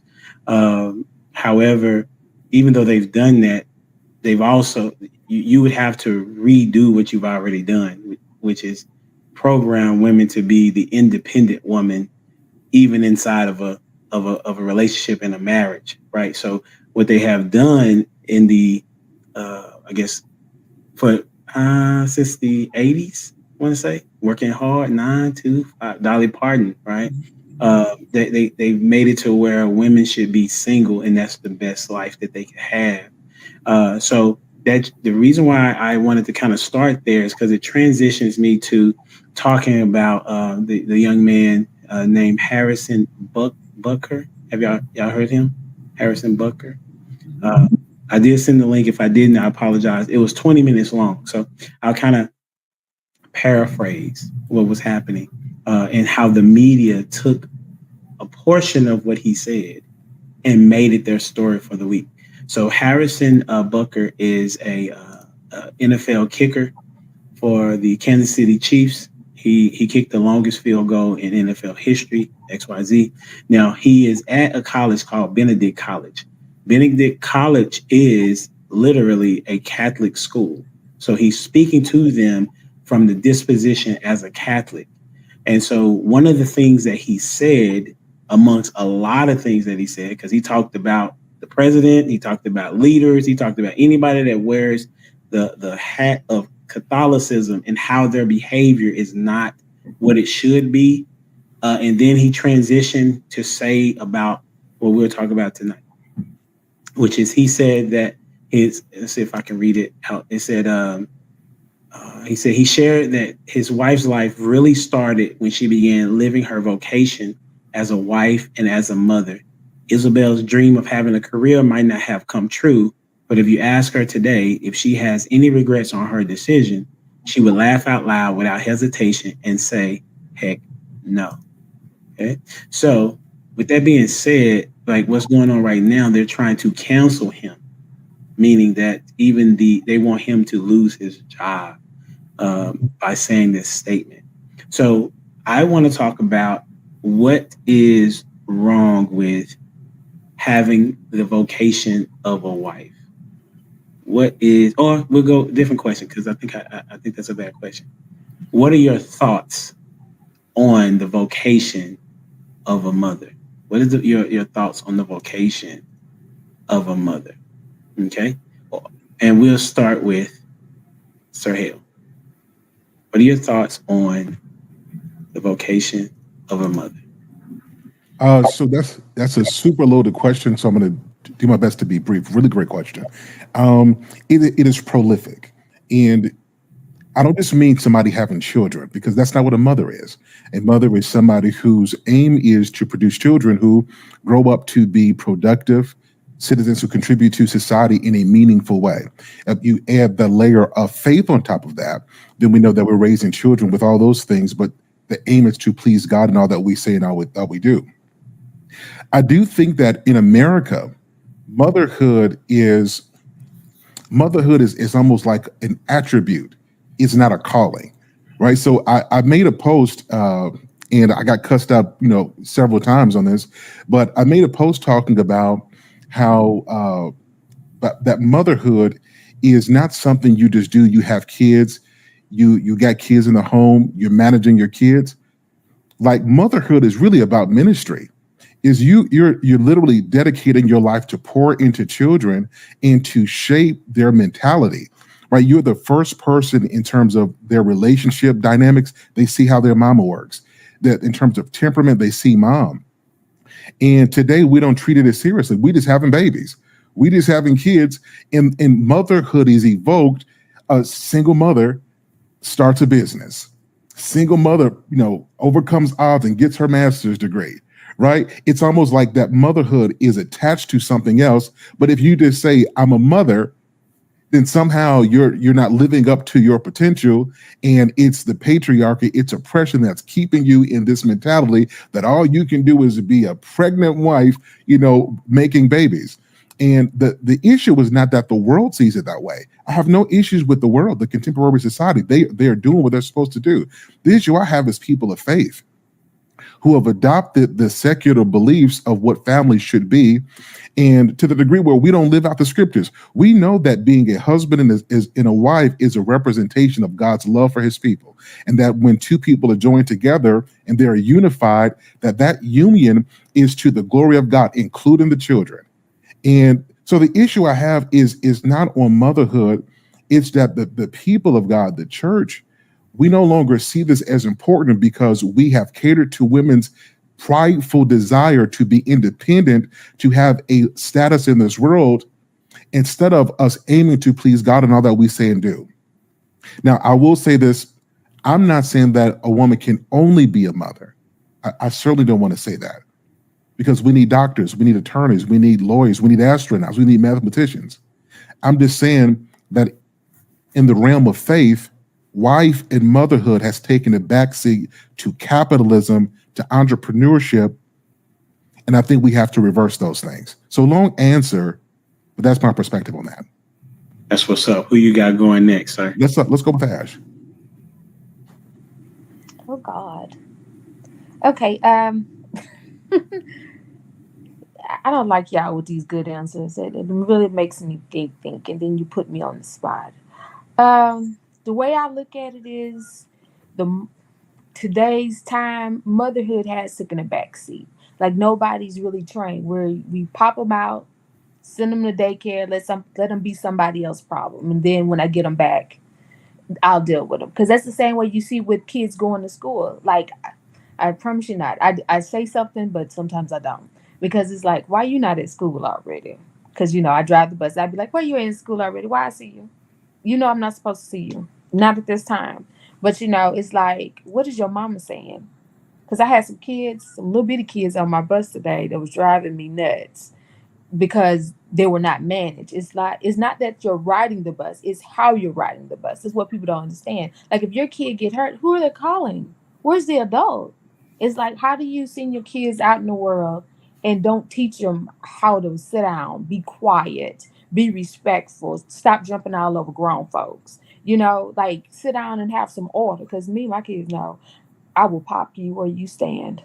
And I mean, that's anywhere, because we have to have order. If you don't know how to control yourself now, how are you going to be able to control yourself outside of my eyesight? I know they probably don't do the right thing out of my eyesight, but when I send you out, you know what I expect, and you know what's expected of you. That's why these kids today, they're just running around loose. And I mean that however you want to take it, loose. Because I don't think we really put an insurance the emphasis on motherhood no more. We just put an emphasis on having a kid just to say I'm a parent, and then we go do something else to check another box to say, oh, I'm a single mother with this and this going on. Don't talk to me any kind of way. But it's like, what about your kids?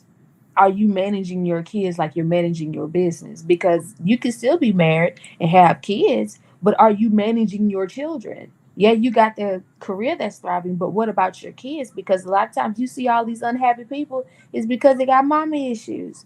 Like I've dated a guy that said, you know what, Ash, I'm gonna be honest with you. I have a problem with my mama. And that's why I treat women the way I do. I was like, oh, Thanks for being honest. Let me slowly back away because you got to fix that. Because a lot of time that damage is done between a mother and child. Like Sir Hale said, the representation starts with the mom. If the mom don't know how to act, most likely the kid ain't gonna know how to act because ain't nobody taking time with that kid. And I'm gonna go with the new couple, and I'm gonna start with Mr. Mundy. I know he got some words over there. Yeah, I think motherhood as a vocation is an honorable vocation. I think it's, if that's what a woman wants to do and she wants to be a mother, all kudos to her for that. But I also think that she can be other things as well. She can be a businesswoman. She can be a person who's in the community and doing things outside of motherhood. I don't think they're mutually exclusive. I think in this day and age, mothers or women have had to become more than just mothers because of the fact that there's either they're in a situation with a person who's controlling with the finances, or they're in a situation where there's no one else around, and they have to be that in order to survive, in order to to show their kids that they can be more even without someone being around. I think both of them they can coexist. I don't think they're mutually exclusive. I think motherhood. And by the way, I saw the whole video with Harrison, and a lot of what he said is out there because he's a Benedictine Catholic, which is old school, like like monks kind of Catholic. He's not the normal, or I shouldn't say normal, but traditional Catholic you see now. So his views are very, very extreme, and he even doubled down. So what he's getting, I think it's kind of deserved because he doubled down afterwards and made some really crazy comments. So yeah, I think they can coexist. And although Sir Hill, I agree with some of what you said, I don't think that it's just the woman should just strictly be a mother. I think that they can coexist together, and she can be a person who is more than just her kids or more than just her husband, because she does have a life. She's a person. And so with that, I'm going to pass it to someone who's sitting here squirming in her seat, waiting to get loose. So I'm going to pass it to my wife, Shawnee. Yeah, I think it's all about balance, right? So I think emotional intelligence in people is a very, very, very, very, very important attribute to have, because without it, you are not going to be balanced in your thinking, right? On the other hand, some people I feel aren't meant to be mothers, right? There are some people that have children but don't have the mental or emotional capacity to raise them properly, okay? And then my second thing is, for me personally, I was told by my grandmother, never have more children than you yourself can handle. And it wasn't based on being a single mother or not having a husband, because I'm from the South. They expect you to have a husband when you have children. But it was based on the fact that, what if something happens to your husband? What if he passes, God forbid? What if he becomes incapacitated, right? What if he decides that he wants a divorce? What if your marriage does not work out? And then you as a mother have to be able to mentally, emotionally, and financially take care of those children properly and raise them to be the best children that they can possibly be. I'll give it to Lost. Thank you. It's funny that you guys should mention that. Motherhood is a job that should be done purposefully. And I'll explain to you what I mean by that. Today, in one of our Christian groups on TikTok, I had a friend of mine who was given a lie. She had just given birth to her daughter, so we hadn't seen her in a few weeks. So she had a guest on today. It was just a random guest, and this woman was saying that she lost her husband yesterday. So we had to wind up praying for her. And then on one of her words that she was saying, she said, I didn't expect my husband not to wake up this morning You know, how do you prepare for something like that? And I can hear the desperation in her voice. She needed to talk to somebody. She needed somebody to pray for her. And she also needed help with counseling. So we made sure we prayed for her, and we made sure we got her in touch with somebody who can help her and also the children. Because people don't understand, when kids lose a parent, that is hard. And when a wife loses a husband, that is hard. And being as somebody who's lost a dad and been in that situation and have had to have counseling, personally, I tell you, that is probably one of the best things that you can do. But I will tell you this, being that I was basically raised by my grandparents because my mother and dad worked all the time, I had no idea how important motherhood was, because motherhood shapes how you think. You know what I mean? My grandmother was one of those praying grandmothers. You know, she would always pray for people. And I had no idea that someday I would have to return that favor to another mother who would need that. So when I say this, I want you to take this in, is that motherhood should be done purposefully. You should craft your children in such a way that they go out and they help people in the world, and they know how to do that. Could you imagine if I have never learned how to pray for my grandmother? I wouldn't have been able to pray for that woman in that particular situation when she needs it. So it's one of those things that most women usually don't get an opportunity to see men do things like that. But it's also because of another woman that I was able to go ahead and pass that on to help another woman. You see what I'm saying? So you have to purposefully craft your children so that they can do the same. So teaching kids how to have manners, teaching kids how to clue into other people's hurt, other people's empathy, how to tune into other people's emotions and be sensitive to their needs is something that we all can learn from, not just other women, but men as well too. We can be better empathizers with some of the things that women go through and realize that they live in a life that is totally different from ours. And for us to give them that acknowledgement does more for them than we can actually believe. And we would probably treat them a little bit better if we did that. So being a mother is priceless, and it's something that should be supported by other men when it comes to things like that, because you never know, how you raise your children may be the way that they save and help somebody else along the way as well too. I'm gonna go with Miss Jamie. Well, this is a great question, and I am a single mom, right? Like, and I have a business and all of this stuff. And when I had my kid, initially, I changed my whole life for him, right? Like I submitted my whole life to Christ for him. I changed everything, literally. So, and then I bought into that. I need to have a life, and I need to have this business, and I need to do these things. And there's years where I was working a lot and I missed like key things. And so now, my son is 2 years away from being 18. And I feel like a lot of times I'm in my feelings because I know those 2 years are about to fly by really fast, right?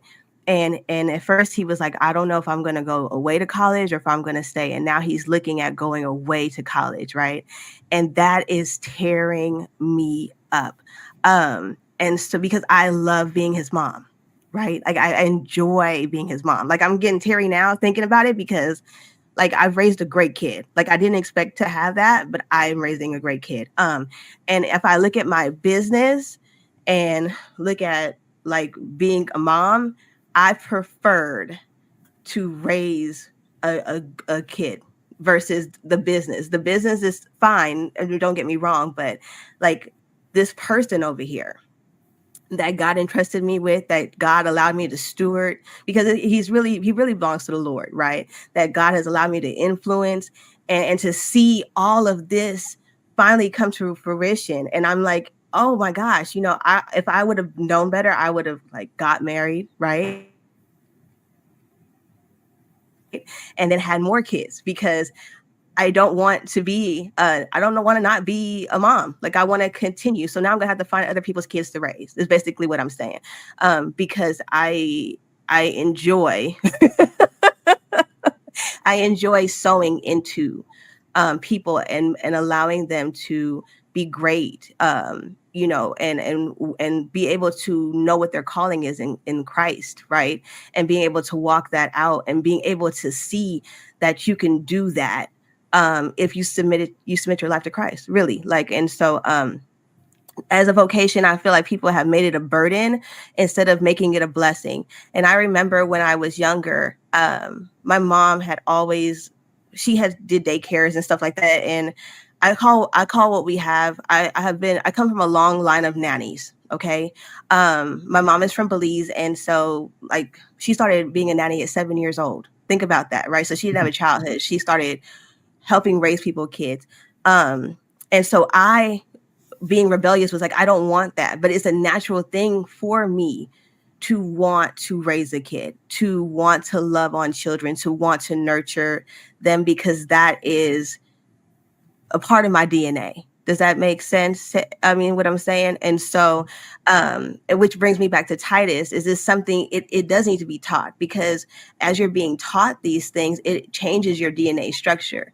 And so you want to be what God intended you to be, which is a helpmeet, but that also helps the child meet God's will for their lives. And so that's my answer. I'm really sad over here. I think that's really why I keep getting a funk, is because I keep looking at my son and I'm like, you're really about to leave me.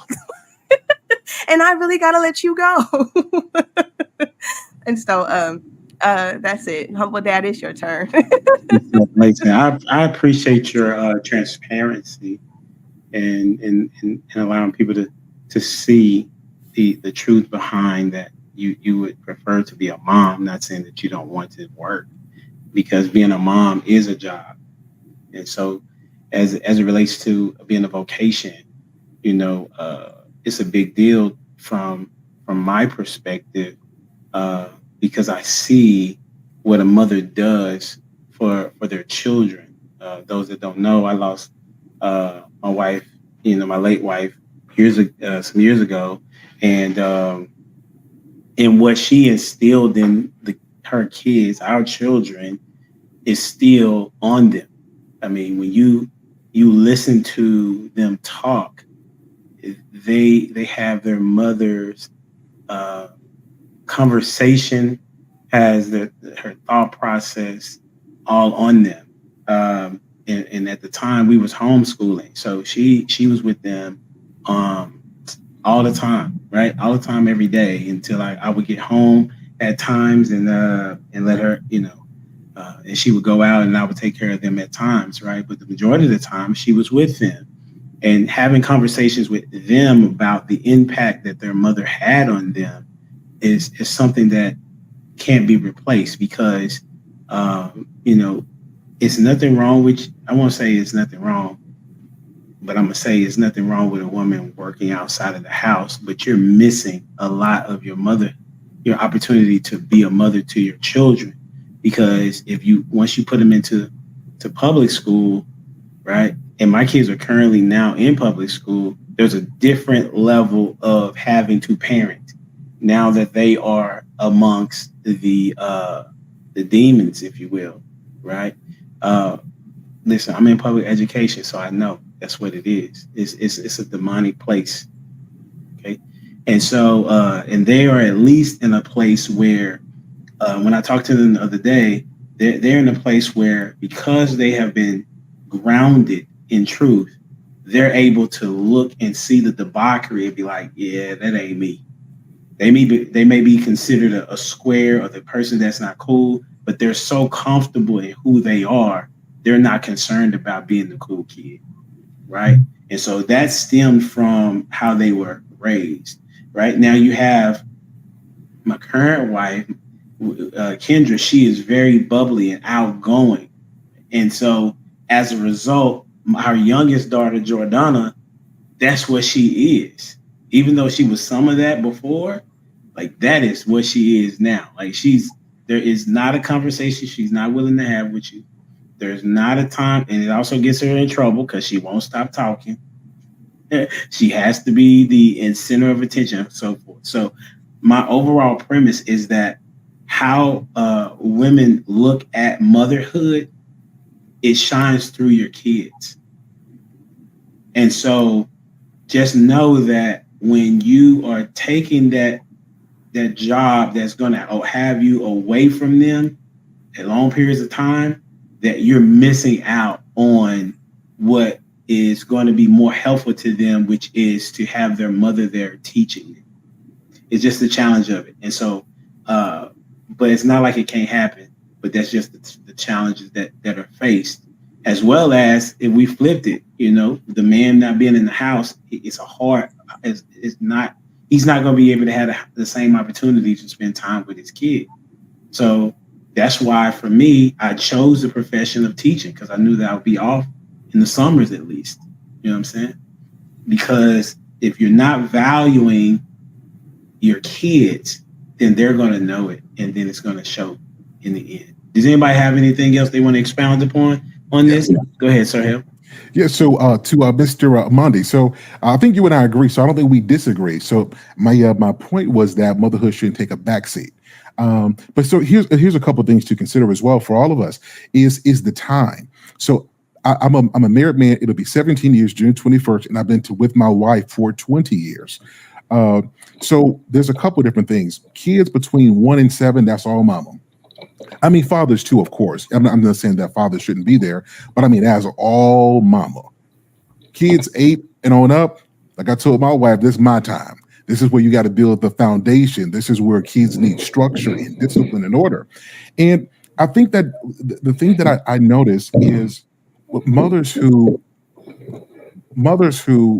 if you look at the woman of noble character in Proverbs 31, and look at what she does. She was a working woman. If you look at that scripture, she was working. She was an entrepreneur. She was busy. She took care of the homeless. But if you looked at the theme of all she did, it was to the benefit of her home, to the credit and honor of her husband, to the glory of God.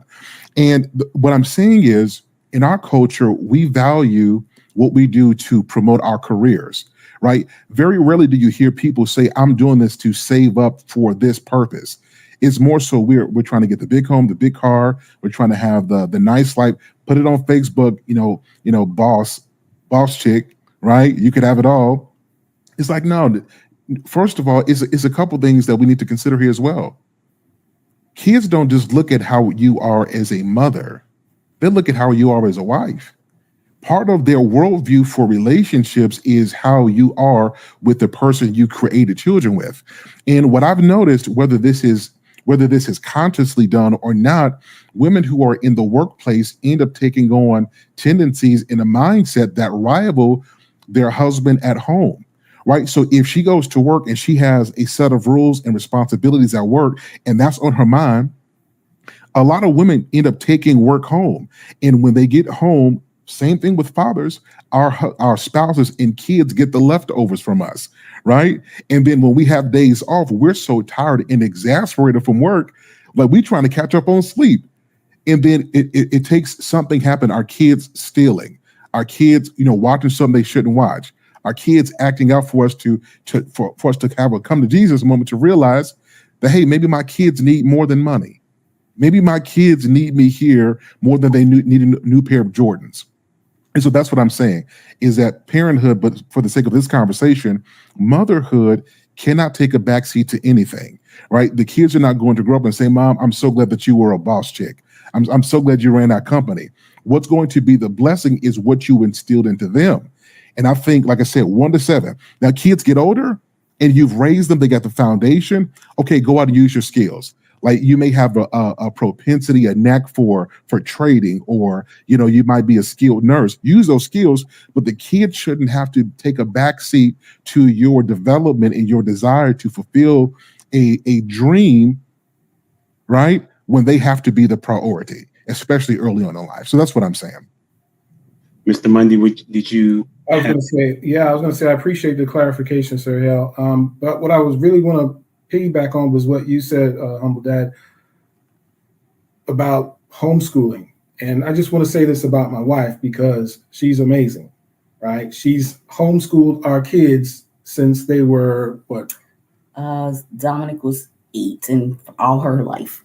and my daughter is 12. So, and my son is on the spectrum, autism spectrum. So she's been doing a lot, as well as, juggling a business. And the good thing about it is that I work from home as well.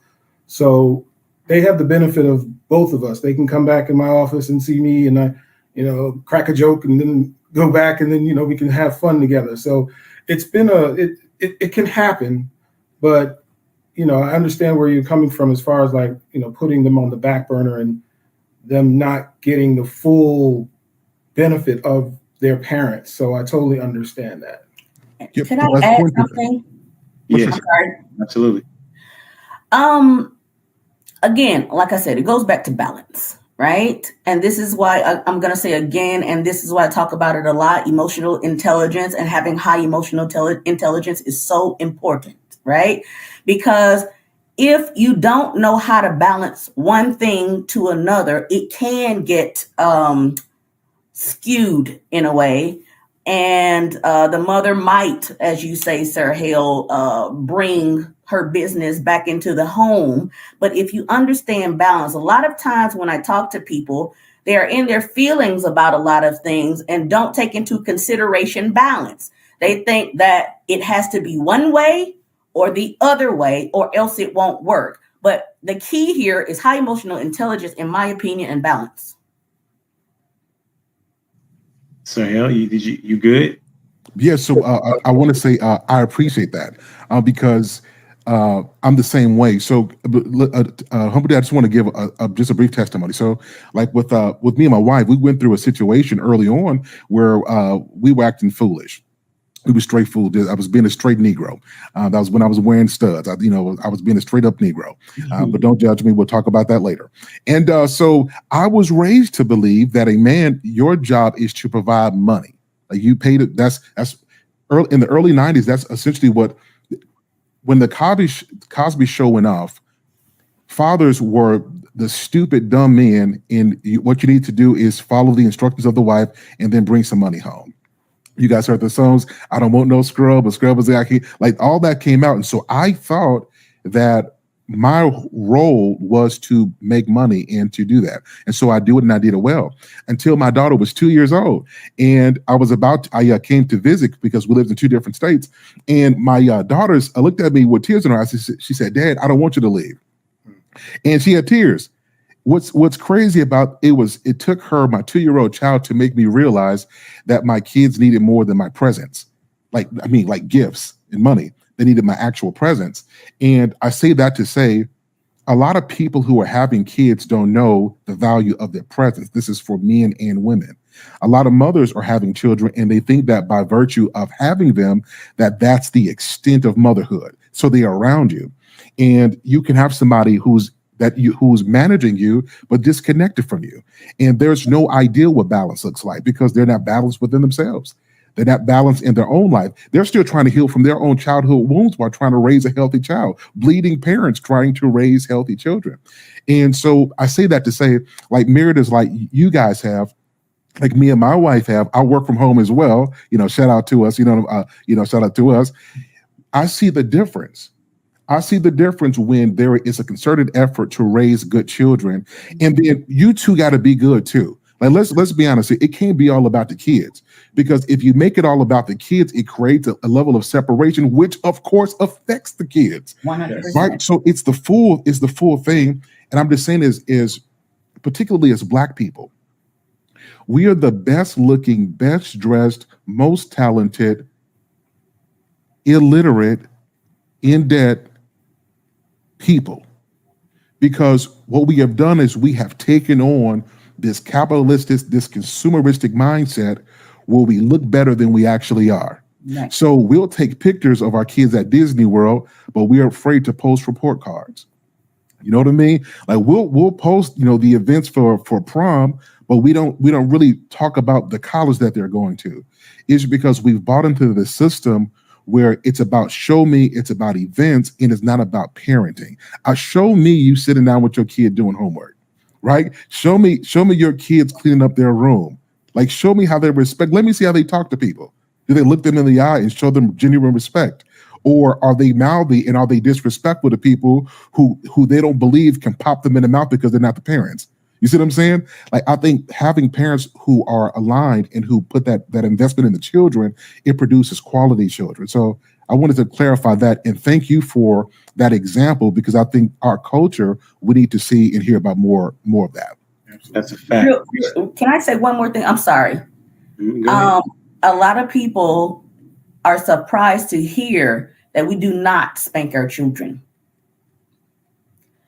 And because we believe that there is a way that you can raise your child to be kind and caring and respectful without actually physically hurting them. Okay. Another perspective that we had on it, and that we hear from a lot of people and that we see in a lot of people that have been spanked as a child. Yes, they turn out okay. But in a lot of instances, there's a lot of females that enter into abusive relationships with men because they figure in their minds, well, my father hit me and he loves me. My mother hit me and she loves me. Then this person loves me too. So obviously I deserved to be hit for some reason or the other. Vice versa, the same thing with males. A lot of times they go and they're abusive, right? Because they've seen that love can coincide with being hit. Okay, I got you. Hey, Prototype, welcome to the stage, bro. Happy to be here. Listen, bro, you ain't never been this late, just so you know. Look, man, when you change these show times, man, like I'm thinking I'm gonna have to change it back, bro. It's like yeah, I'm coaching now. It's coach season. Oh yeah. No worries. I was telling Jamie that I was like, man, people said yes to the new time, and then was like, nah to the new time. So no worries. I'm gonna have to figure this out for sure because I don't want to waste nobody's time. Y'all know how it is. HD. Yes, sir. Before we move on, I wanted to touch on something that I think may clarify what we're experiencing here. There's a difference in raising your children to be the apple of your eye versus them being the conviction of themselves. You know what I'm saying? Most times when we pour into our children, it's for our own ego's sake. You know what I mean? Look at my child, look at this and look at that. Instead of asking the child, hey, is there anything that you need? And keeping it there. You know what I mean? Certain things don't need to be put on Instagram. Certain things don't need to be put on Facebook. You know what I mean? It's those moments where you talk to your kid when they've had their heart broken.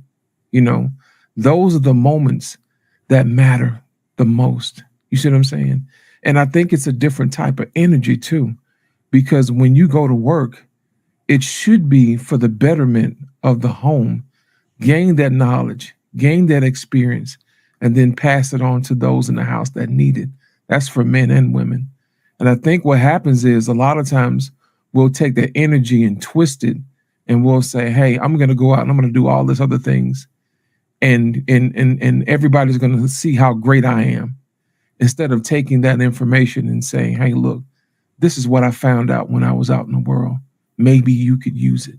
And it's an energy of service of to others, to the id versus to the ego.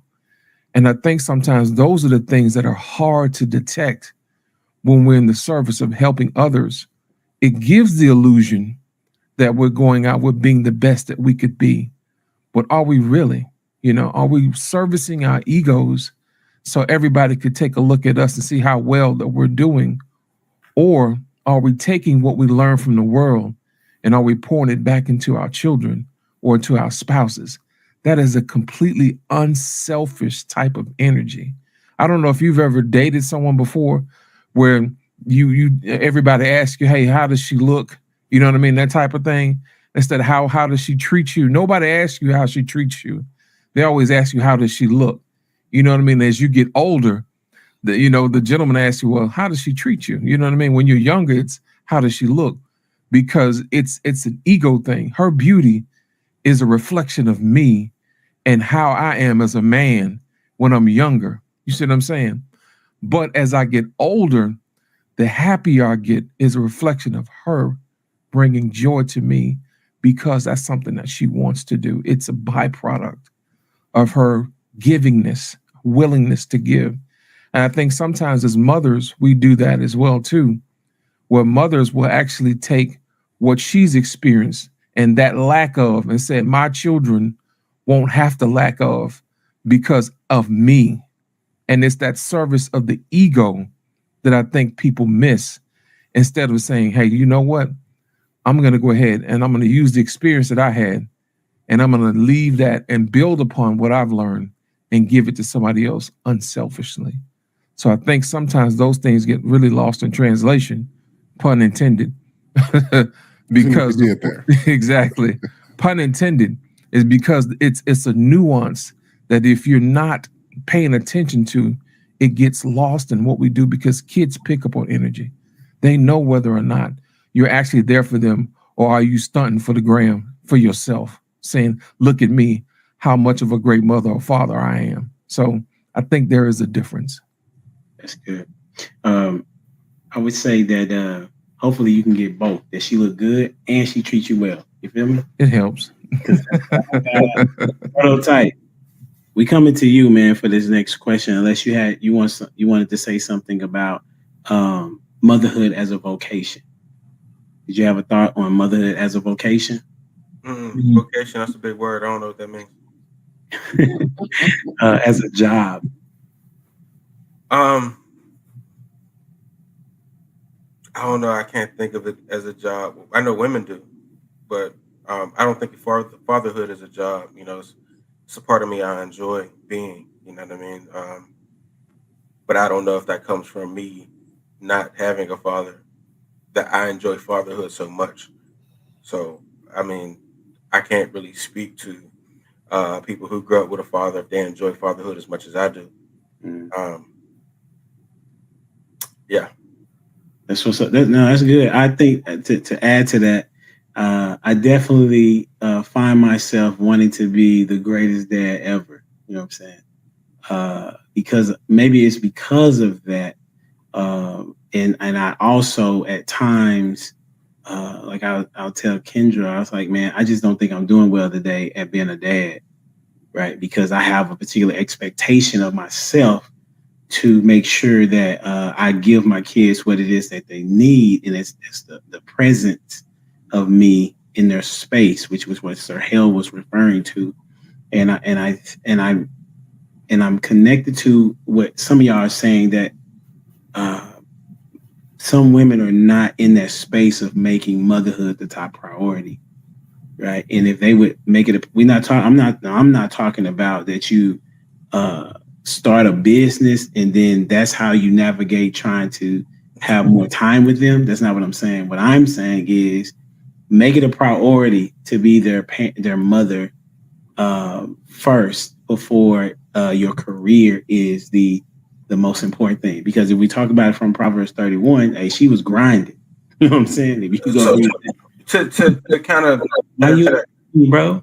Because I kind of wanted, I don't want to lose the point. He was making a point about women thinking motherhood was a job, and how before you go off and like what a Proverbs 31 woman is. Okay. I find more and more that women do think of motherhood as a way of provisioning. I don't see women really wanting to be mothers. They look at it as, I'll do this for you if you take care of me, right? So they're only being mothers to become provided for, not. I see you as a meal ticket. Yeah, they're not becoming mothers because they really want to be mothers. They're becoming mothers in sacrifice of providing for. You know, if nobody can provide for me, then I'd rather just get my own bag and not have kids ever. You know what I mean? Like, now we know there's a biological clock maybe at play. Science says that they are, you know, subject to them wanting to be nurturers and XYZ. But for the most part, I don't really see that mothers want to be mothers at all unless it comes with a certain provisioning. And that's why they act in such manner when it doesn't come with that provisioning, right? That's why they put you on child support. That's why they hate you. That's why they put men through all these things when they have kids with them because they hate it being. They really don't want to be a mother. They hate being mothers, and it's supposed to come with these benefits, and it's not coming with that. So they're going to make your life hell because you're not providing the benefits because they sacrificed their life, their body, their womanhood to give you a legacy. So I don't really see them nowadays really wanting to be mothers. I think that's where we were. That's what I was saying. Like I was saying the same thing based on what I see when I'm in the school. Like what I see in the school is a disconnect from because the majority of the kids that are, we all know this, they're raised by a single mother, right? And so there is a disconnect in how they parent, especially in our culture. And so what I'm saying is, though, the Proverbs 31 woman, she was married, but she was still working and making sure her top priority, though, was the family, is what I'm saying. So that's my main point, that women need to make family their priority, not their career, because it has caused what we are now, which is we'll transition. We'll hit these. Maybe there's one of the last two questions, which is the gender war that we got going on, right? And the gender war is not just what I've been reading. It's not just black people. You know what I'm saying? This is a universal thing that's going on where women feel a particular type of way about being a wife, and men feel a particular way about wanting to marry the woman that is acting in such a way. So my question that I have is, who has the gender war affected the most? You go ahead, Prototype. I would say men, because we want the sense of community. I don't think women necessarily care about saving the community or legacy or anything like that. They do it because a man implies it in them, instills it in them. So the ones that do, it's because a man have put that in them. But for the most part, women are selfish. They don't really care about the community or anything like that. They care about self. So whatever's going to get them the best life. So I think men looking to build community and do this for the culture and all that stuff, that's for us to look after. I don't think women care about any of that. I really don't. I really don't think they care about any of it because they're way too selfish. You know what I'm saying? So I wouldn't even say, like, even my grandmother's generation or my mother's generation, I can't even say it's just us, our generation and beyond. I really don't recall women truly caring about a sense of community. It's really the man's job, and when the man is not putting that at the forefront of his mission, then that's when everything goes downhill. But women are only doing these things just because if they're getting taken care of and provision, they're always survival of the fittest. Okay, got you. You got strong statements tonight. Who you got going next? Let's go with Ash Shawnee. Did I say that right? Shawnee. Shawnee, yes. Tell me the question again. The question is, who has the gender war affected the most? I think that I agree. It has affected men the most, but I agree for a different reason. I believe that women are some of the most unselfish people on the planet. And because of that is the reason that they are pulling back and this 4B movement is going on in the first place. Okay. When you come from a place when you're not the oppressed, right, in a relationship, you can't sometimes pull back and understand where the woman is coming from, because you have to understand this goes back to women having to have men in their lives. They don't have the options. They did not have the options to make money for themselves. They did not have the options to have their own bank accounts, their own credit cards, their own property. They didn't have the options to do that. And they had to take whatever they were given by the man. So because they relied on them. They needed them literally. So when you're in that position, and then there's a bunch of men that got to do whatever they wanted to do, and they did. So when you're in that position and you're a woman and you have a full mind and you're an intelligent individual, that is an oppressive state to be in, especially when you have no choice. So quite naturally, a person is going to rebel if they are not being treated in the way that they should be treated. They are going to rebel when a person gets to do whatever they want to do to them and to their household, and they have to take it. Quite naturally, a person is going to rebel against that, especially if they have a certain level of intelligence and recognize the unfairness of it all. These women movements were not about equality per se. It was about the unfairness of their station in life. I'll pass it to my husband. I think it's affected men the most. And my reasoning for that is that men, kind of piggybacking off of what she said, men have always had the power, right? We've had the authority over. Women were men's property at one point. Men could dictate everything that went on in their household. And so I think it's more of a power struggle now. I think women are starting to, and this is based off of the people that we talk to. We literally talk to hundreds of people all the time. This is about women wanting to find that power that they know that they have and that they feel that they're missing, because men traditionally, and I'm sure you all could agree, have had the rule. Now, that can go back to biblical times because that's how it was back then, and continued throughout the ages that men were the head of the household. But women are starting to see now that they are a part of the household. They are an equal partner in the household. And what they do, granted it does not generate a paycheck, it is a lot. They clean. So you think about it, all the hats that a woman has to wear, especially if she's a mother. She's the cleaning crew.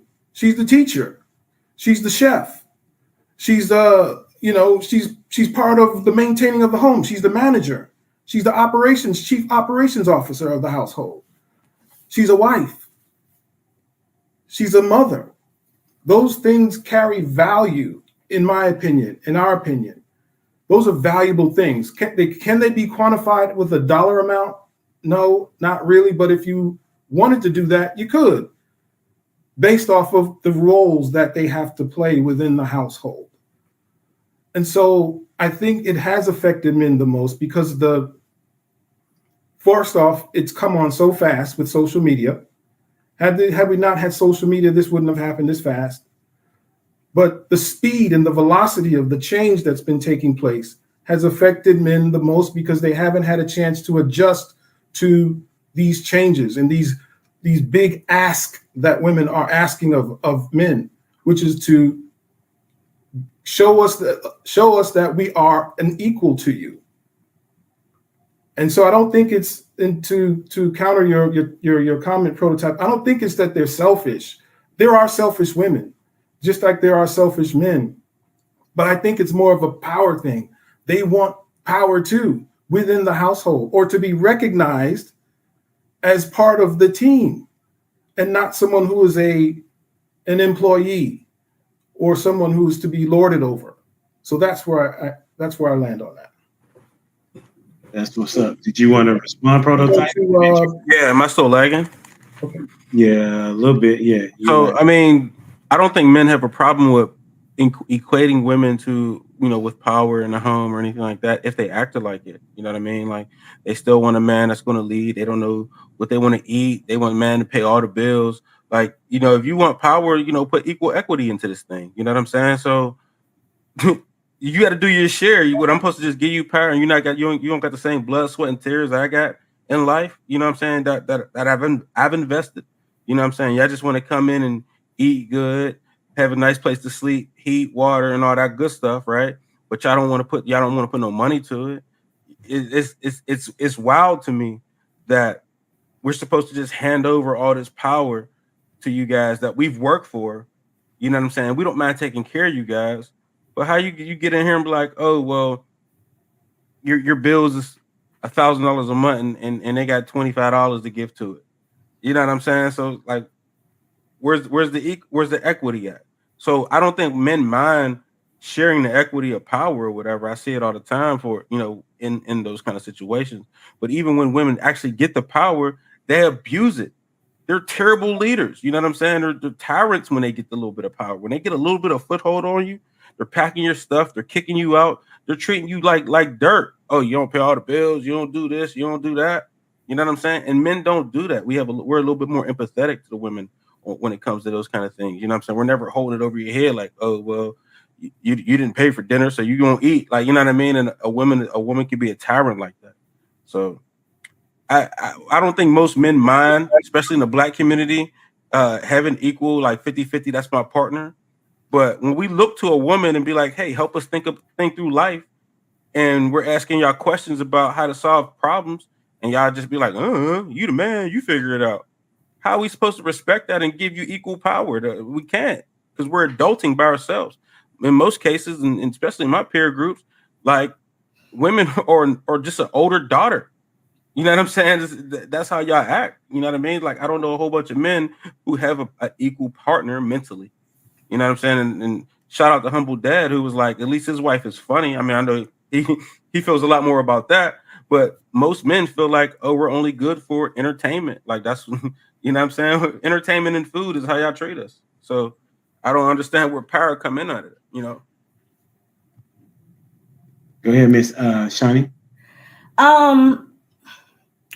What type of women are you normally dealing with? Because in my groups that I go with, these are not the type of women that these men have inside their lives. The men on this podcast clearly have women that are doing just that. They have intelligent women, they have respectful women, respectable women. I'm not sure the type of women that you're dealing with and what you're used to dealing with, because to me, that is ludicrous and absurd. I've never heard such a thing. I mean, of course I've heard it, but a lot of times you're going for these types of women that you see physically, that you enjoy being with, but they don't have the necessary mental and emotional mindset that you're looking for, right? So my thing is this. Instead of, I'm not sure if you're single or if you're in a relationship or married or what the case may be, start going out and seeking women that have this type of mentality. If you're going out and you're not having these women and you're not seeking the women with this type of mentality, then I say that you need to switch the type of women that you're going for. So I hate the notion that attractive people can't be smart, educated too. Like, I did not say that. That's basically what you're saying. No, I did not. I said a lot of women. You said you're going for the looks. Like, why can't I be attracted to the spouse just as much as her brain?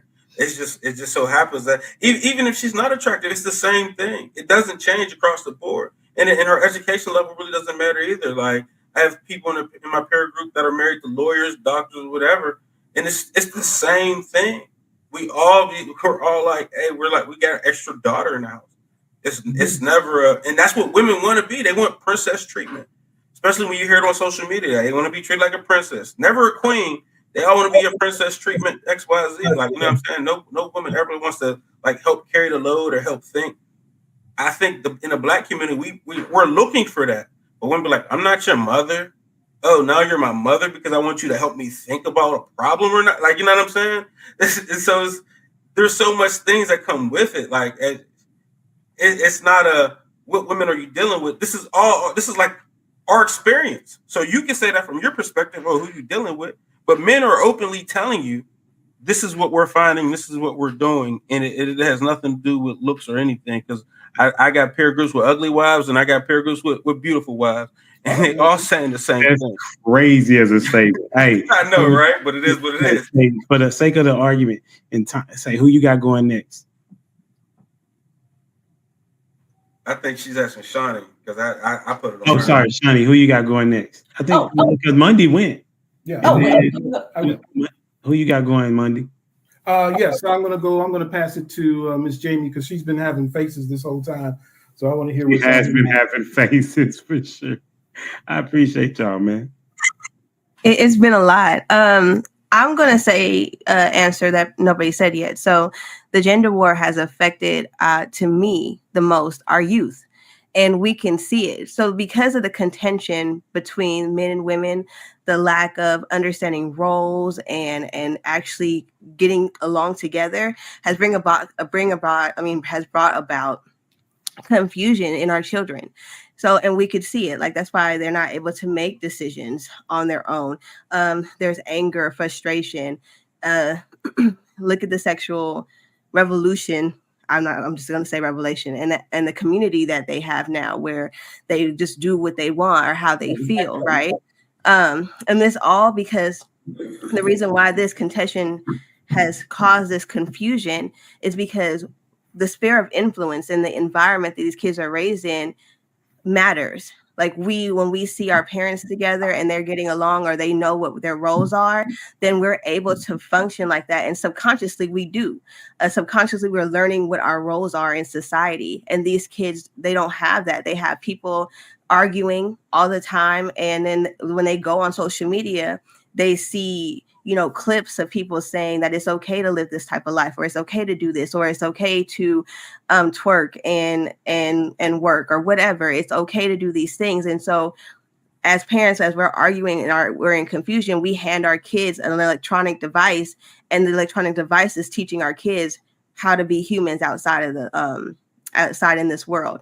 And so we have lazy kids too. We have kids that, like, youth, you hire them and they don't take no initiative, a majority of the time, to even say they could see something on the floor and walk over it 10 times, and you looking at them like, bruh, I know you've seen that paper. I know you've seen that paper. And so if you give them a job, if you don't tell them exactly what to do, then they're not going to do it. They won't do anything. When I was growing up, it was like, oh, I got a job, I'm gonna do stuff so that they could know, like, I can work. But these kids, because we are so distracted, we are not living out roles, and our roles are important.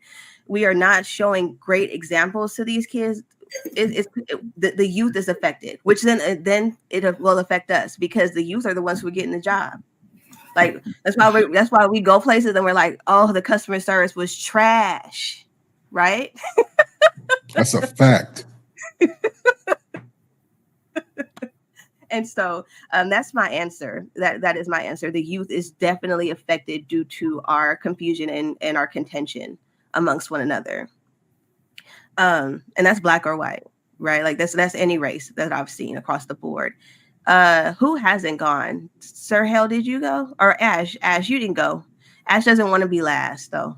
So, and that rhymed, actually. You better not follow me. I'll show you that. I'm waiting. Yeah, Lost hasn't went yet either. It's only been 3 people. So pick your poison, Ash. Do you want to follow me, or do you want to follow Sir? Well, hey, let's go ahead and get in there with the poison. I'm gonna agree with Jamie. It's the youth, because we're not making decisions. Everybody is living this. I'm gonna put it as chaos. Living in chaos. That's just how to simply put it. Because what is it? Do as thy will. That's what everybody doing, and ain't nobody doing nothing constructive for these children. And like Jamie said, when you go somewhere, I have set hours where I do not visit certain places. I do not go out on the weekend anymore to certain places because the customer service is trash. Like, I just was in Target yesterday, and I'm looking for the person that's in the game section because I'm itching to buy a new game, right? Because I ain't had no lights. I had to find some way to occupy myself. And I'm looking, and the little dude is just walking around, not in the section. He everywhere but where he need to be. He's not discovered. You at work. And I had groceries because I'm trying to get stuff so we can eat without, really using lights, trying to think outside the box. And he's like, oh, well, I can't check all that out. I said, what kind of Target is this? We ain't never had this. Girl, let's walk to the front. Okay, can you walk my game to the front so I can check out all my things? Because I'm not going to check out here and then walk up to the front and sit in another line and check out. That's crazy. So, it's our youth. It's like, you rather stand around, get paid, and look at your phone all day. That's not what you're here for. And I believe it's us, because we have got this lax and, oh, when we come to work, we don't have to do this. We just got to entertain for the paycheck. No, like, give us quality customer service. That's why we here. That's why people like me, I hate going in the store. Like, come school shopping, you will not catch me in the store unless it's for shoes. And then you still might not catch me in there, because it's like, if I'm trying to converse with you or ask you something, at least know what you're talking about. Oh, that's not what it is. Oh, baby, this is too much attitude, and I'm too grown for this. This is straight to jail moment. And it's like when we're not parenting our youth, and we're just sitting here saying, "Hey, do what you want, go to work, do what you want." Well, where's the leadership? And that's why I had to say, where are the people in the church? It used to be women running around here telling you, hey, that ain't the way of the Lord. It's like, what happened to that generation of people? It's like everybody just stopped and started doing everything that they want to do.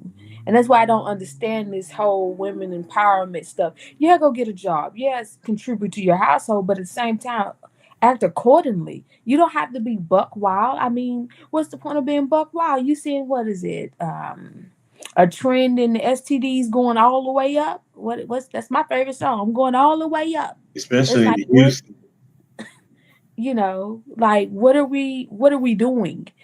Sometimes you got to come back to reality. Like, what are we saying to our children? Because now, what is this thing called furry? The kids get to go to school and act like a doggone pet.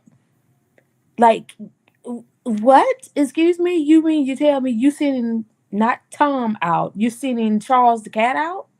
Like, we teaching our kids that we can do whatever and just, it's okay. Everybody had to accept bad behavior. Like, what is wrong with discipline? I'm big on discipline, as y'all can kind of tell. It's like, why can't we do discipline? What is the harm in discipline? Hey, whatever method work for your kid is whatever work for your kid, but why can't we do discipline? Why is it, oh, that's little Tommy, he'll work it out when he get older, but yet little Tommy over here trying to kill up everybody because everybody's not on the same page with him or going with his antics. And I'm gonna kick it off the loss because I know that poison over there is brewing. Thank you, Ashley. To answer HD's original question, who has the gender war affect the most? I'm gonna be the one to go out and say it. It's the women, and I'm gonna tell you why. There's this line in the Bible that gives us a clue to what's really going on, and he said, God told Adam, "Who told you you were naked? Who told you that you were not enough?" I think women have been sold a bill of goods that they're not enough. And to me, I think that's the insecurity that the enemy plays on women as if they're not enough. They will tell women, if you buy this, you'll be more beautiful. Or if you get this job, you'll have more respect. If you do this, then you'll do that. When God put you on this earth, he already gave you dominion over everything. So who told you you were naked? I think a lot of times, man, we have to get back to realize exactly what's going on. The reason why I say it's women is because men are not affected by what somebody else say, so to speak, because we deal with that a different kind of way. You know what I'm saying? Either we handle this like some gentlemen or we can get into some gangster stuff. That's how men handle things. But for the most part, we're diplomatic because we don't want to come to fisticuffs. Because at the end of the day, we're going to wind up going to get a beer anyway. You know what I'm saying? So the reason why I say it's women is because men so much fundamentally haven't changed. Men still want to provide. Men still want to do the things that men do. They still want to take care of their women. But for some reason, someone told women that they were naked. Who told you you were not enough? If you go back and you look at the pyramids in antiquity of all over the world, there are men and women there of equal stature. Women have always played a pivotal role in society. And for someone to come up and tell you that you were not enough, I ask again the question, who told you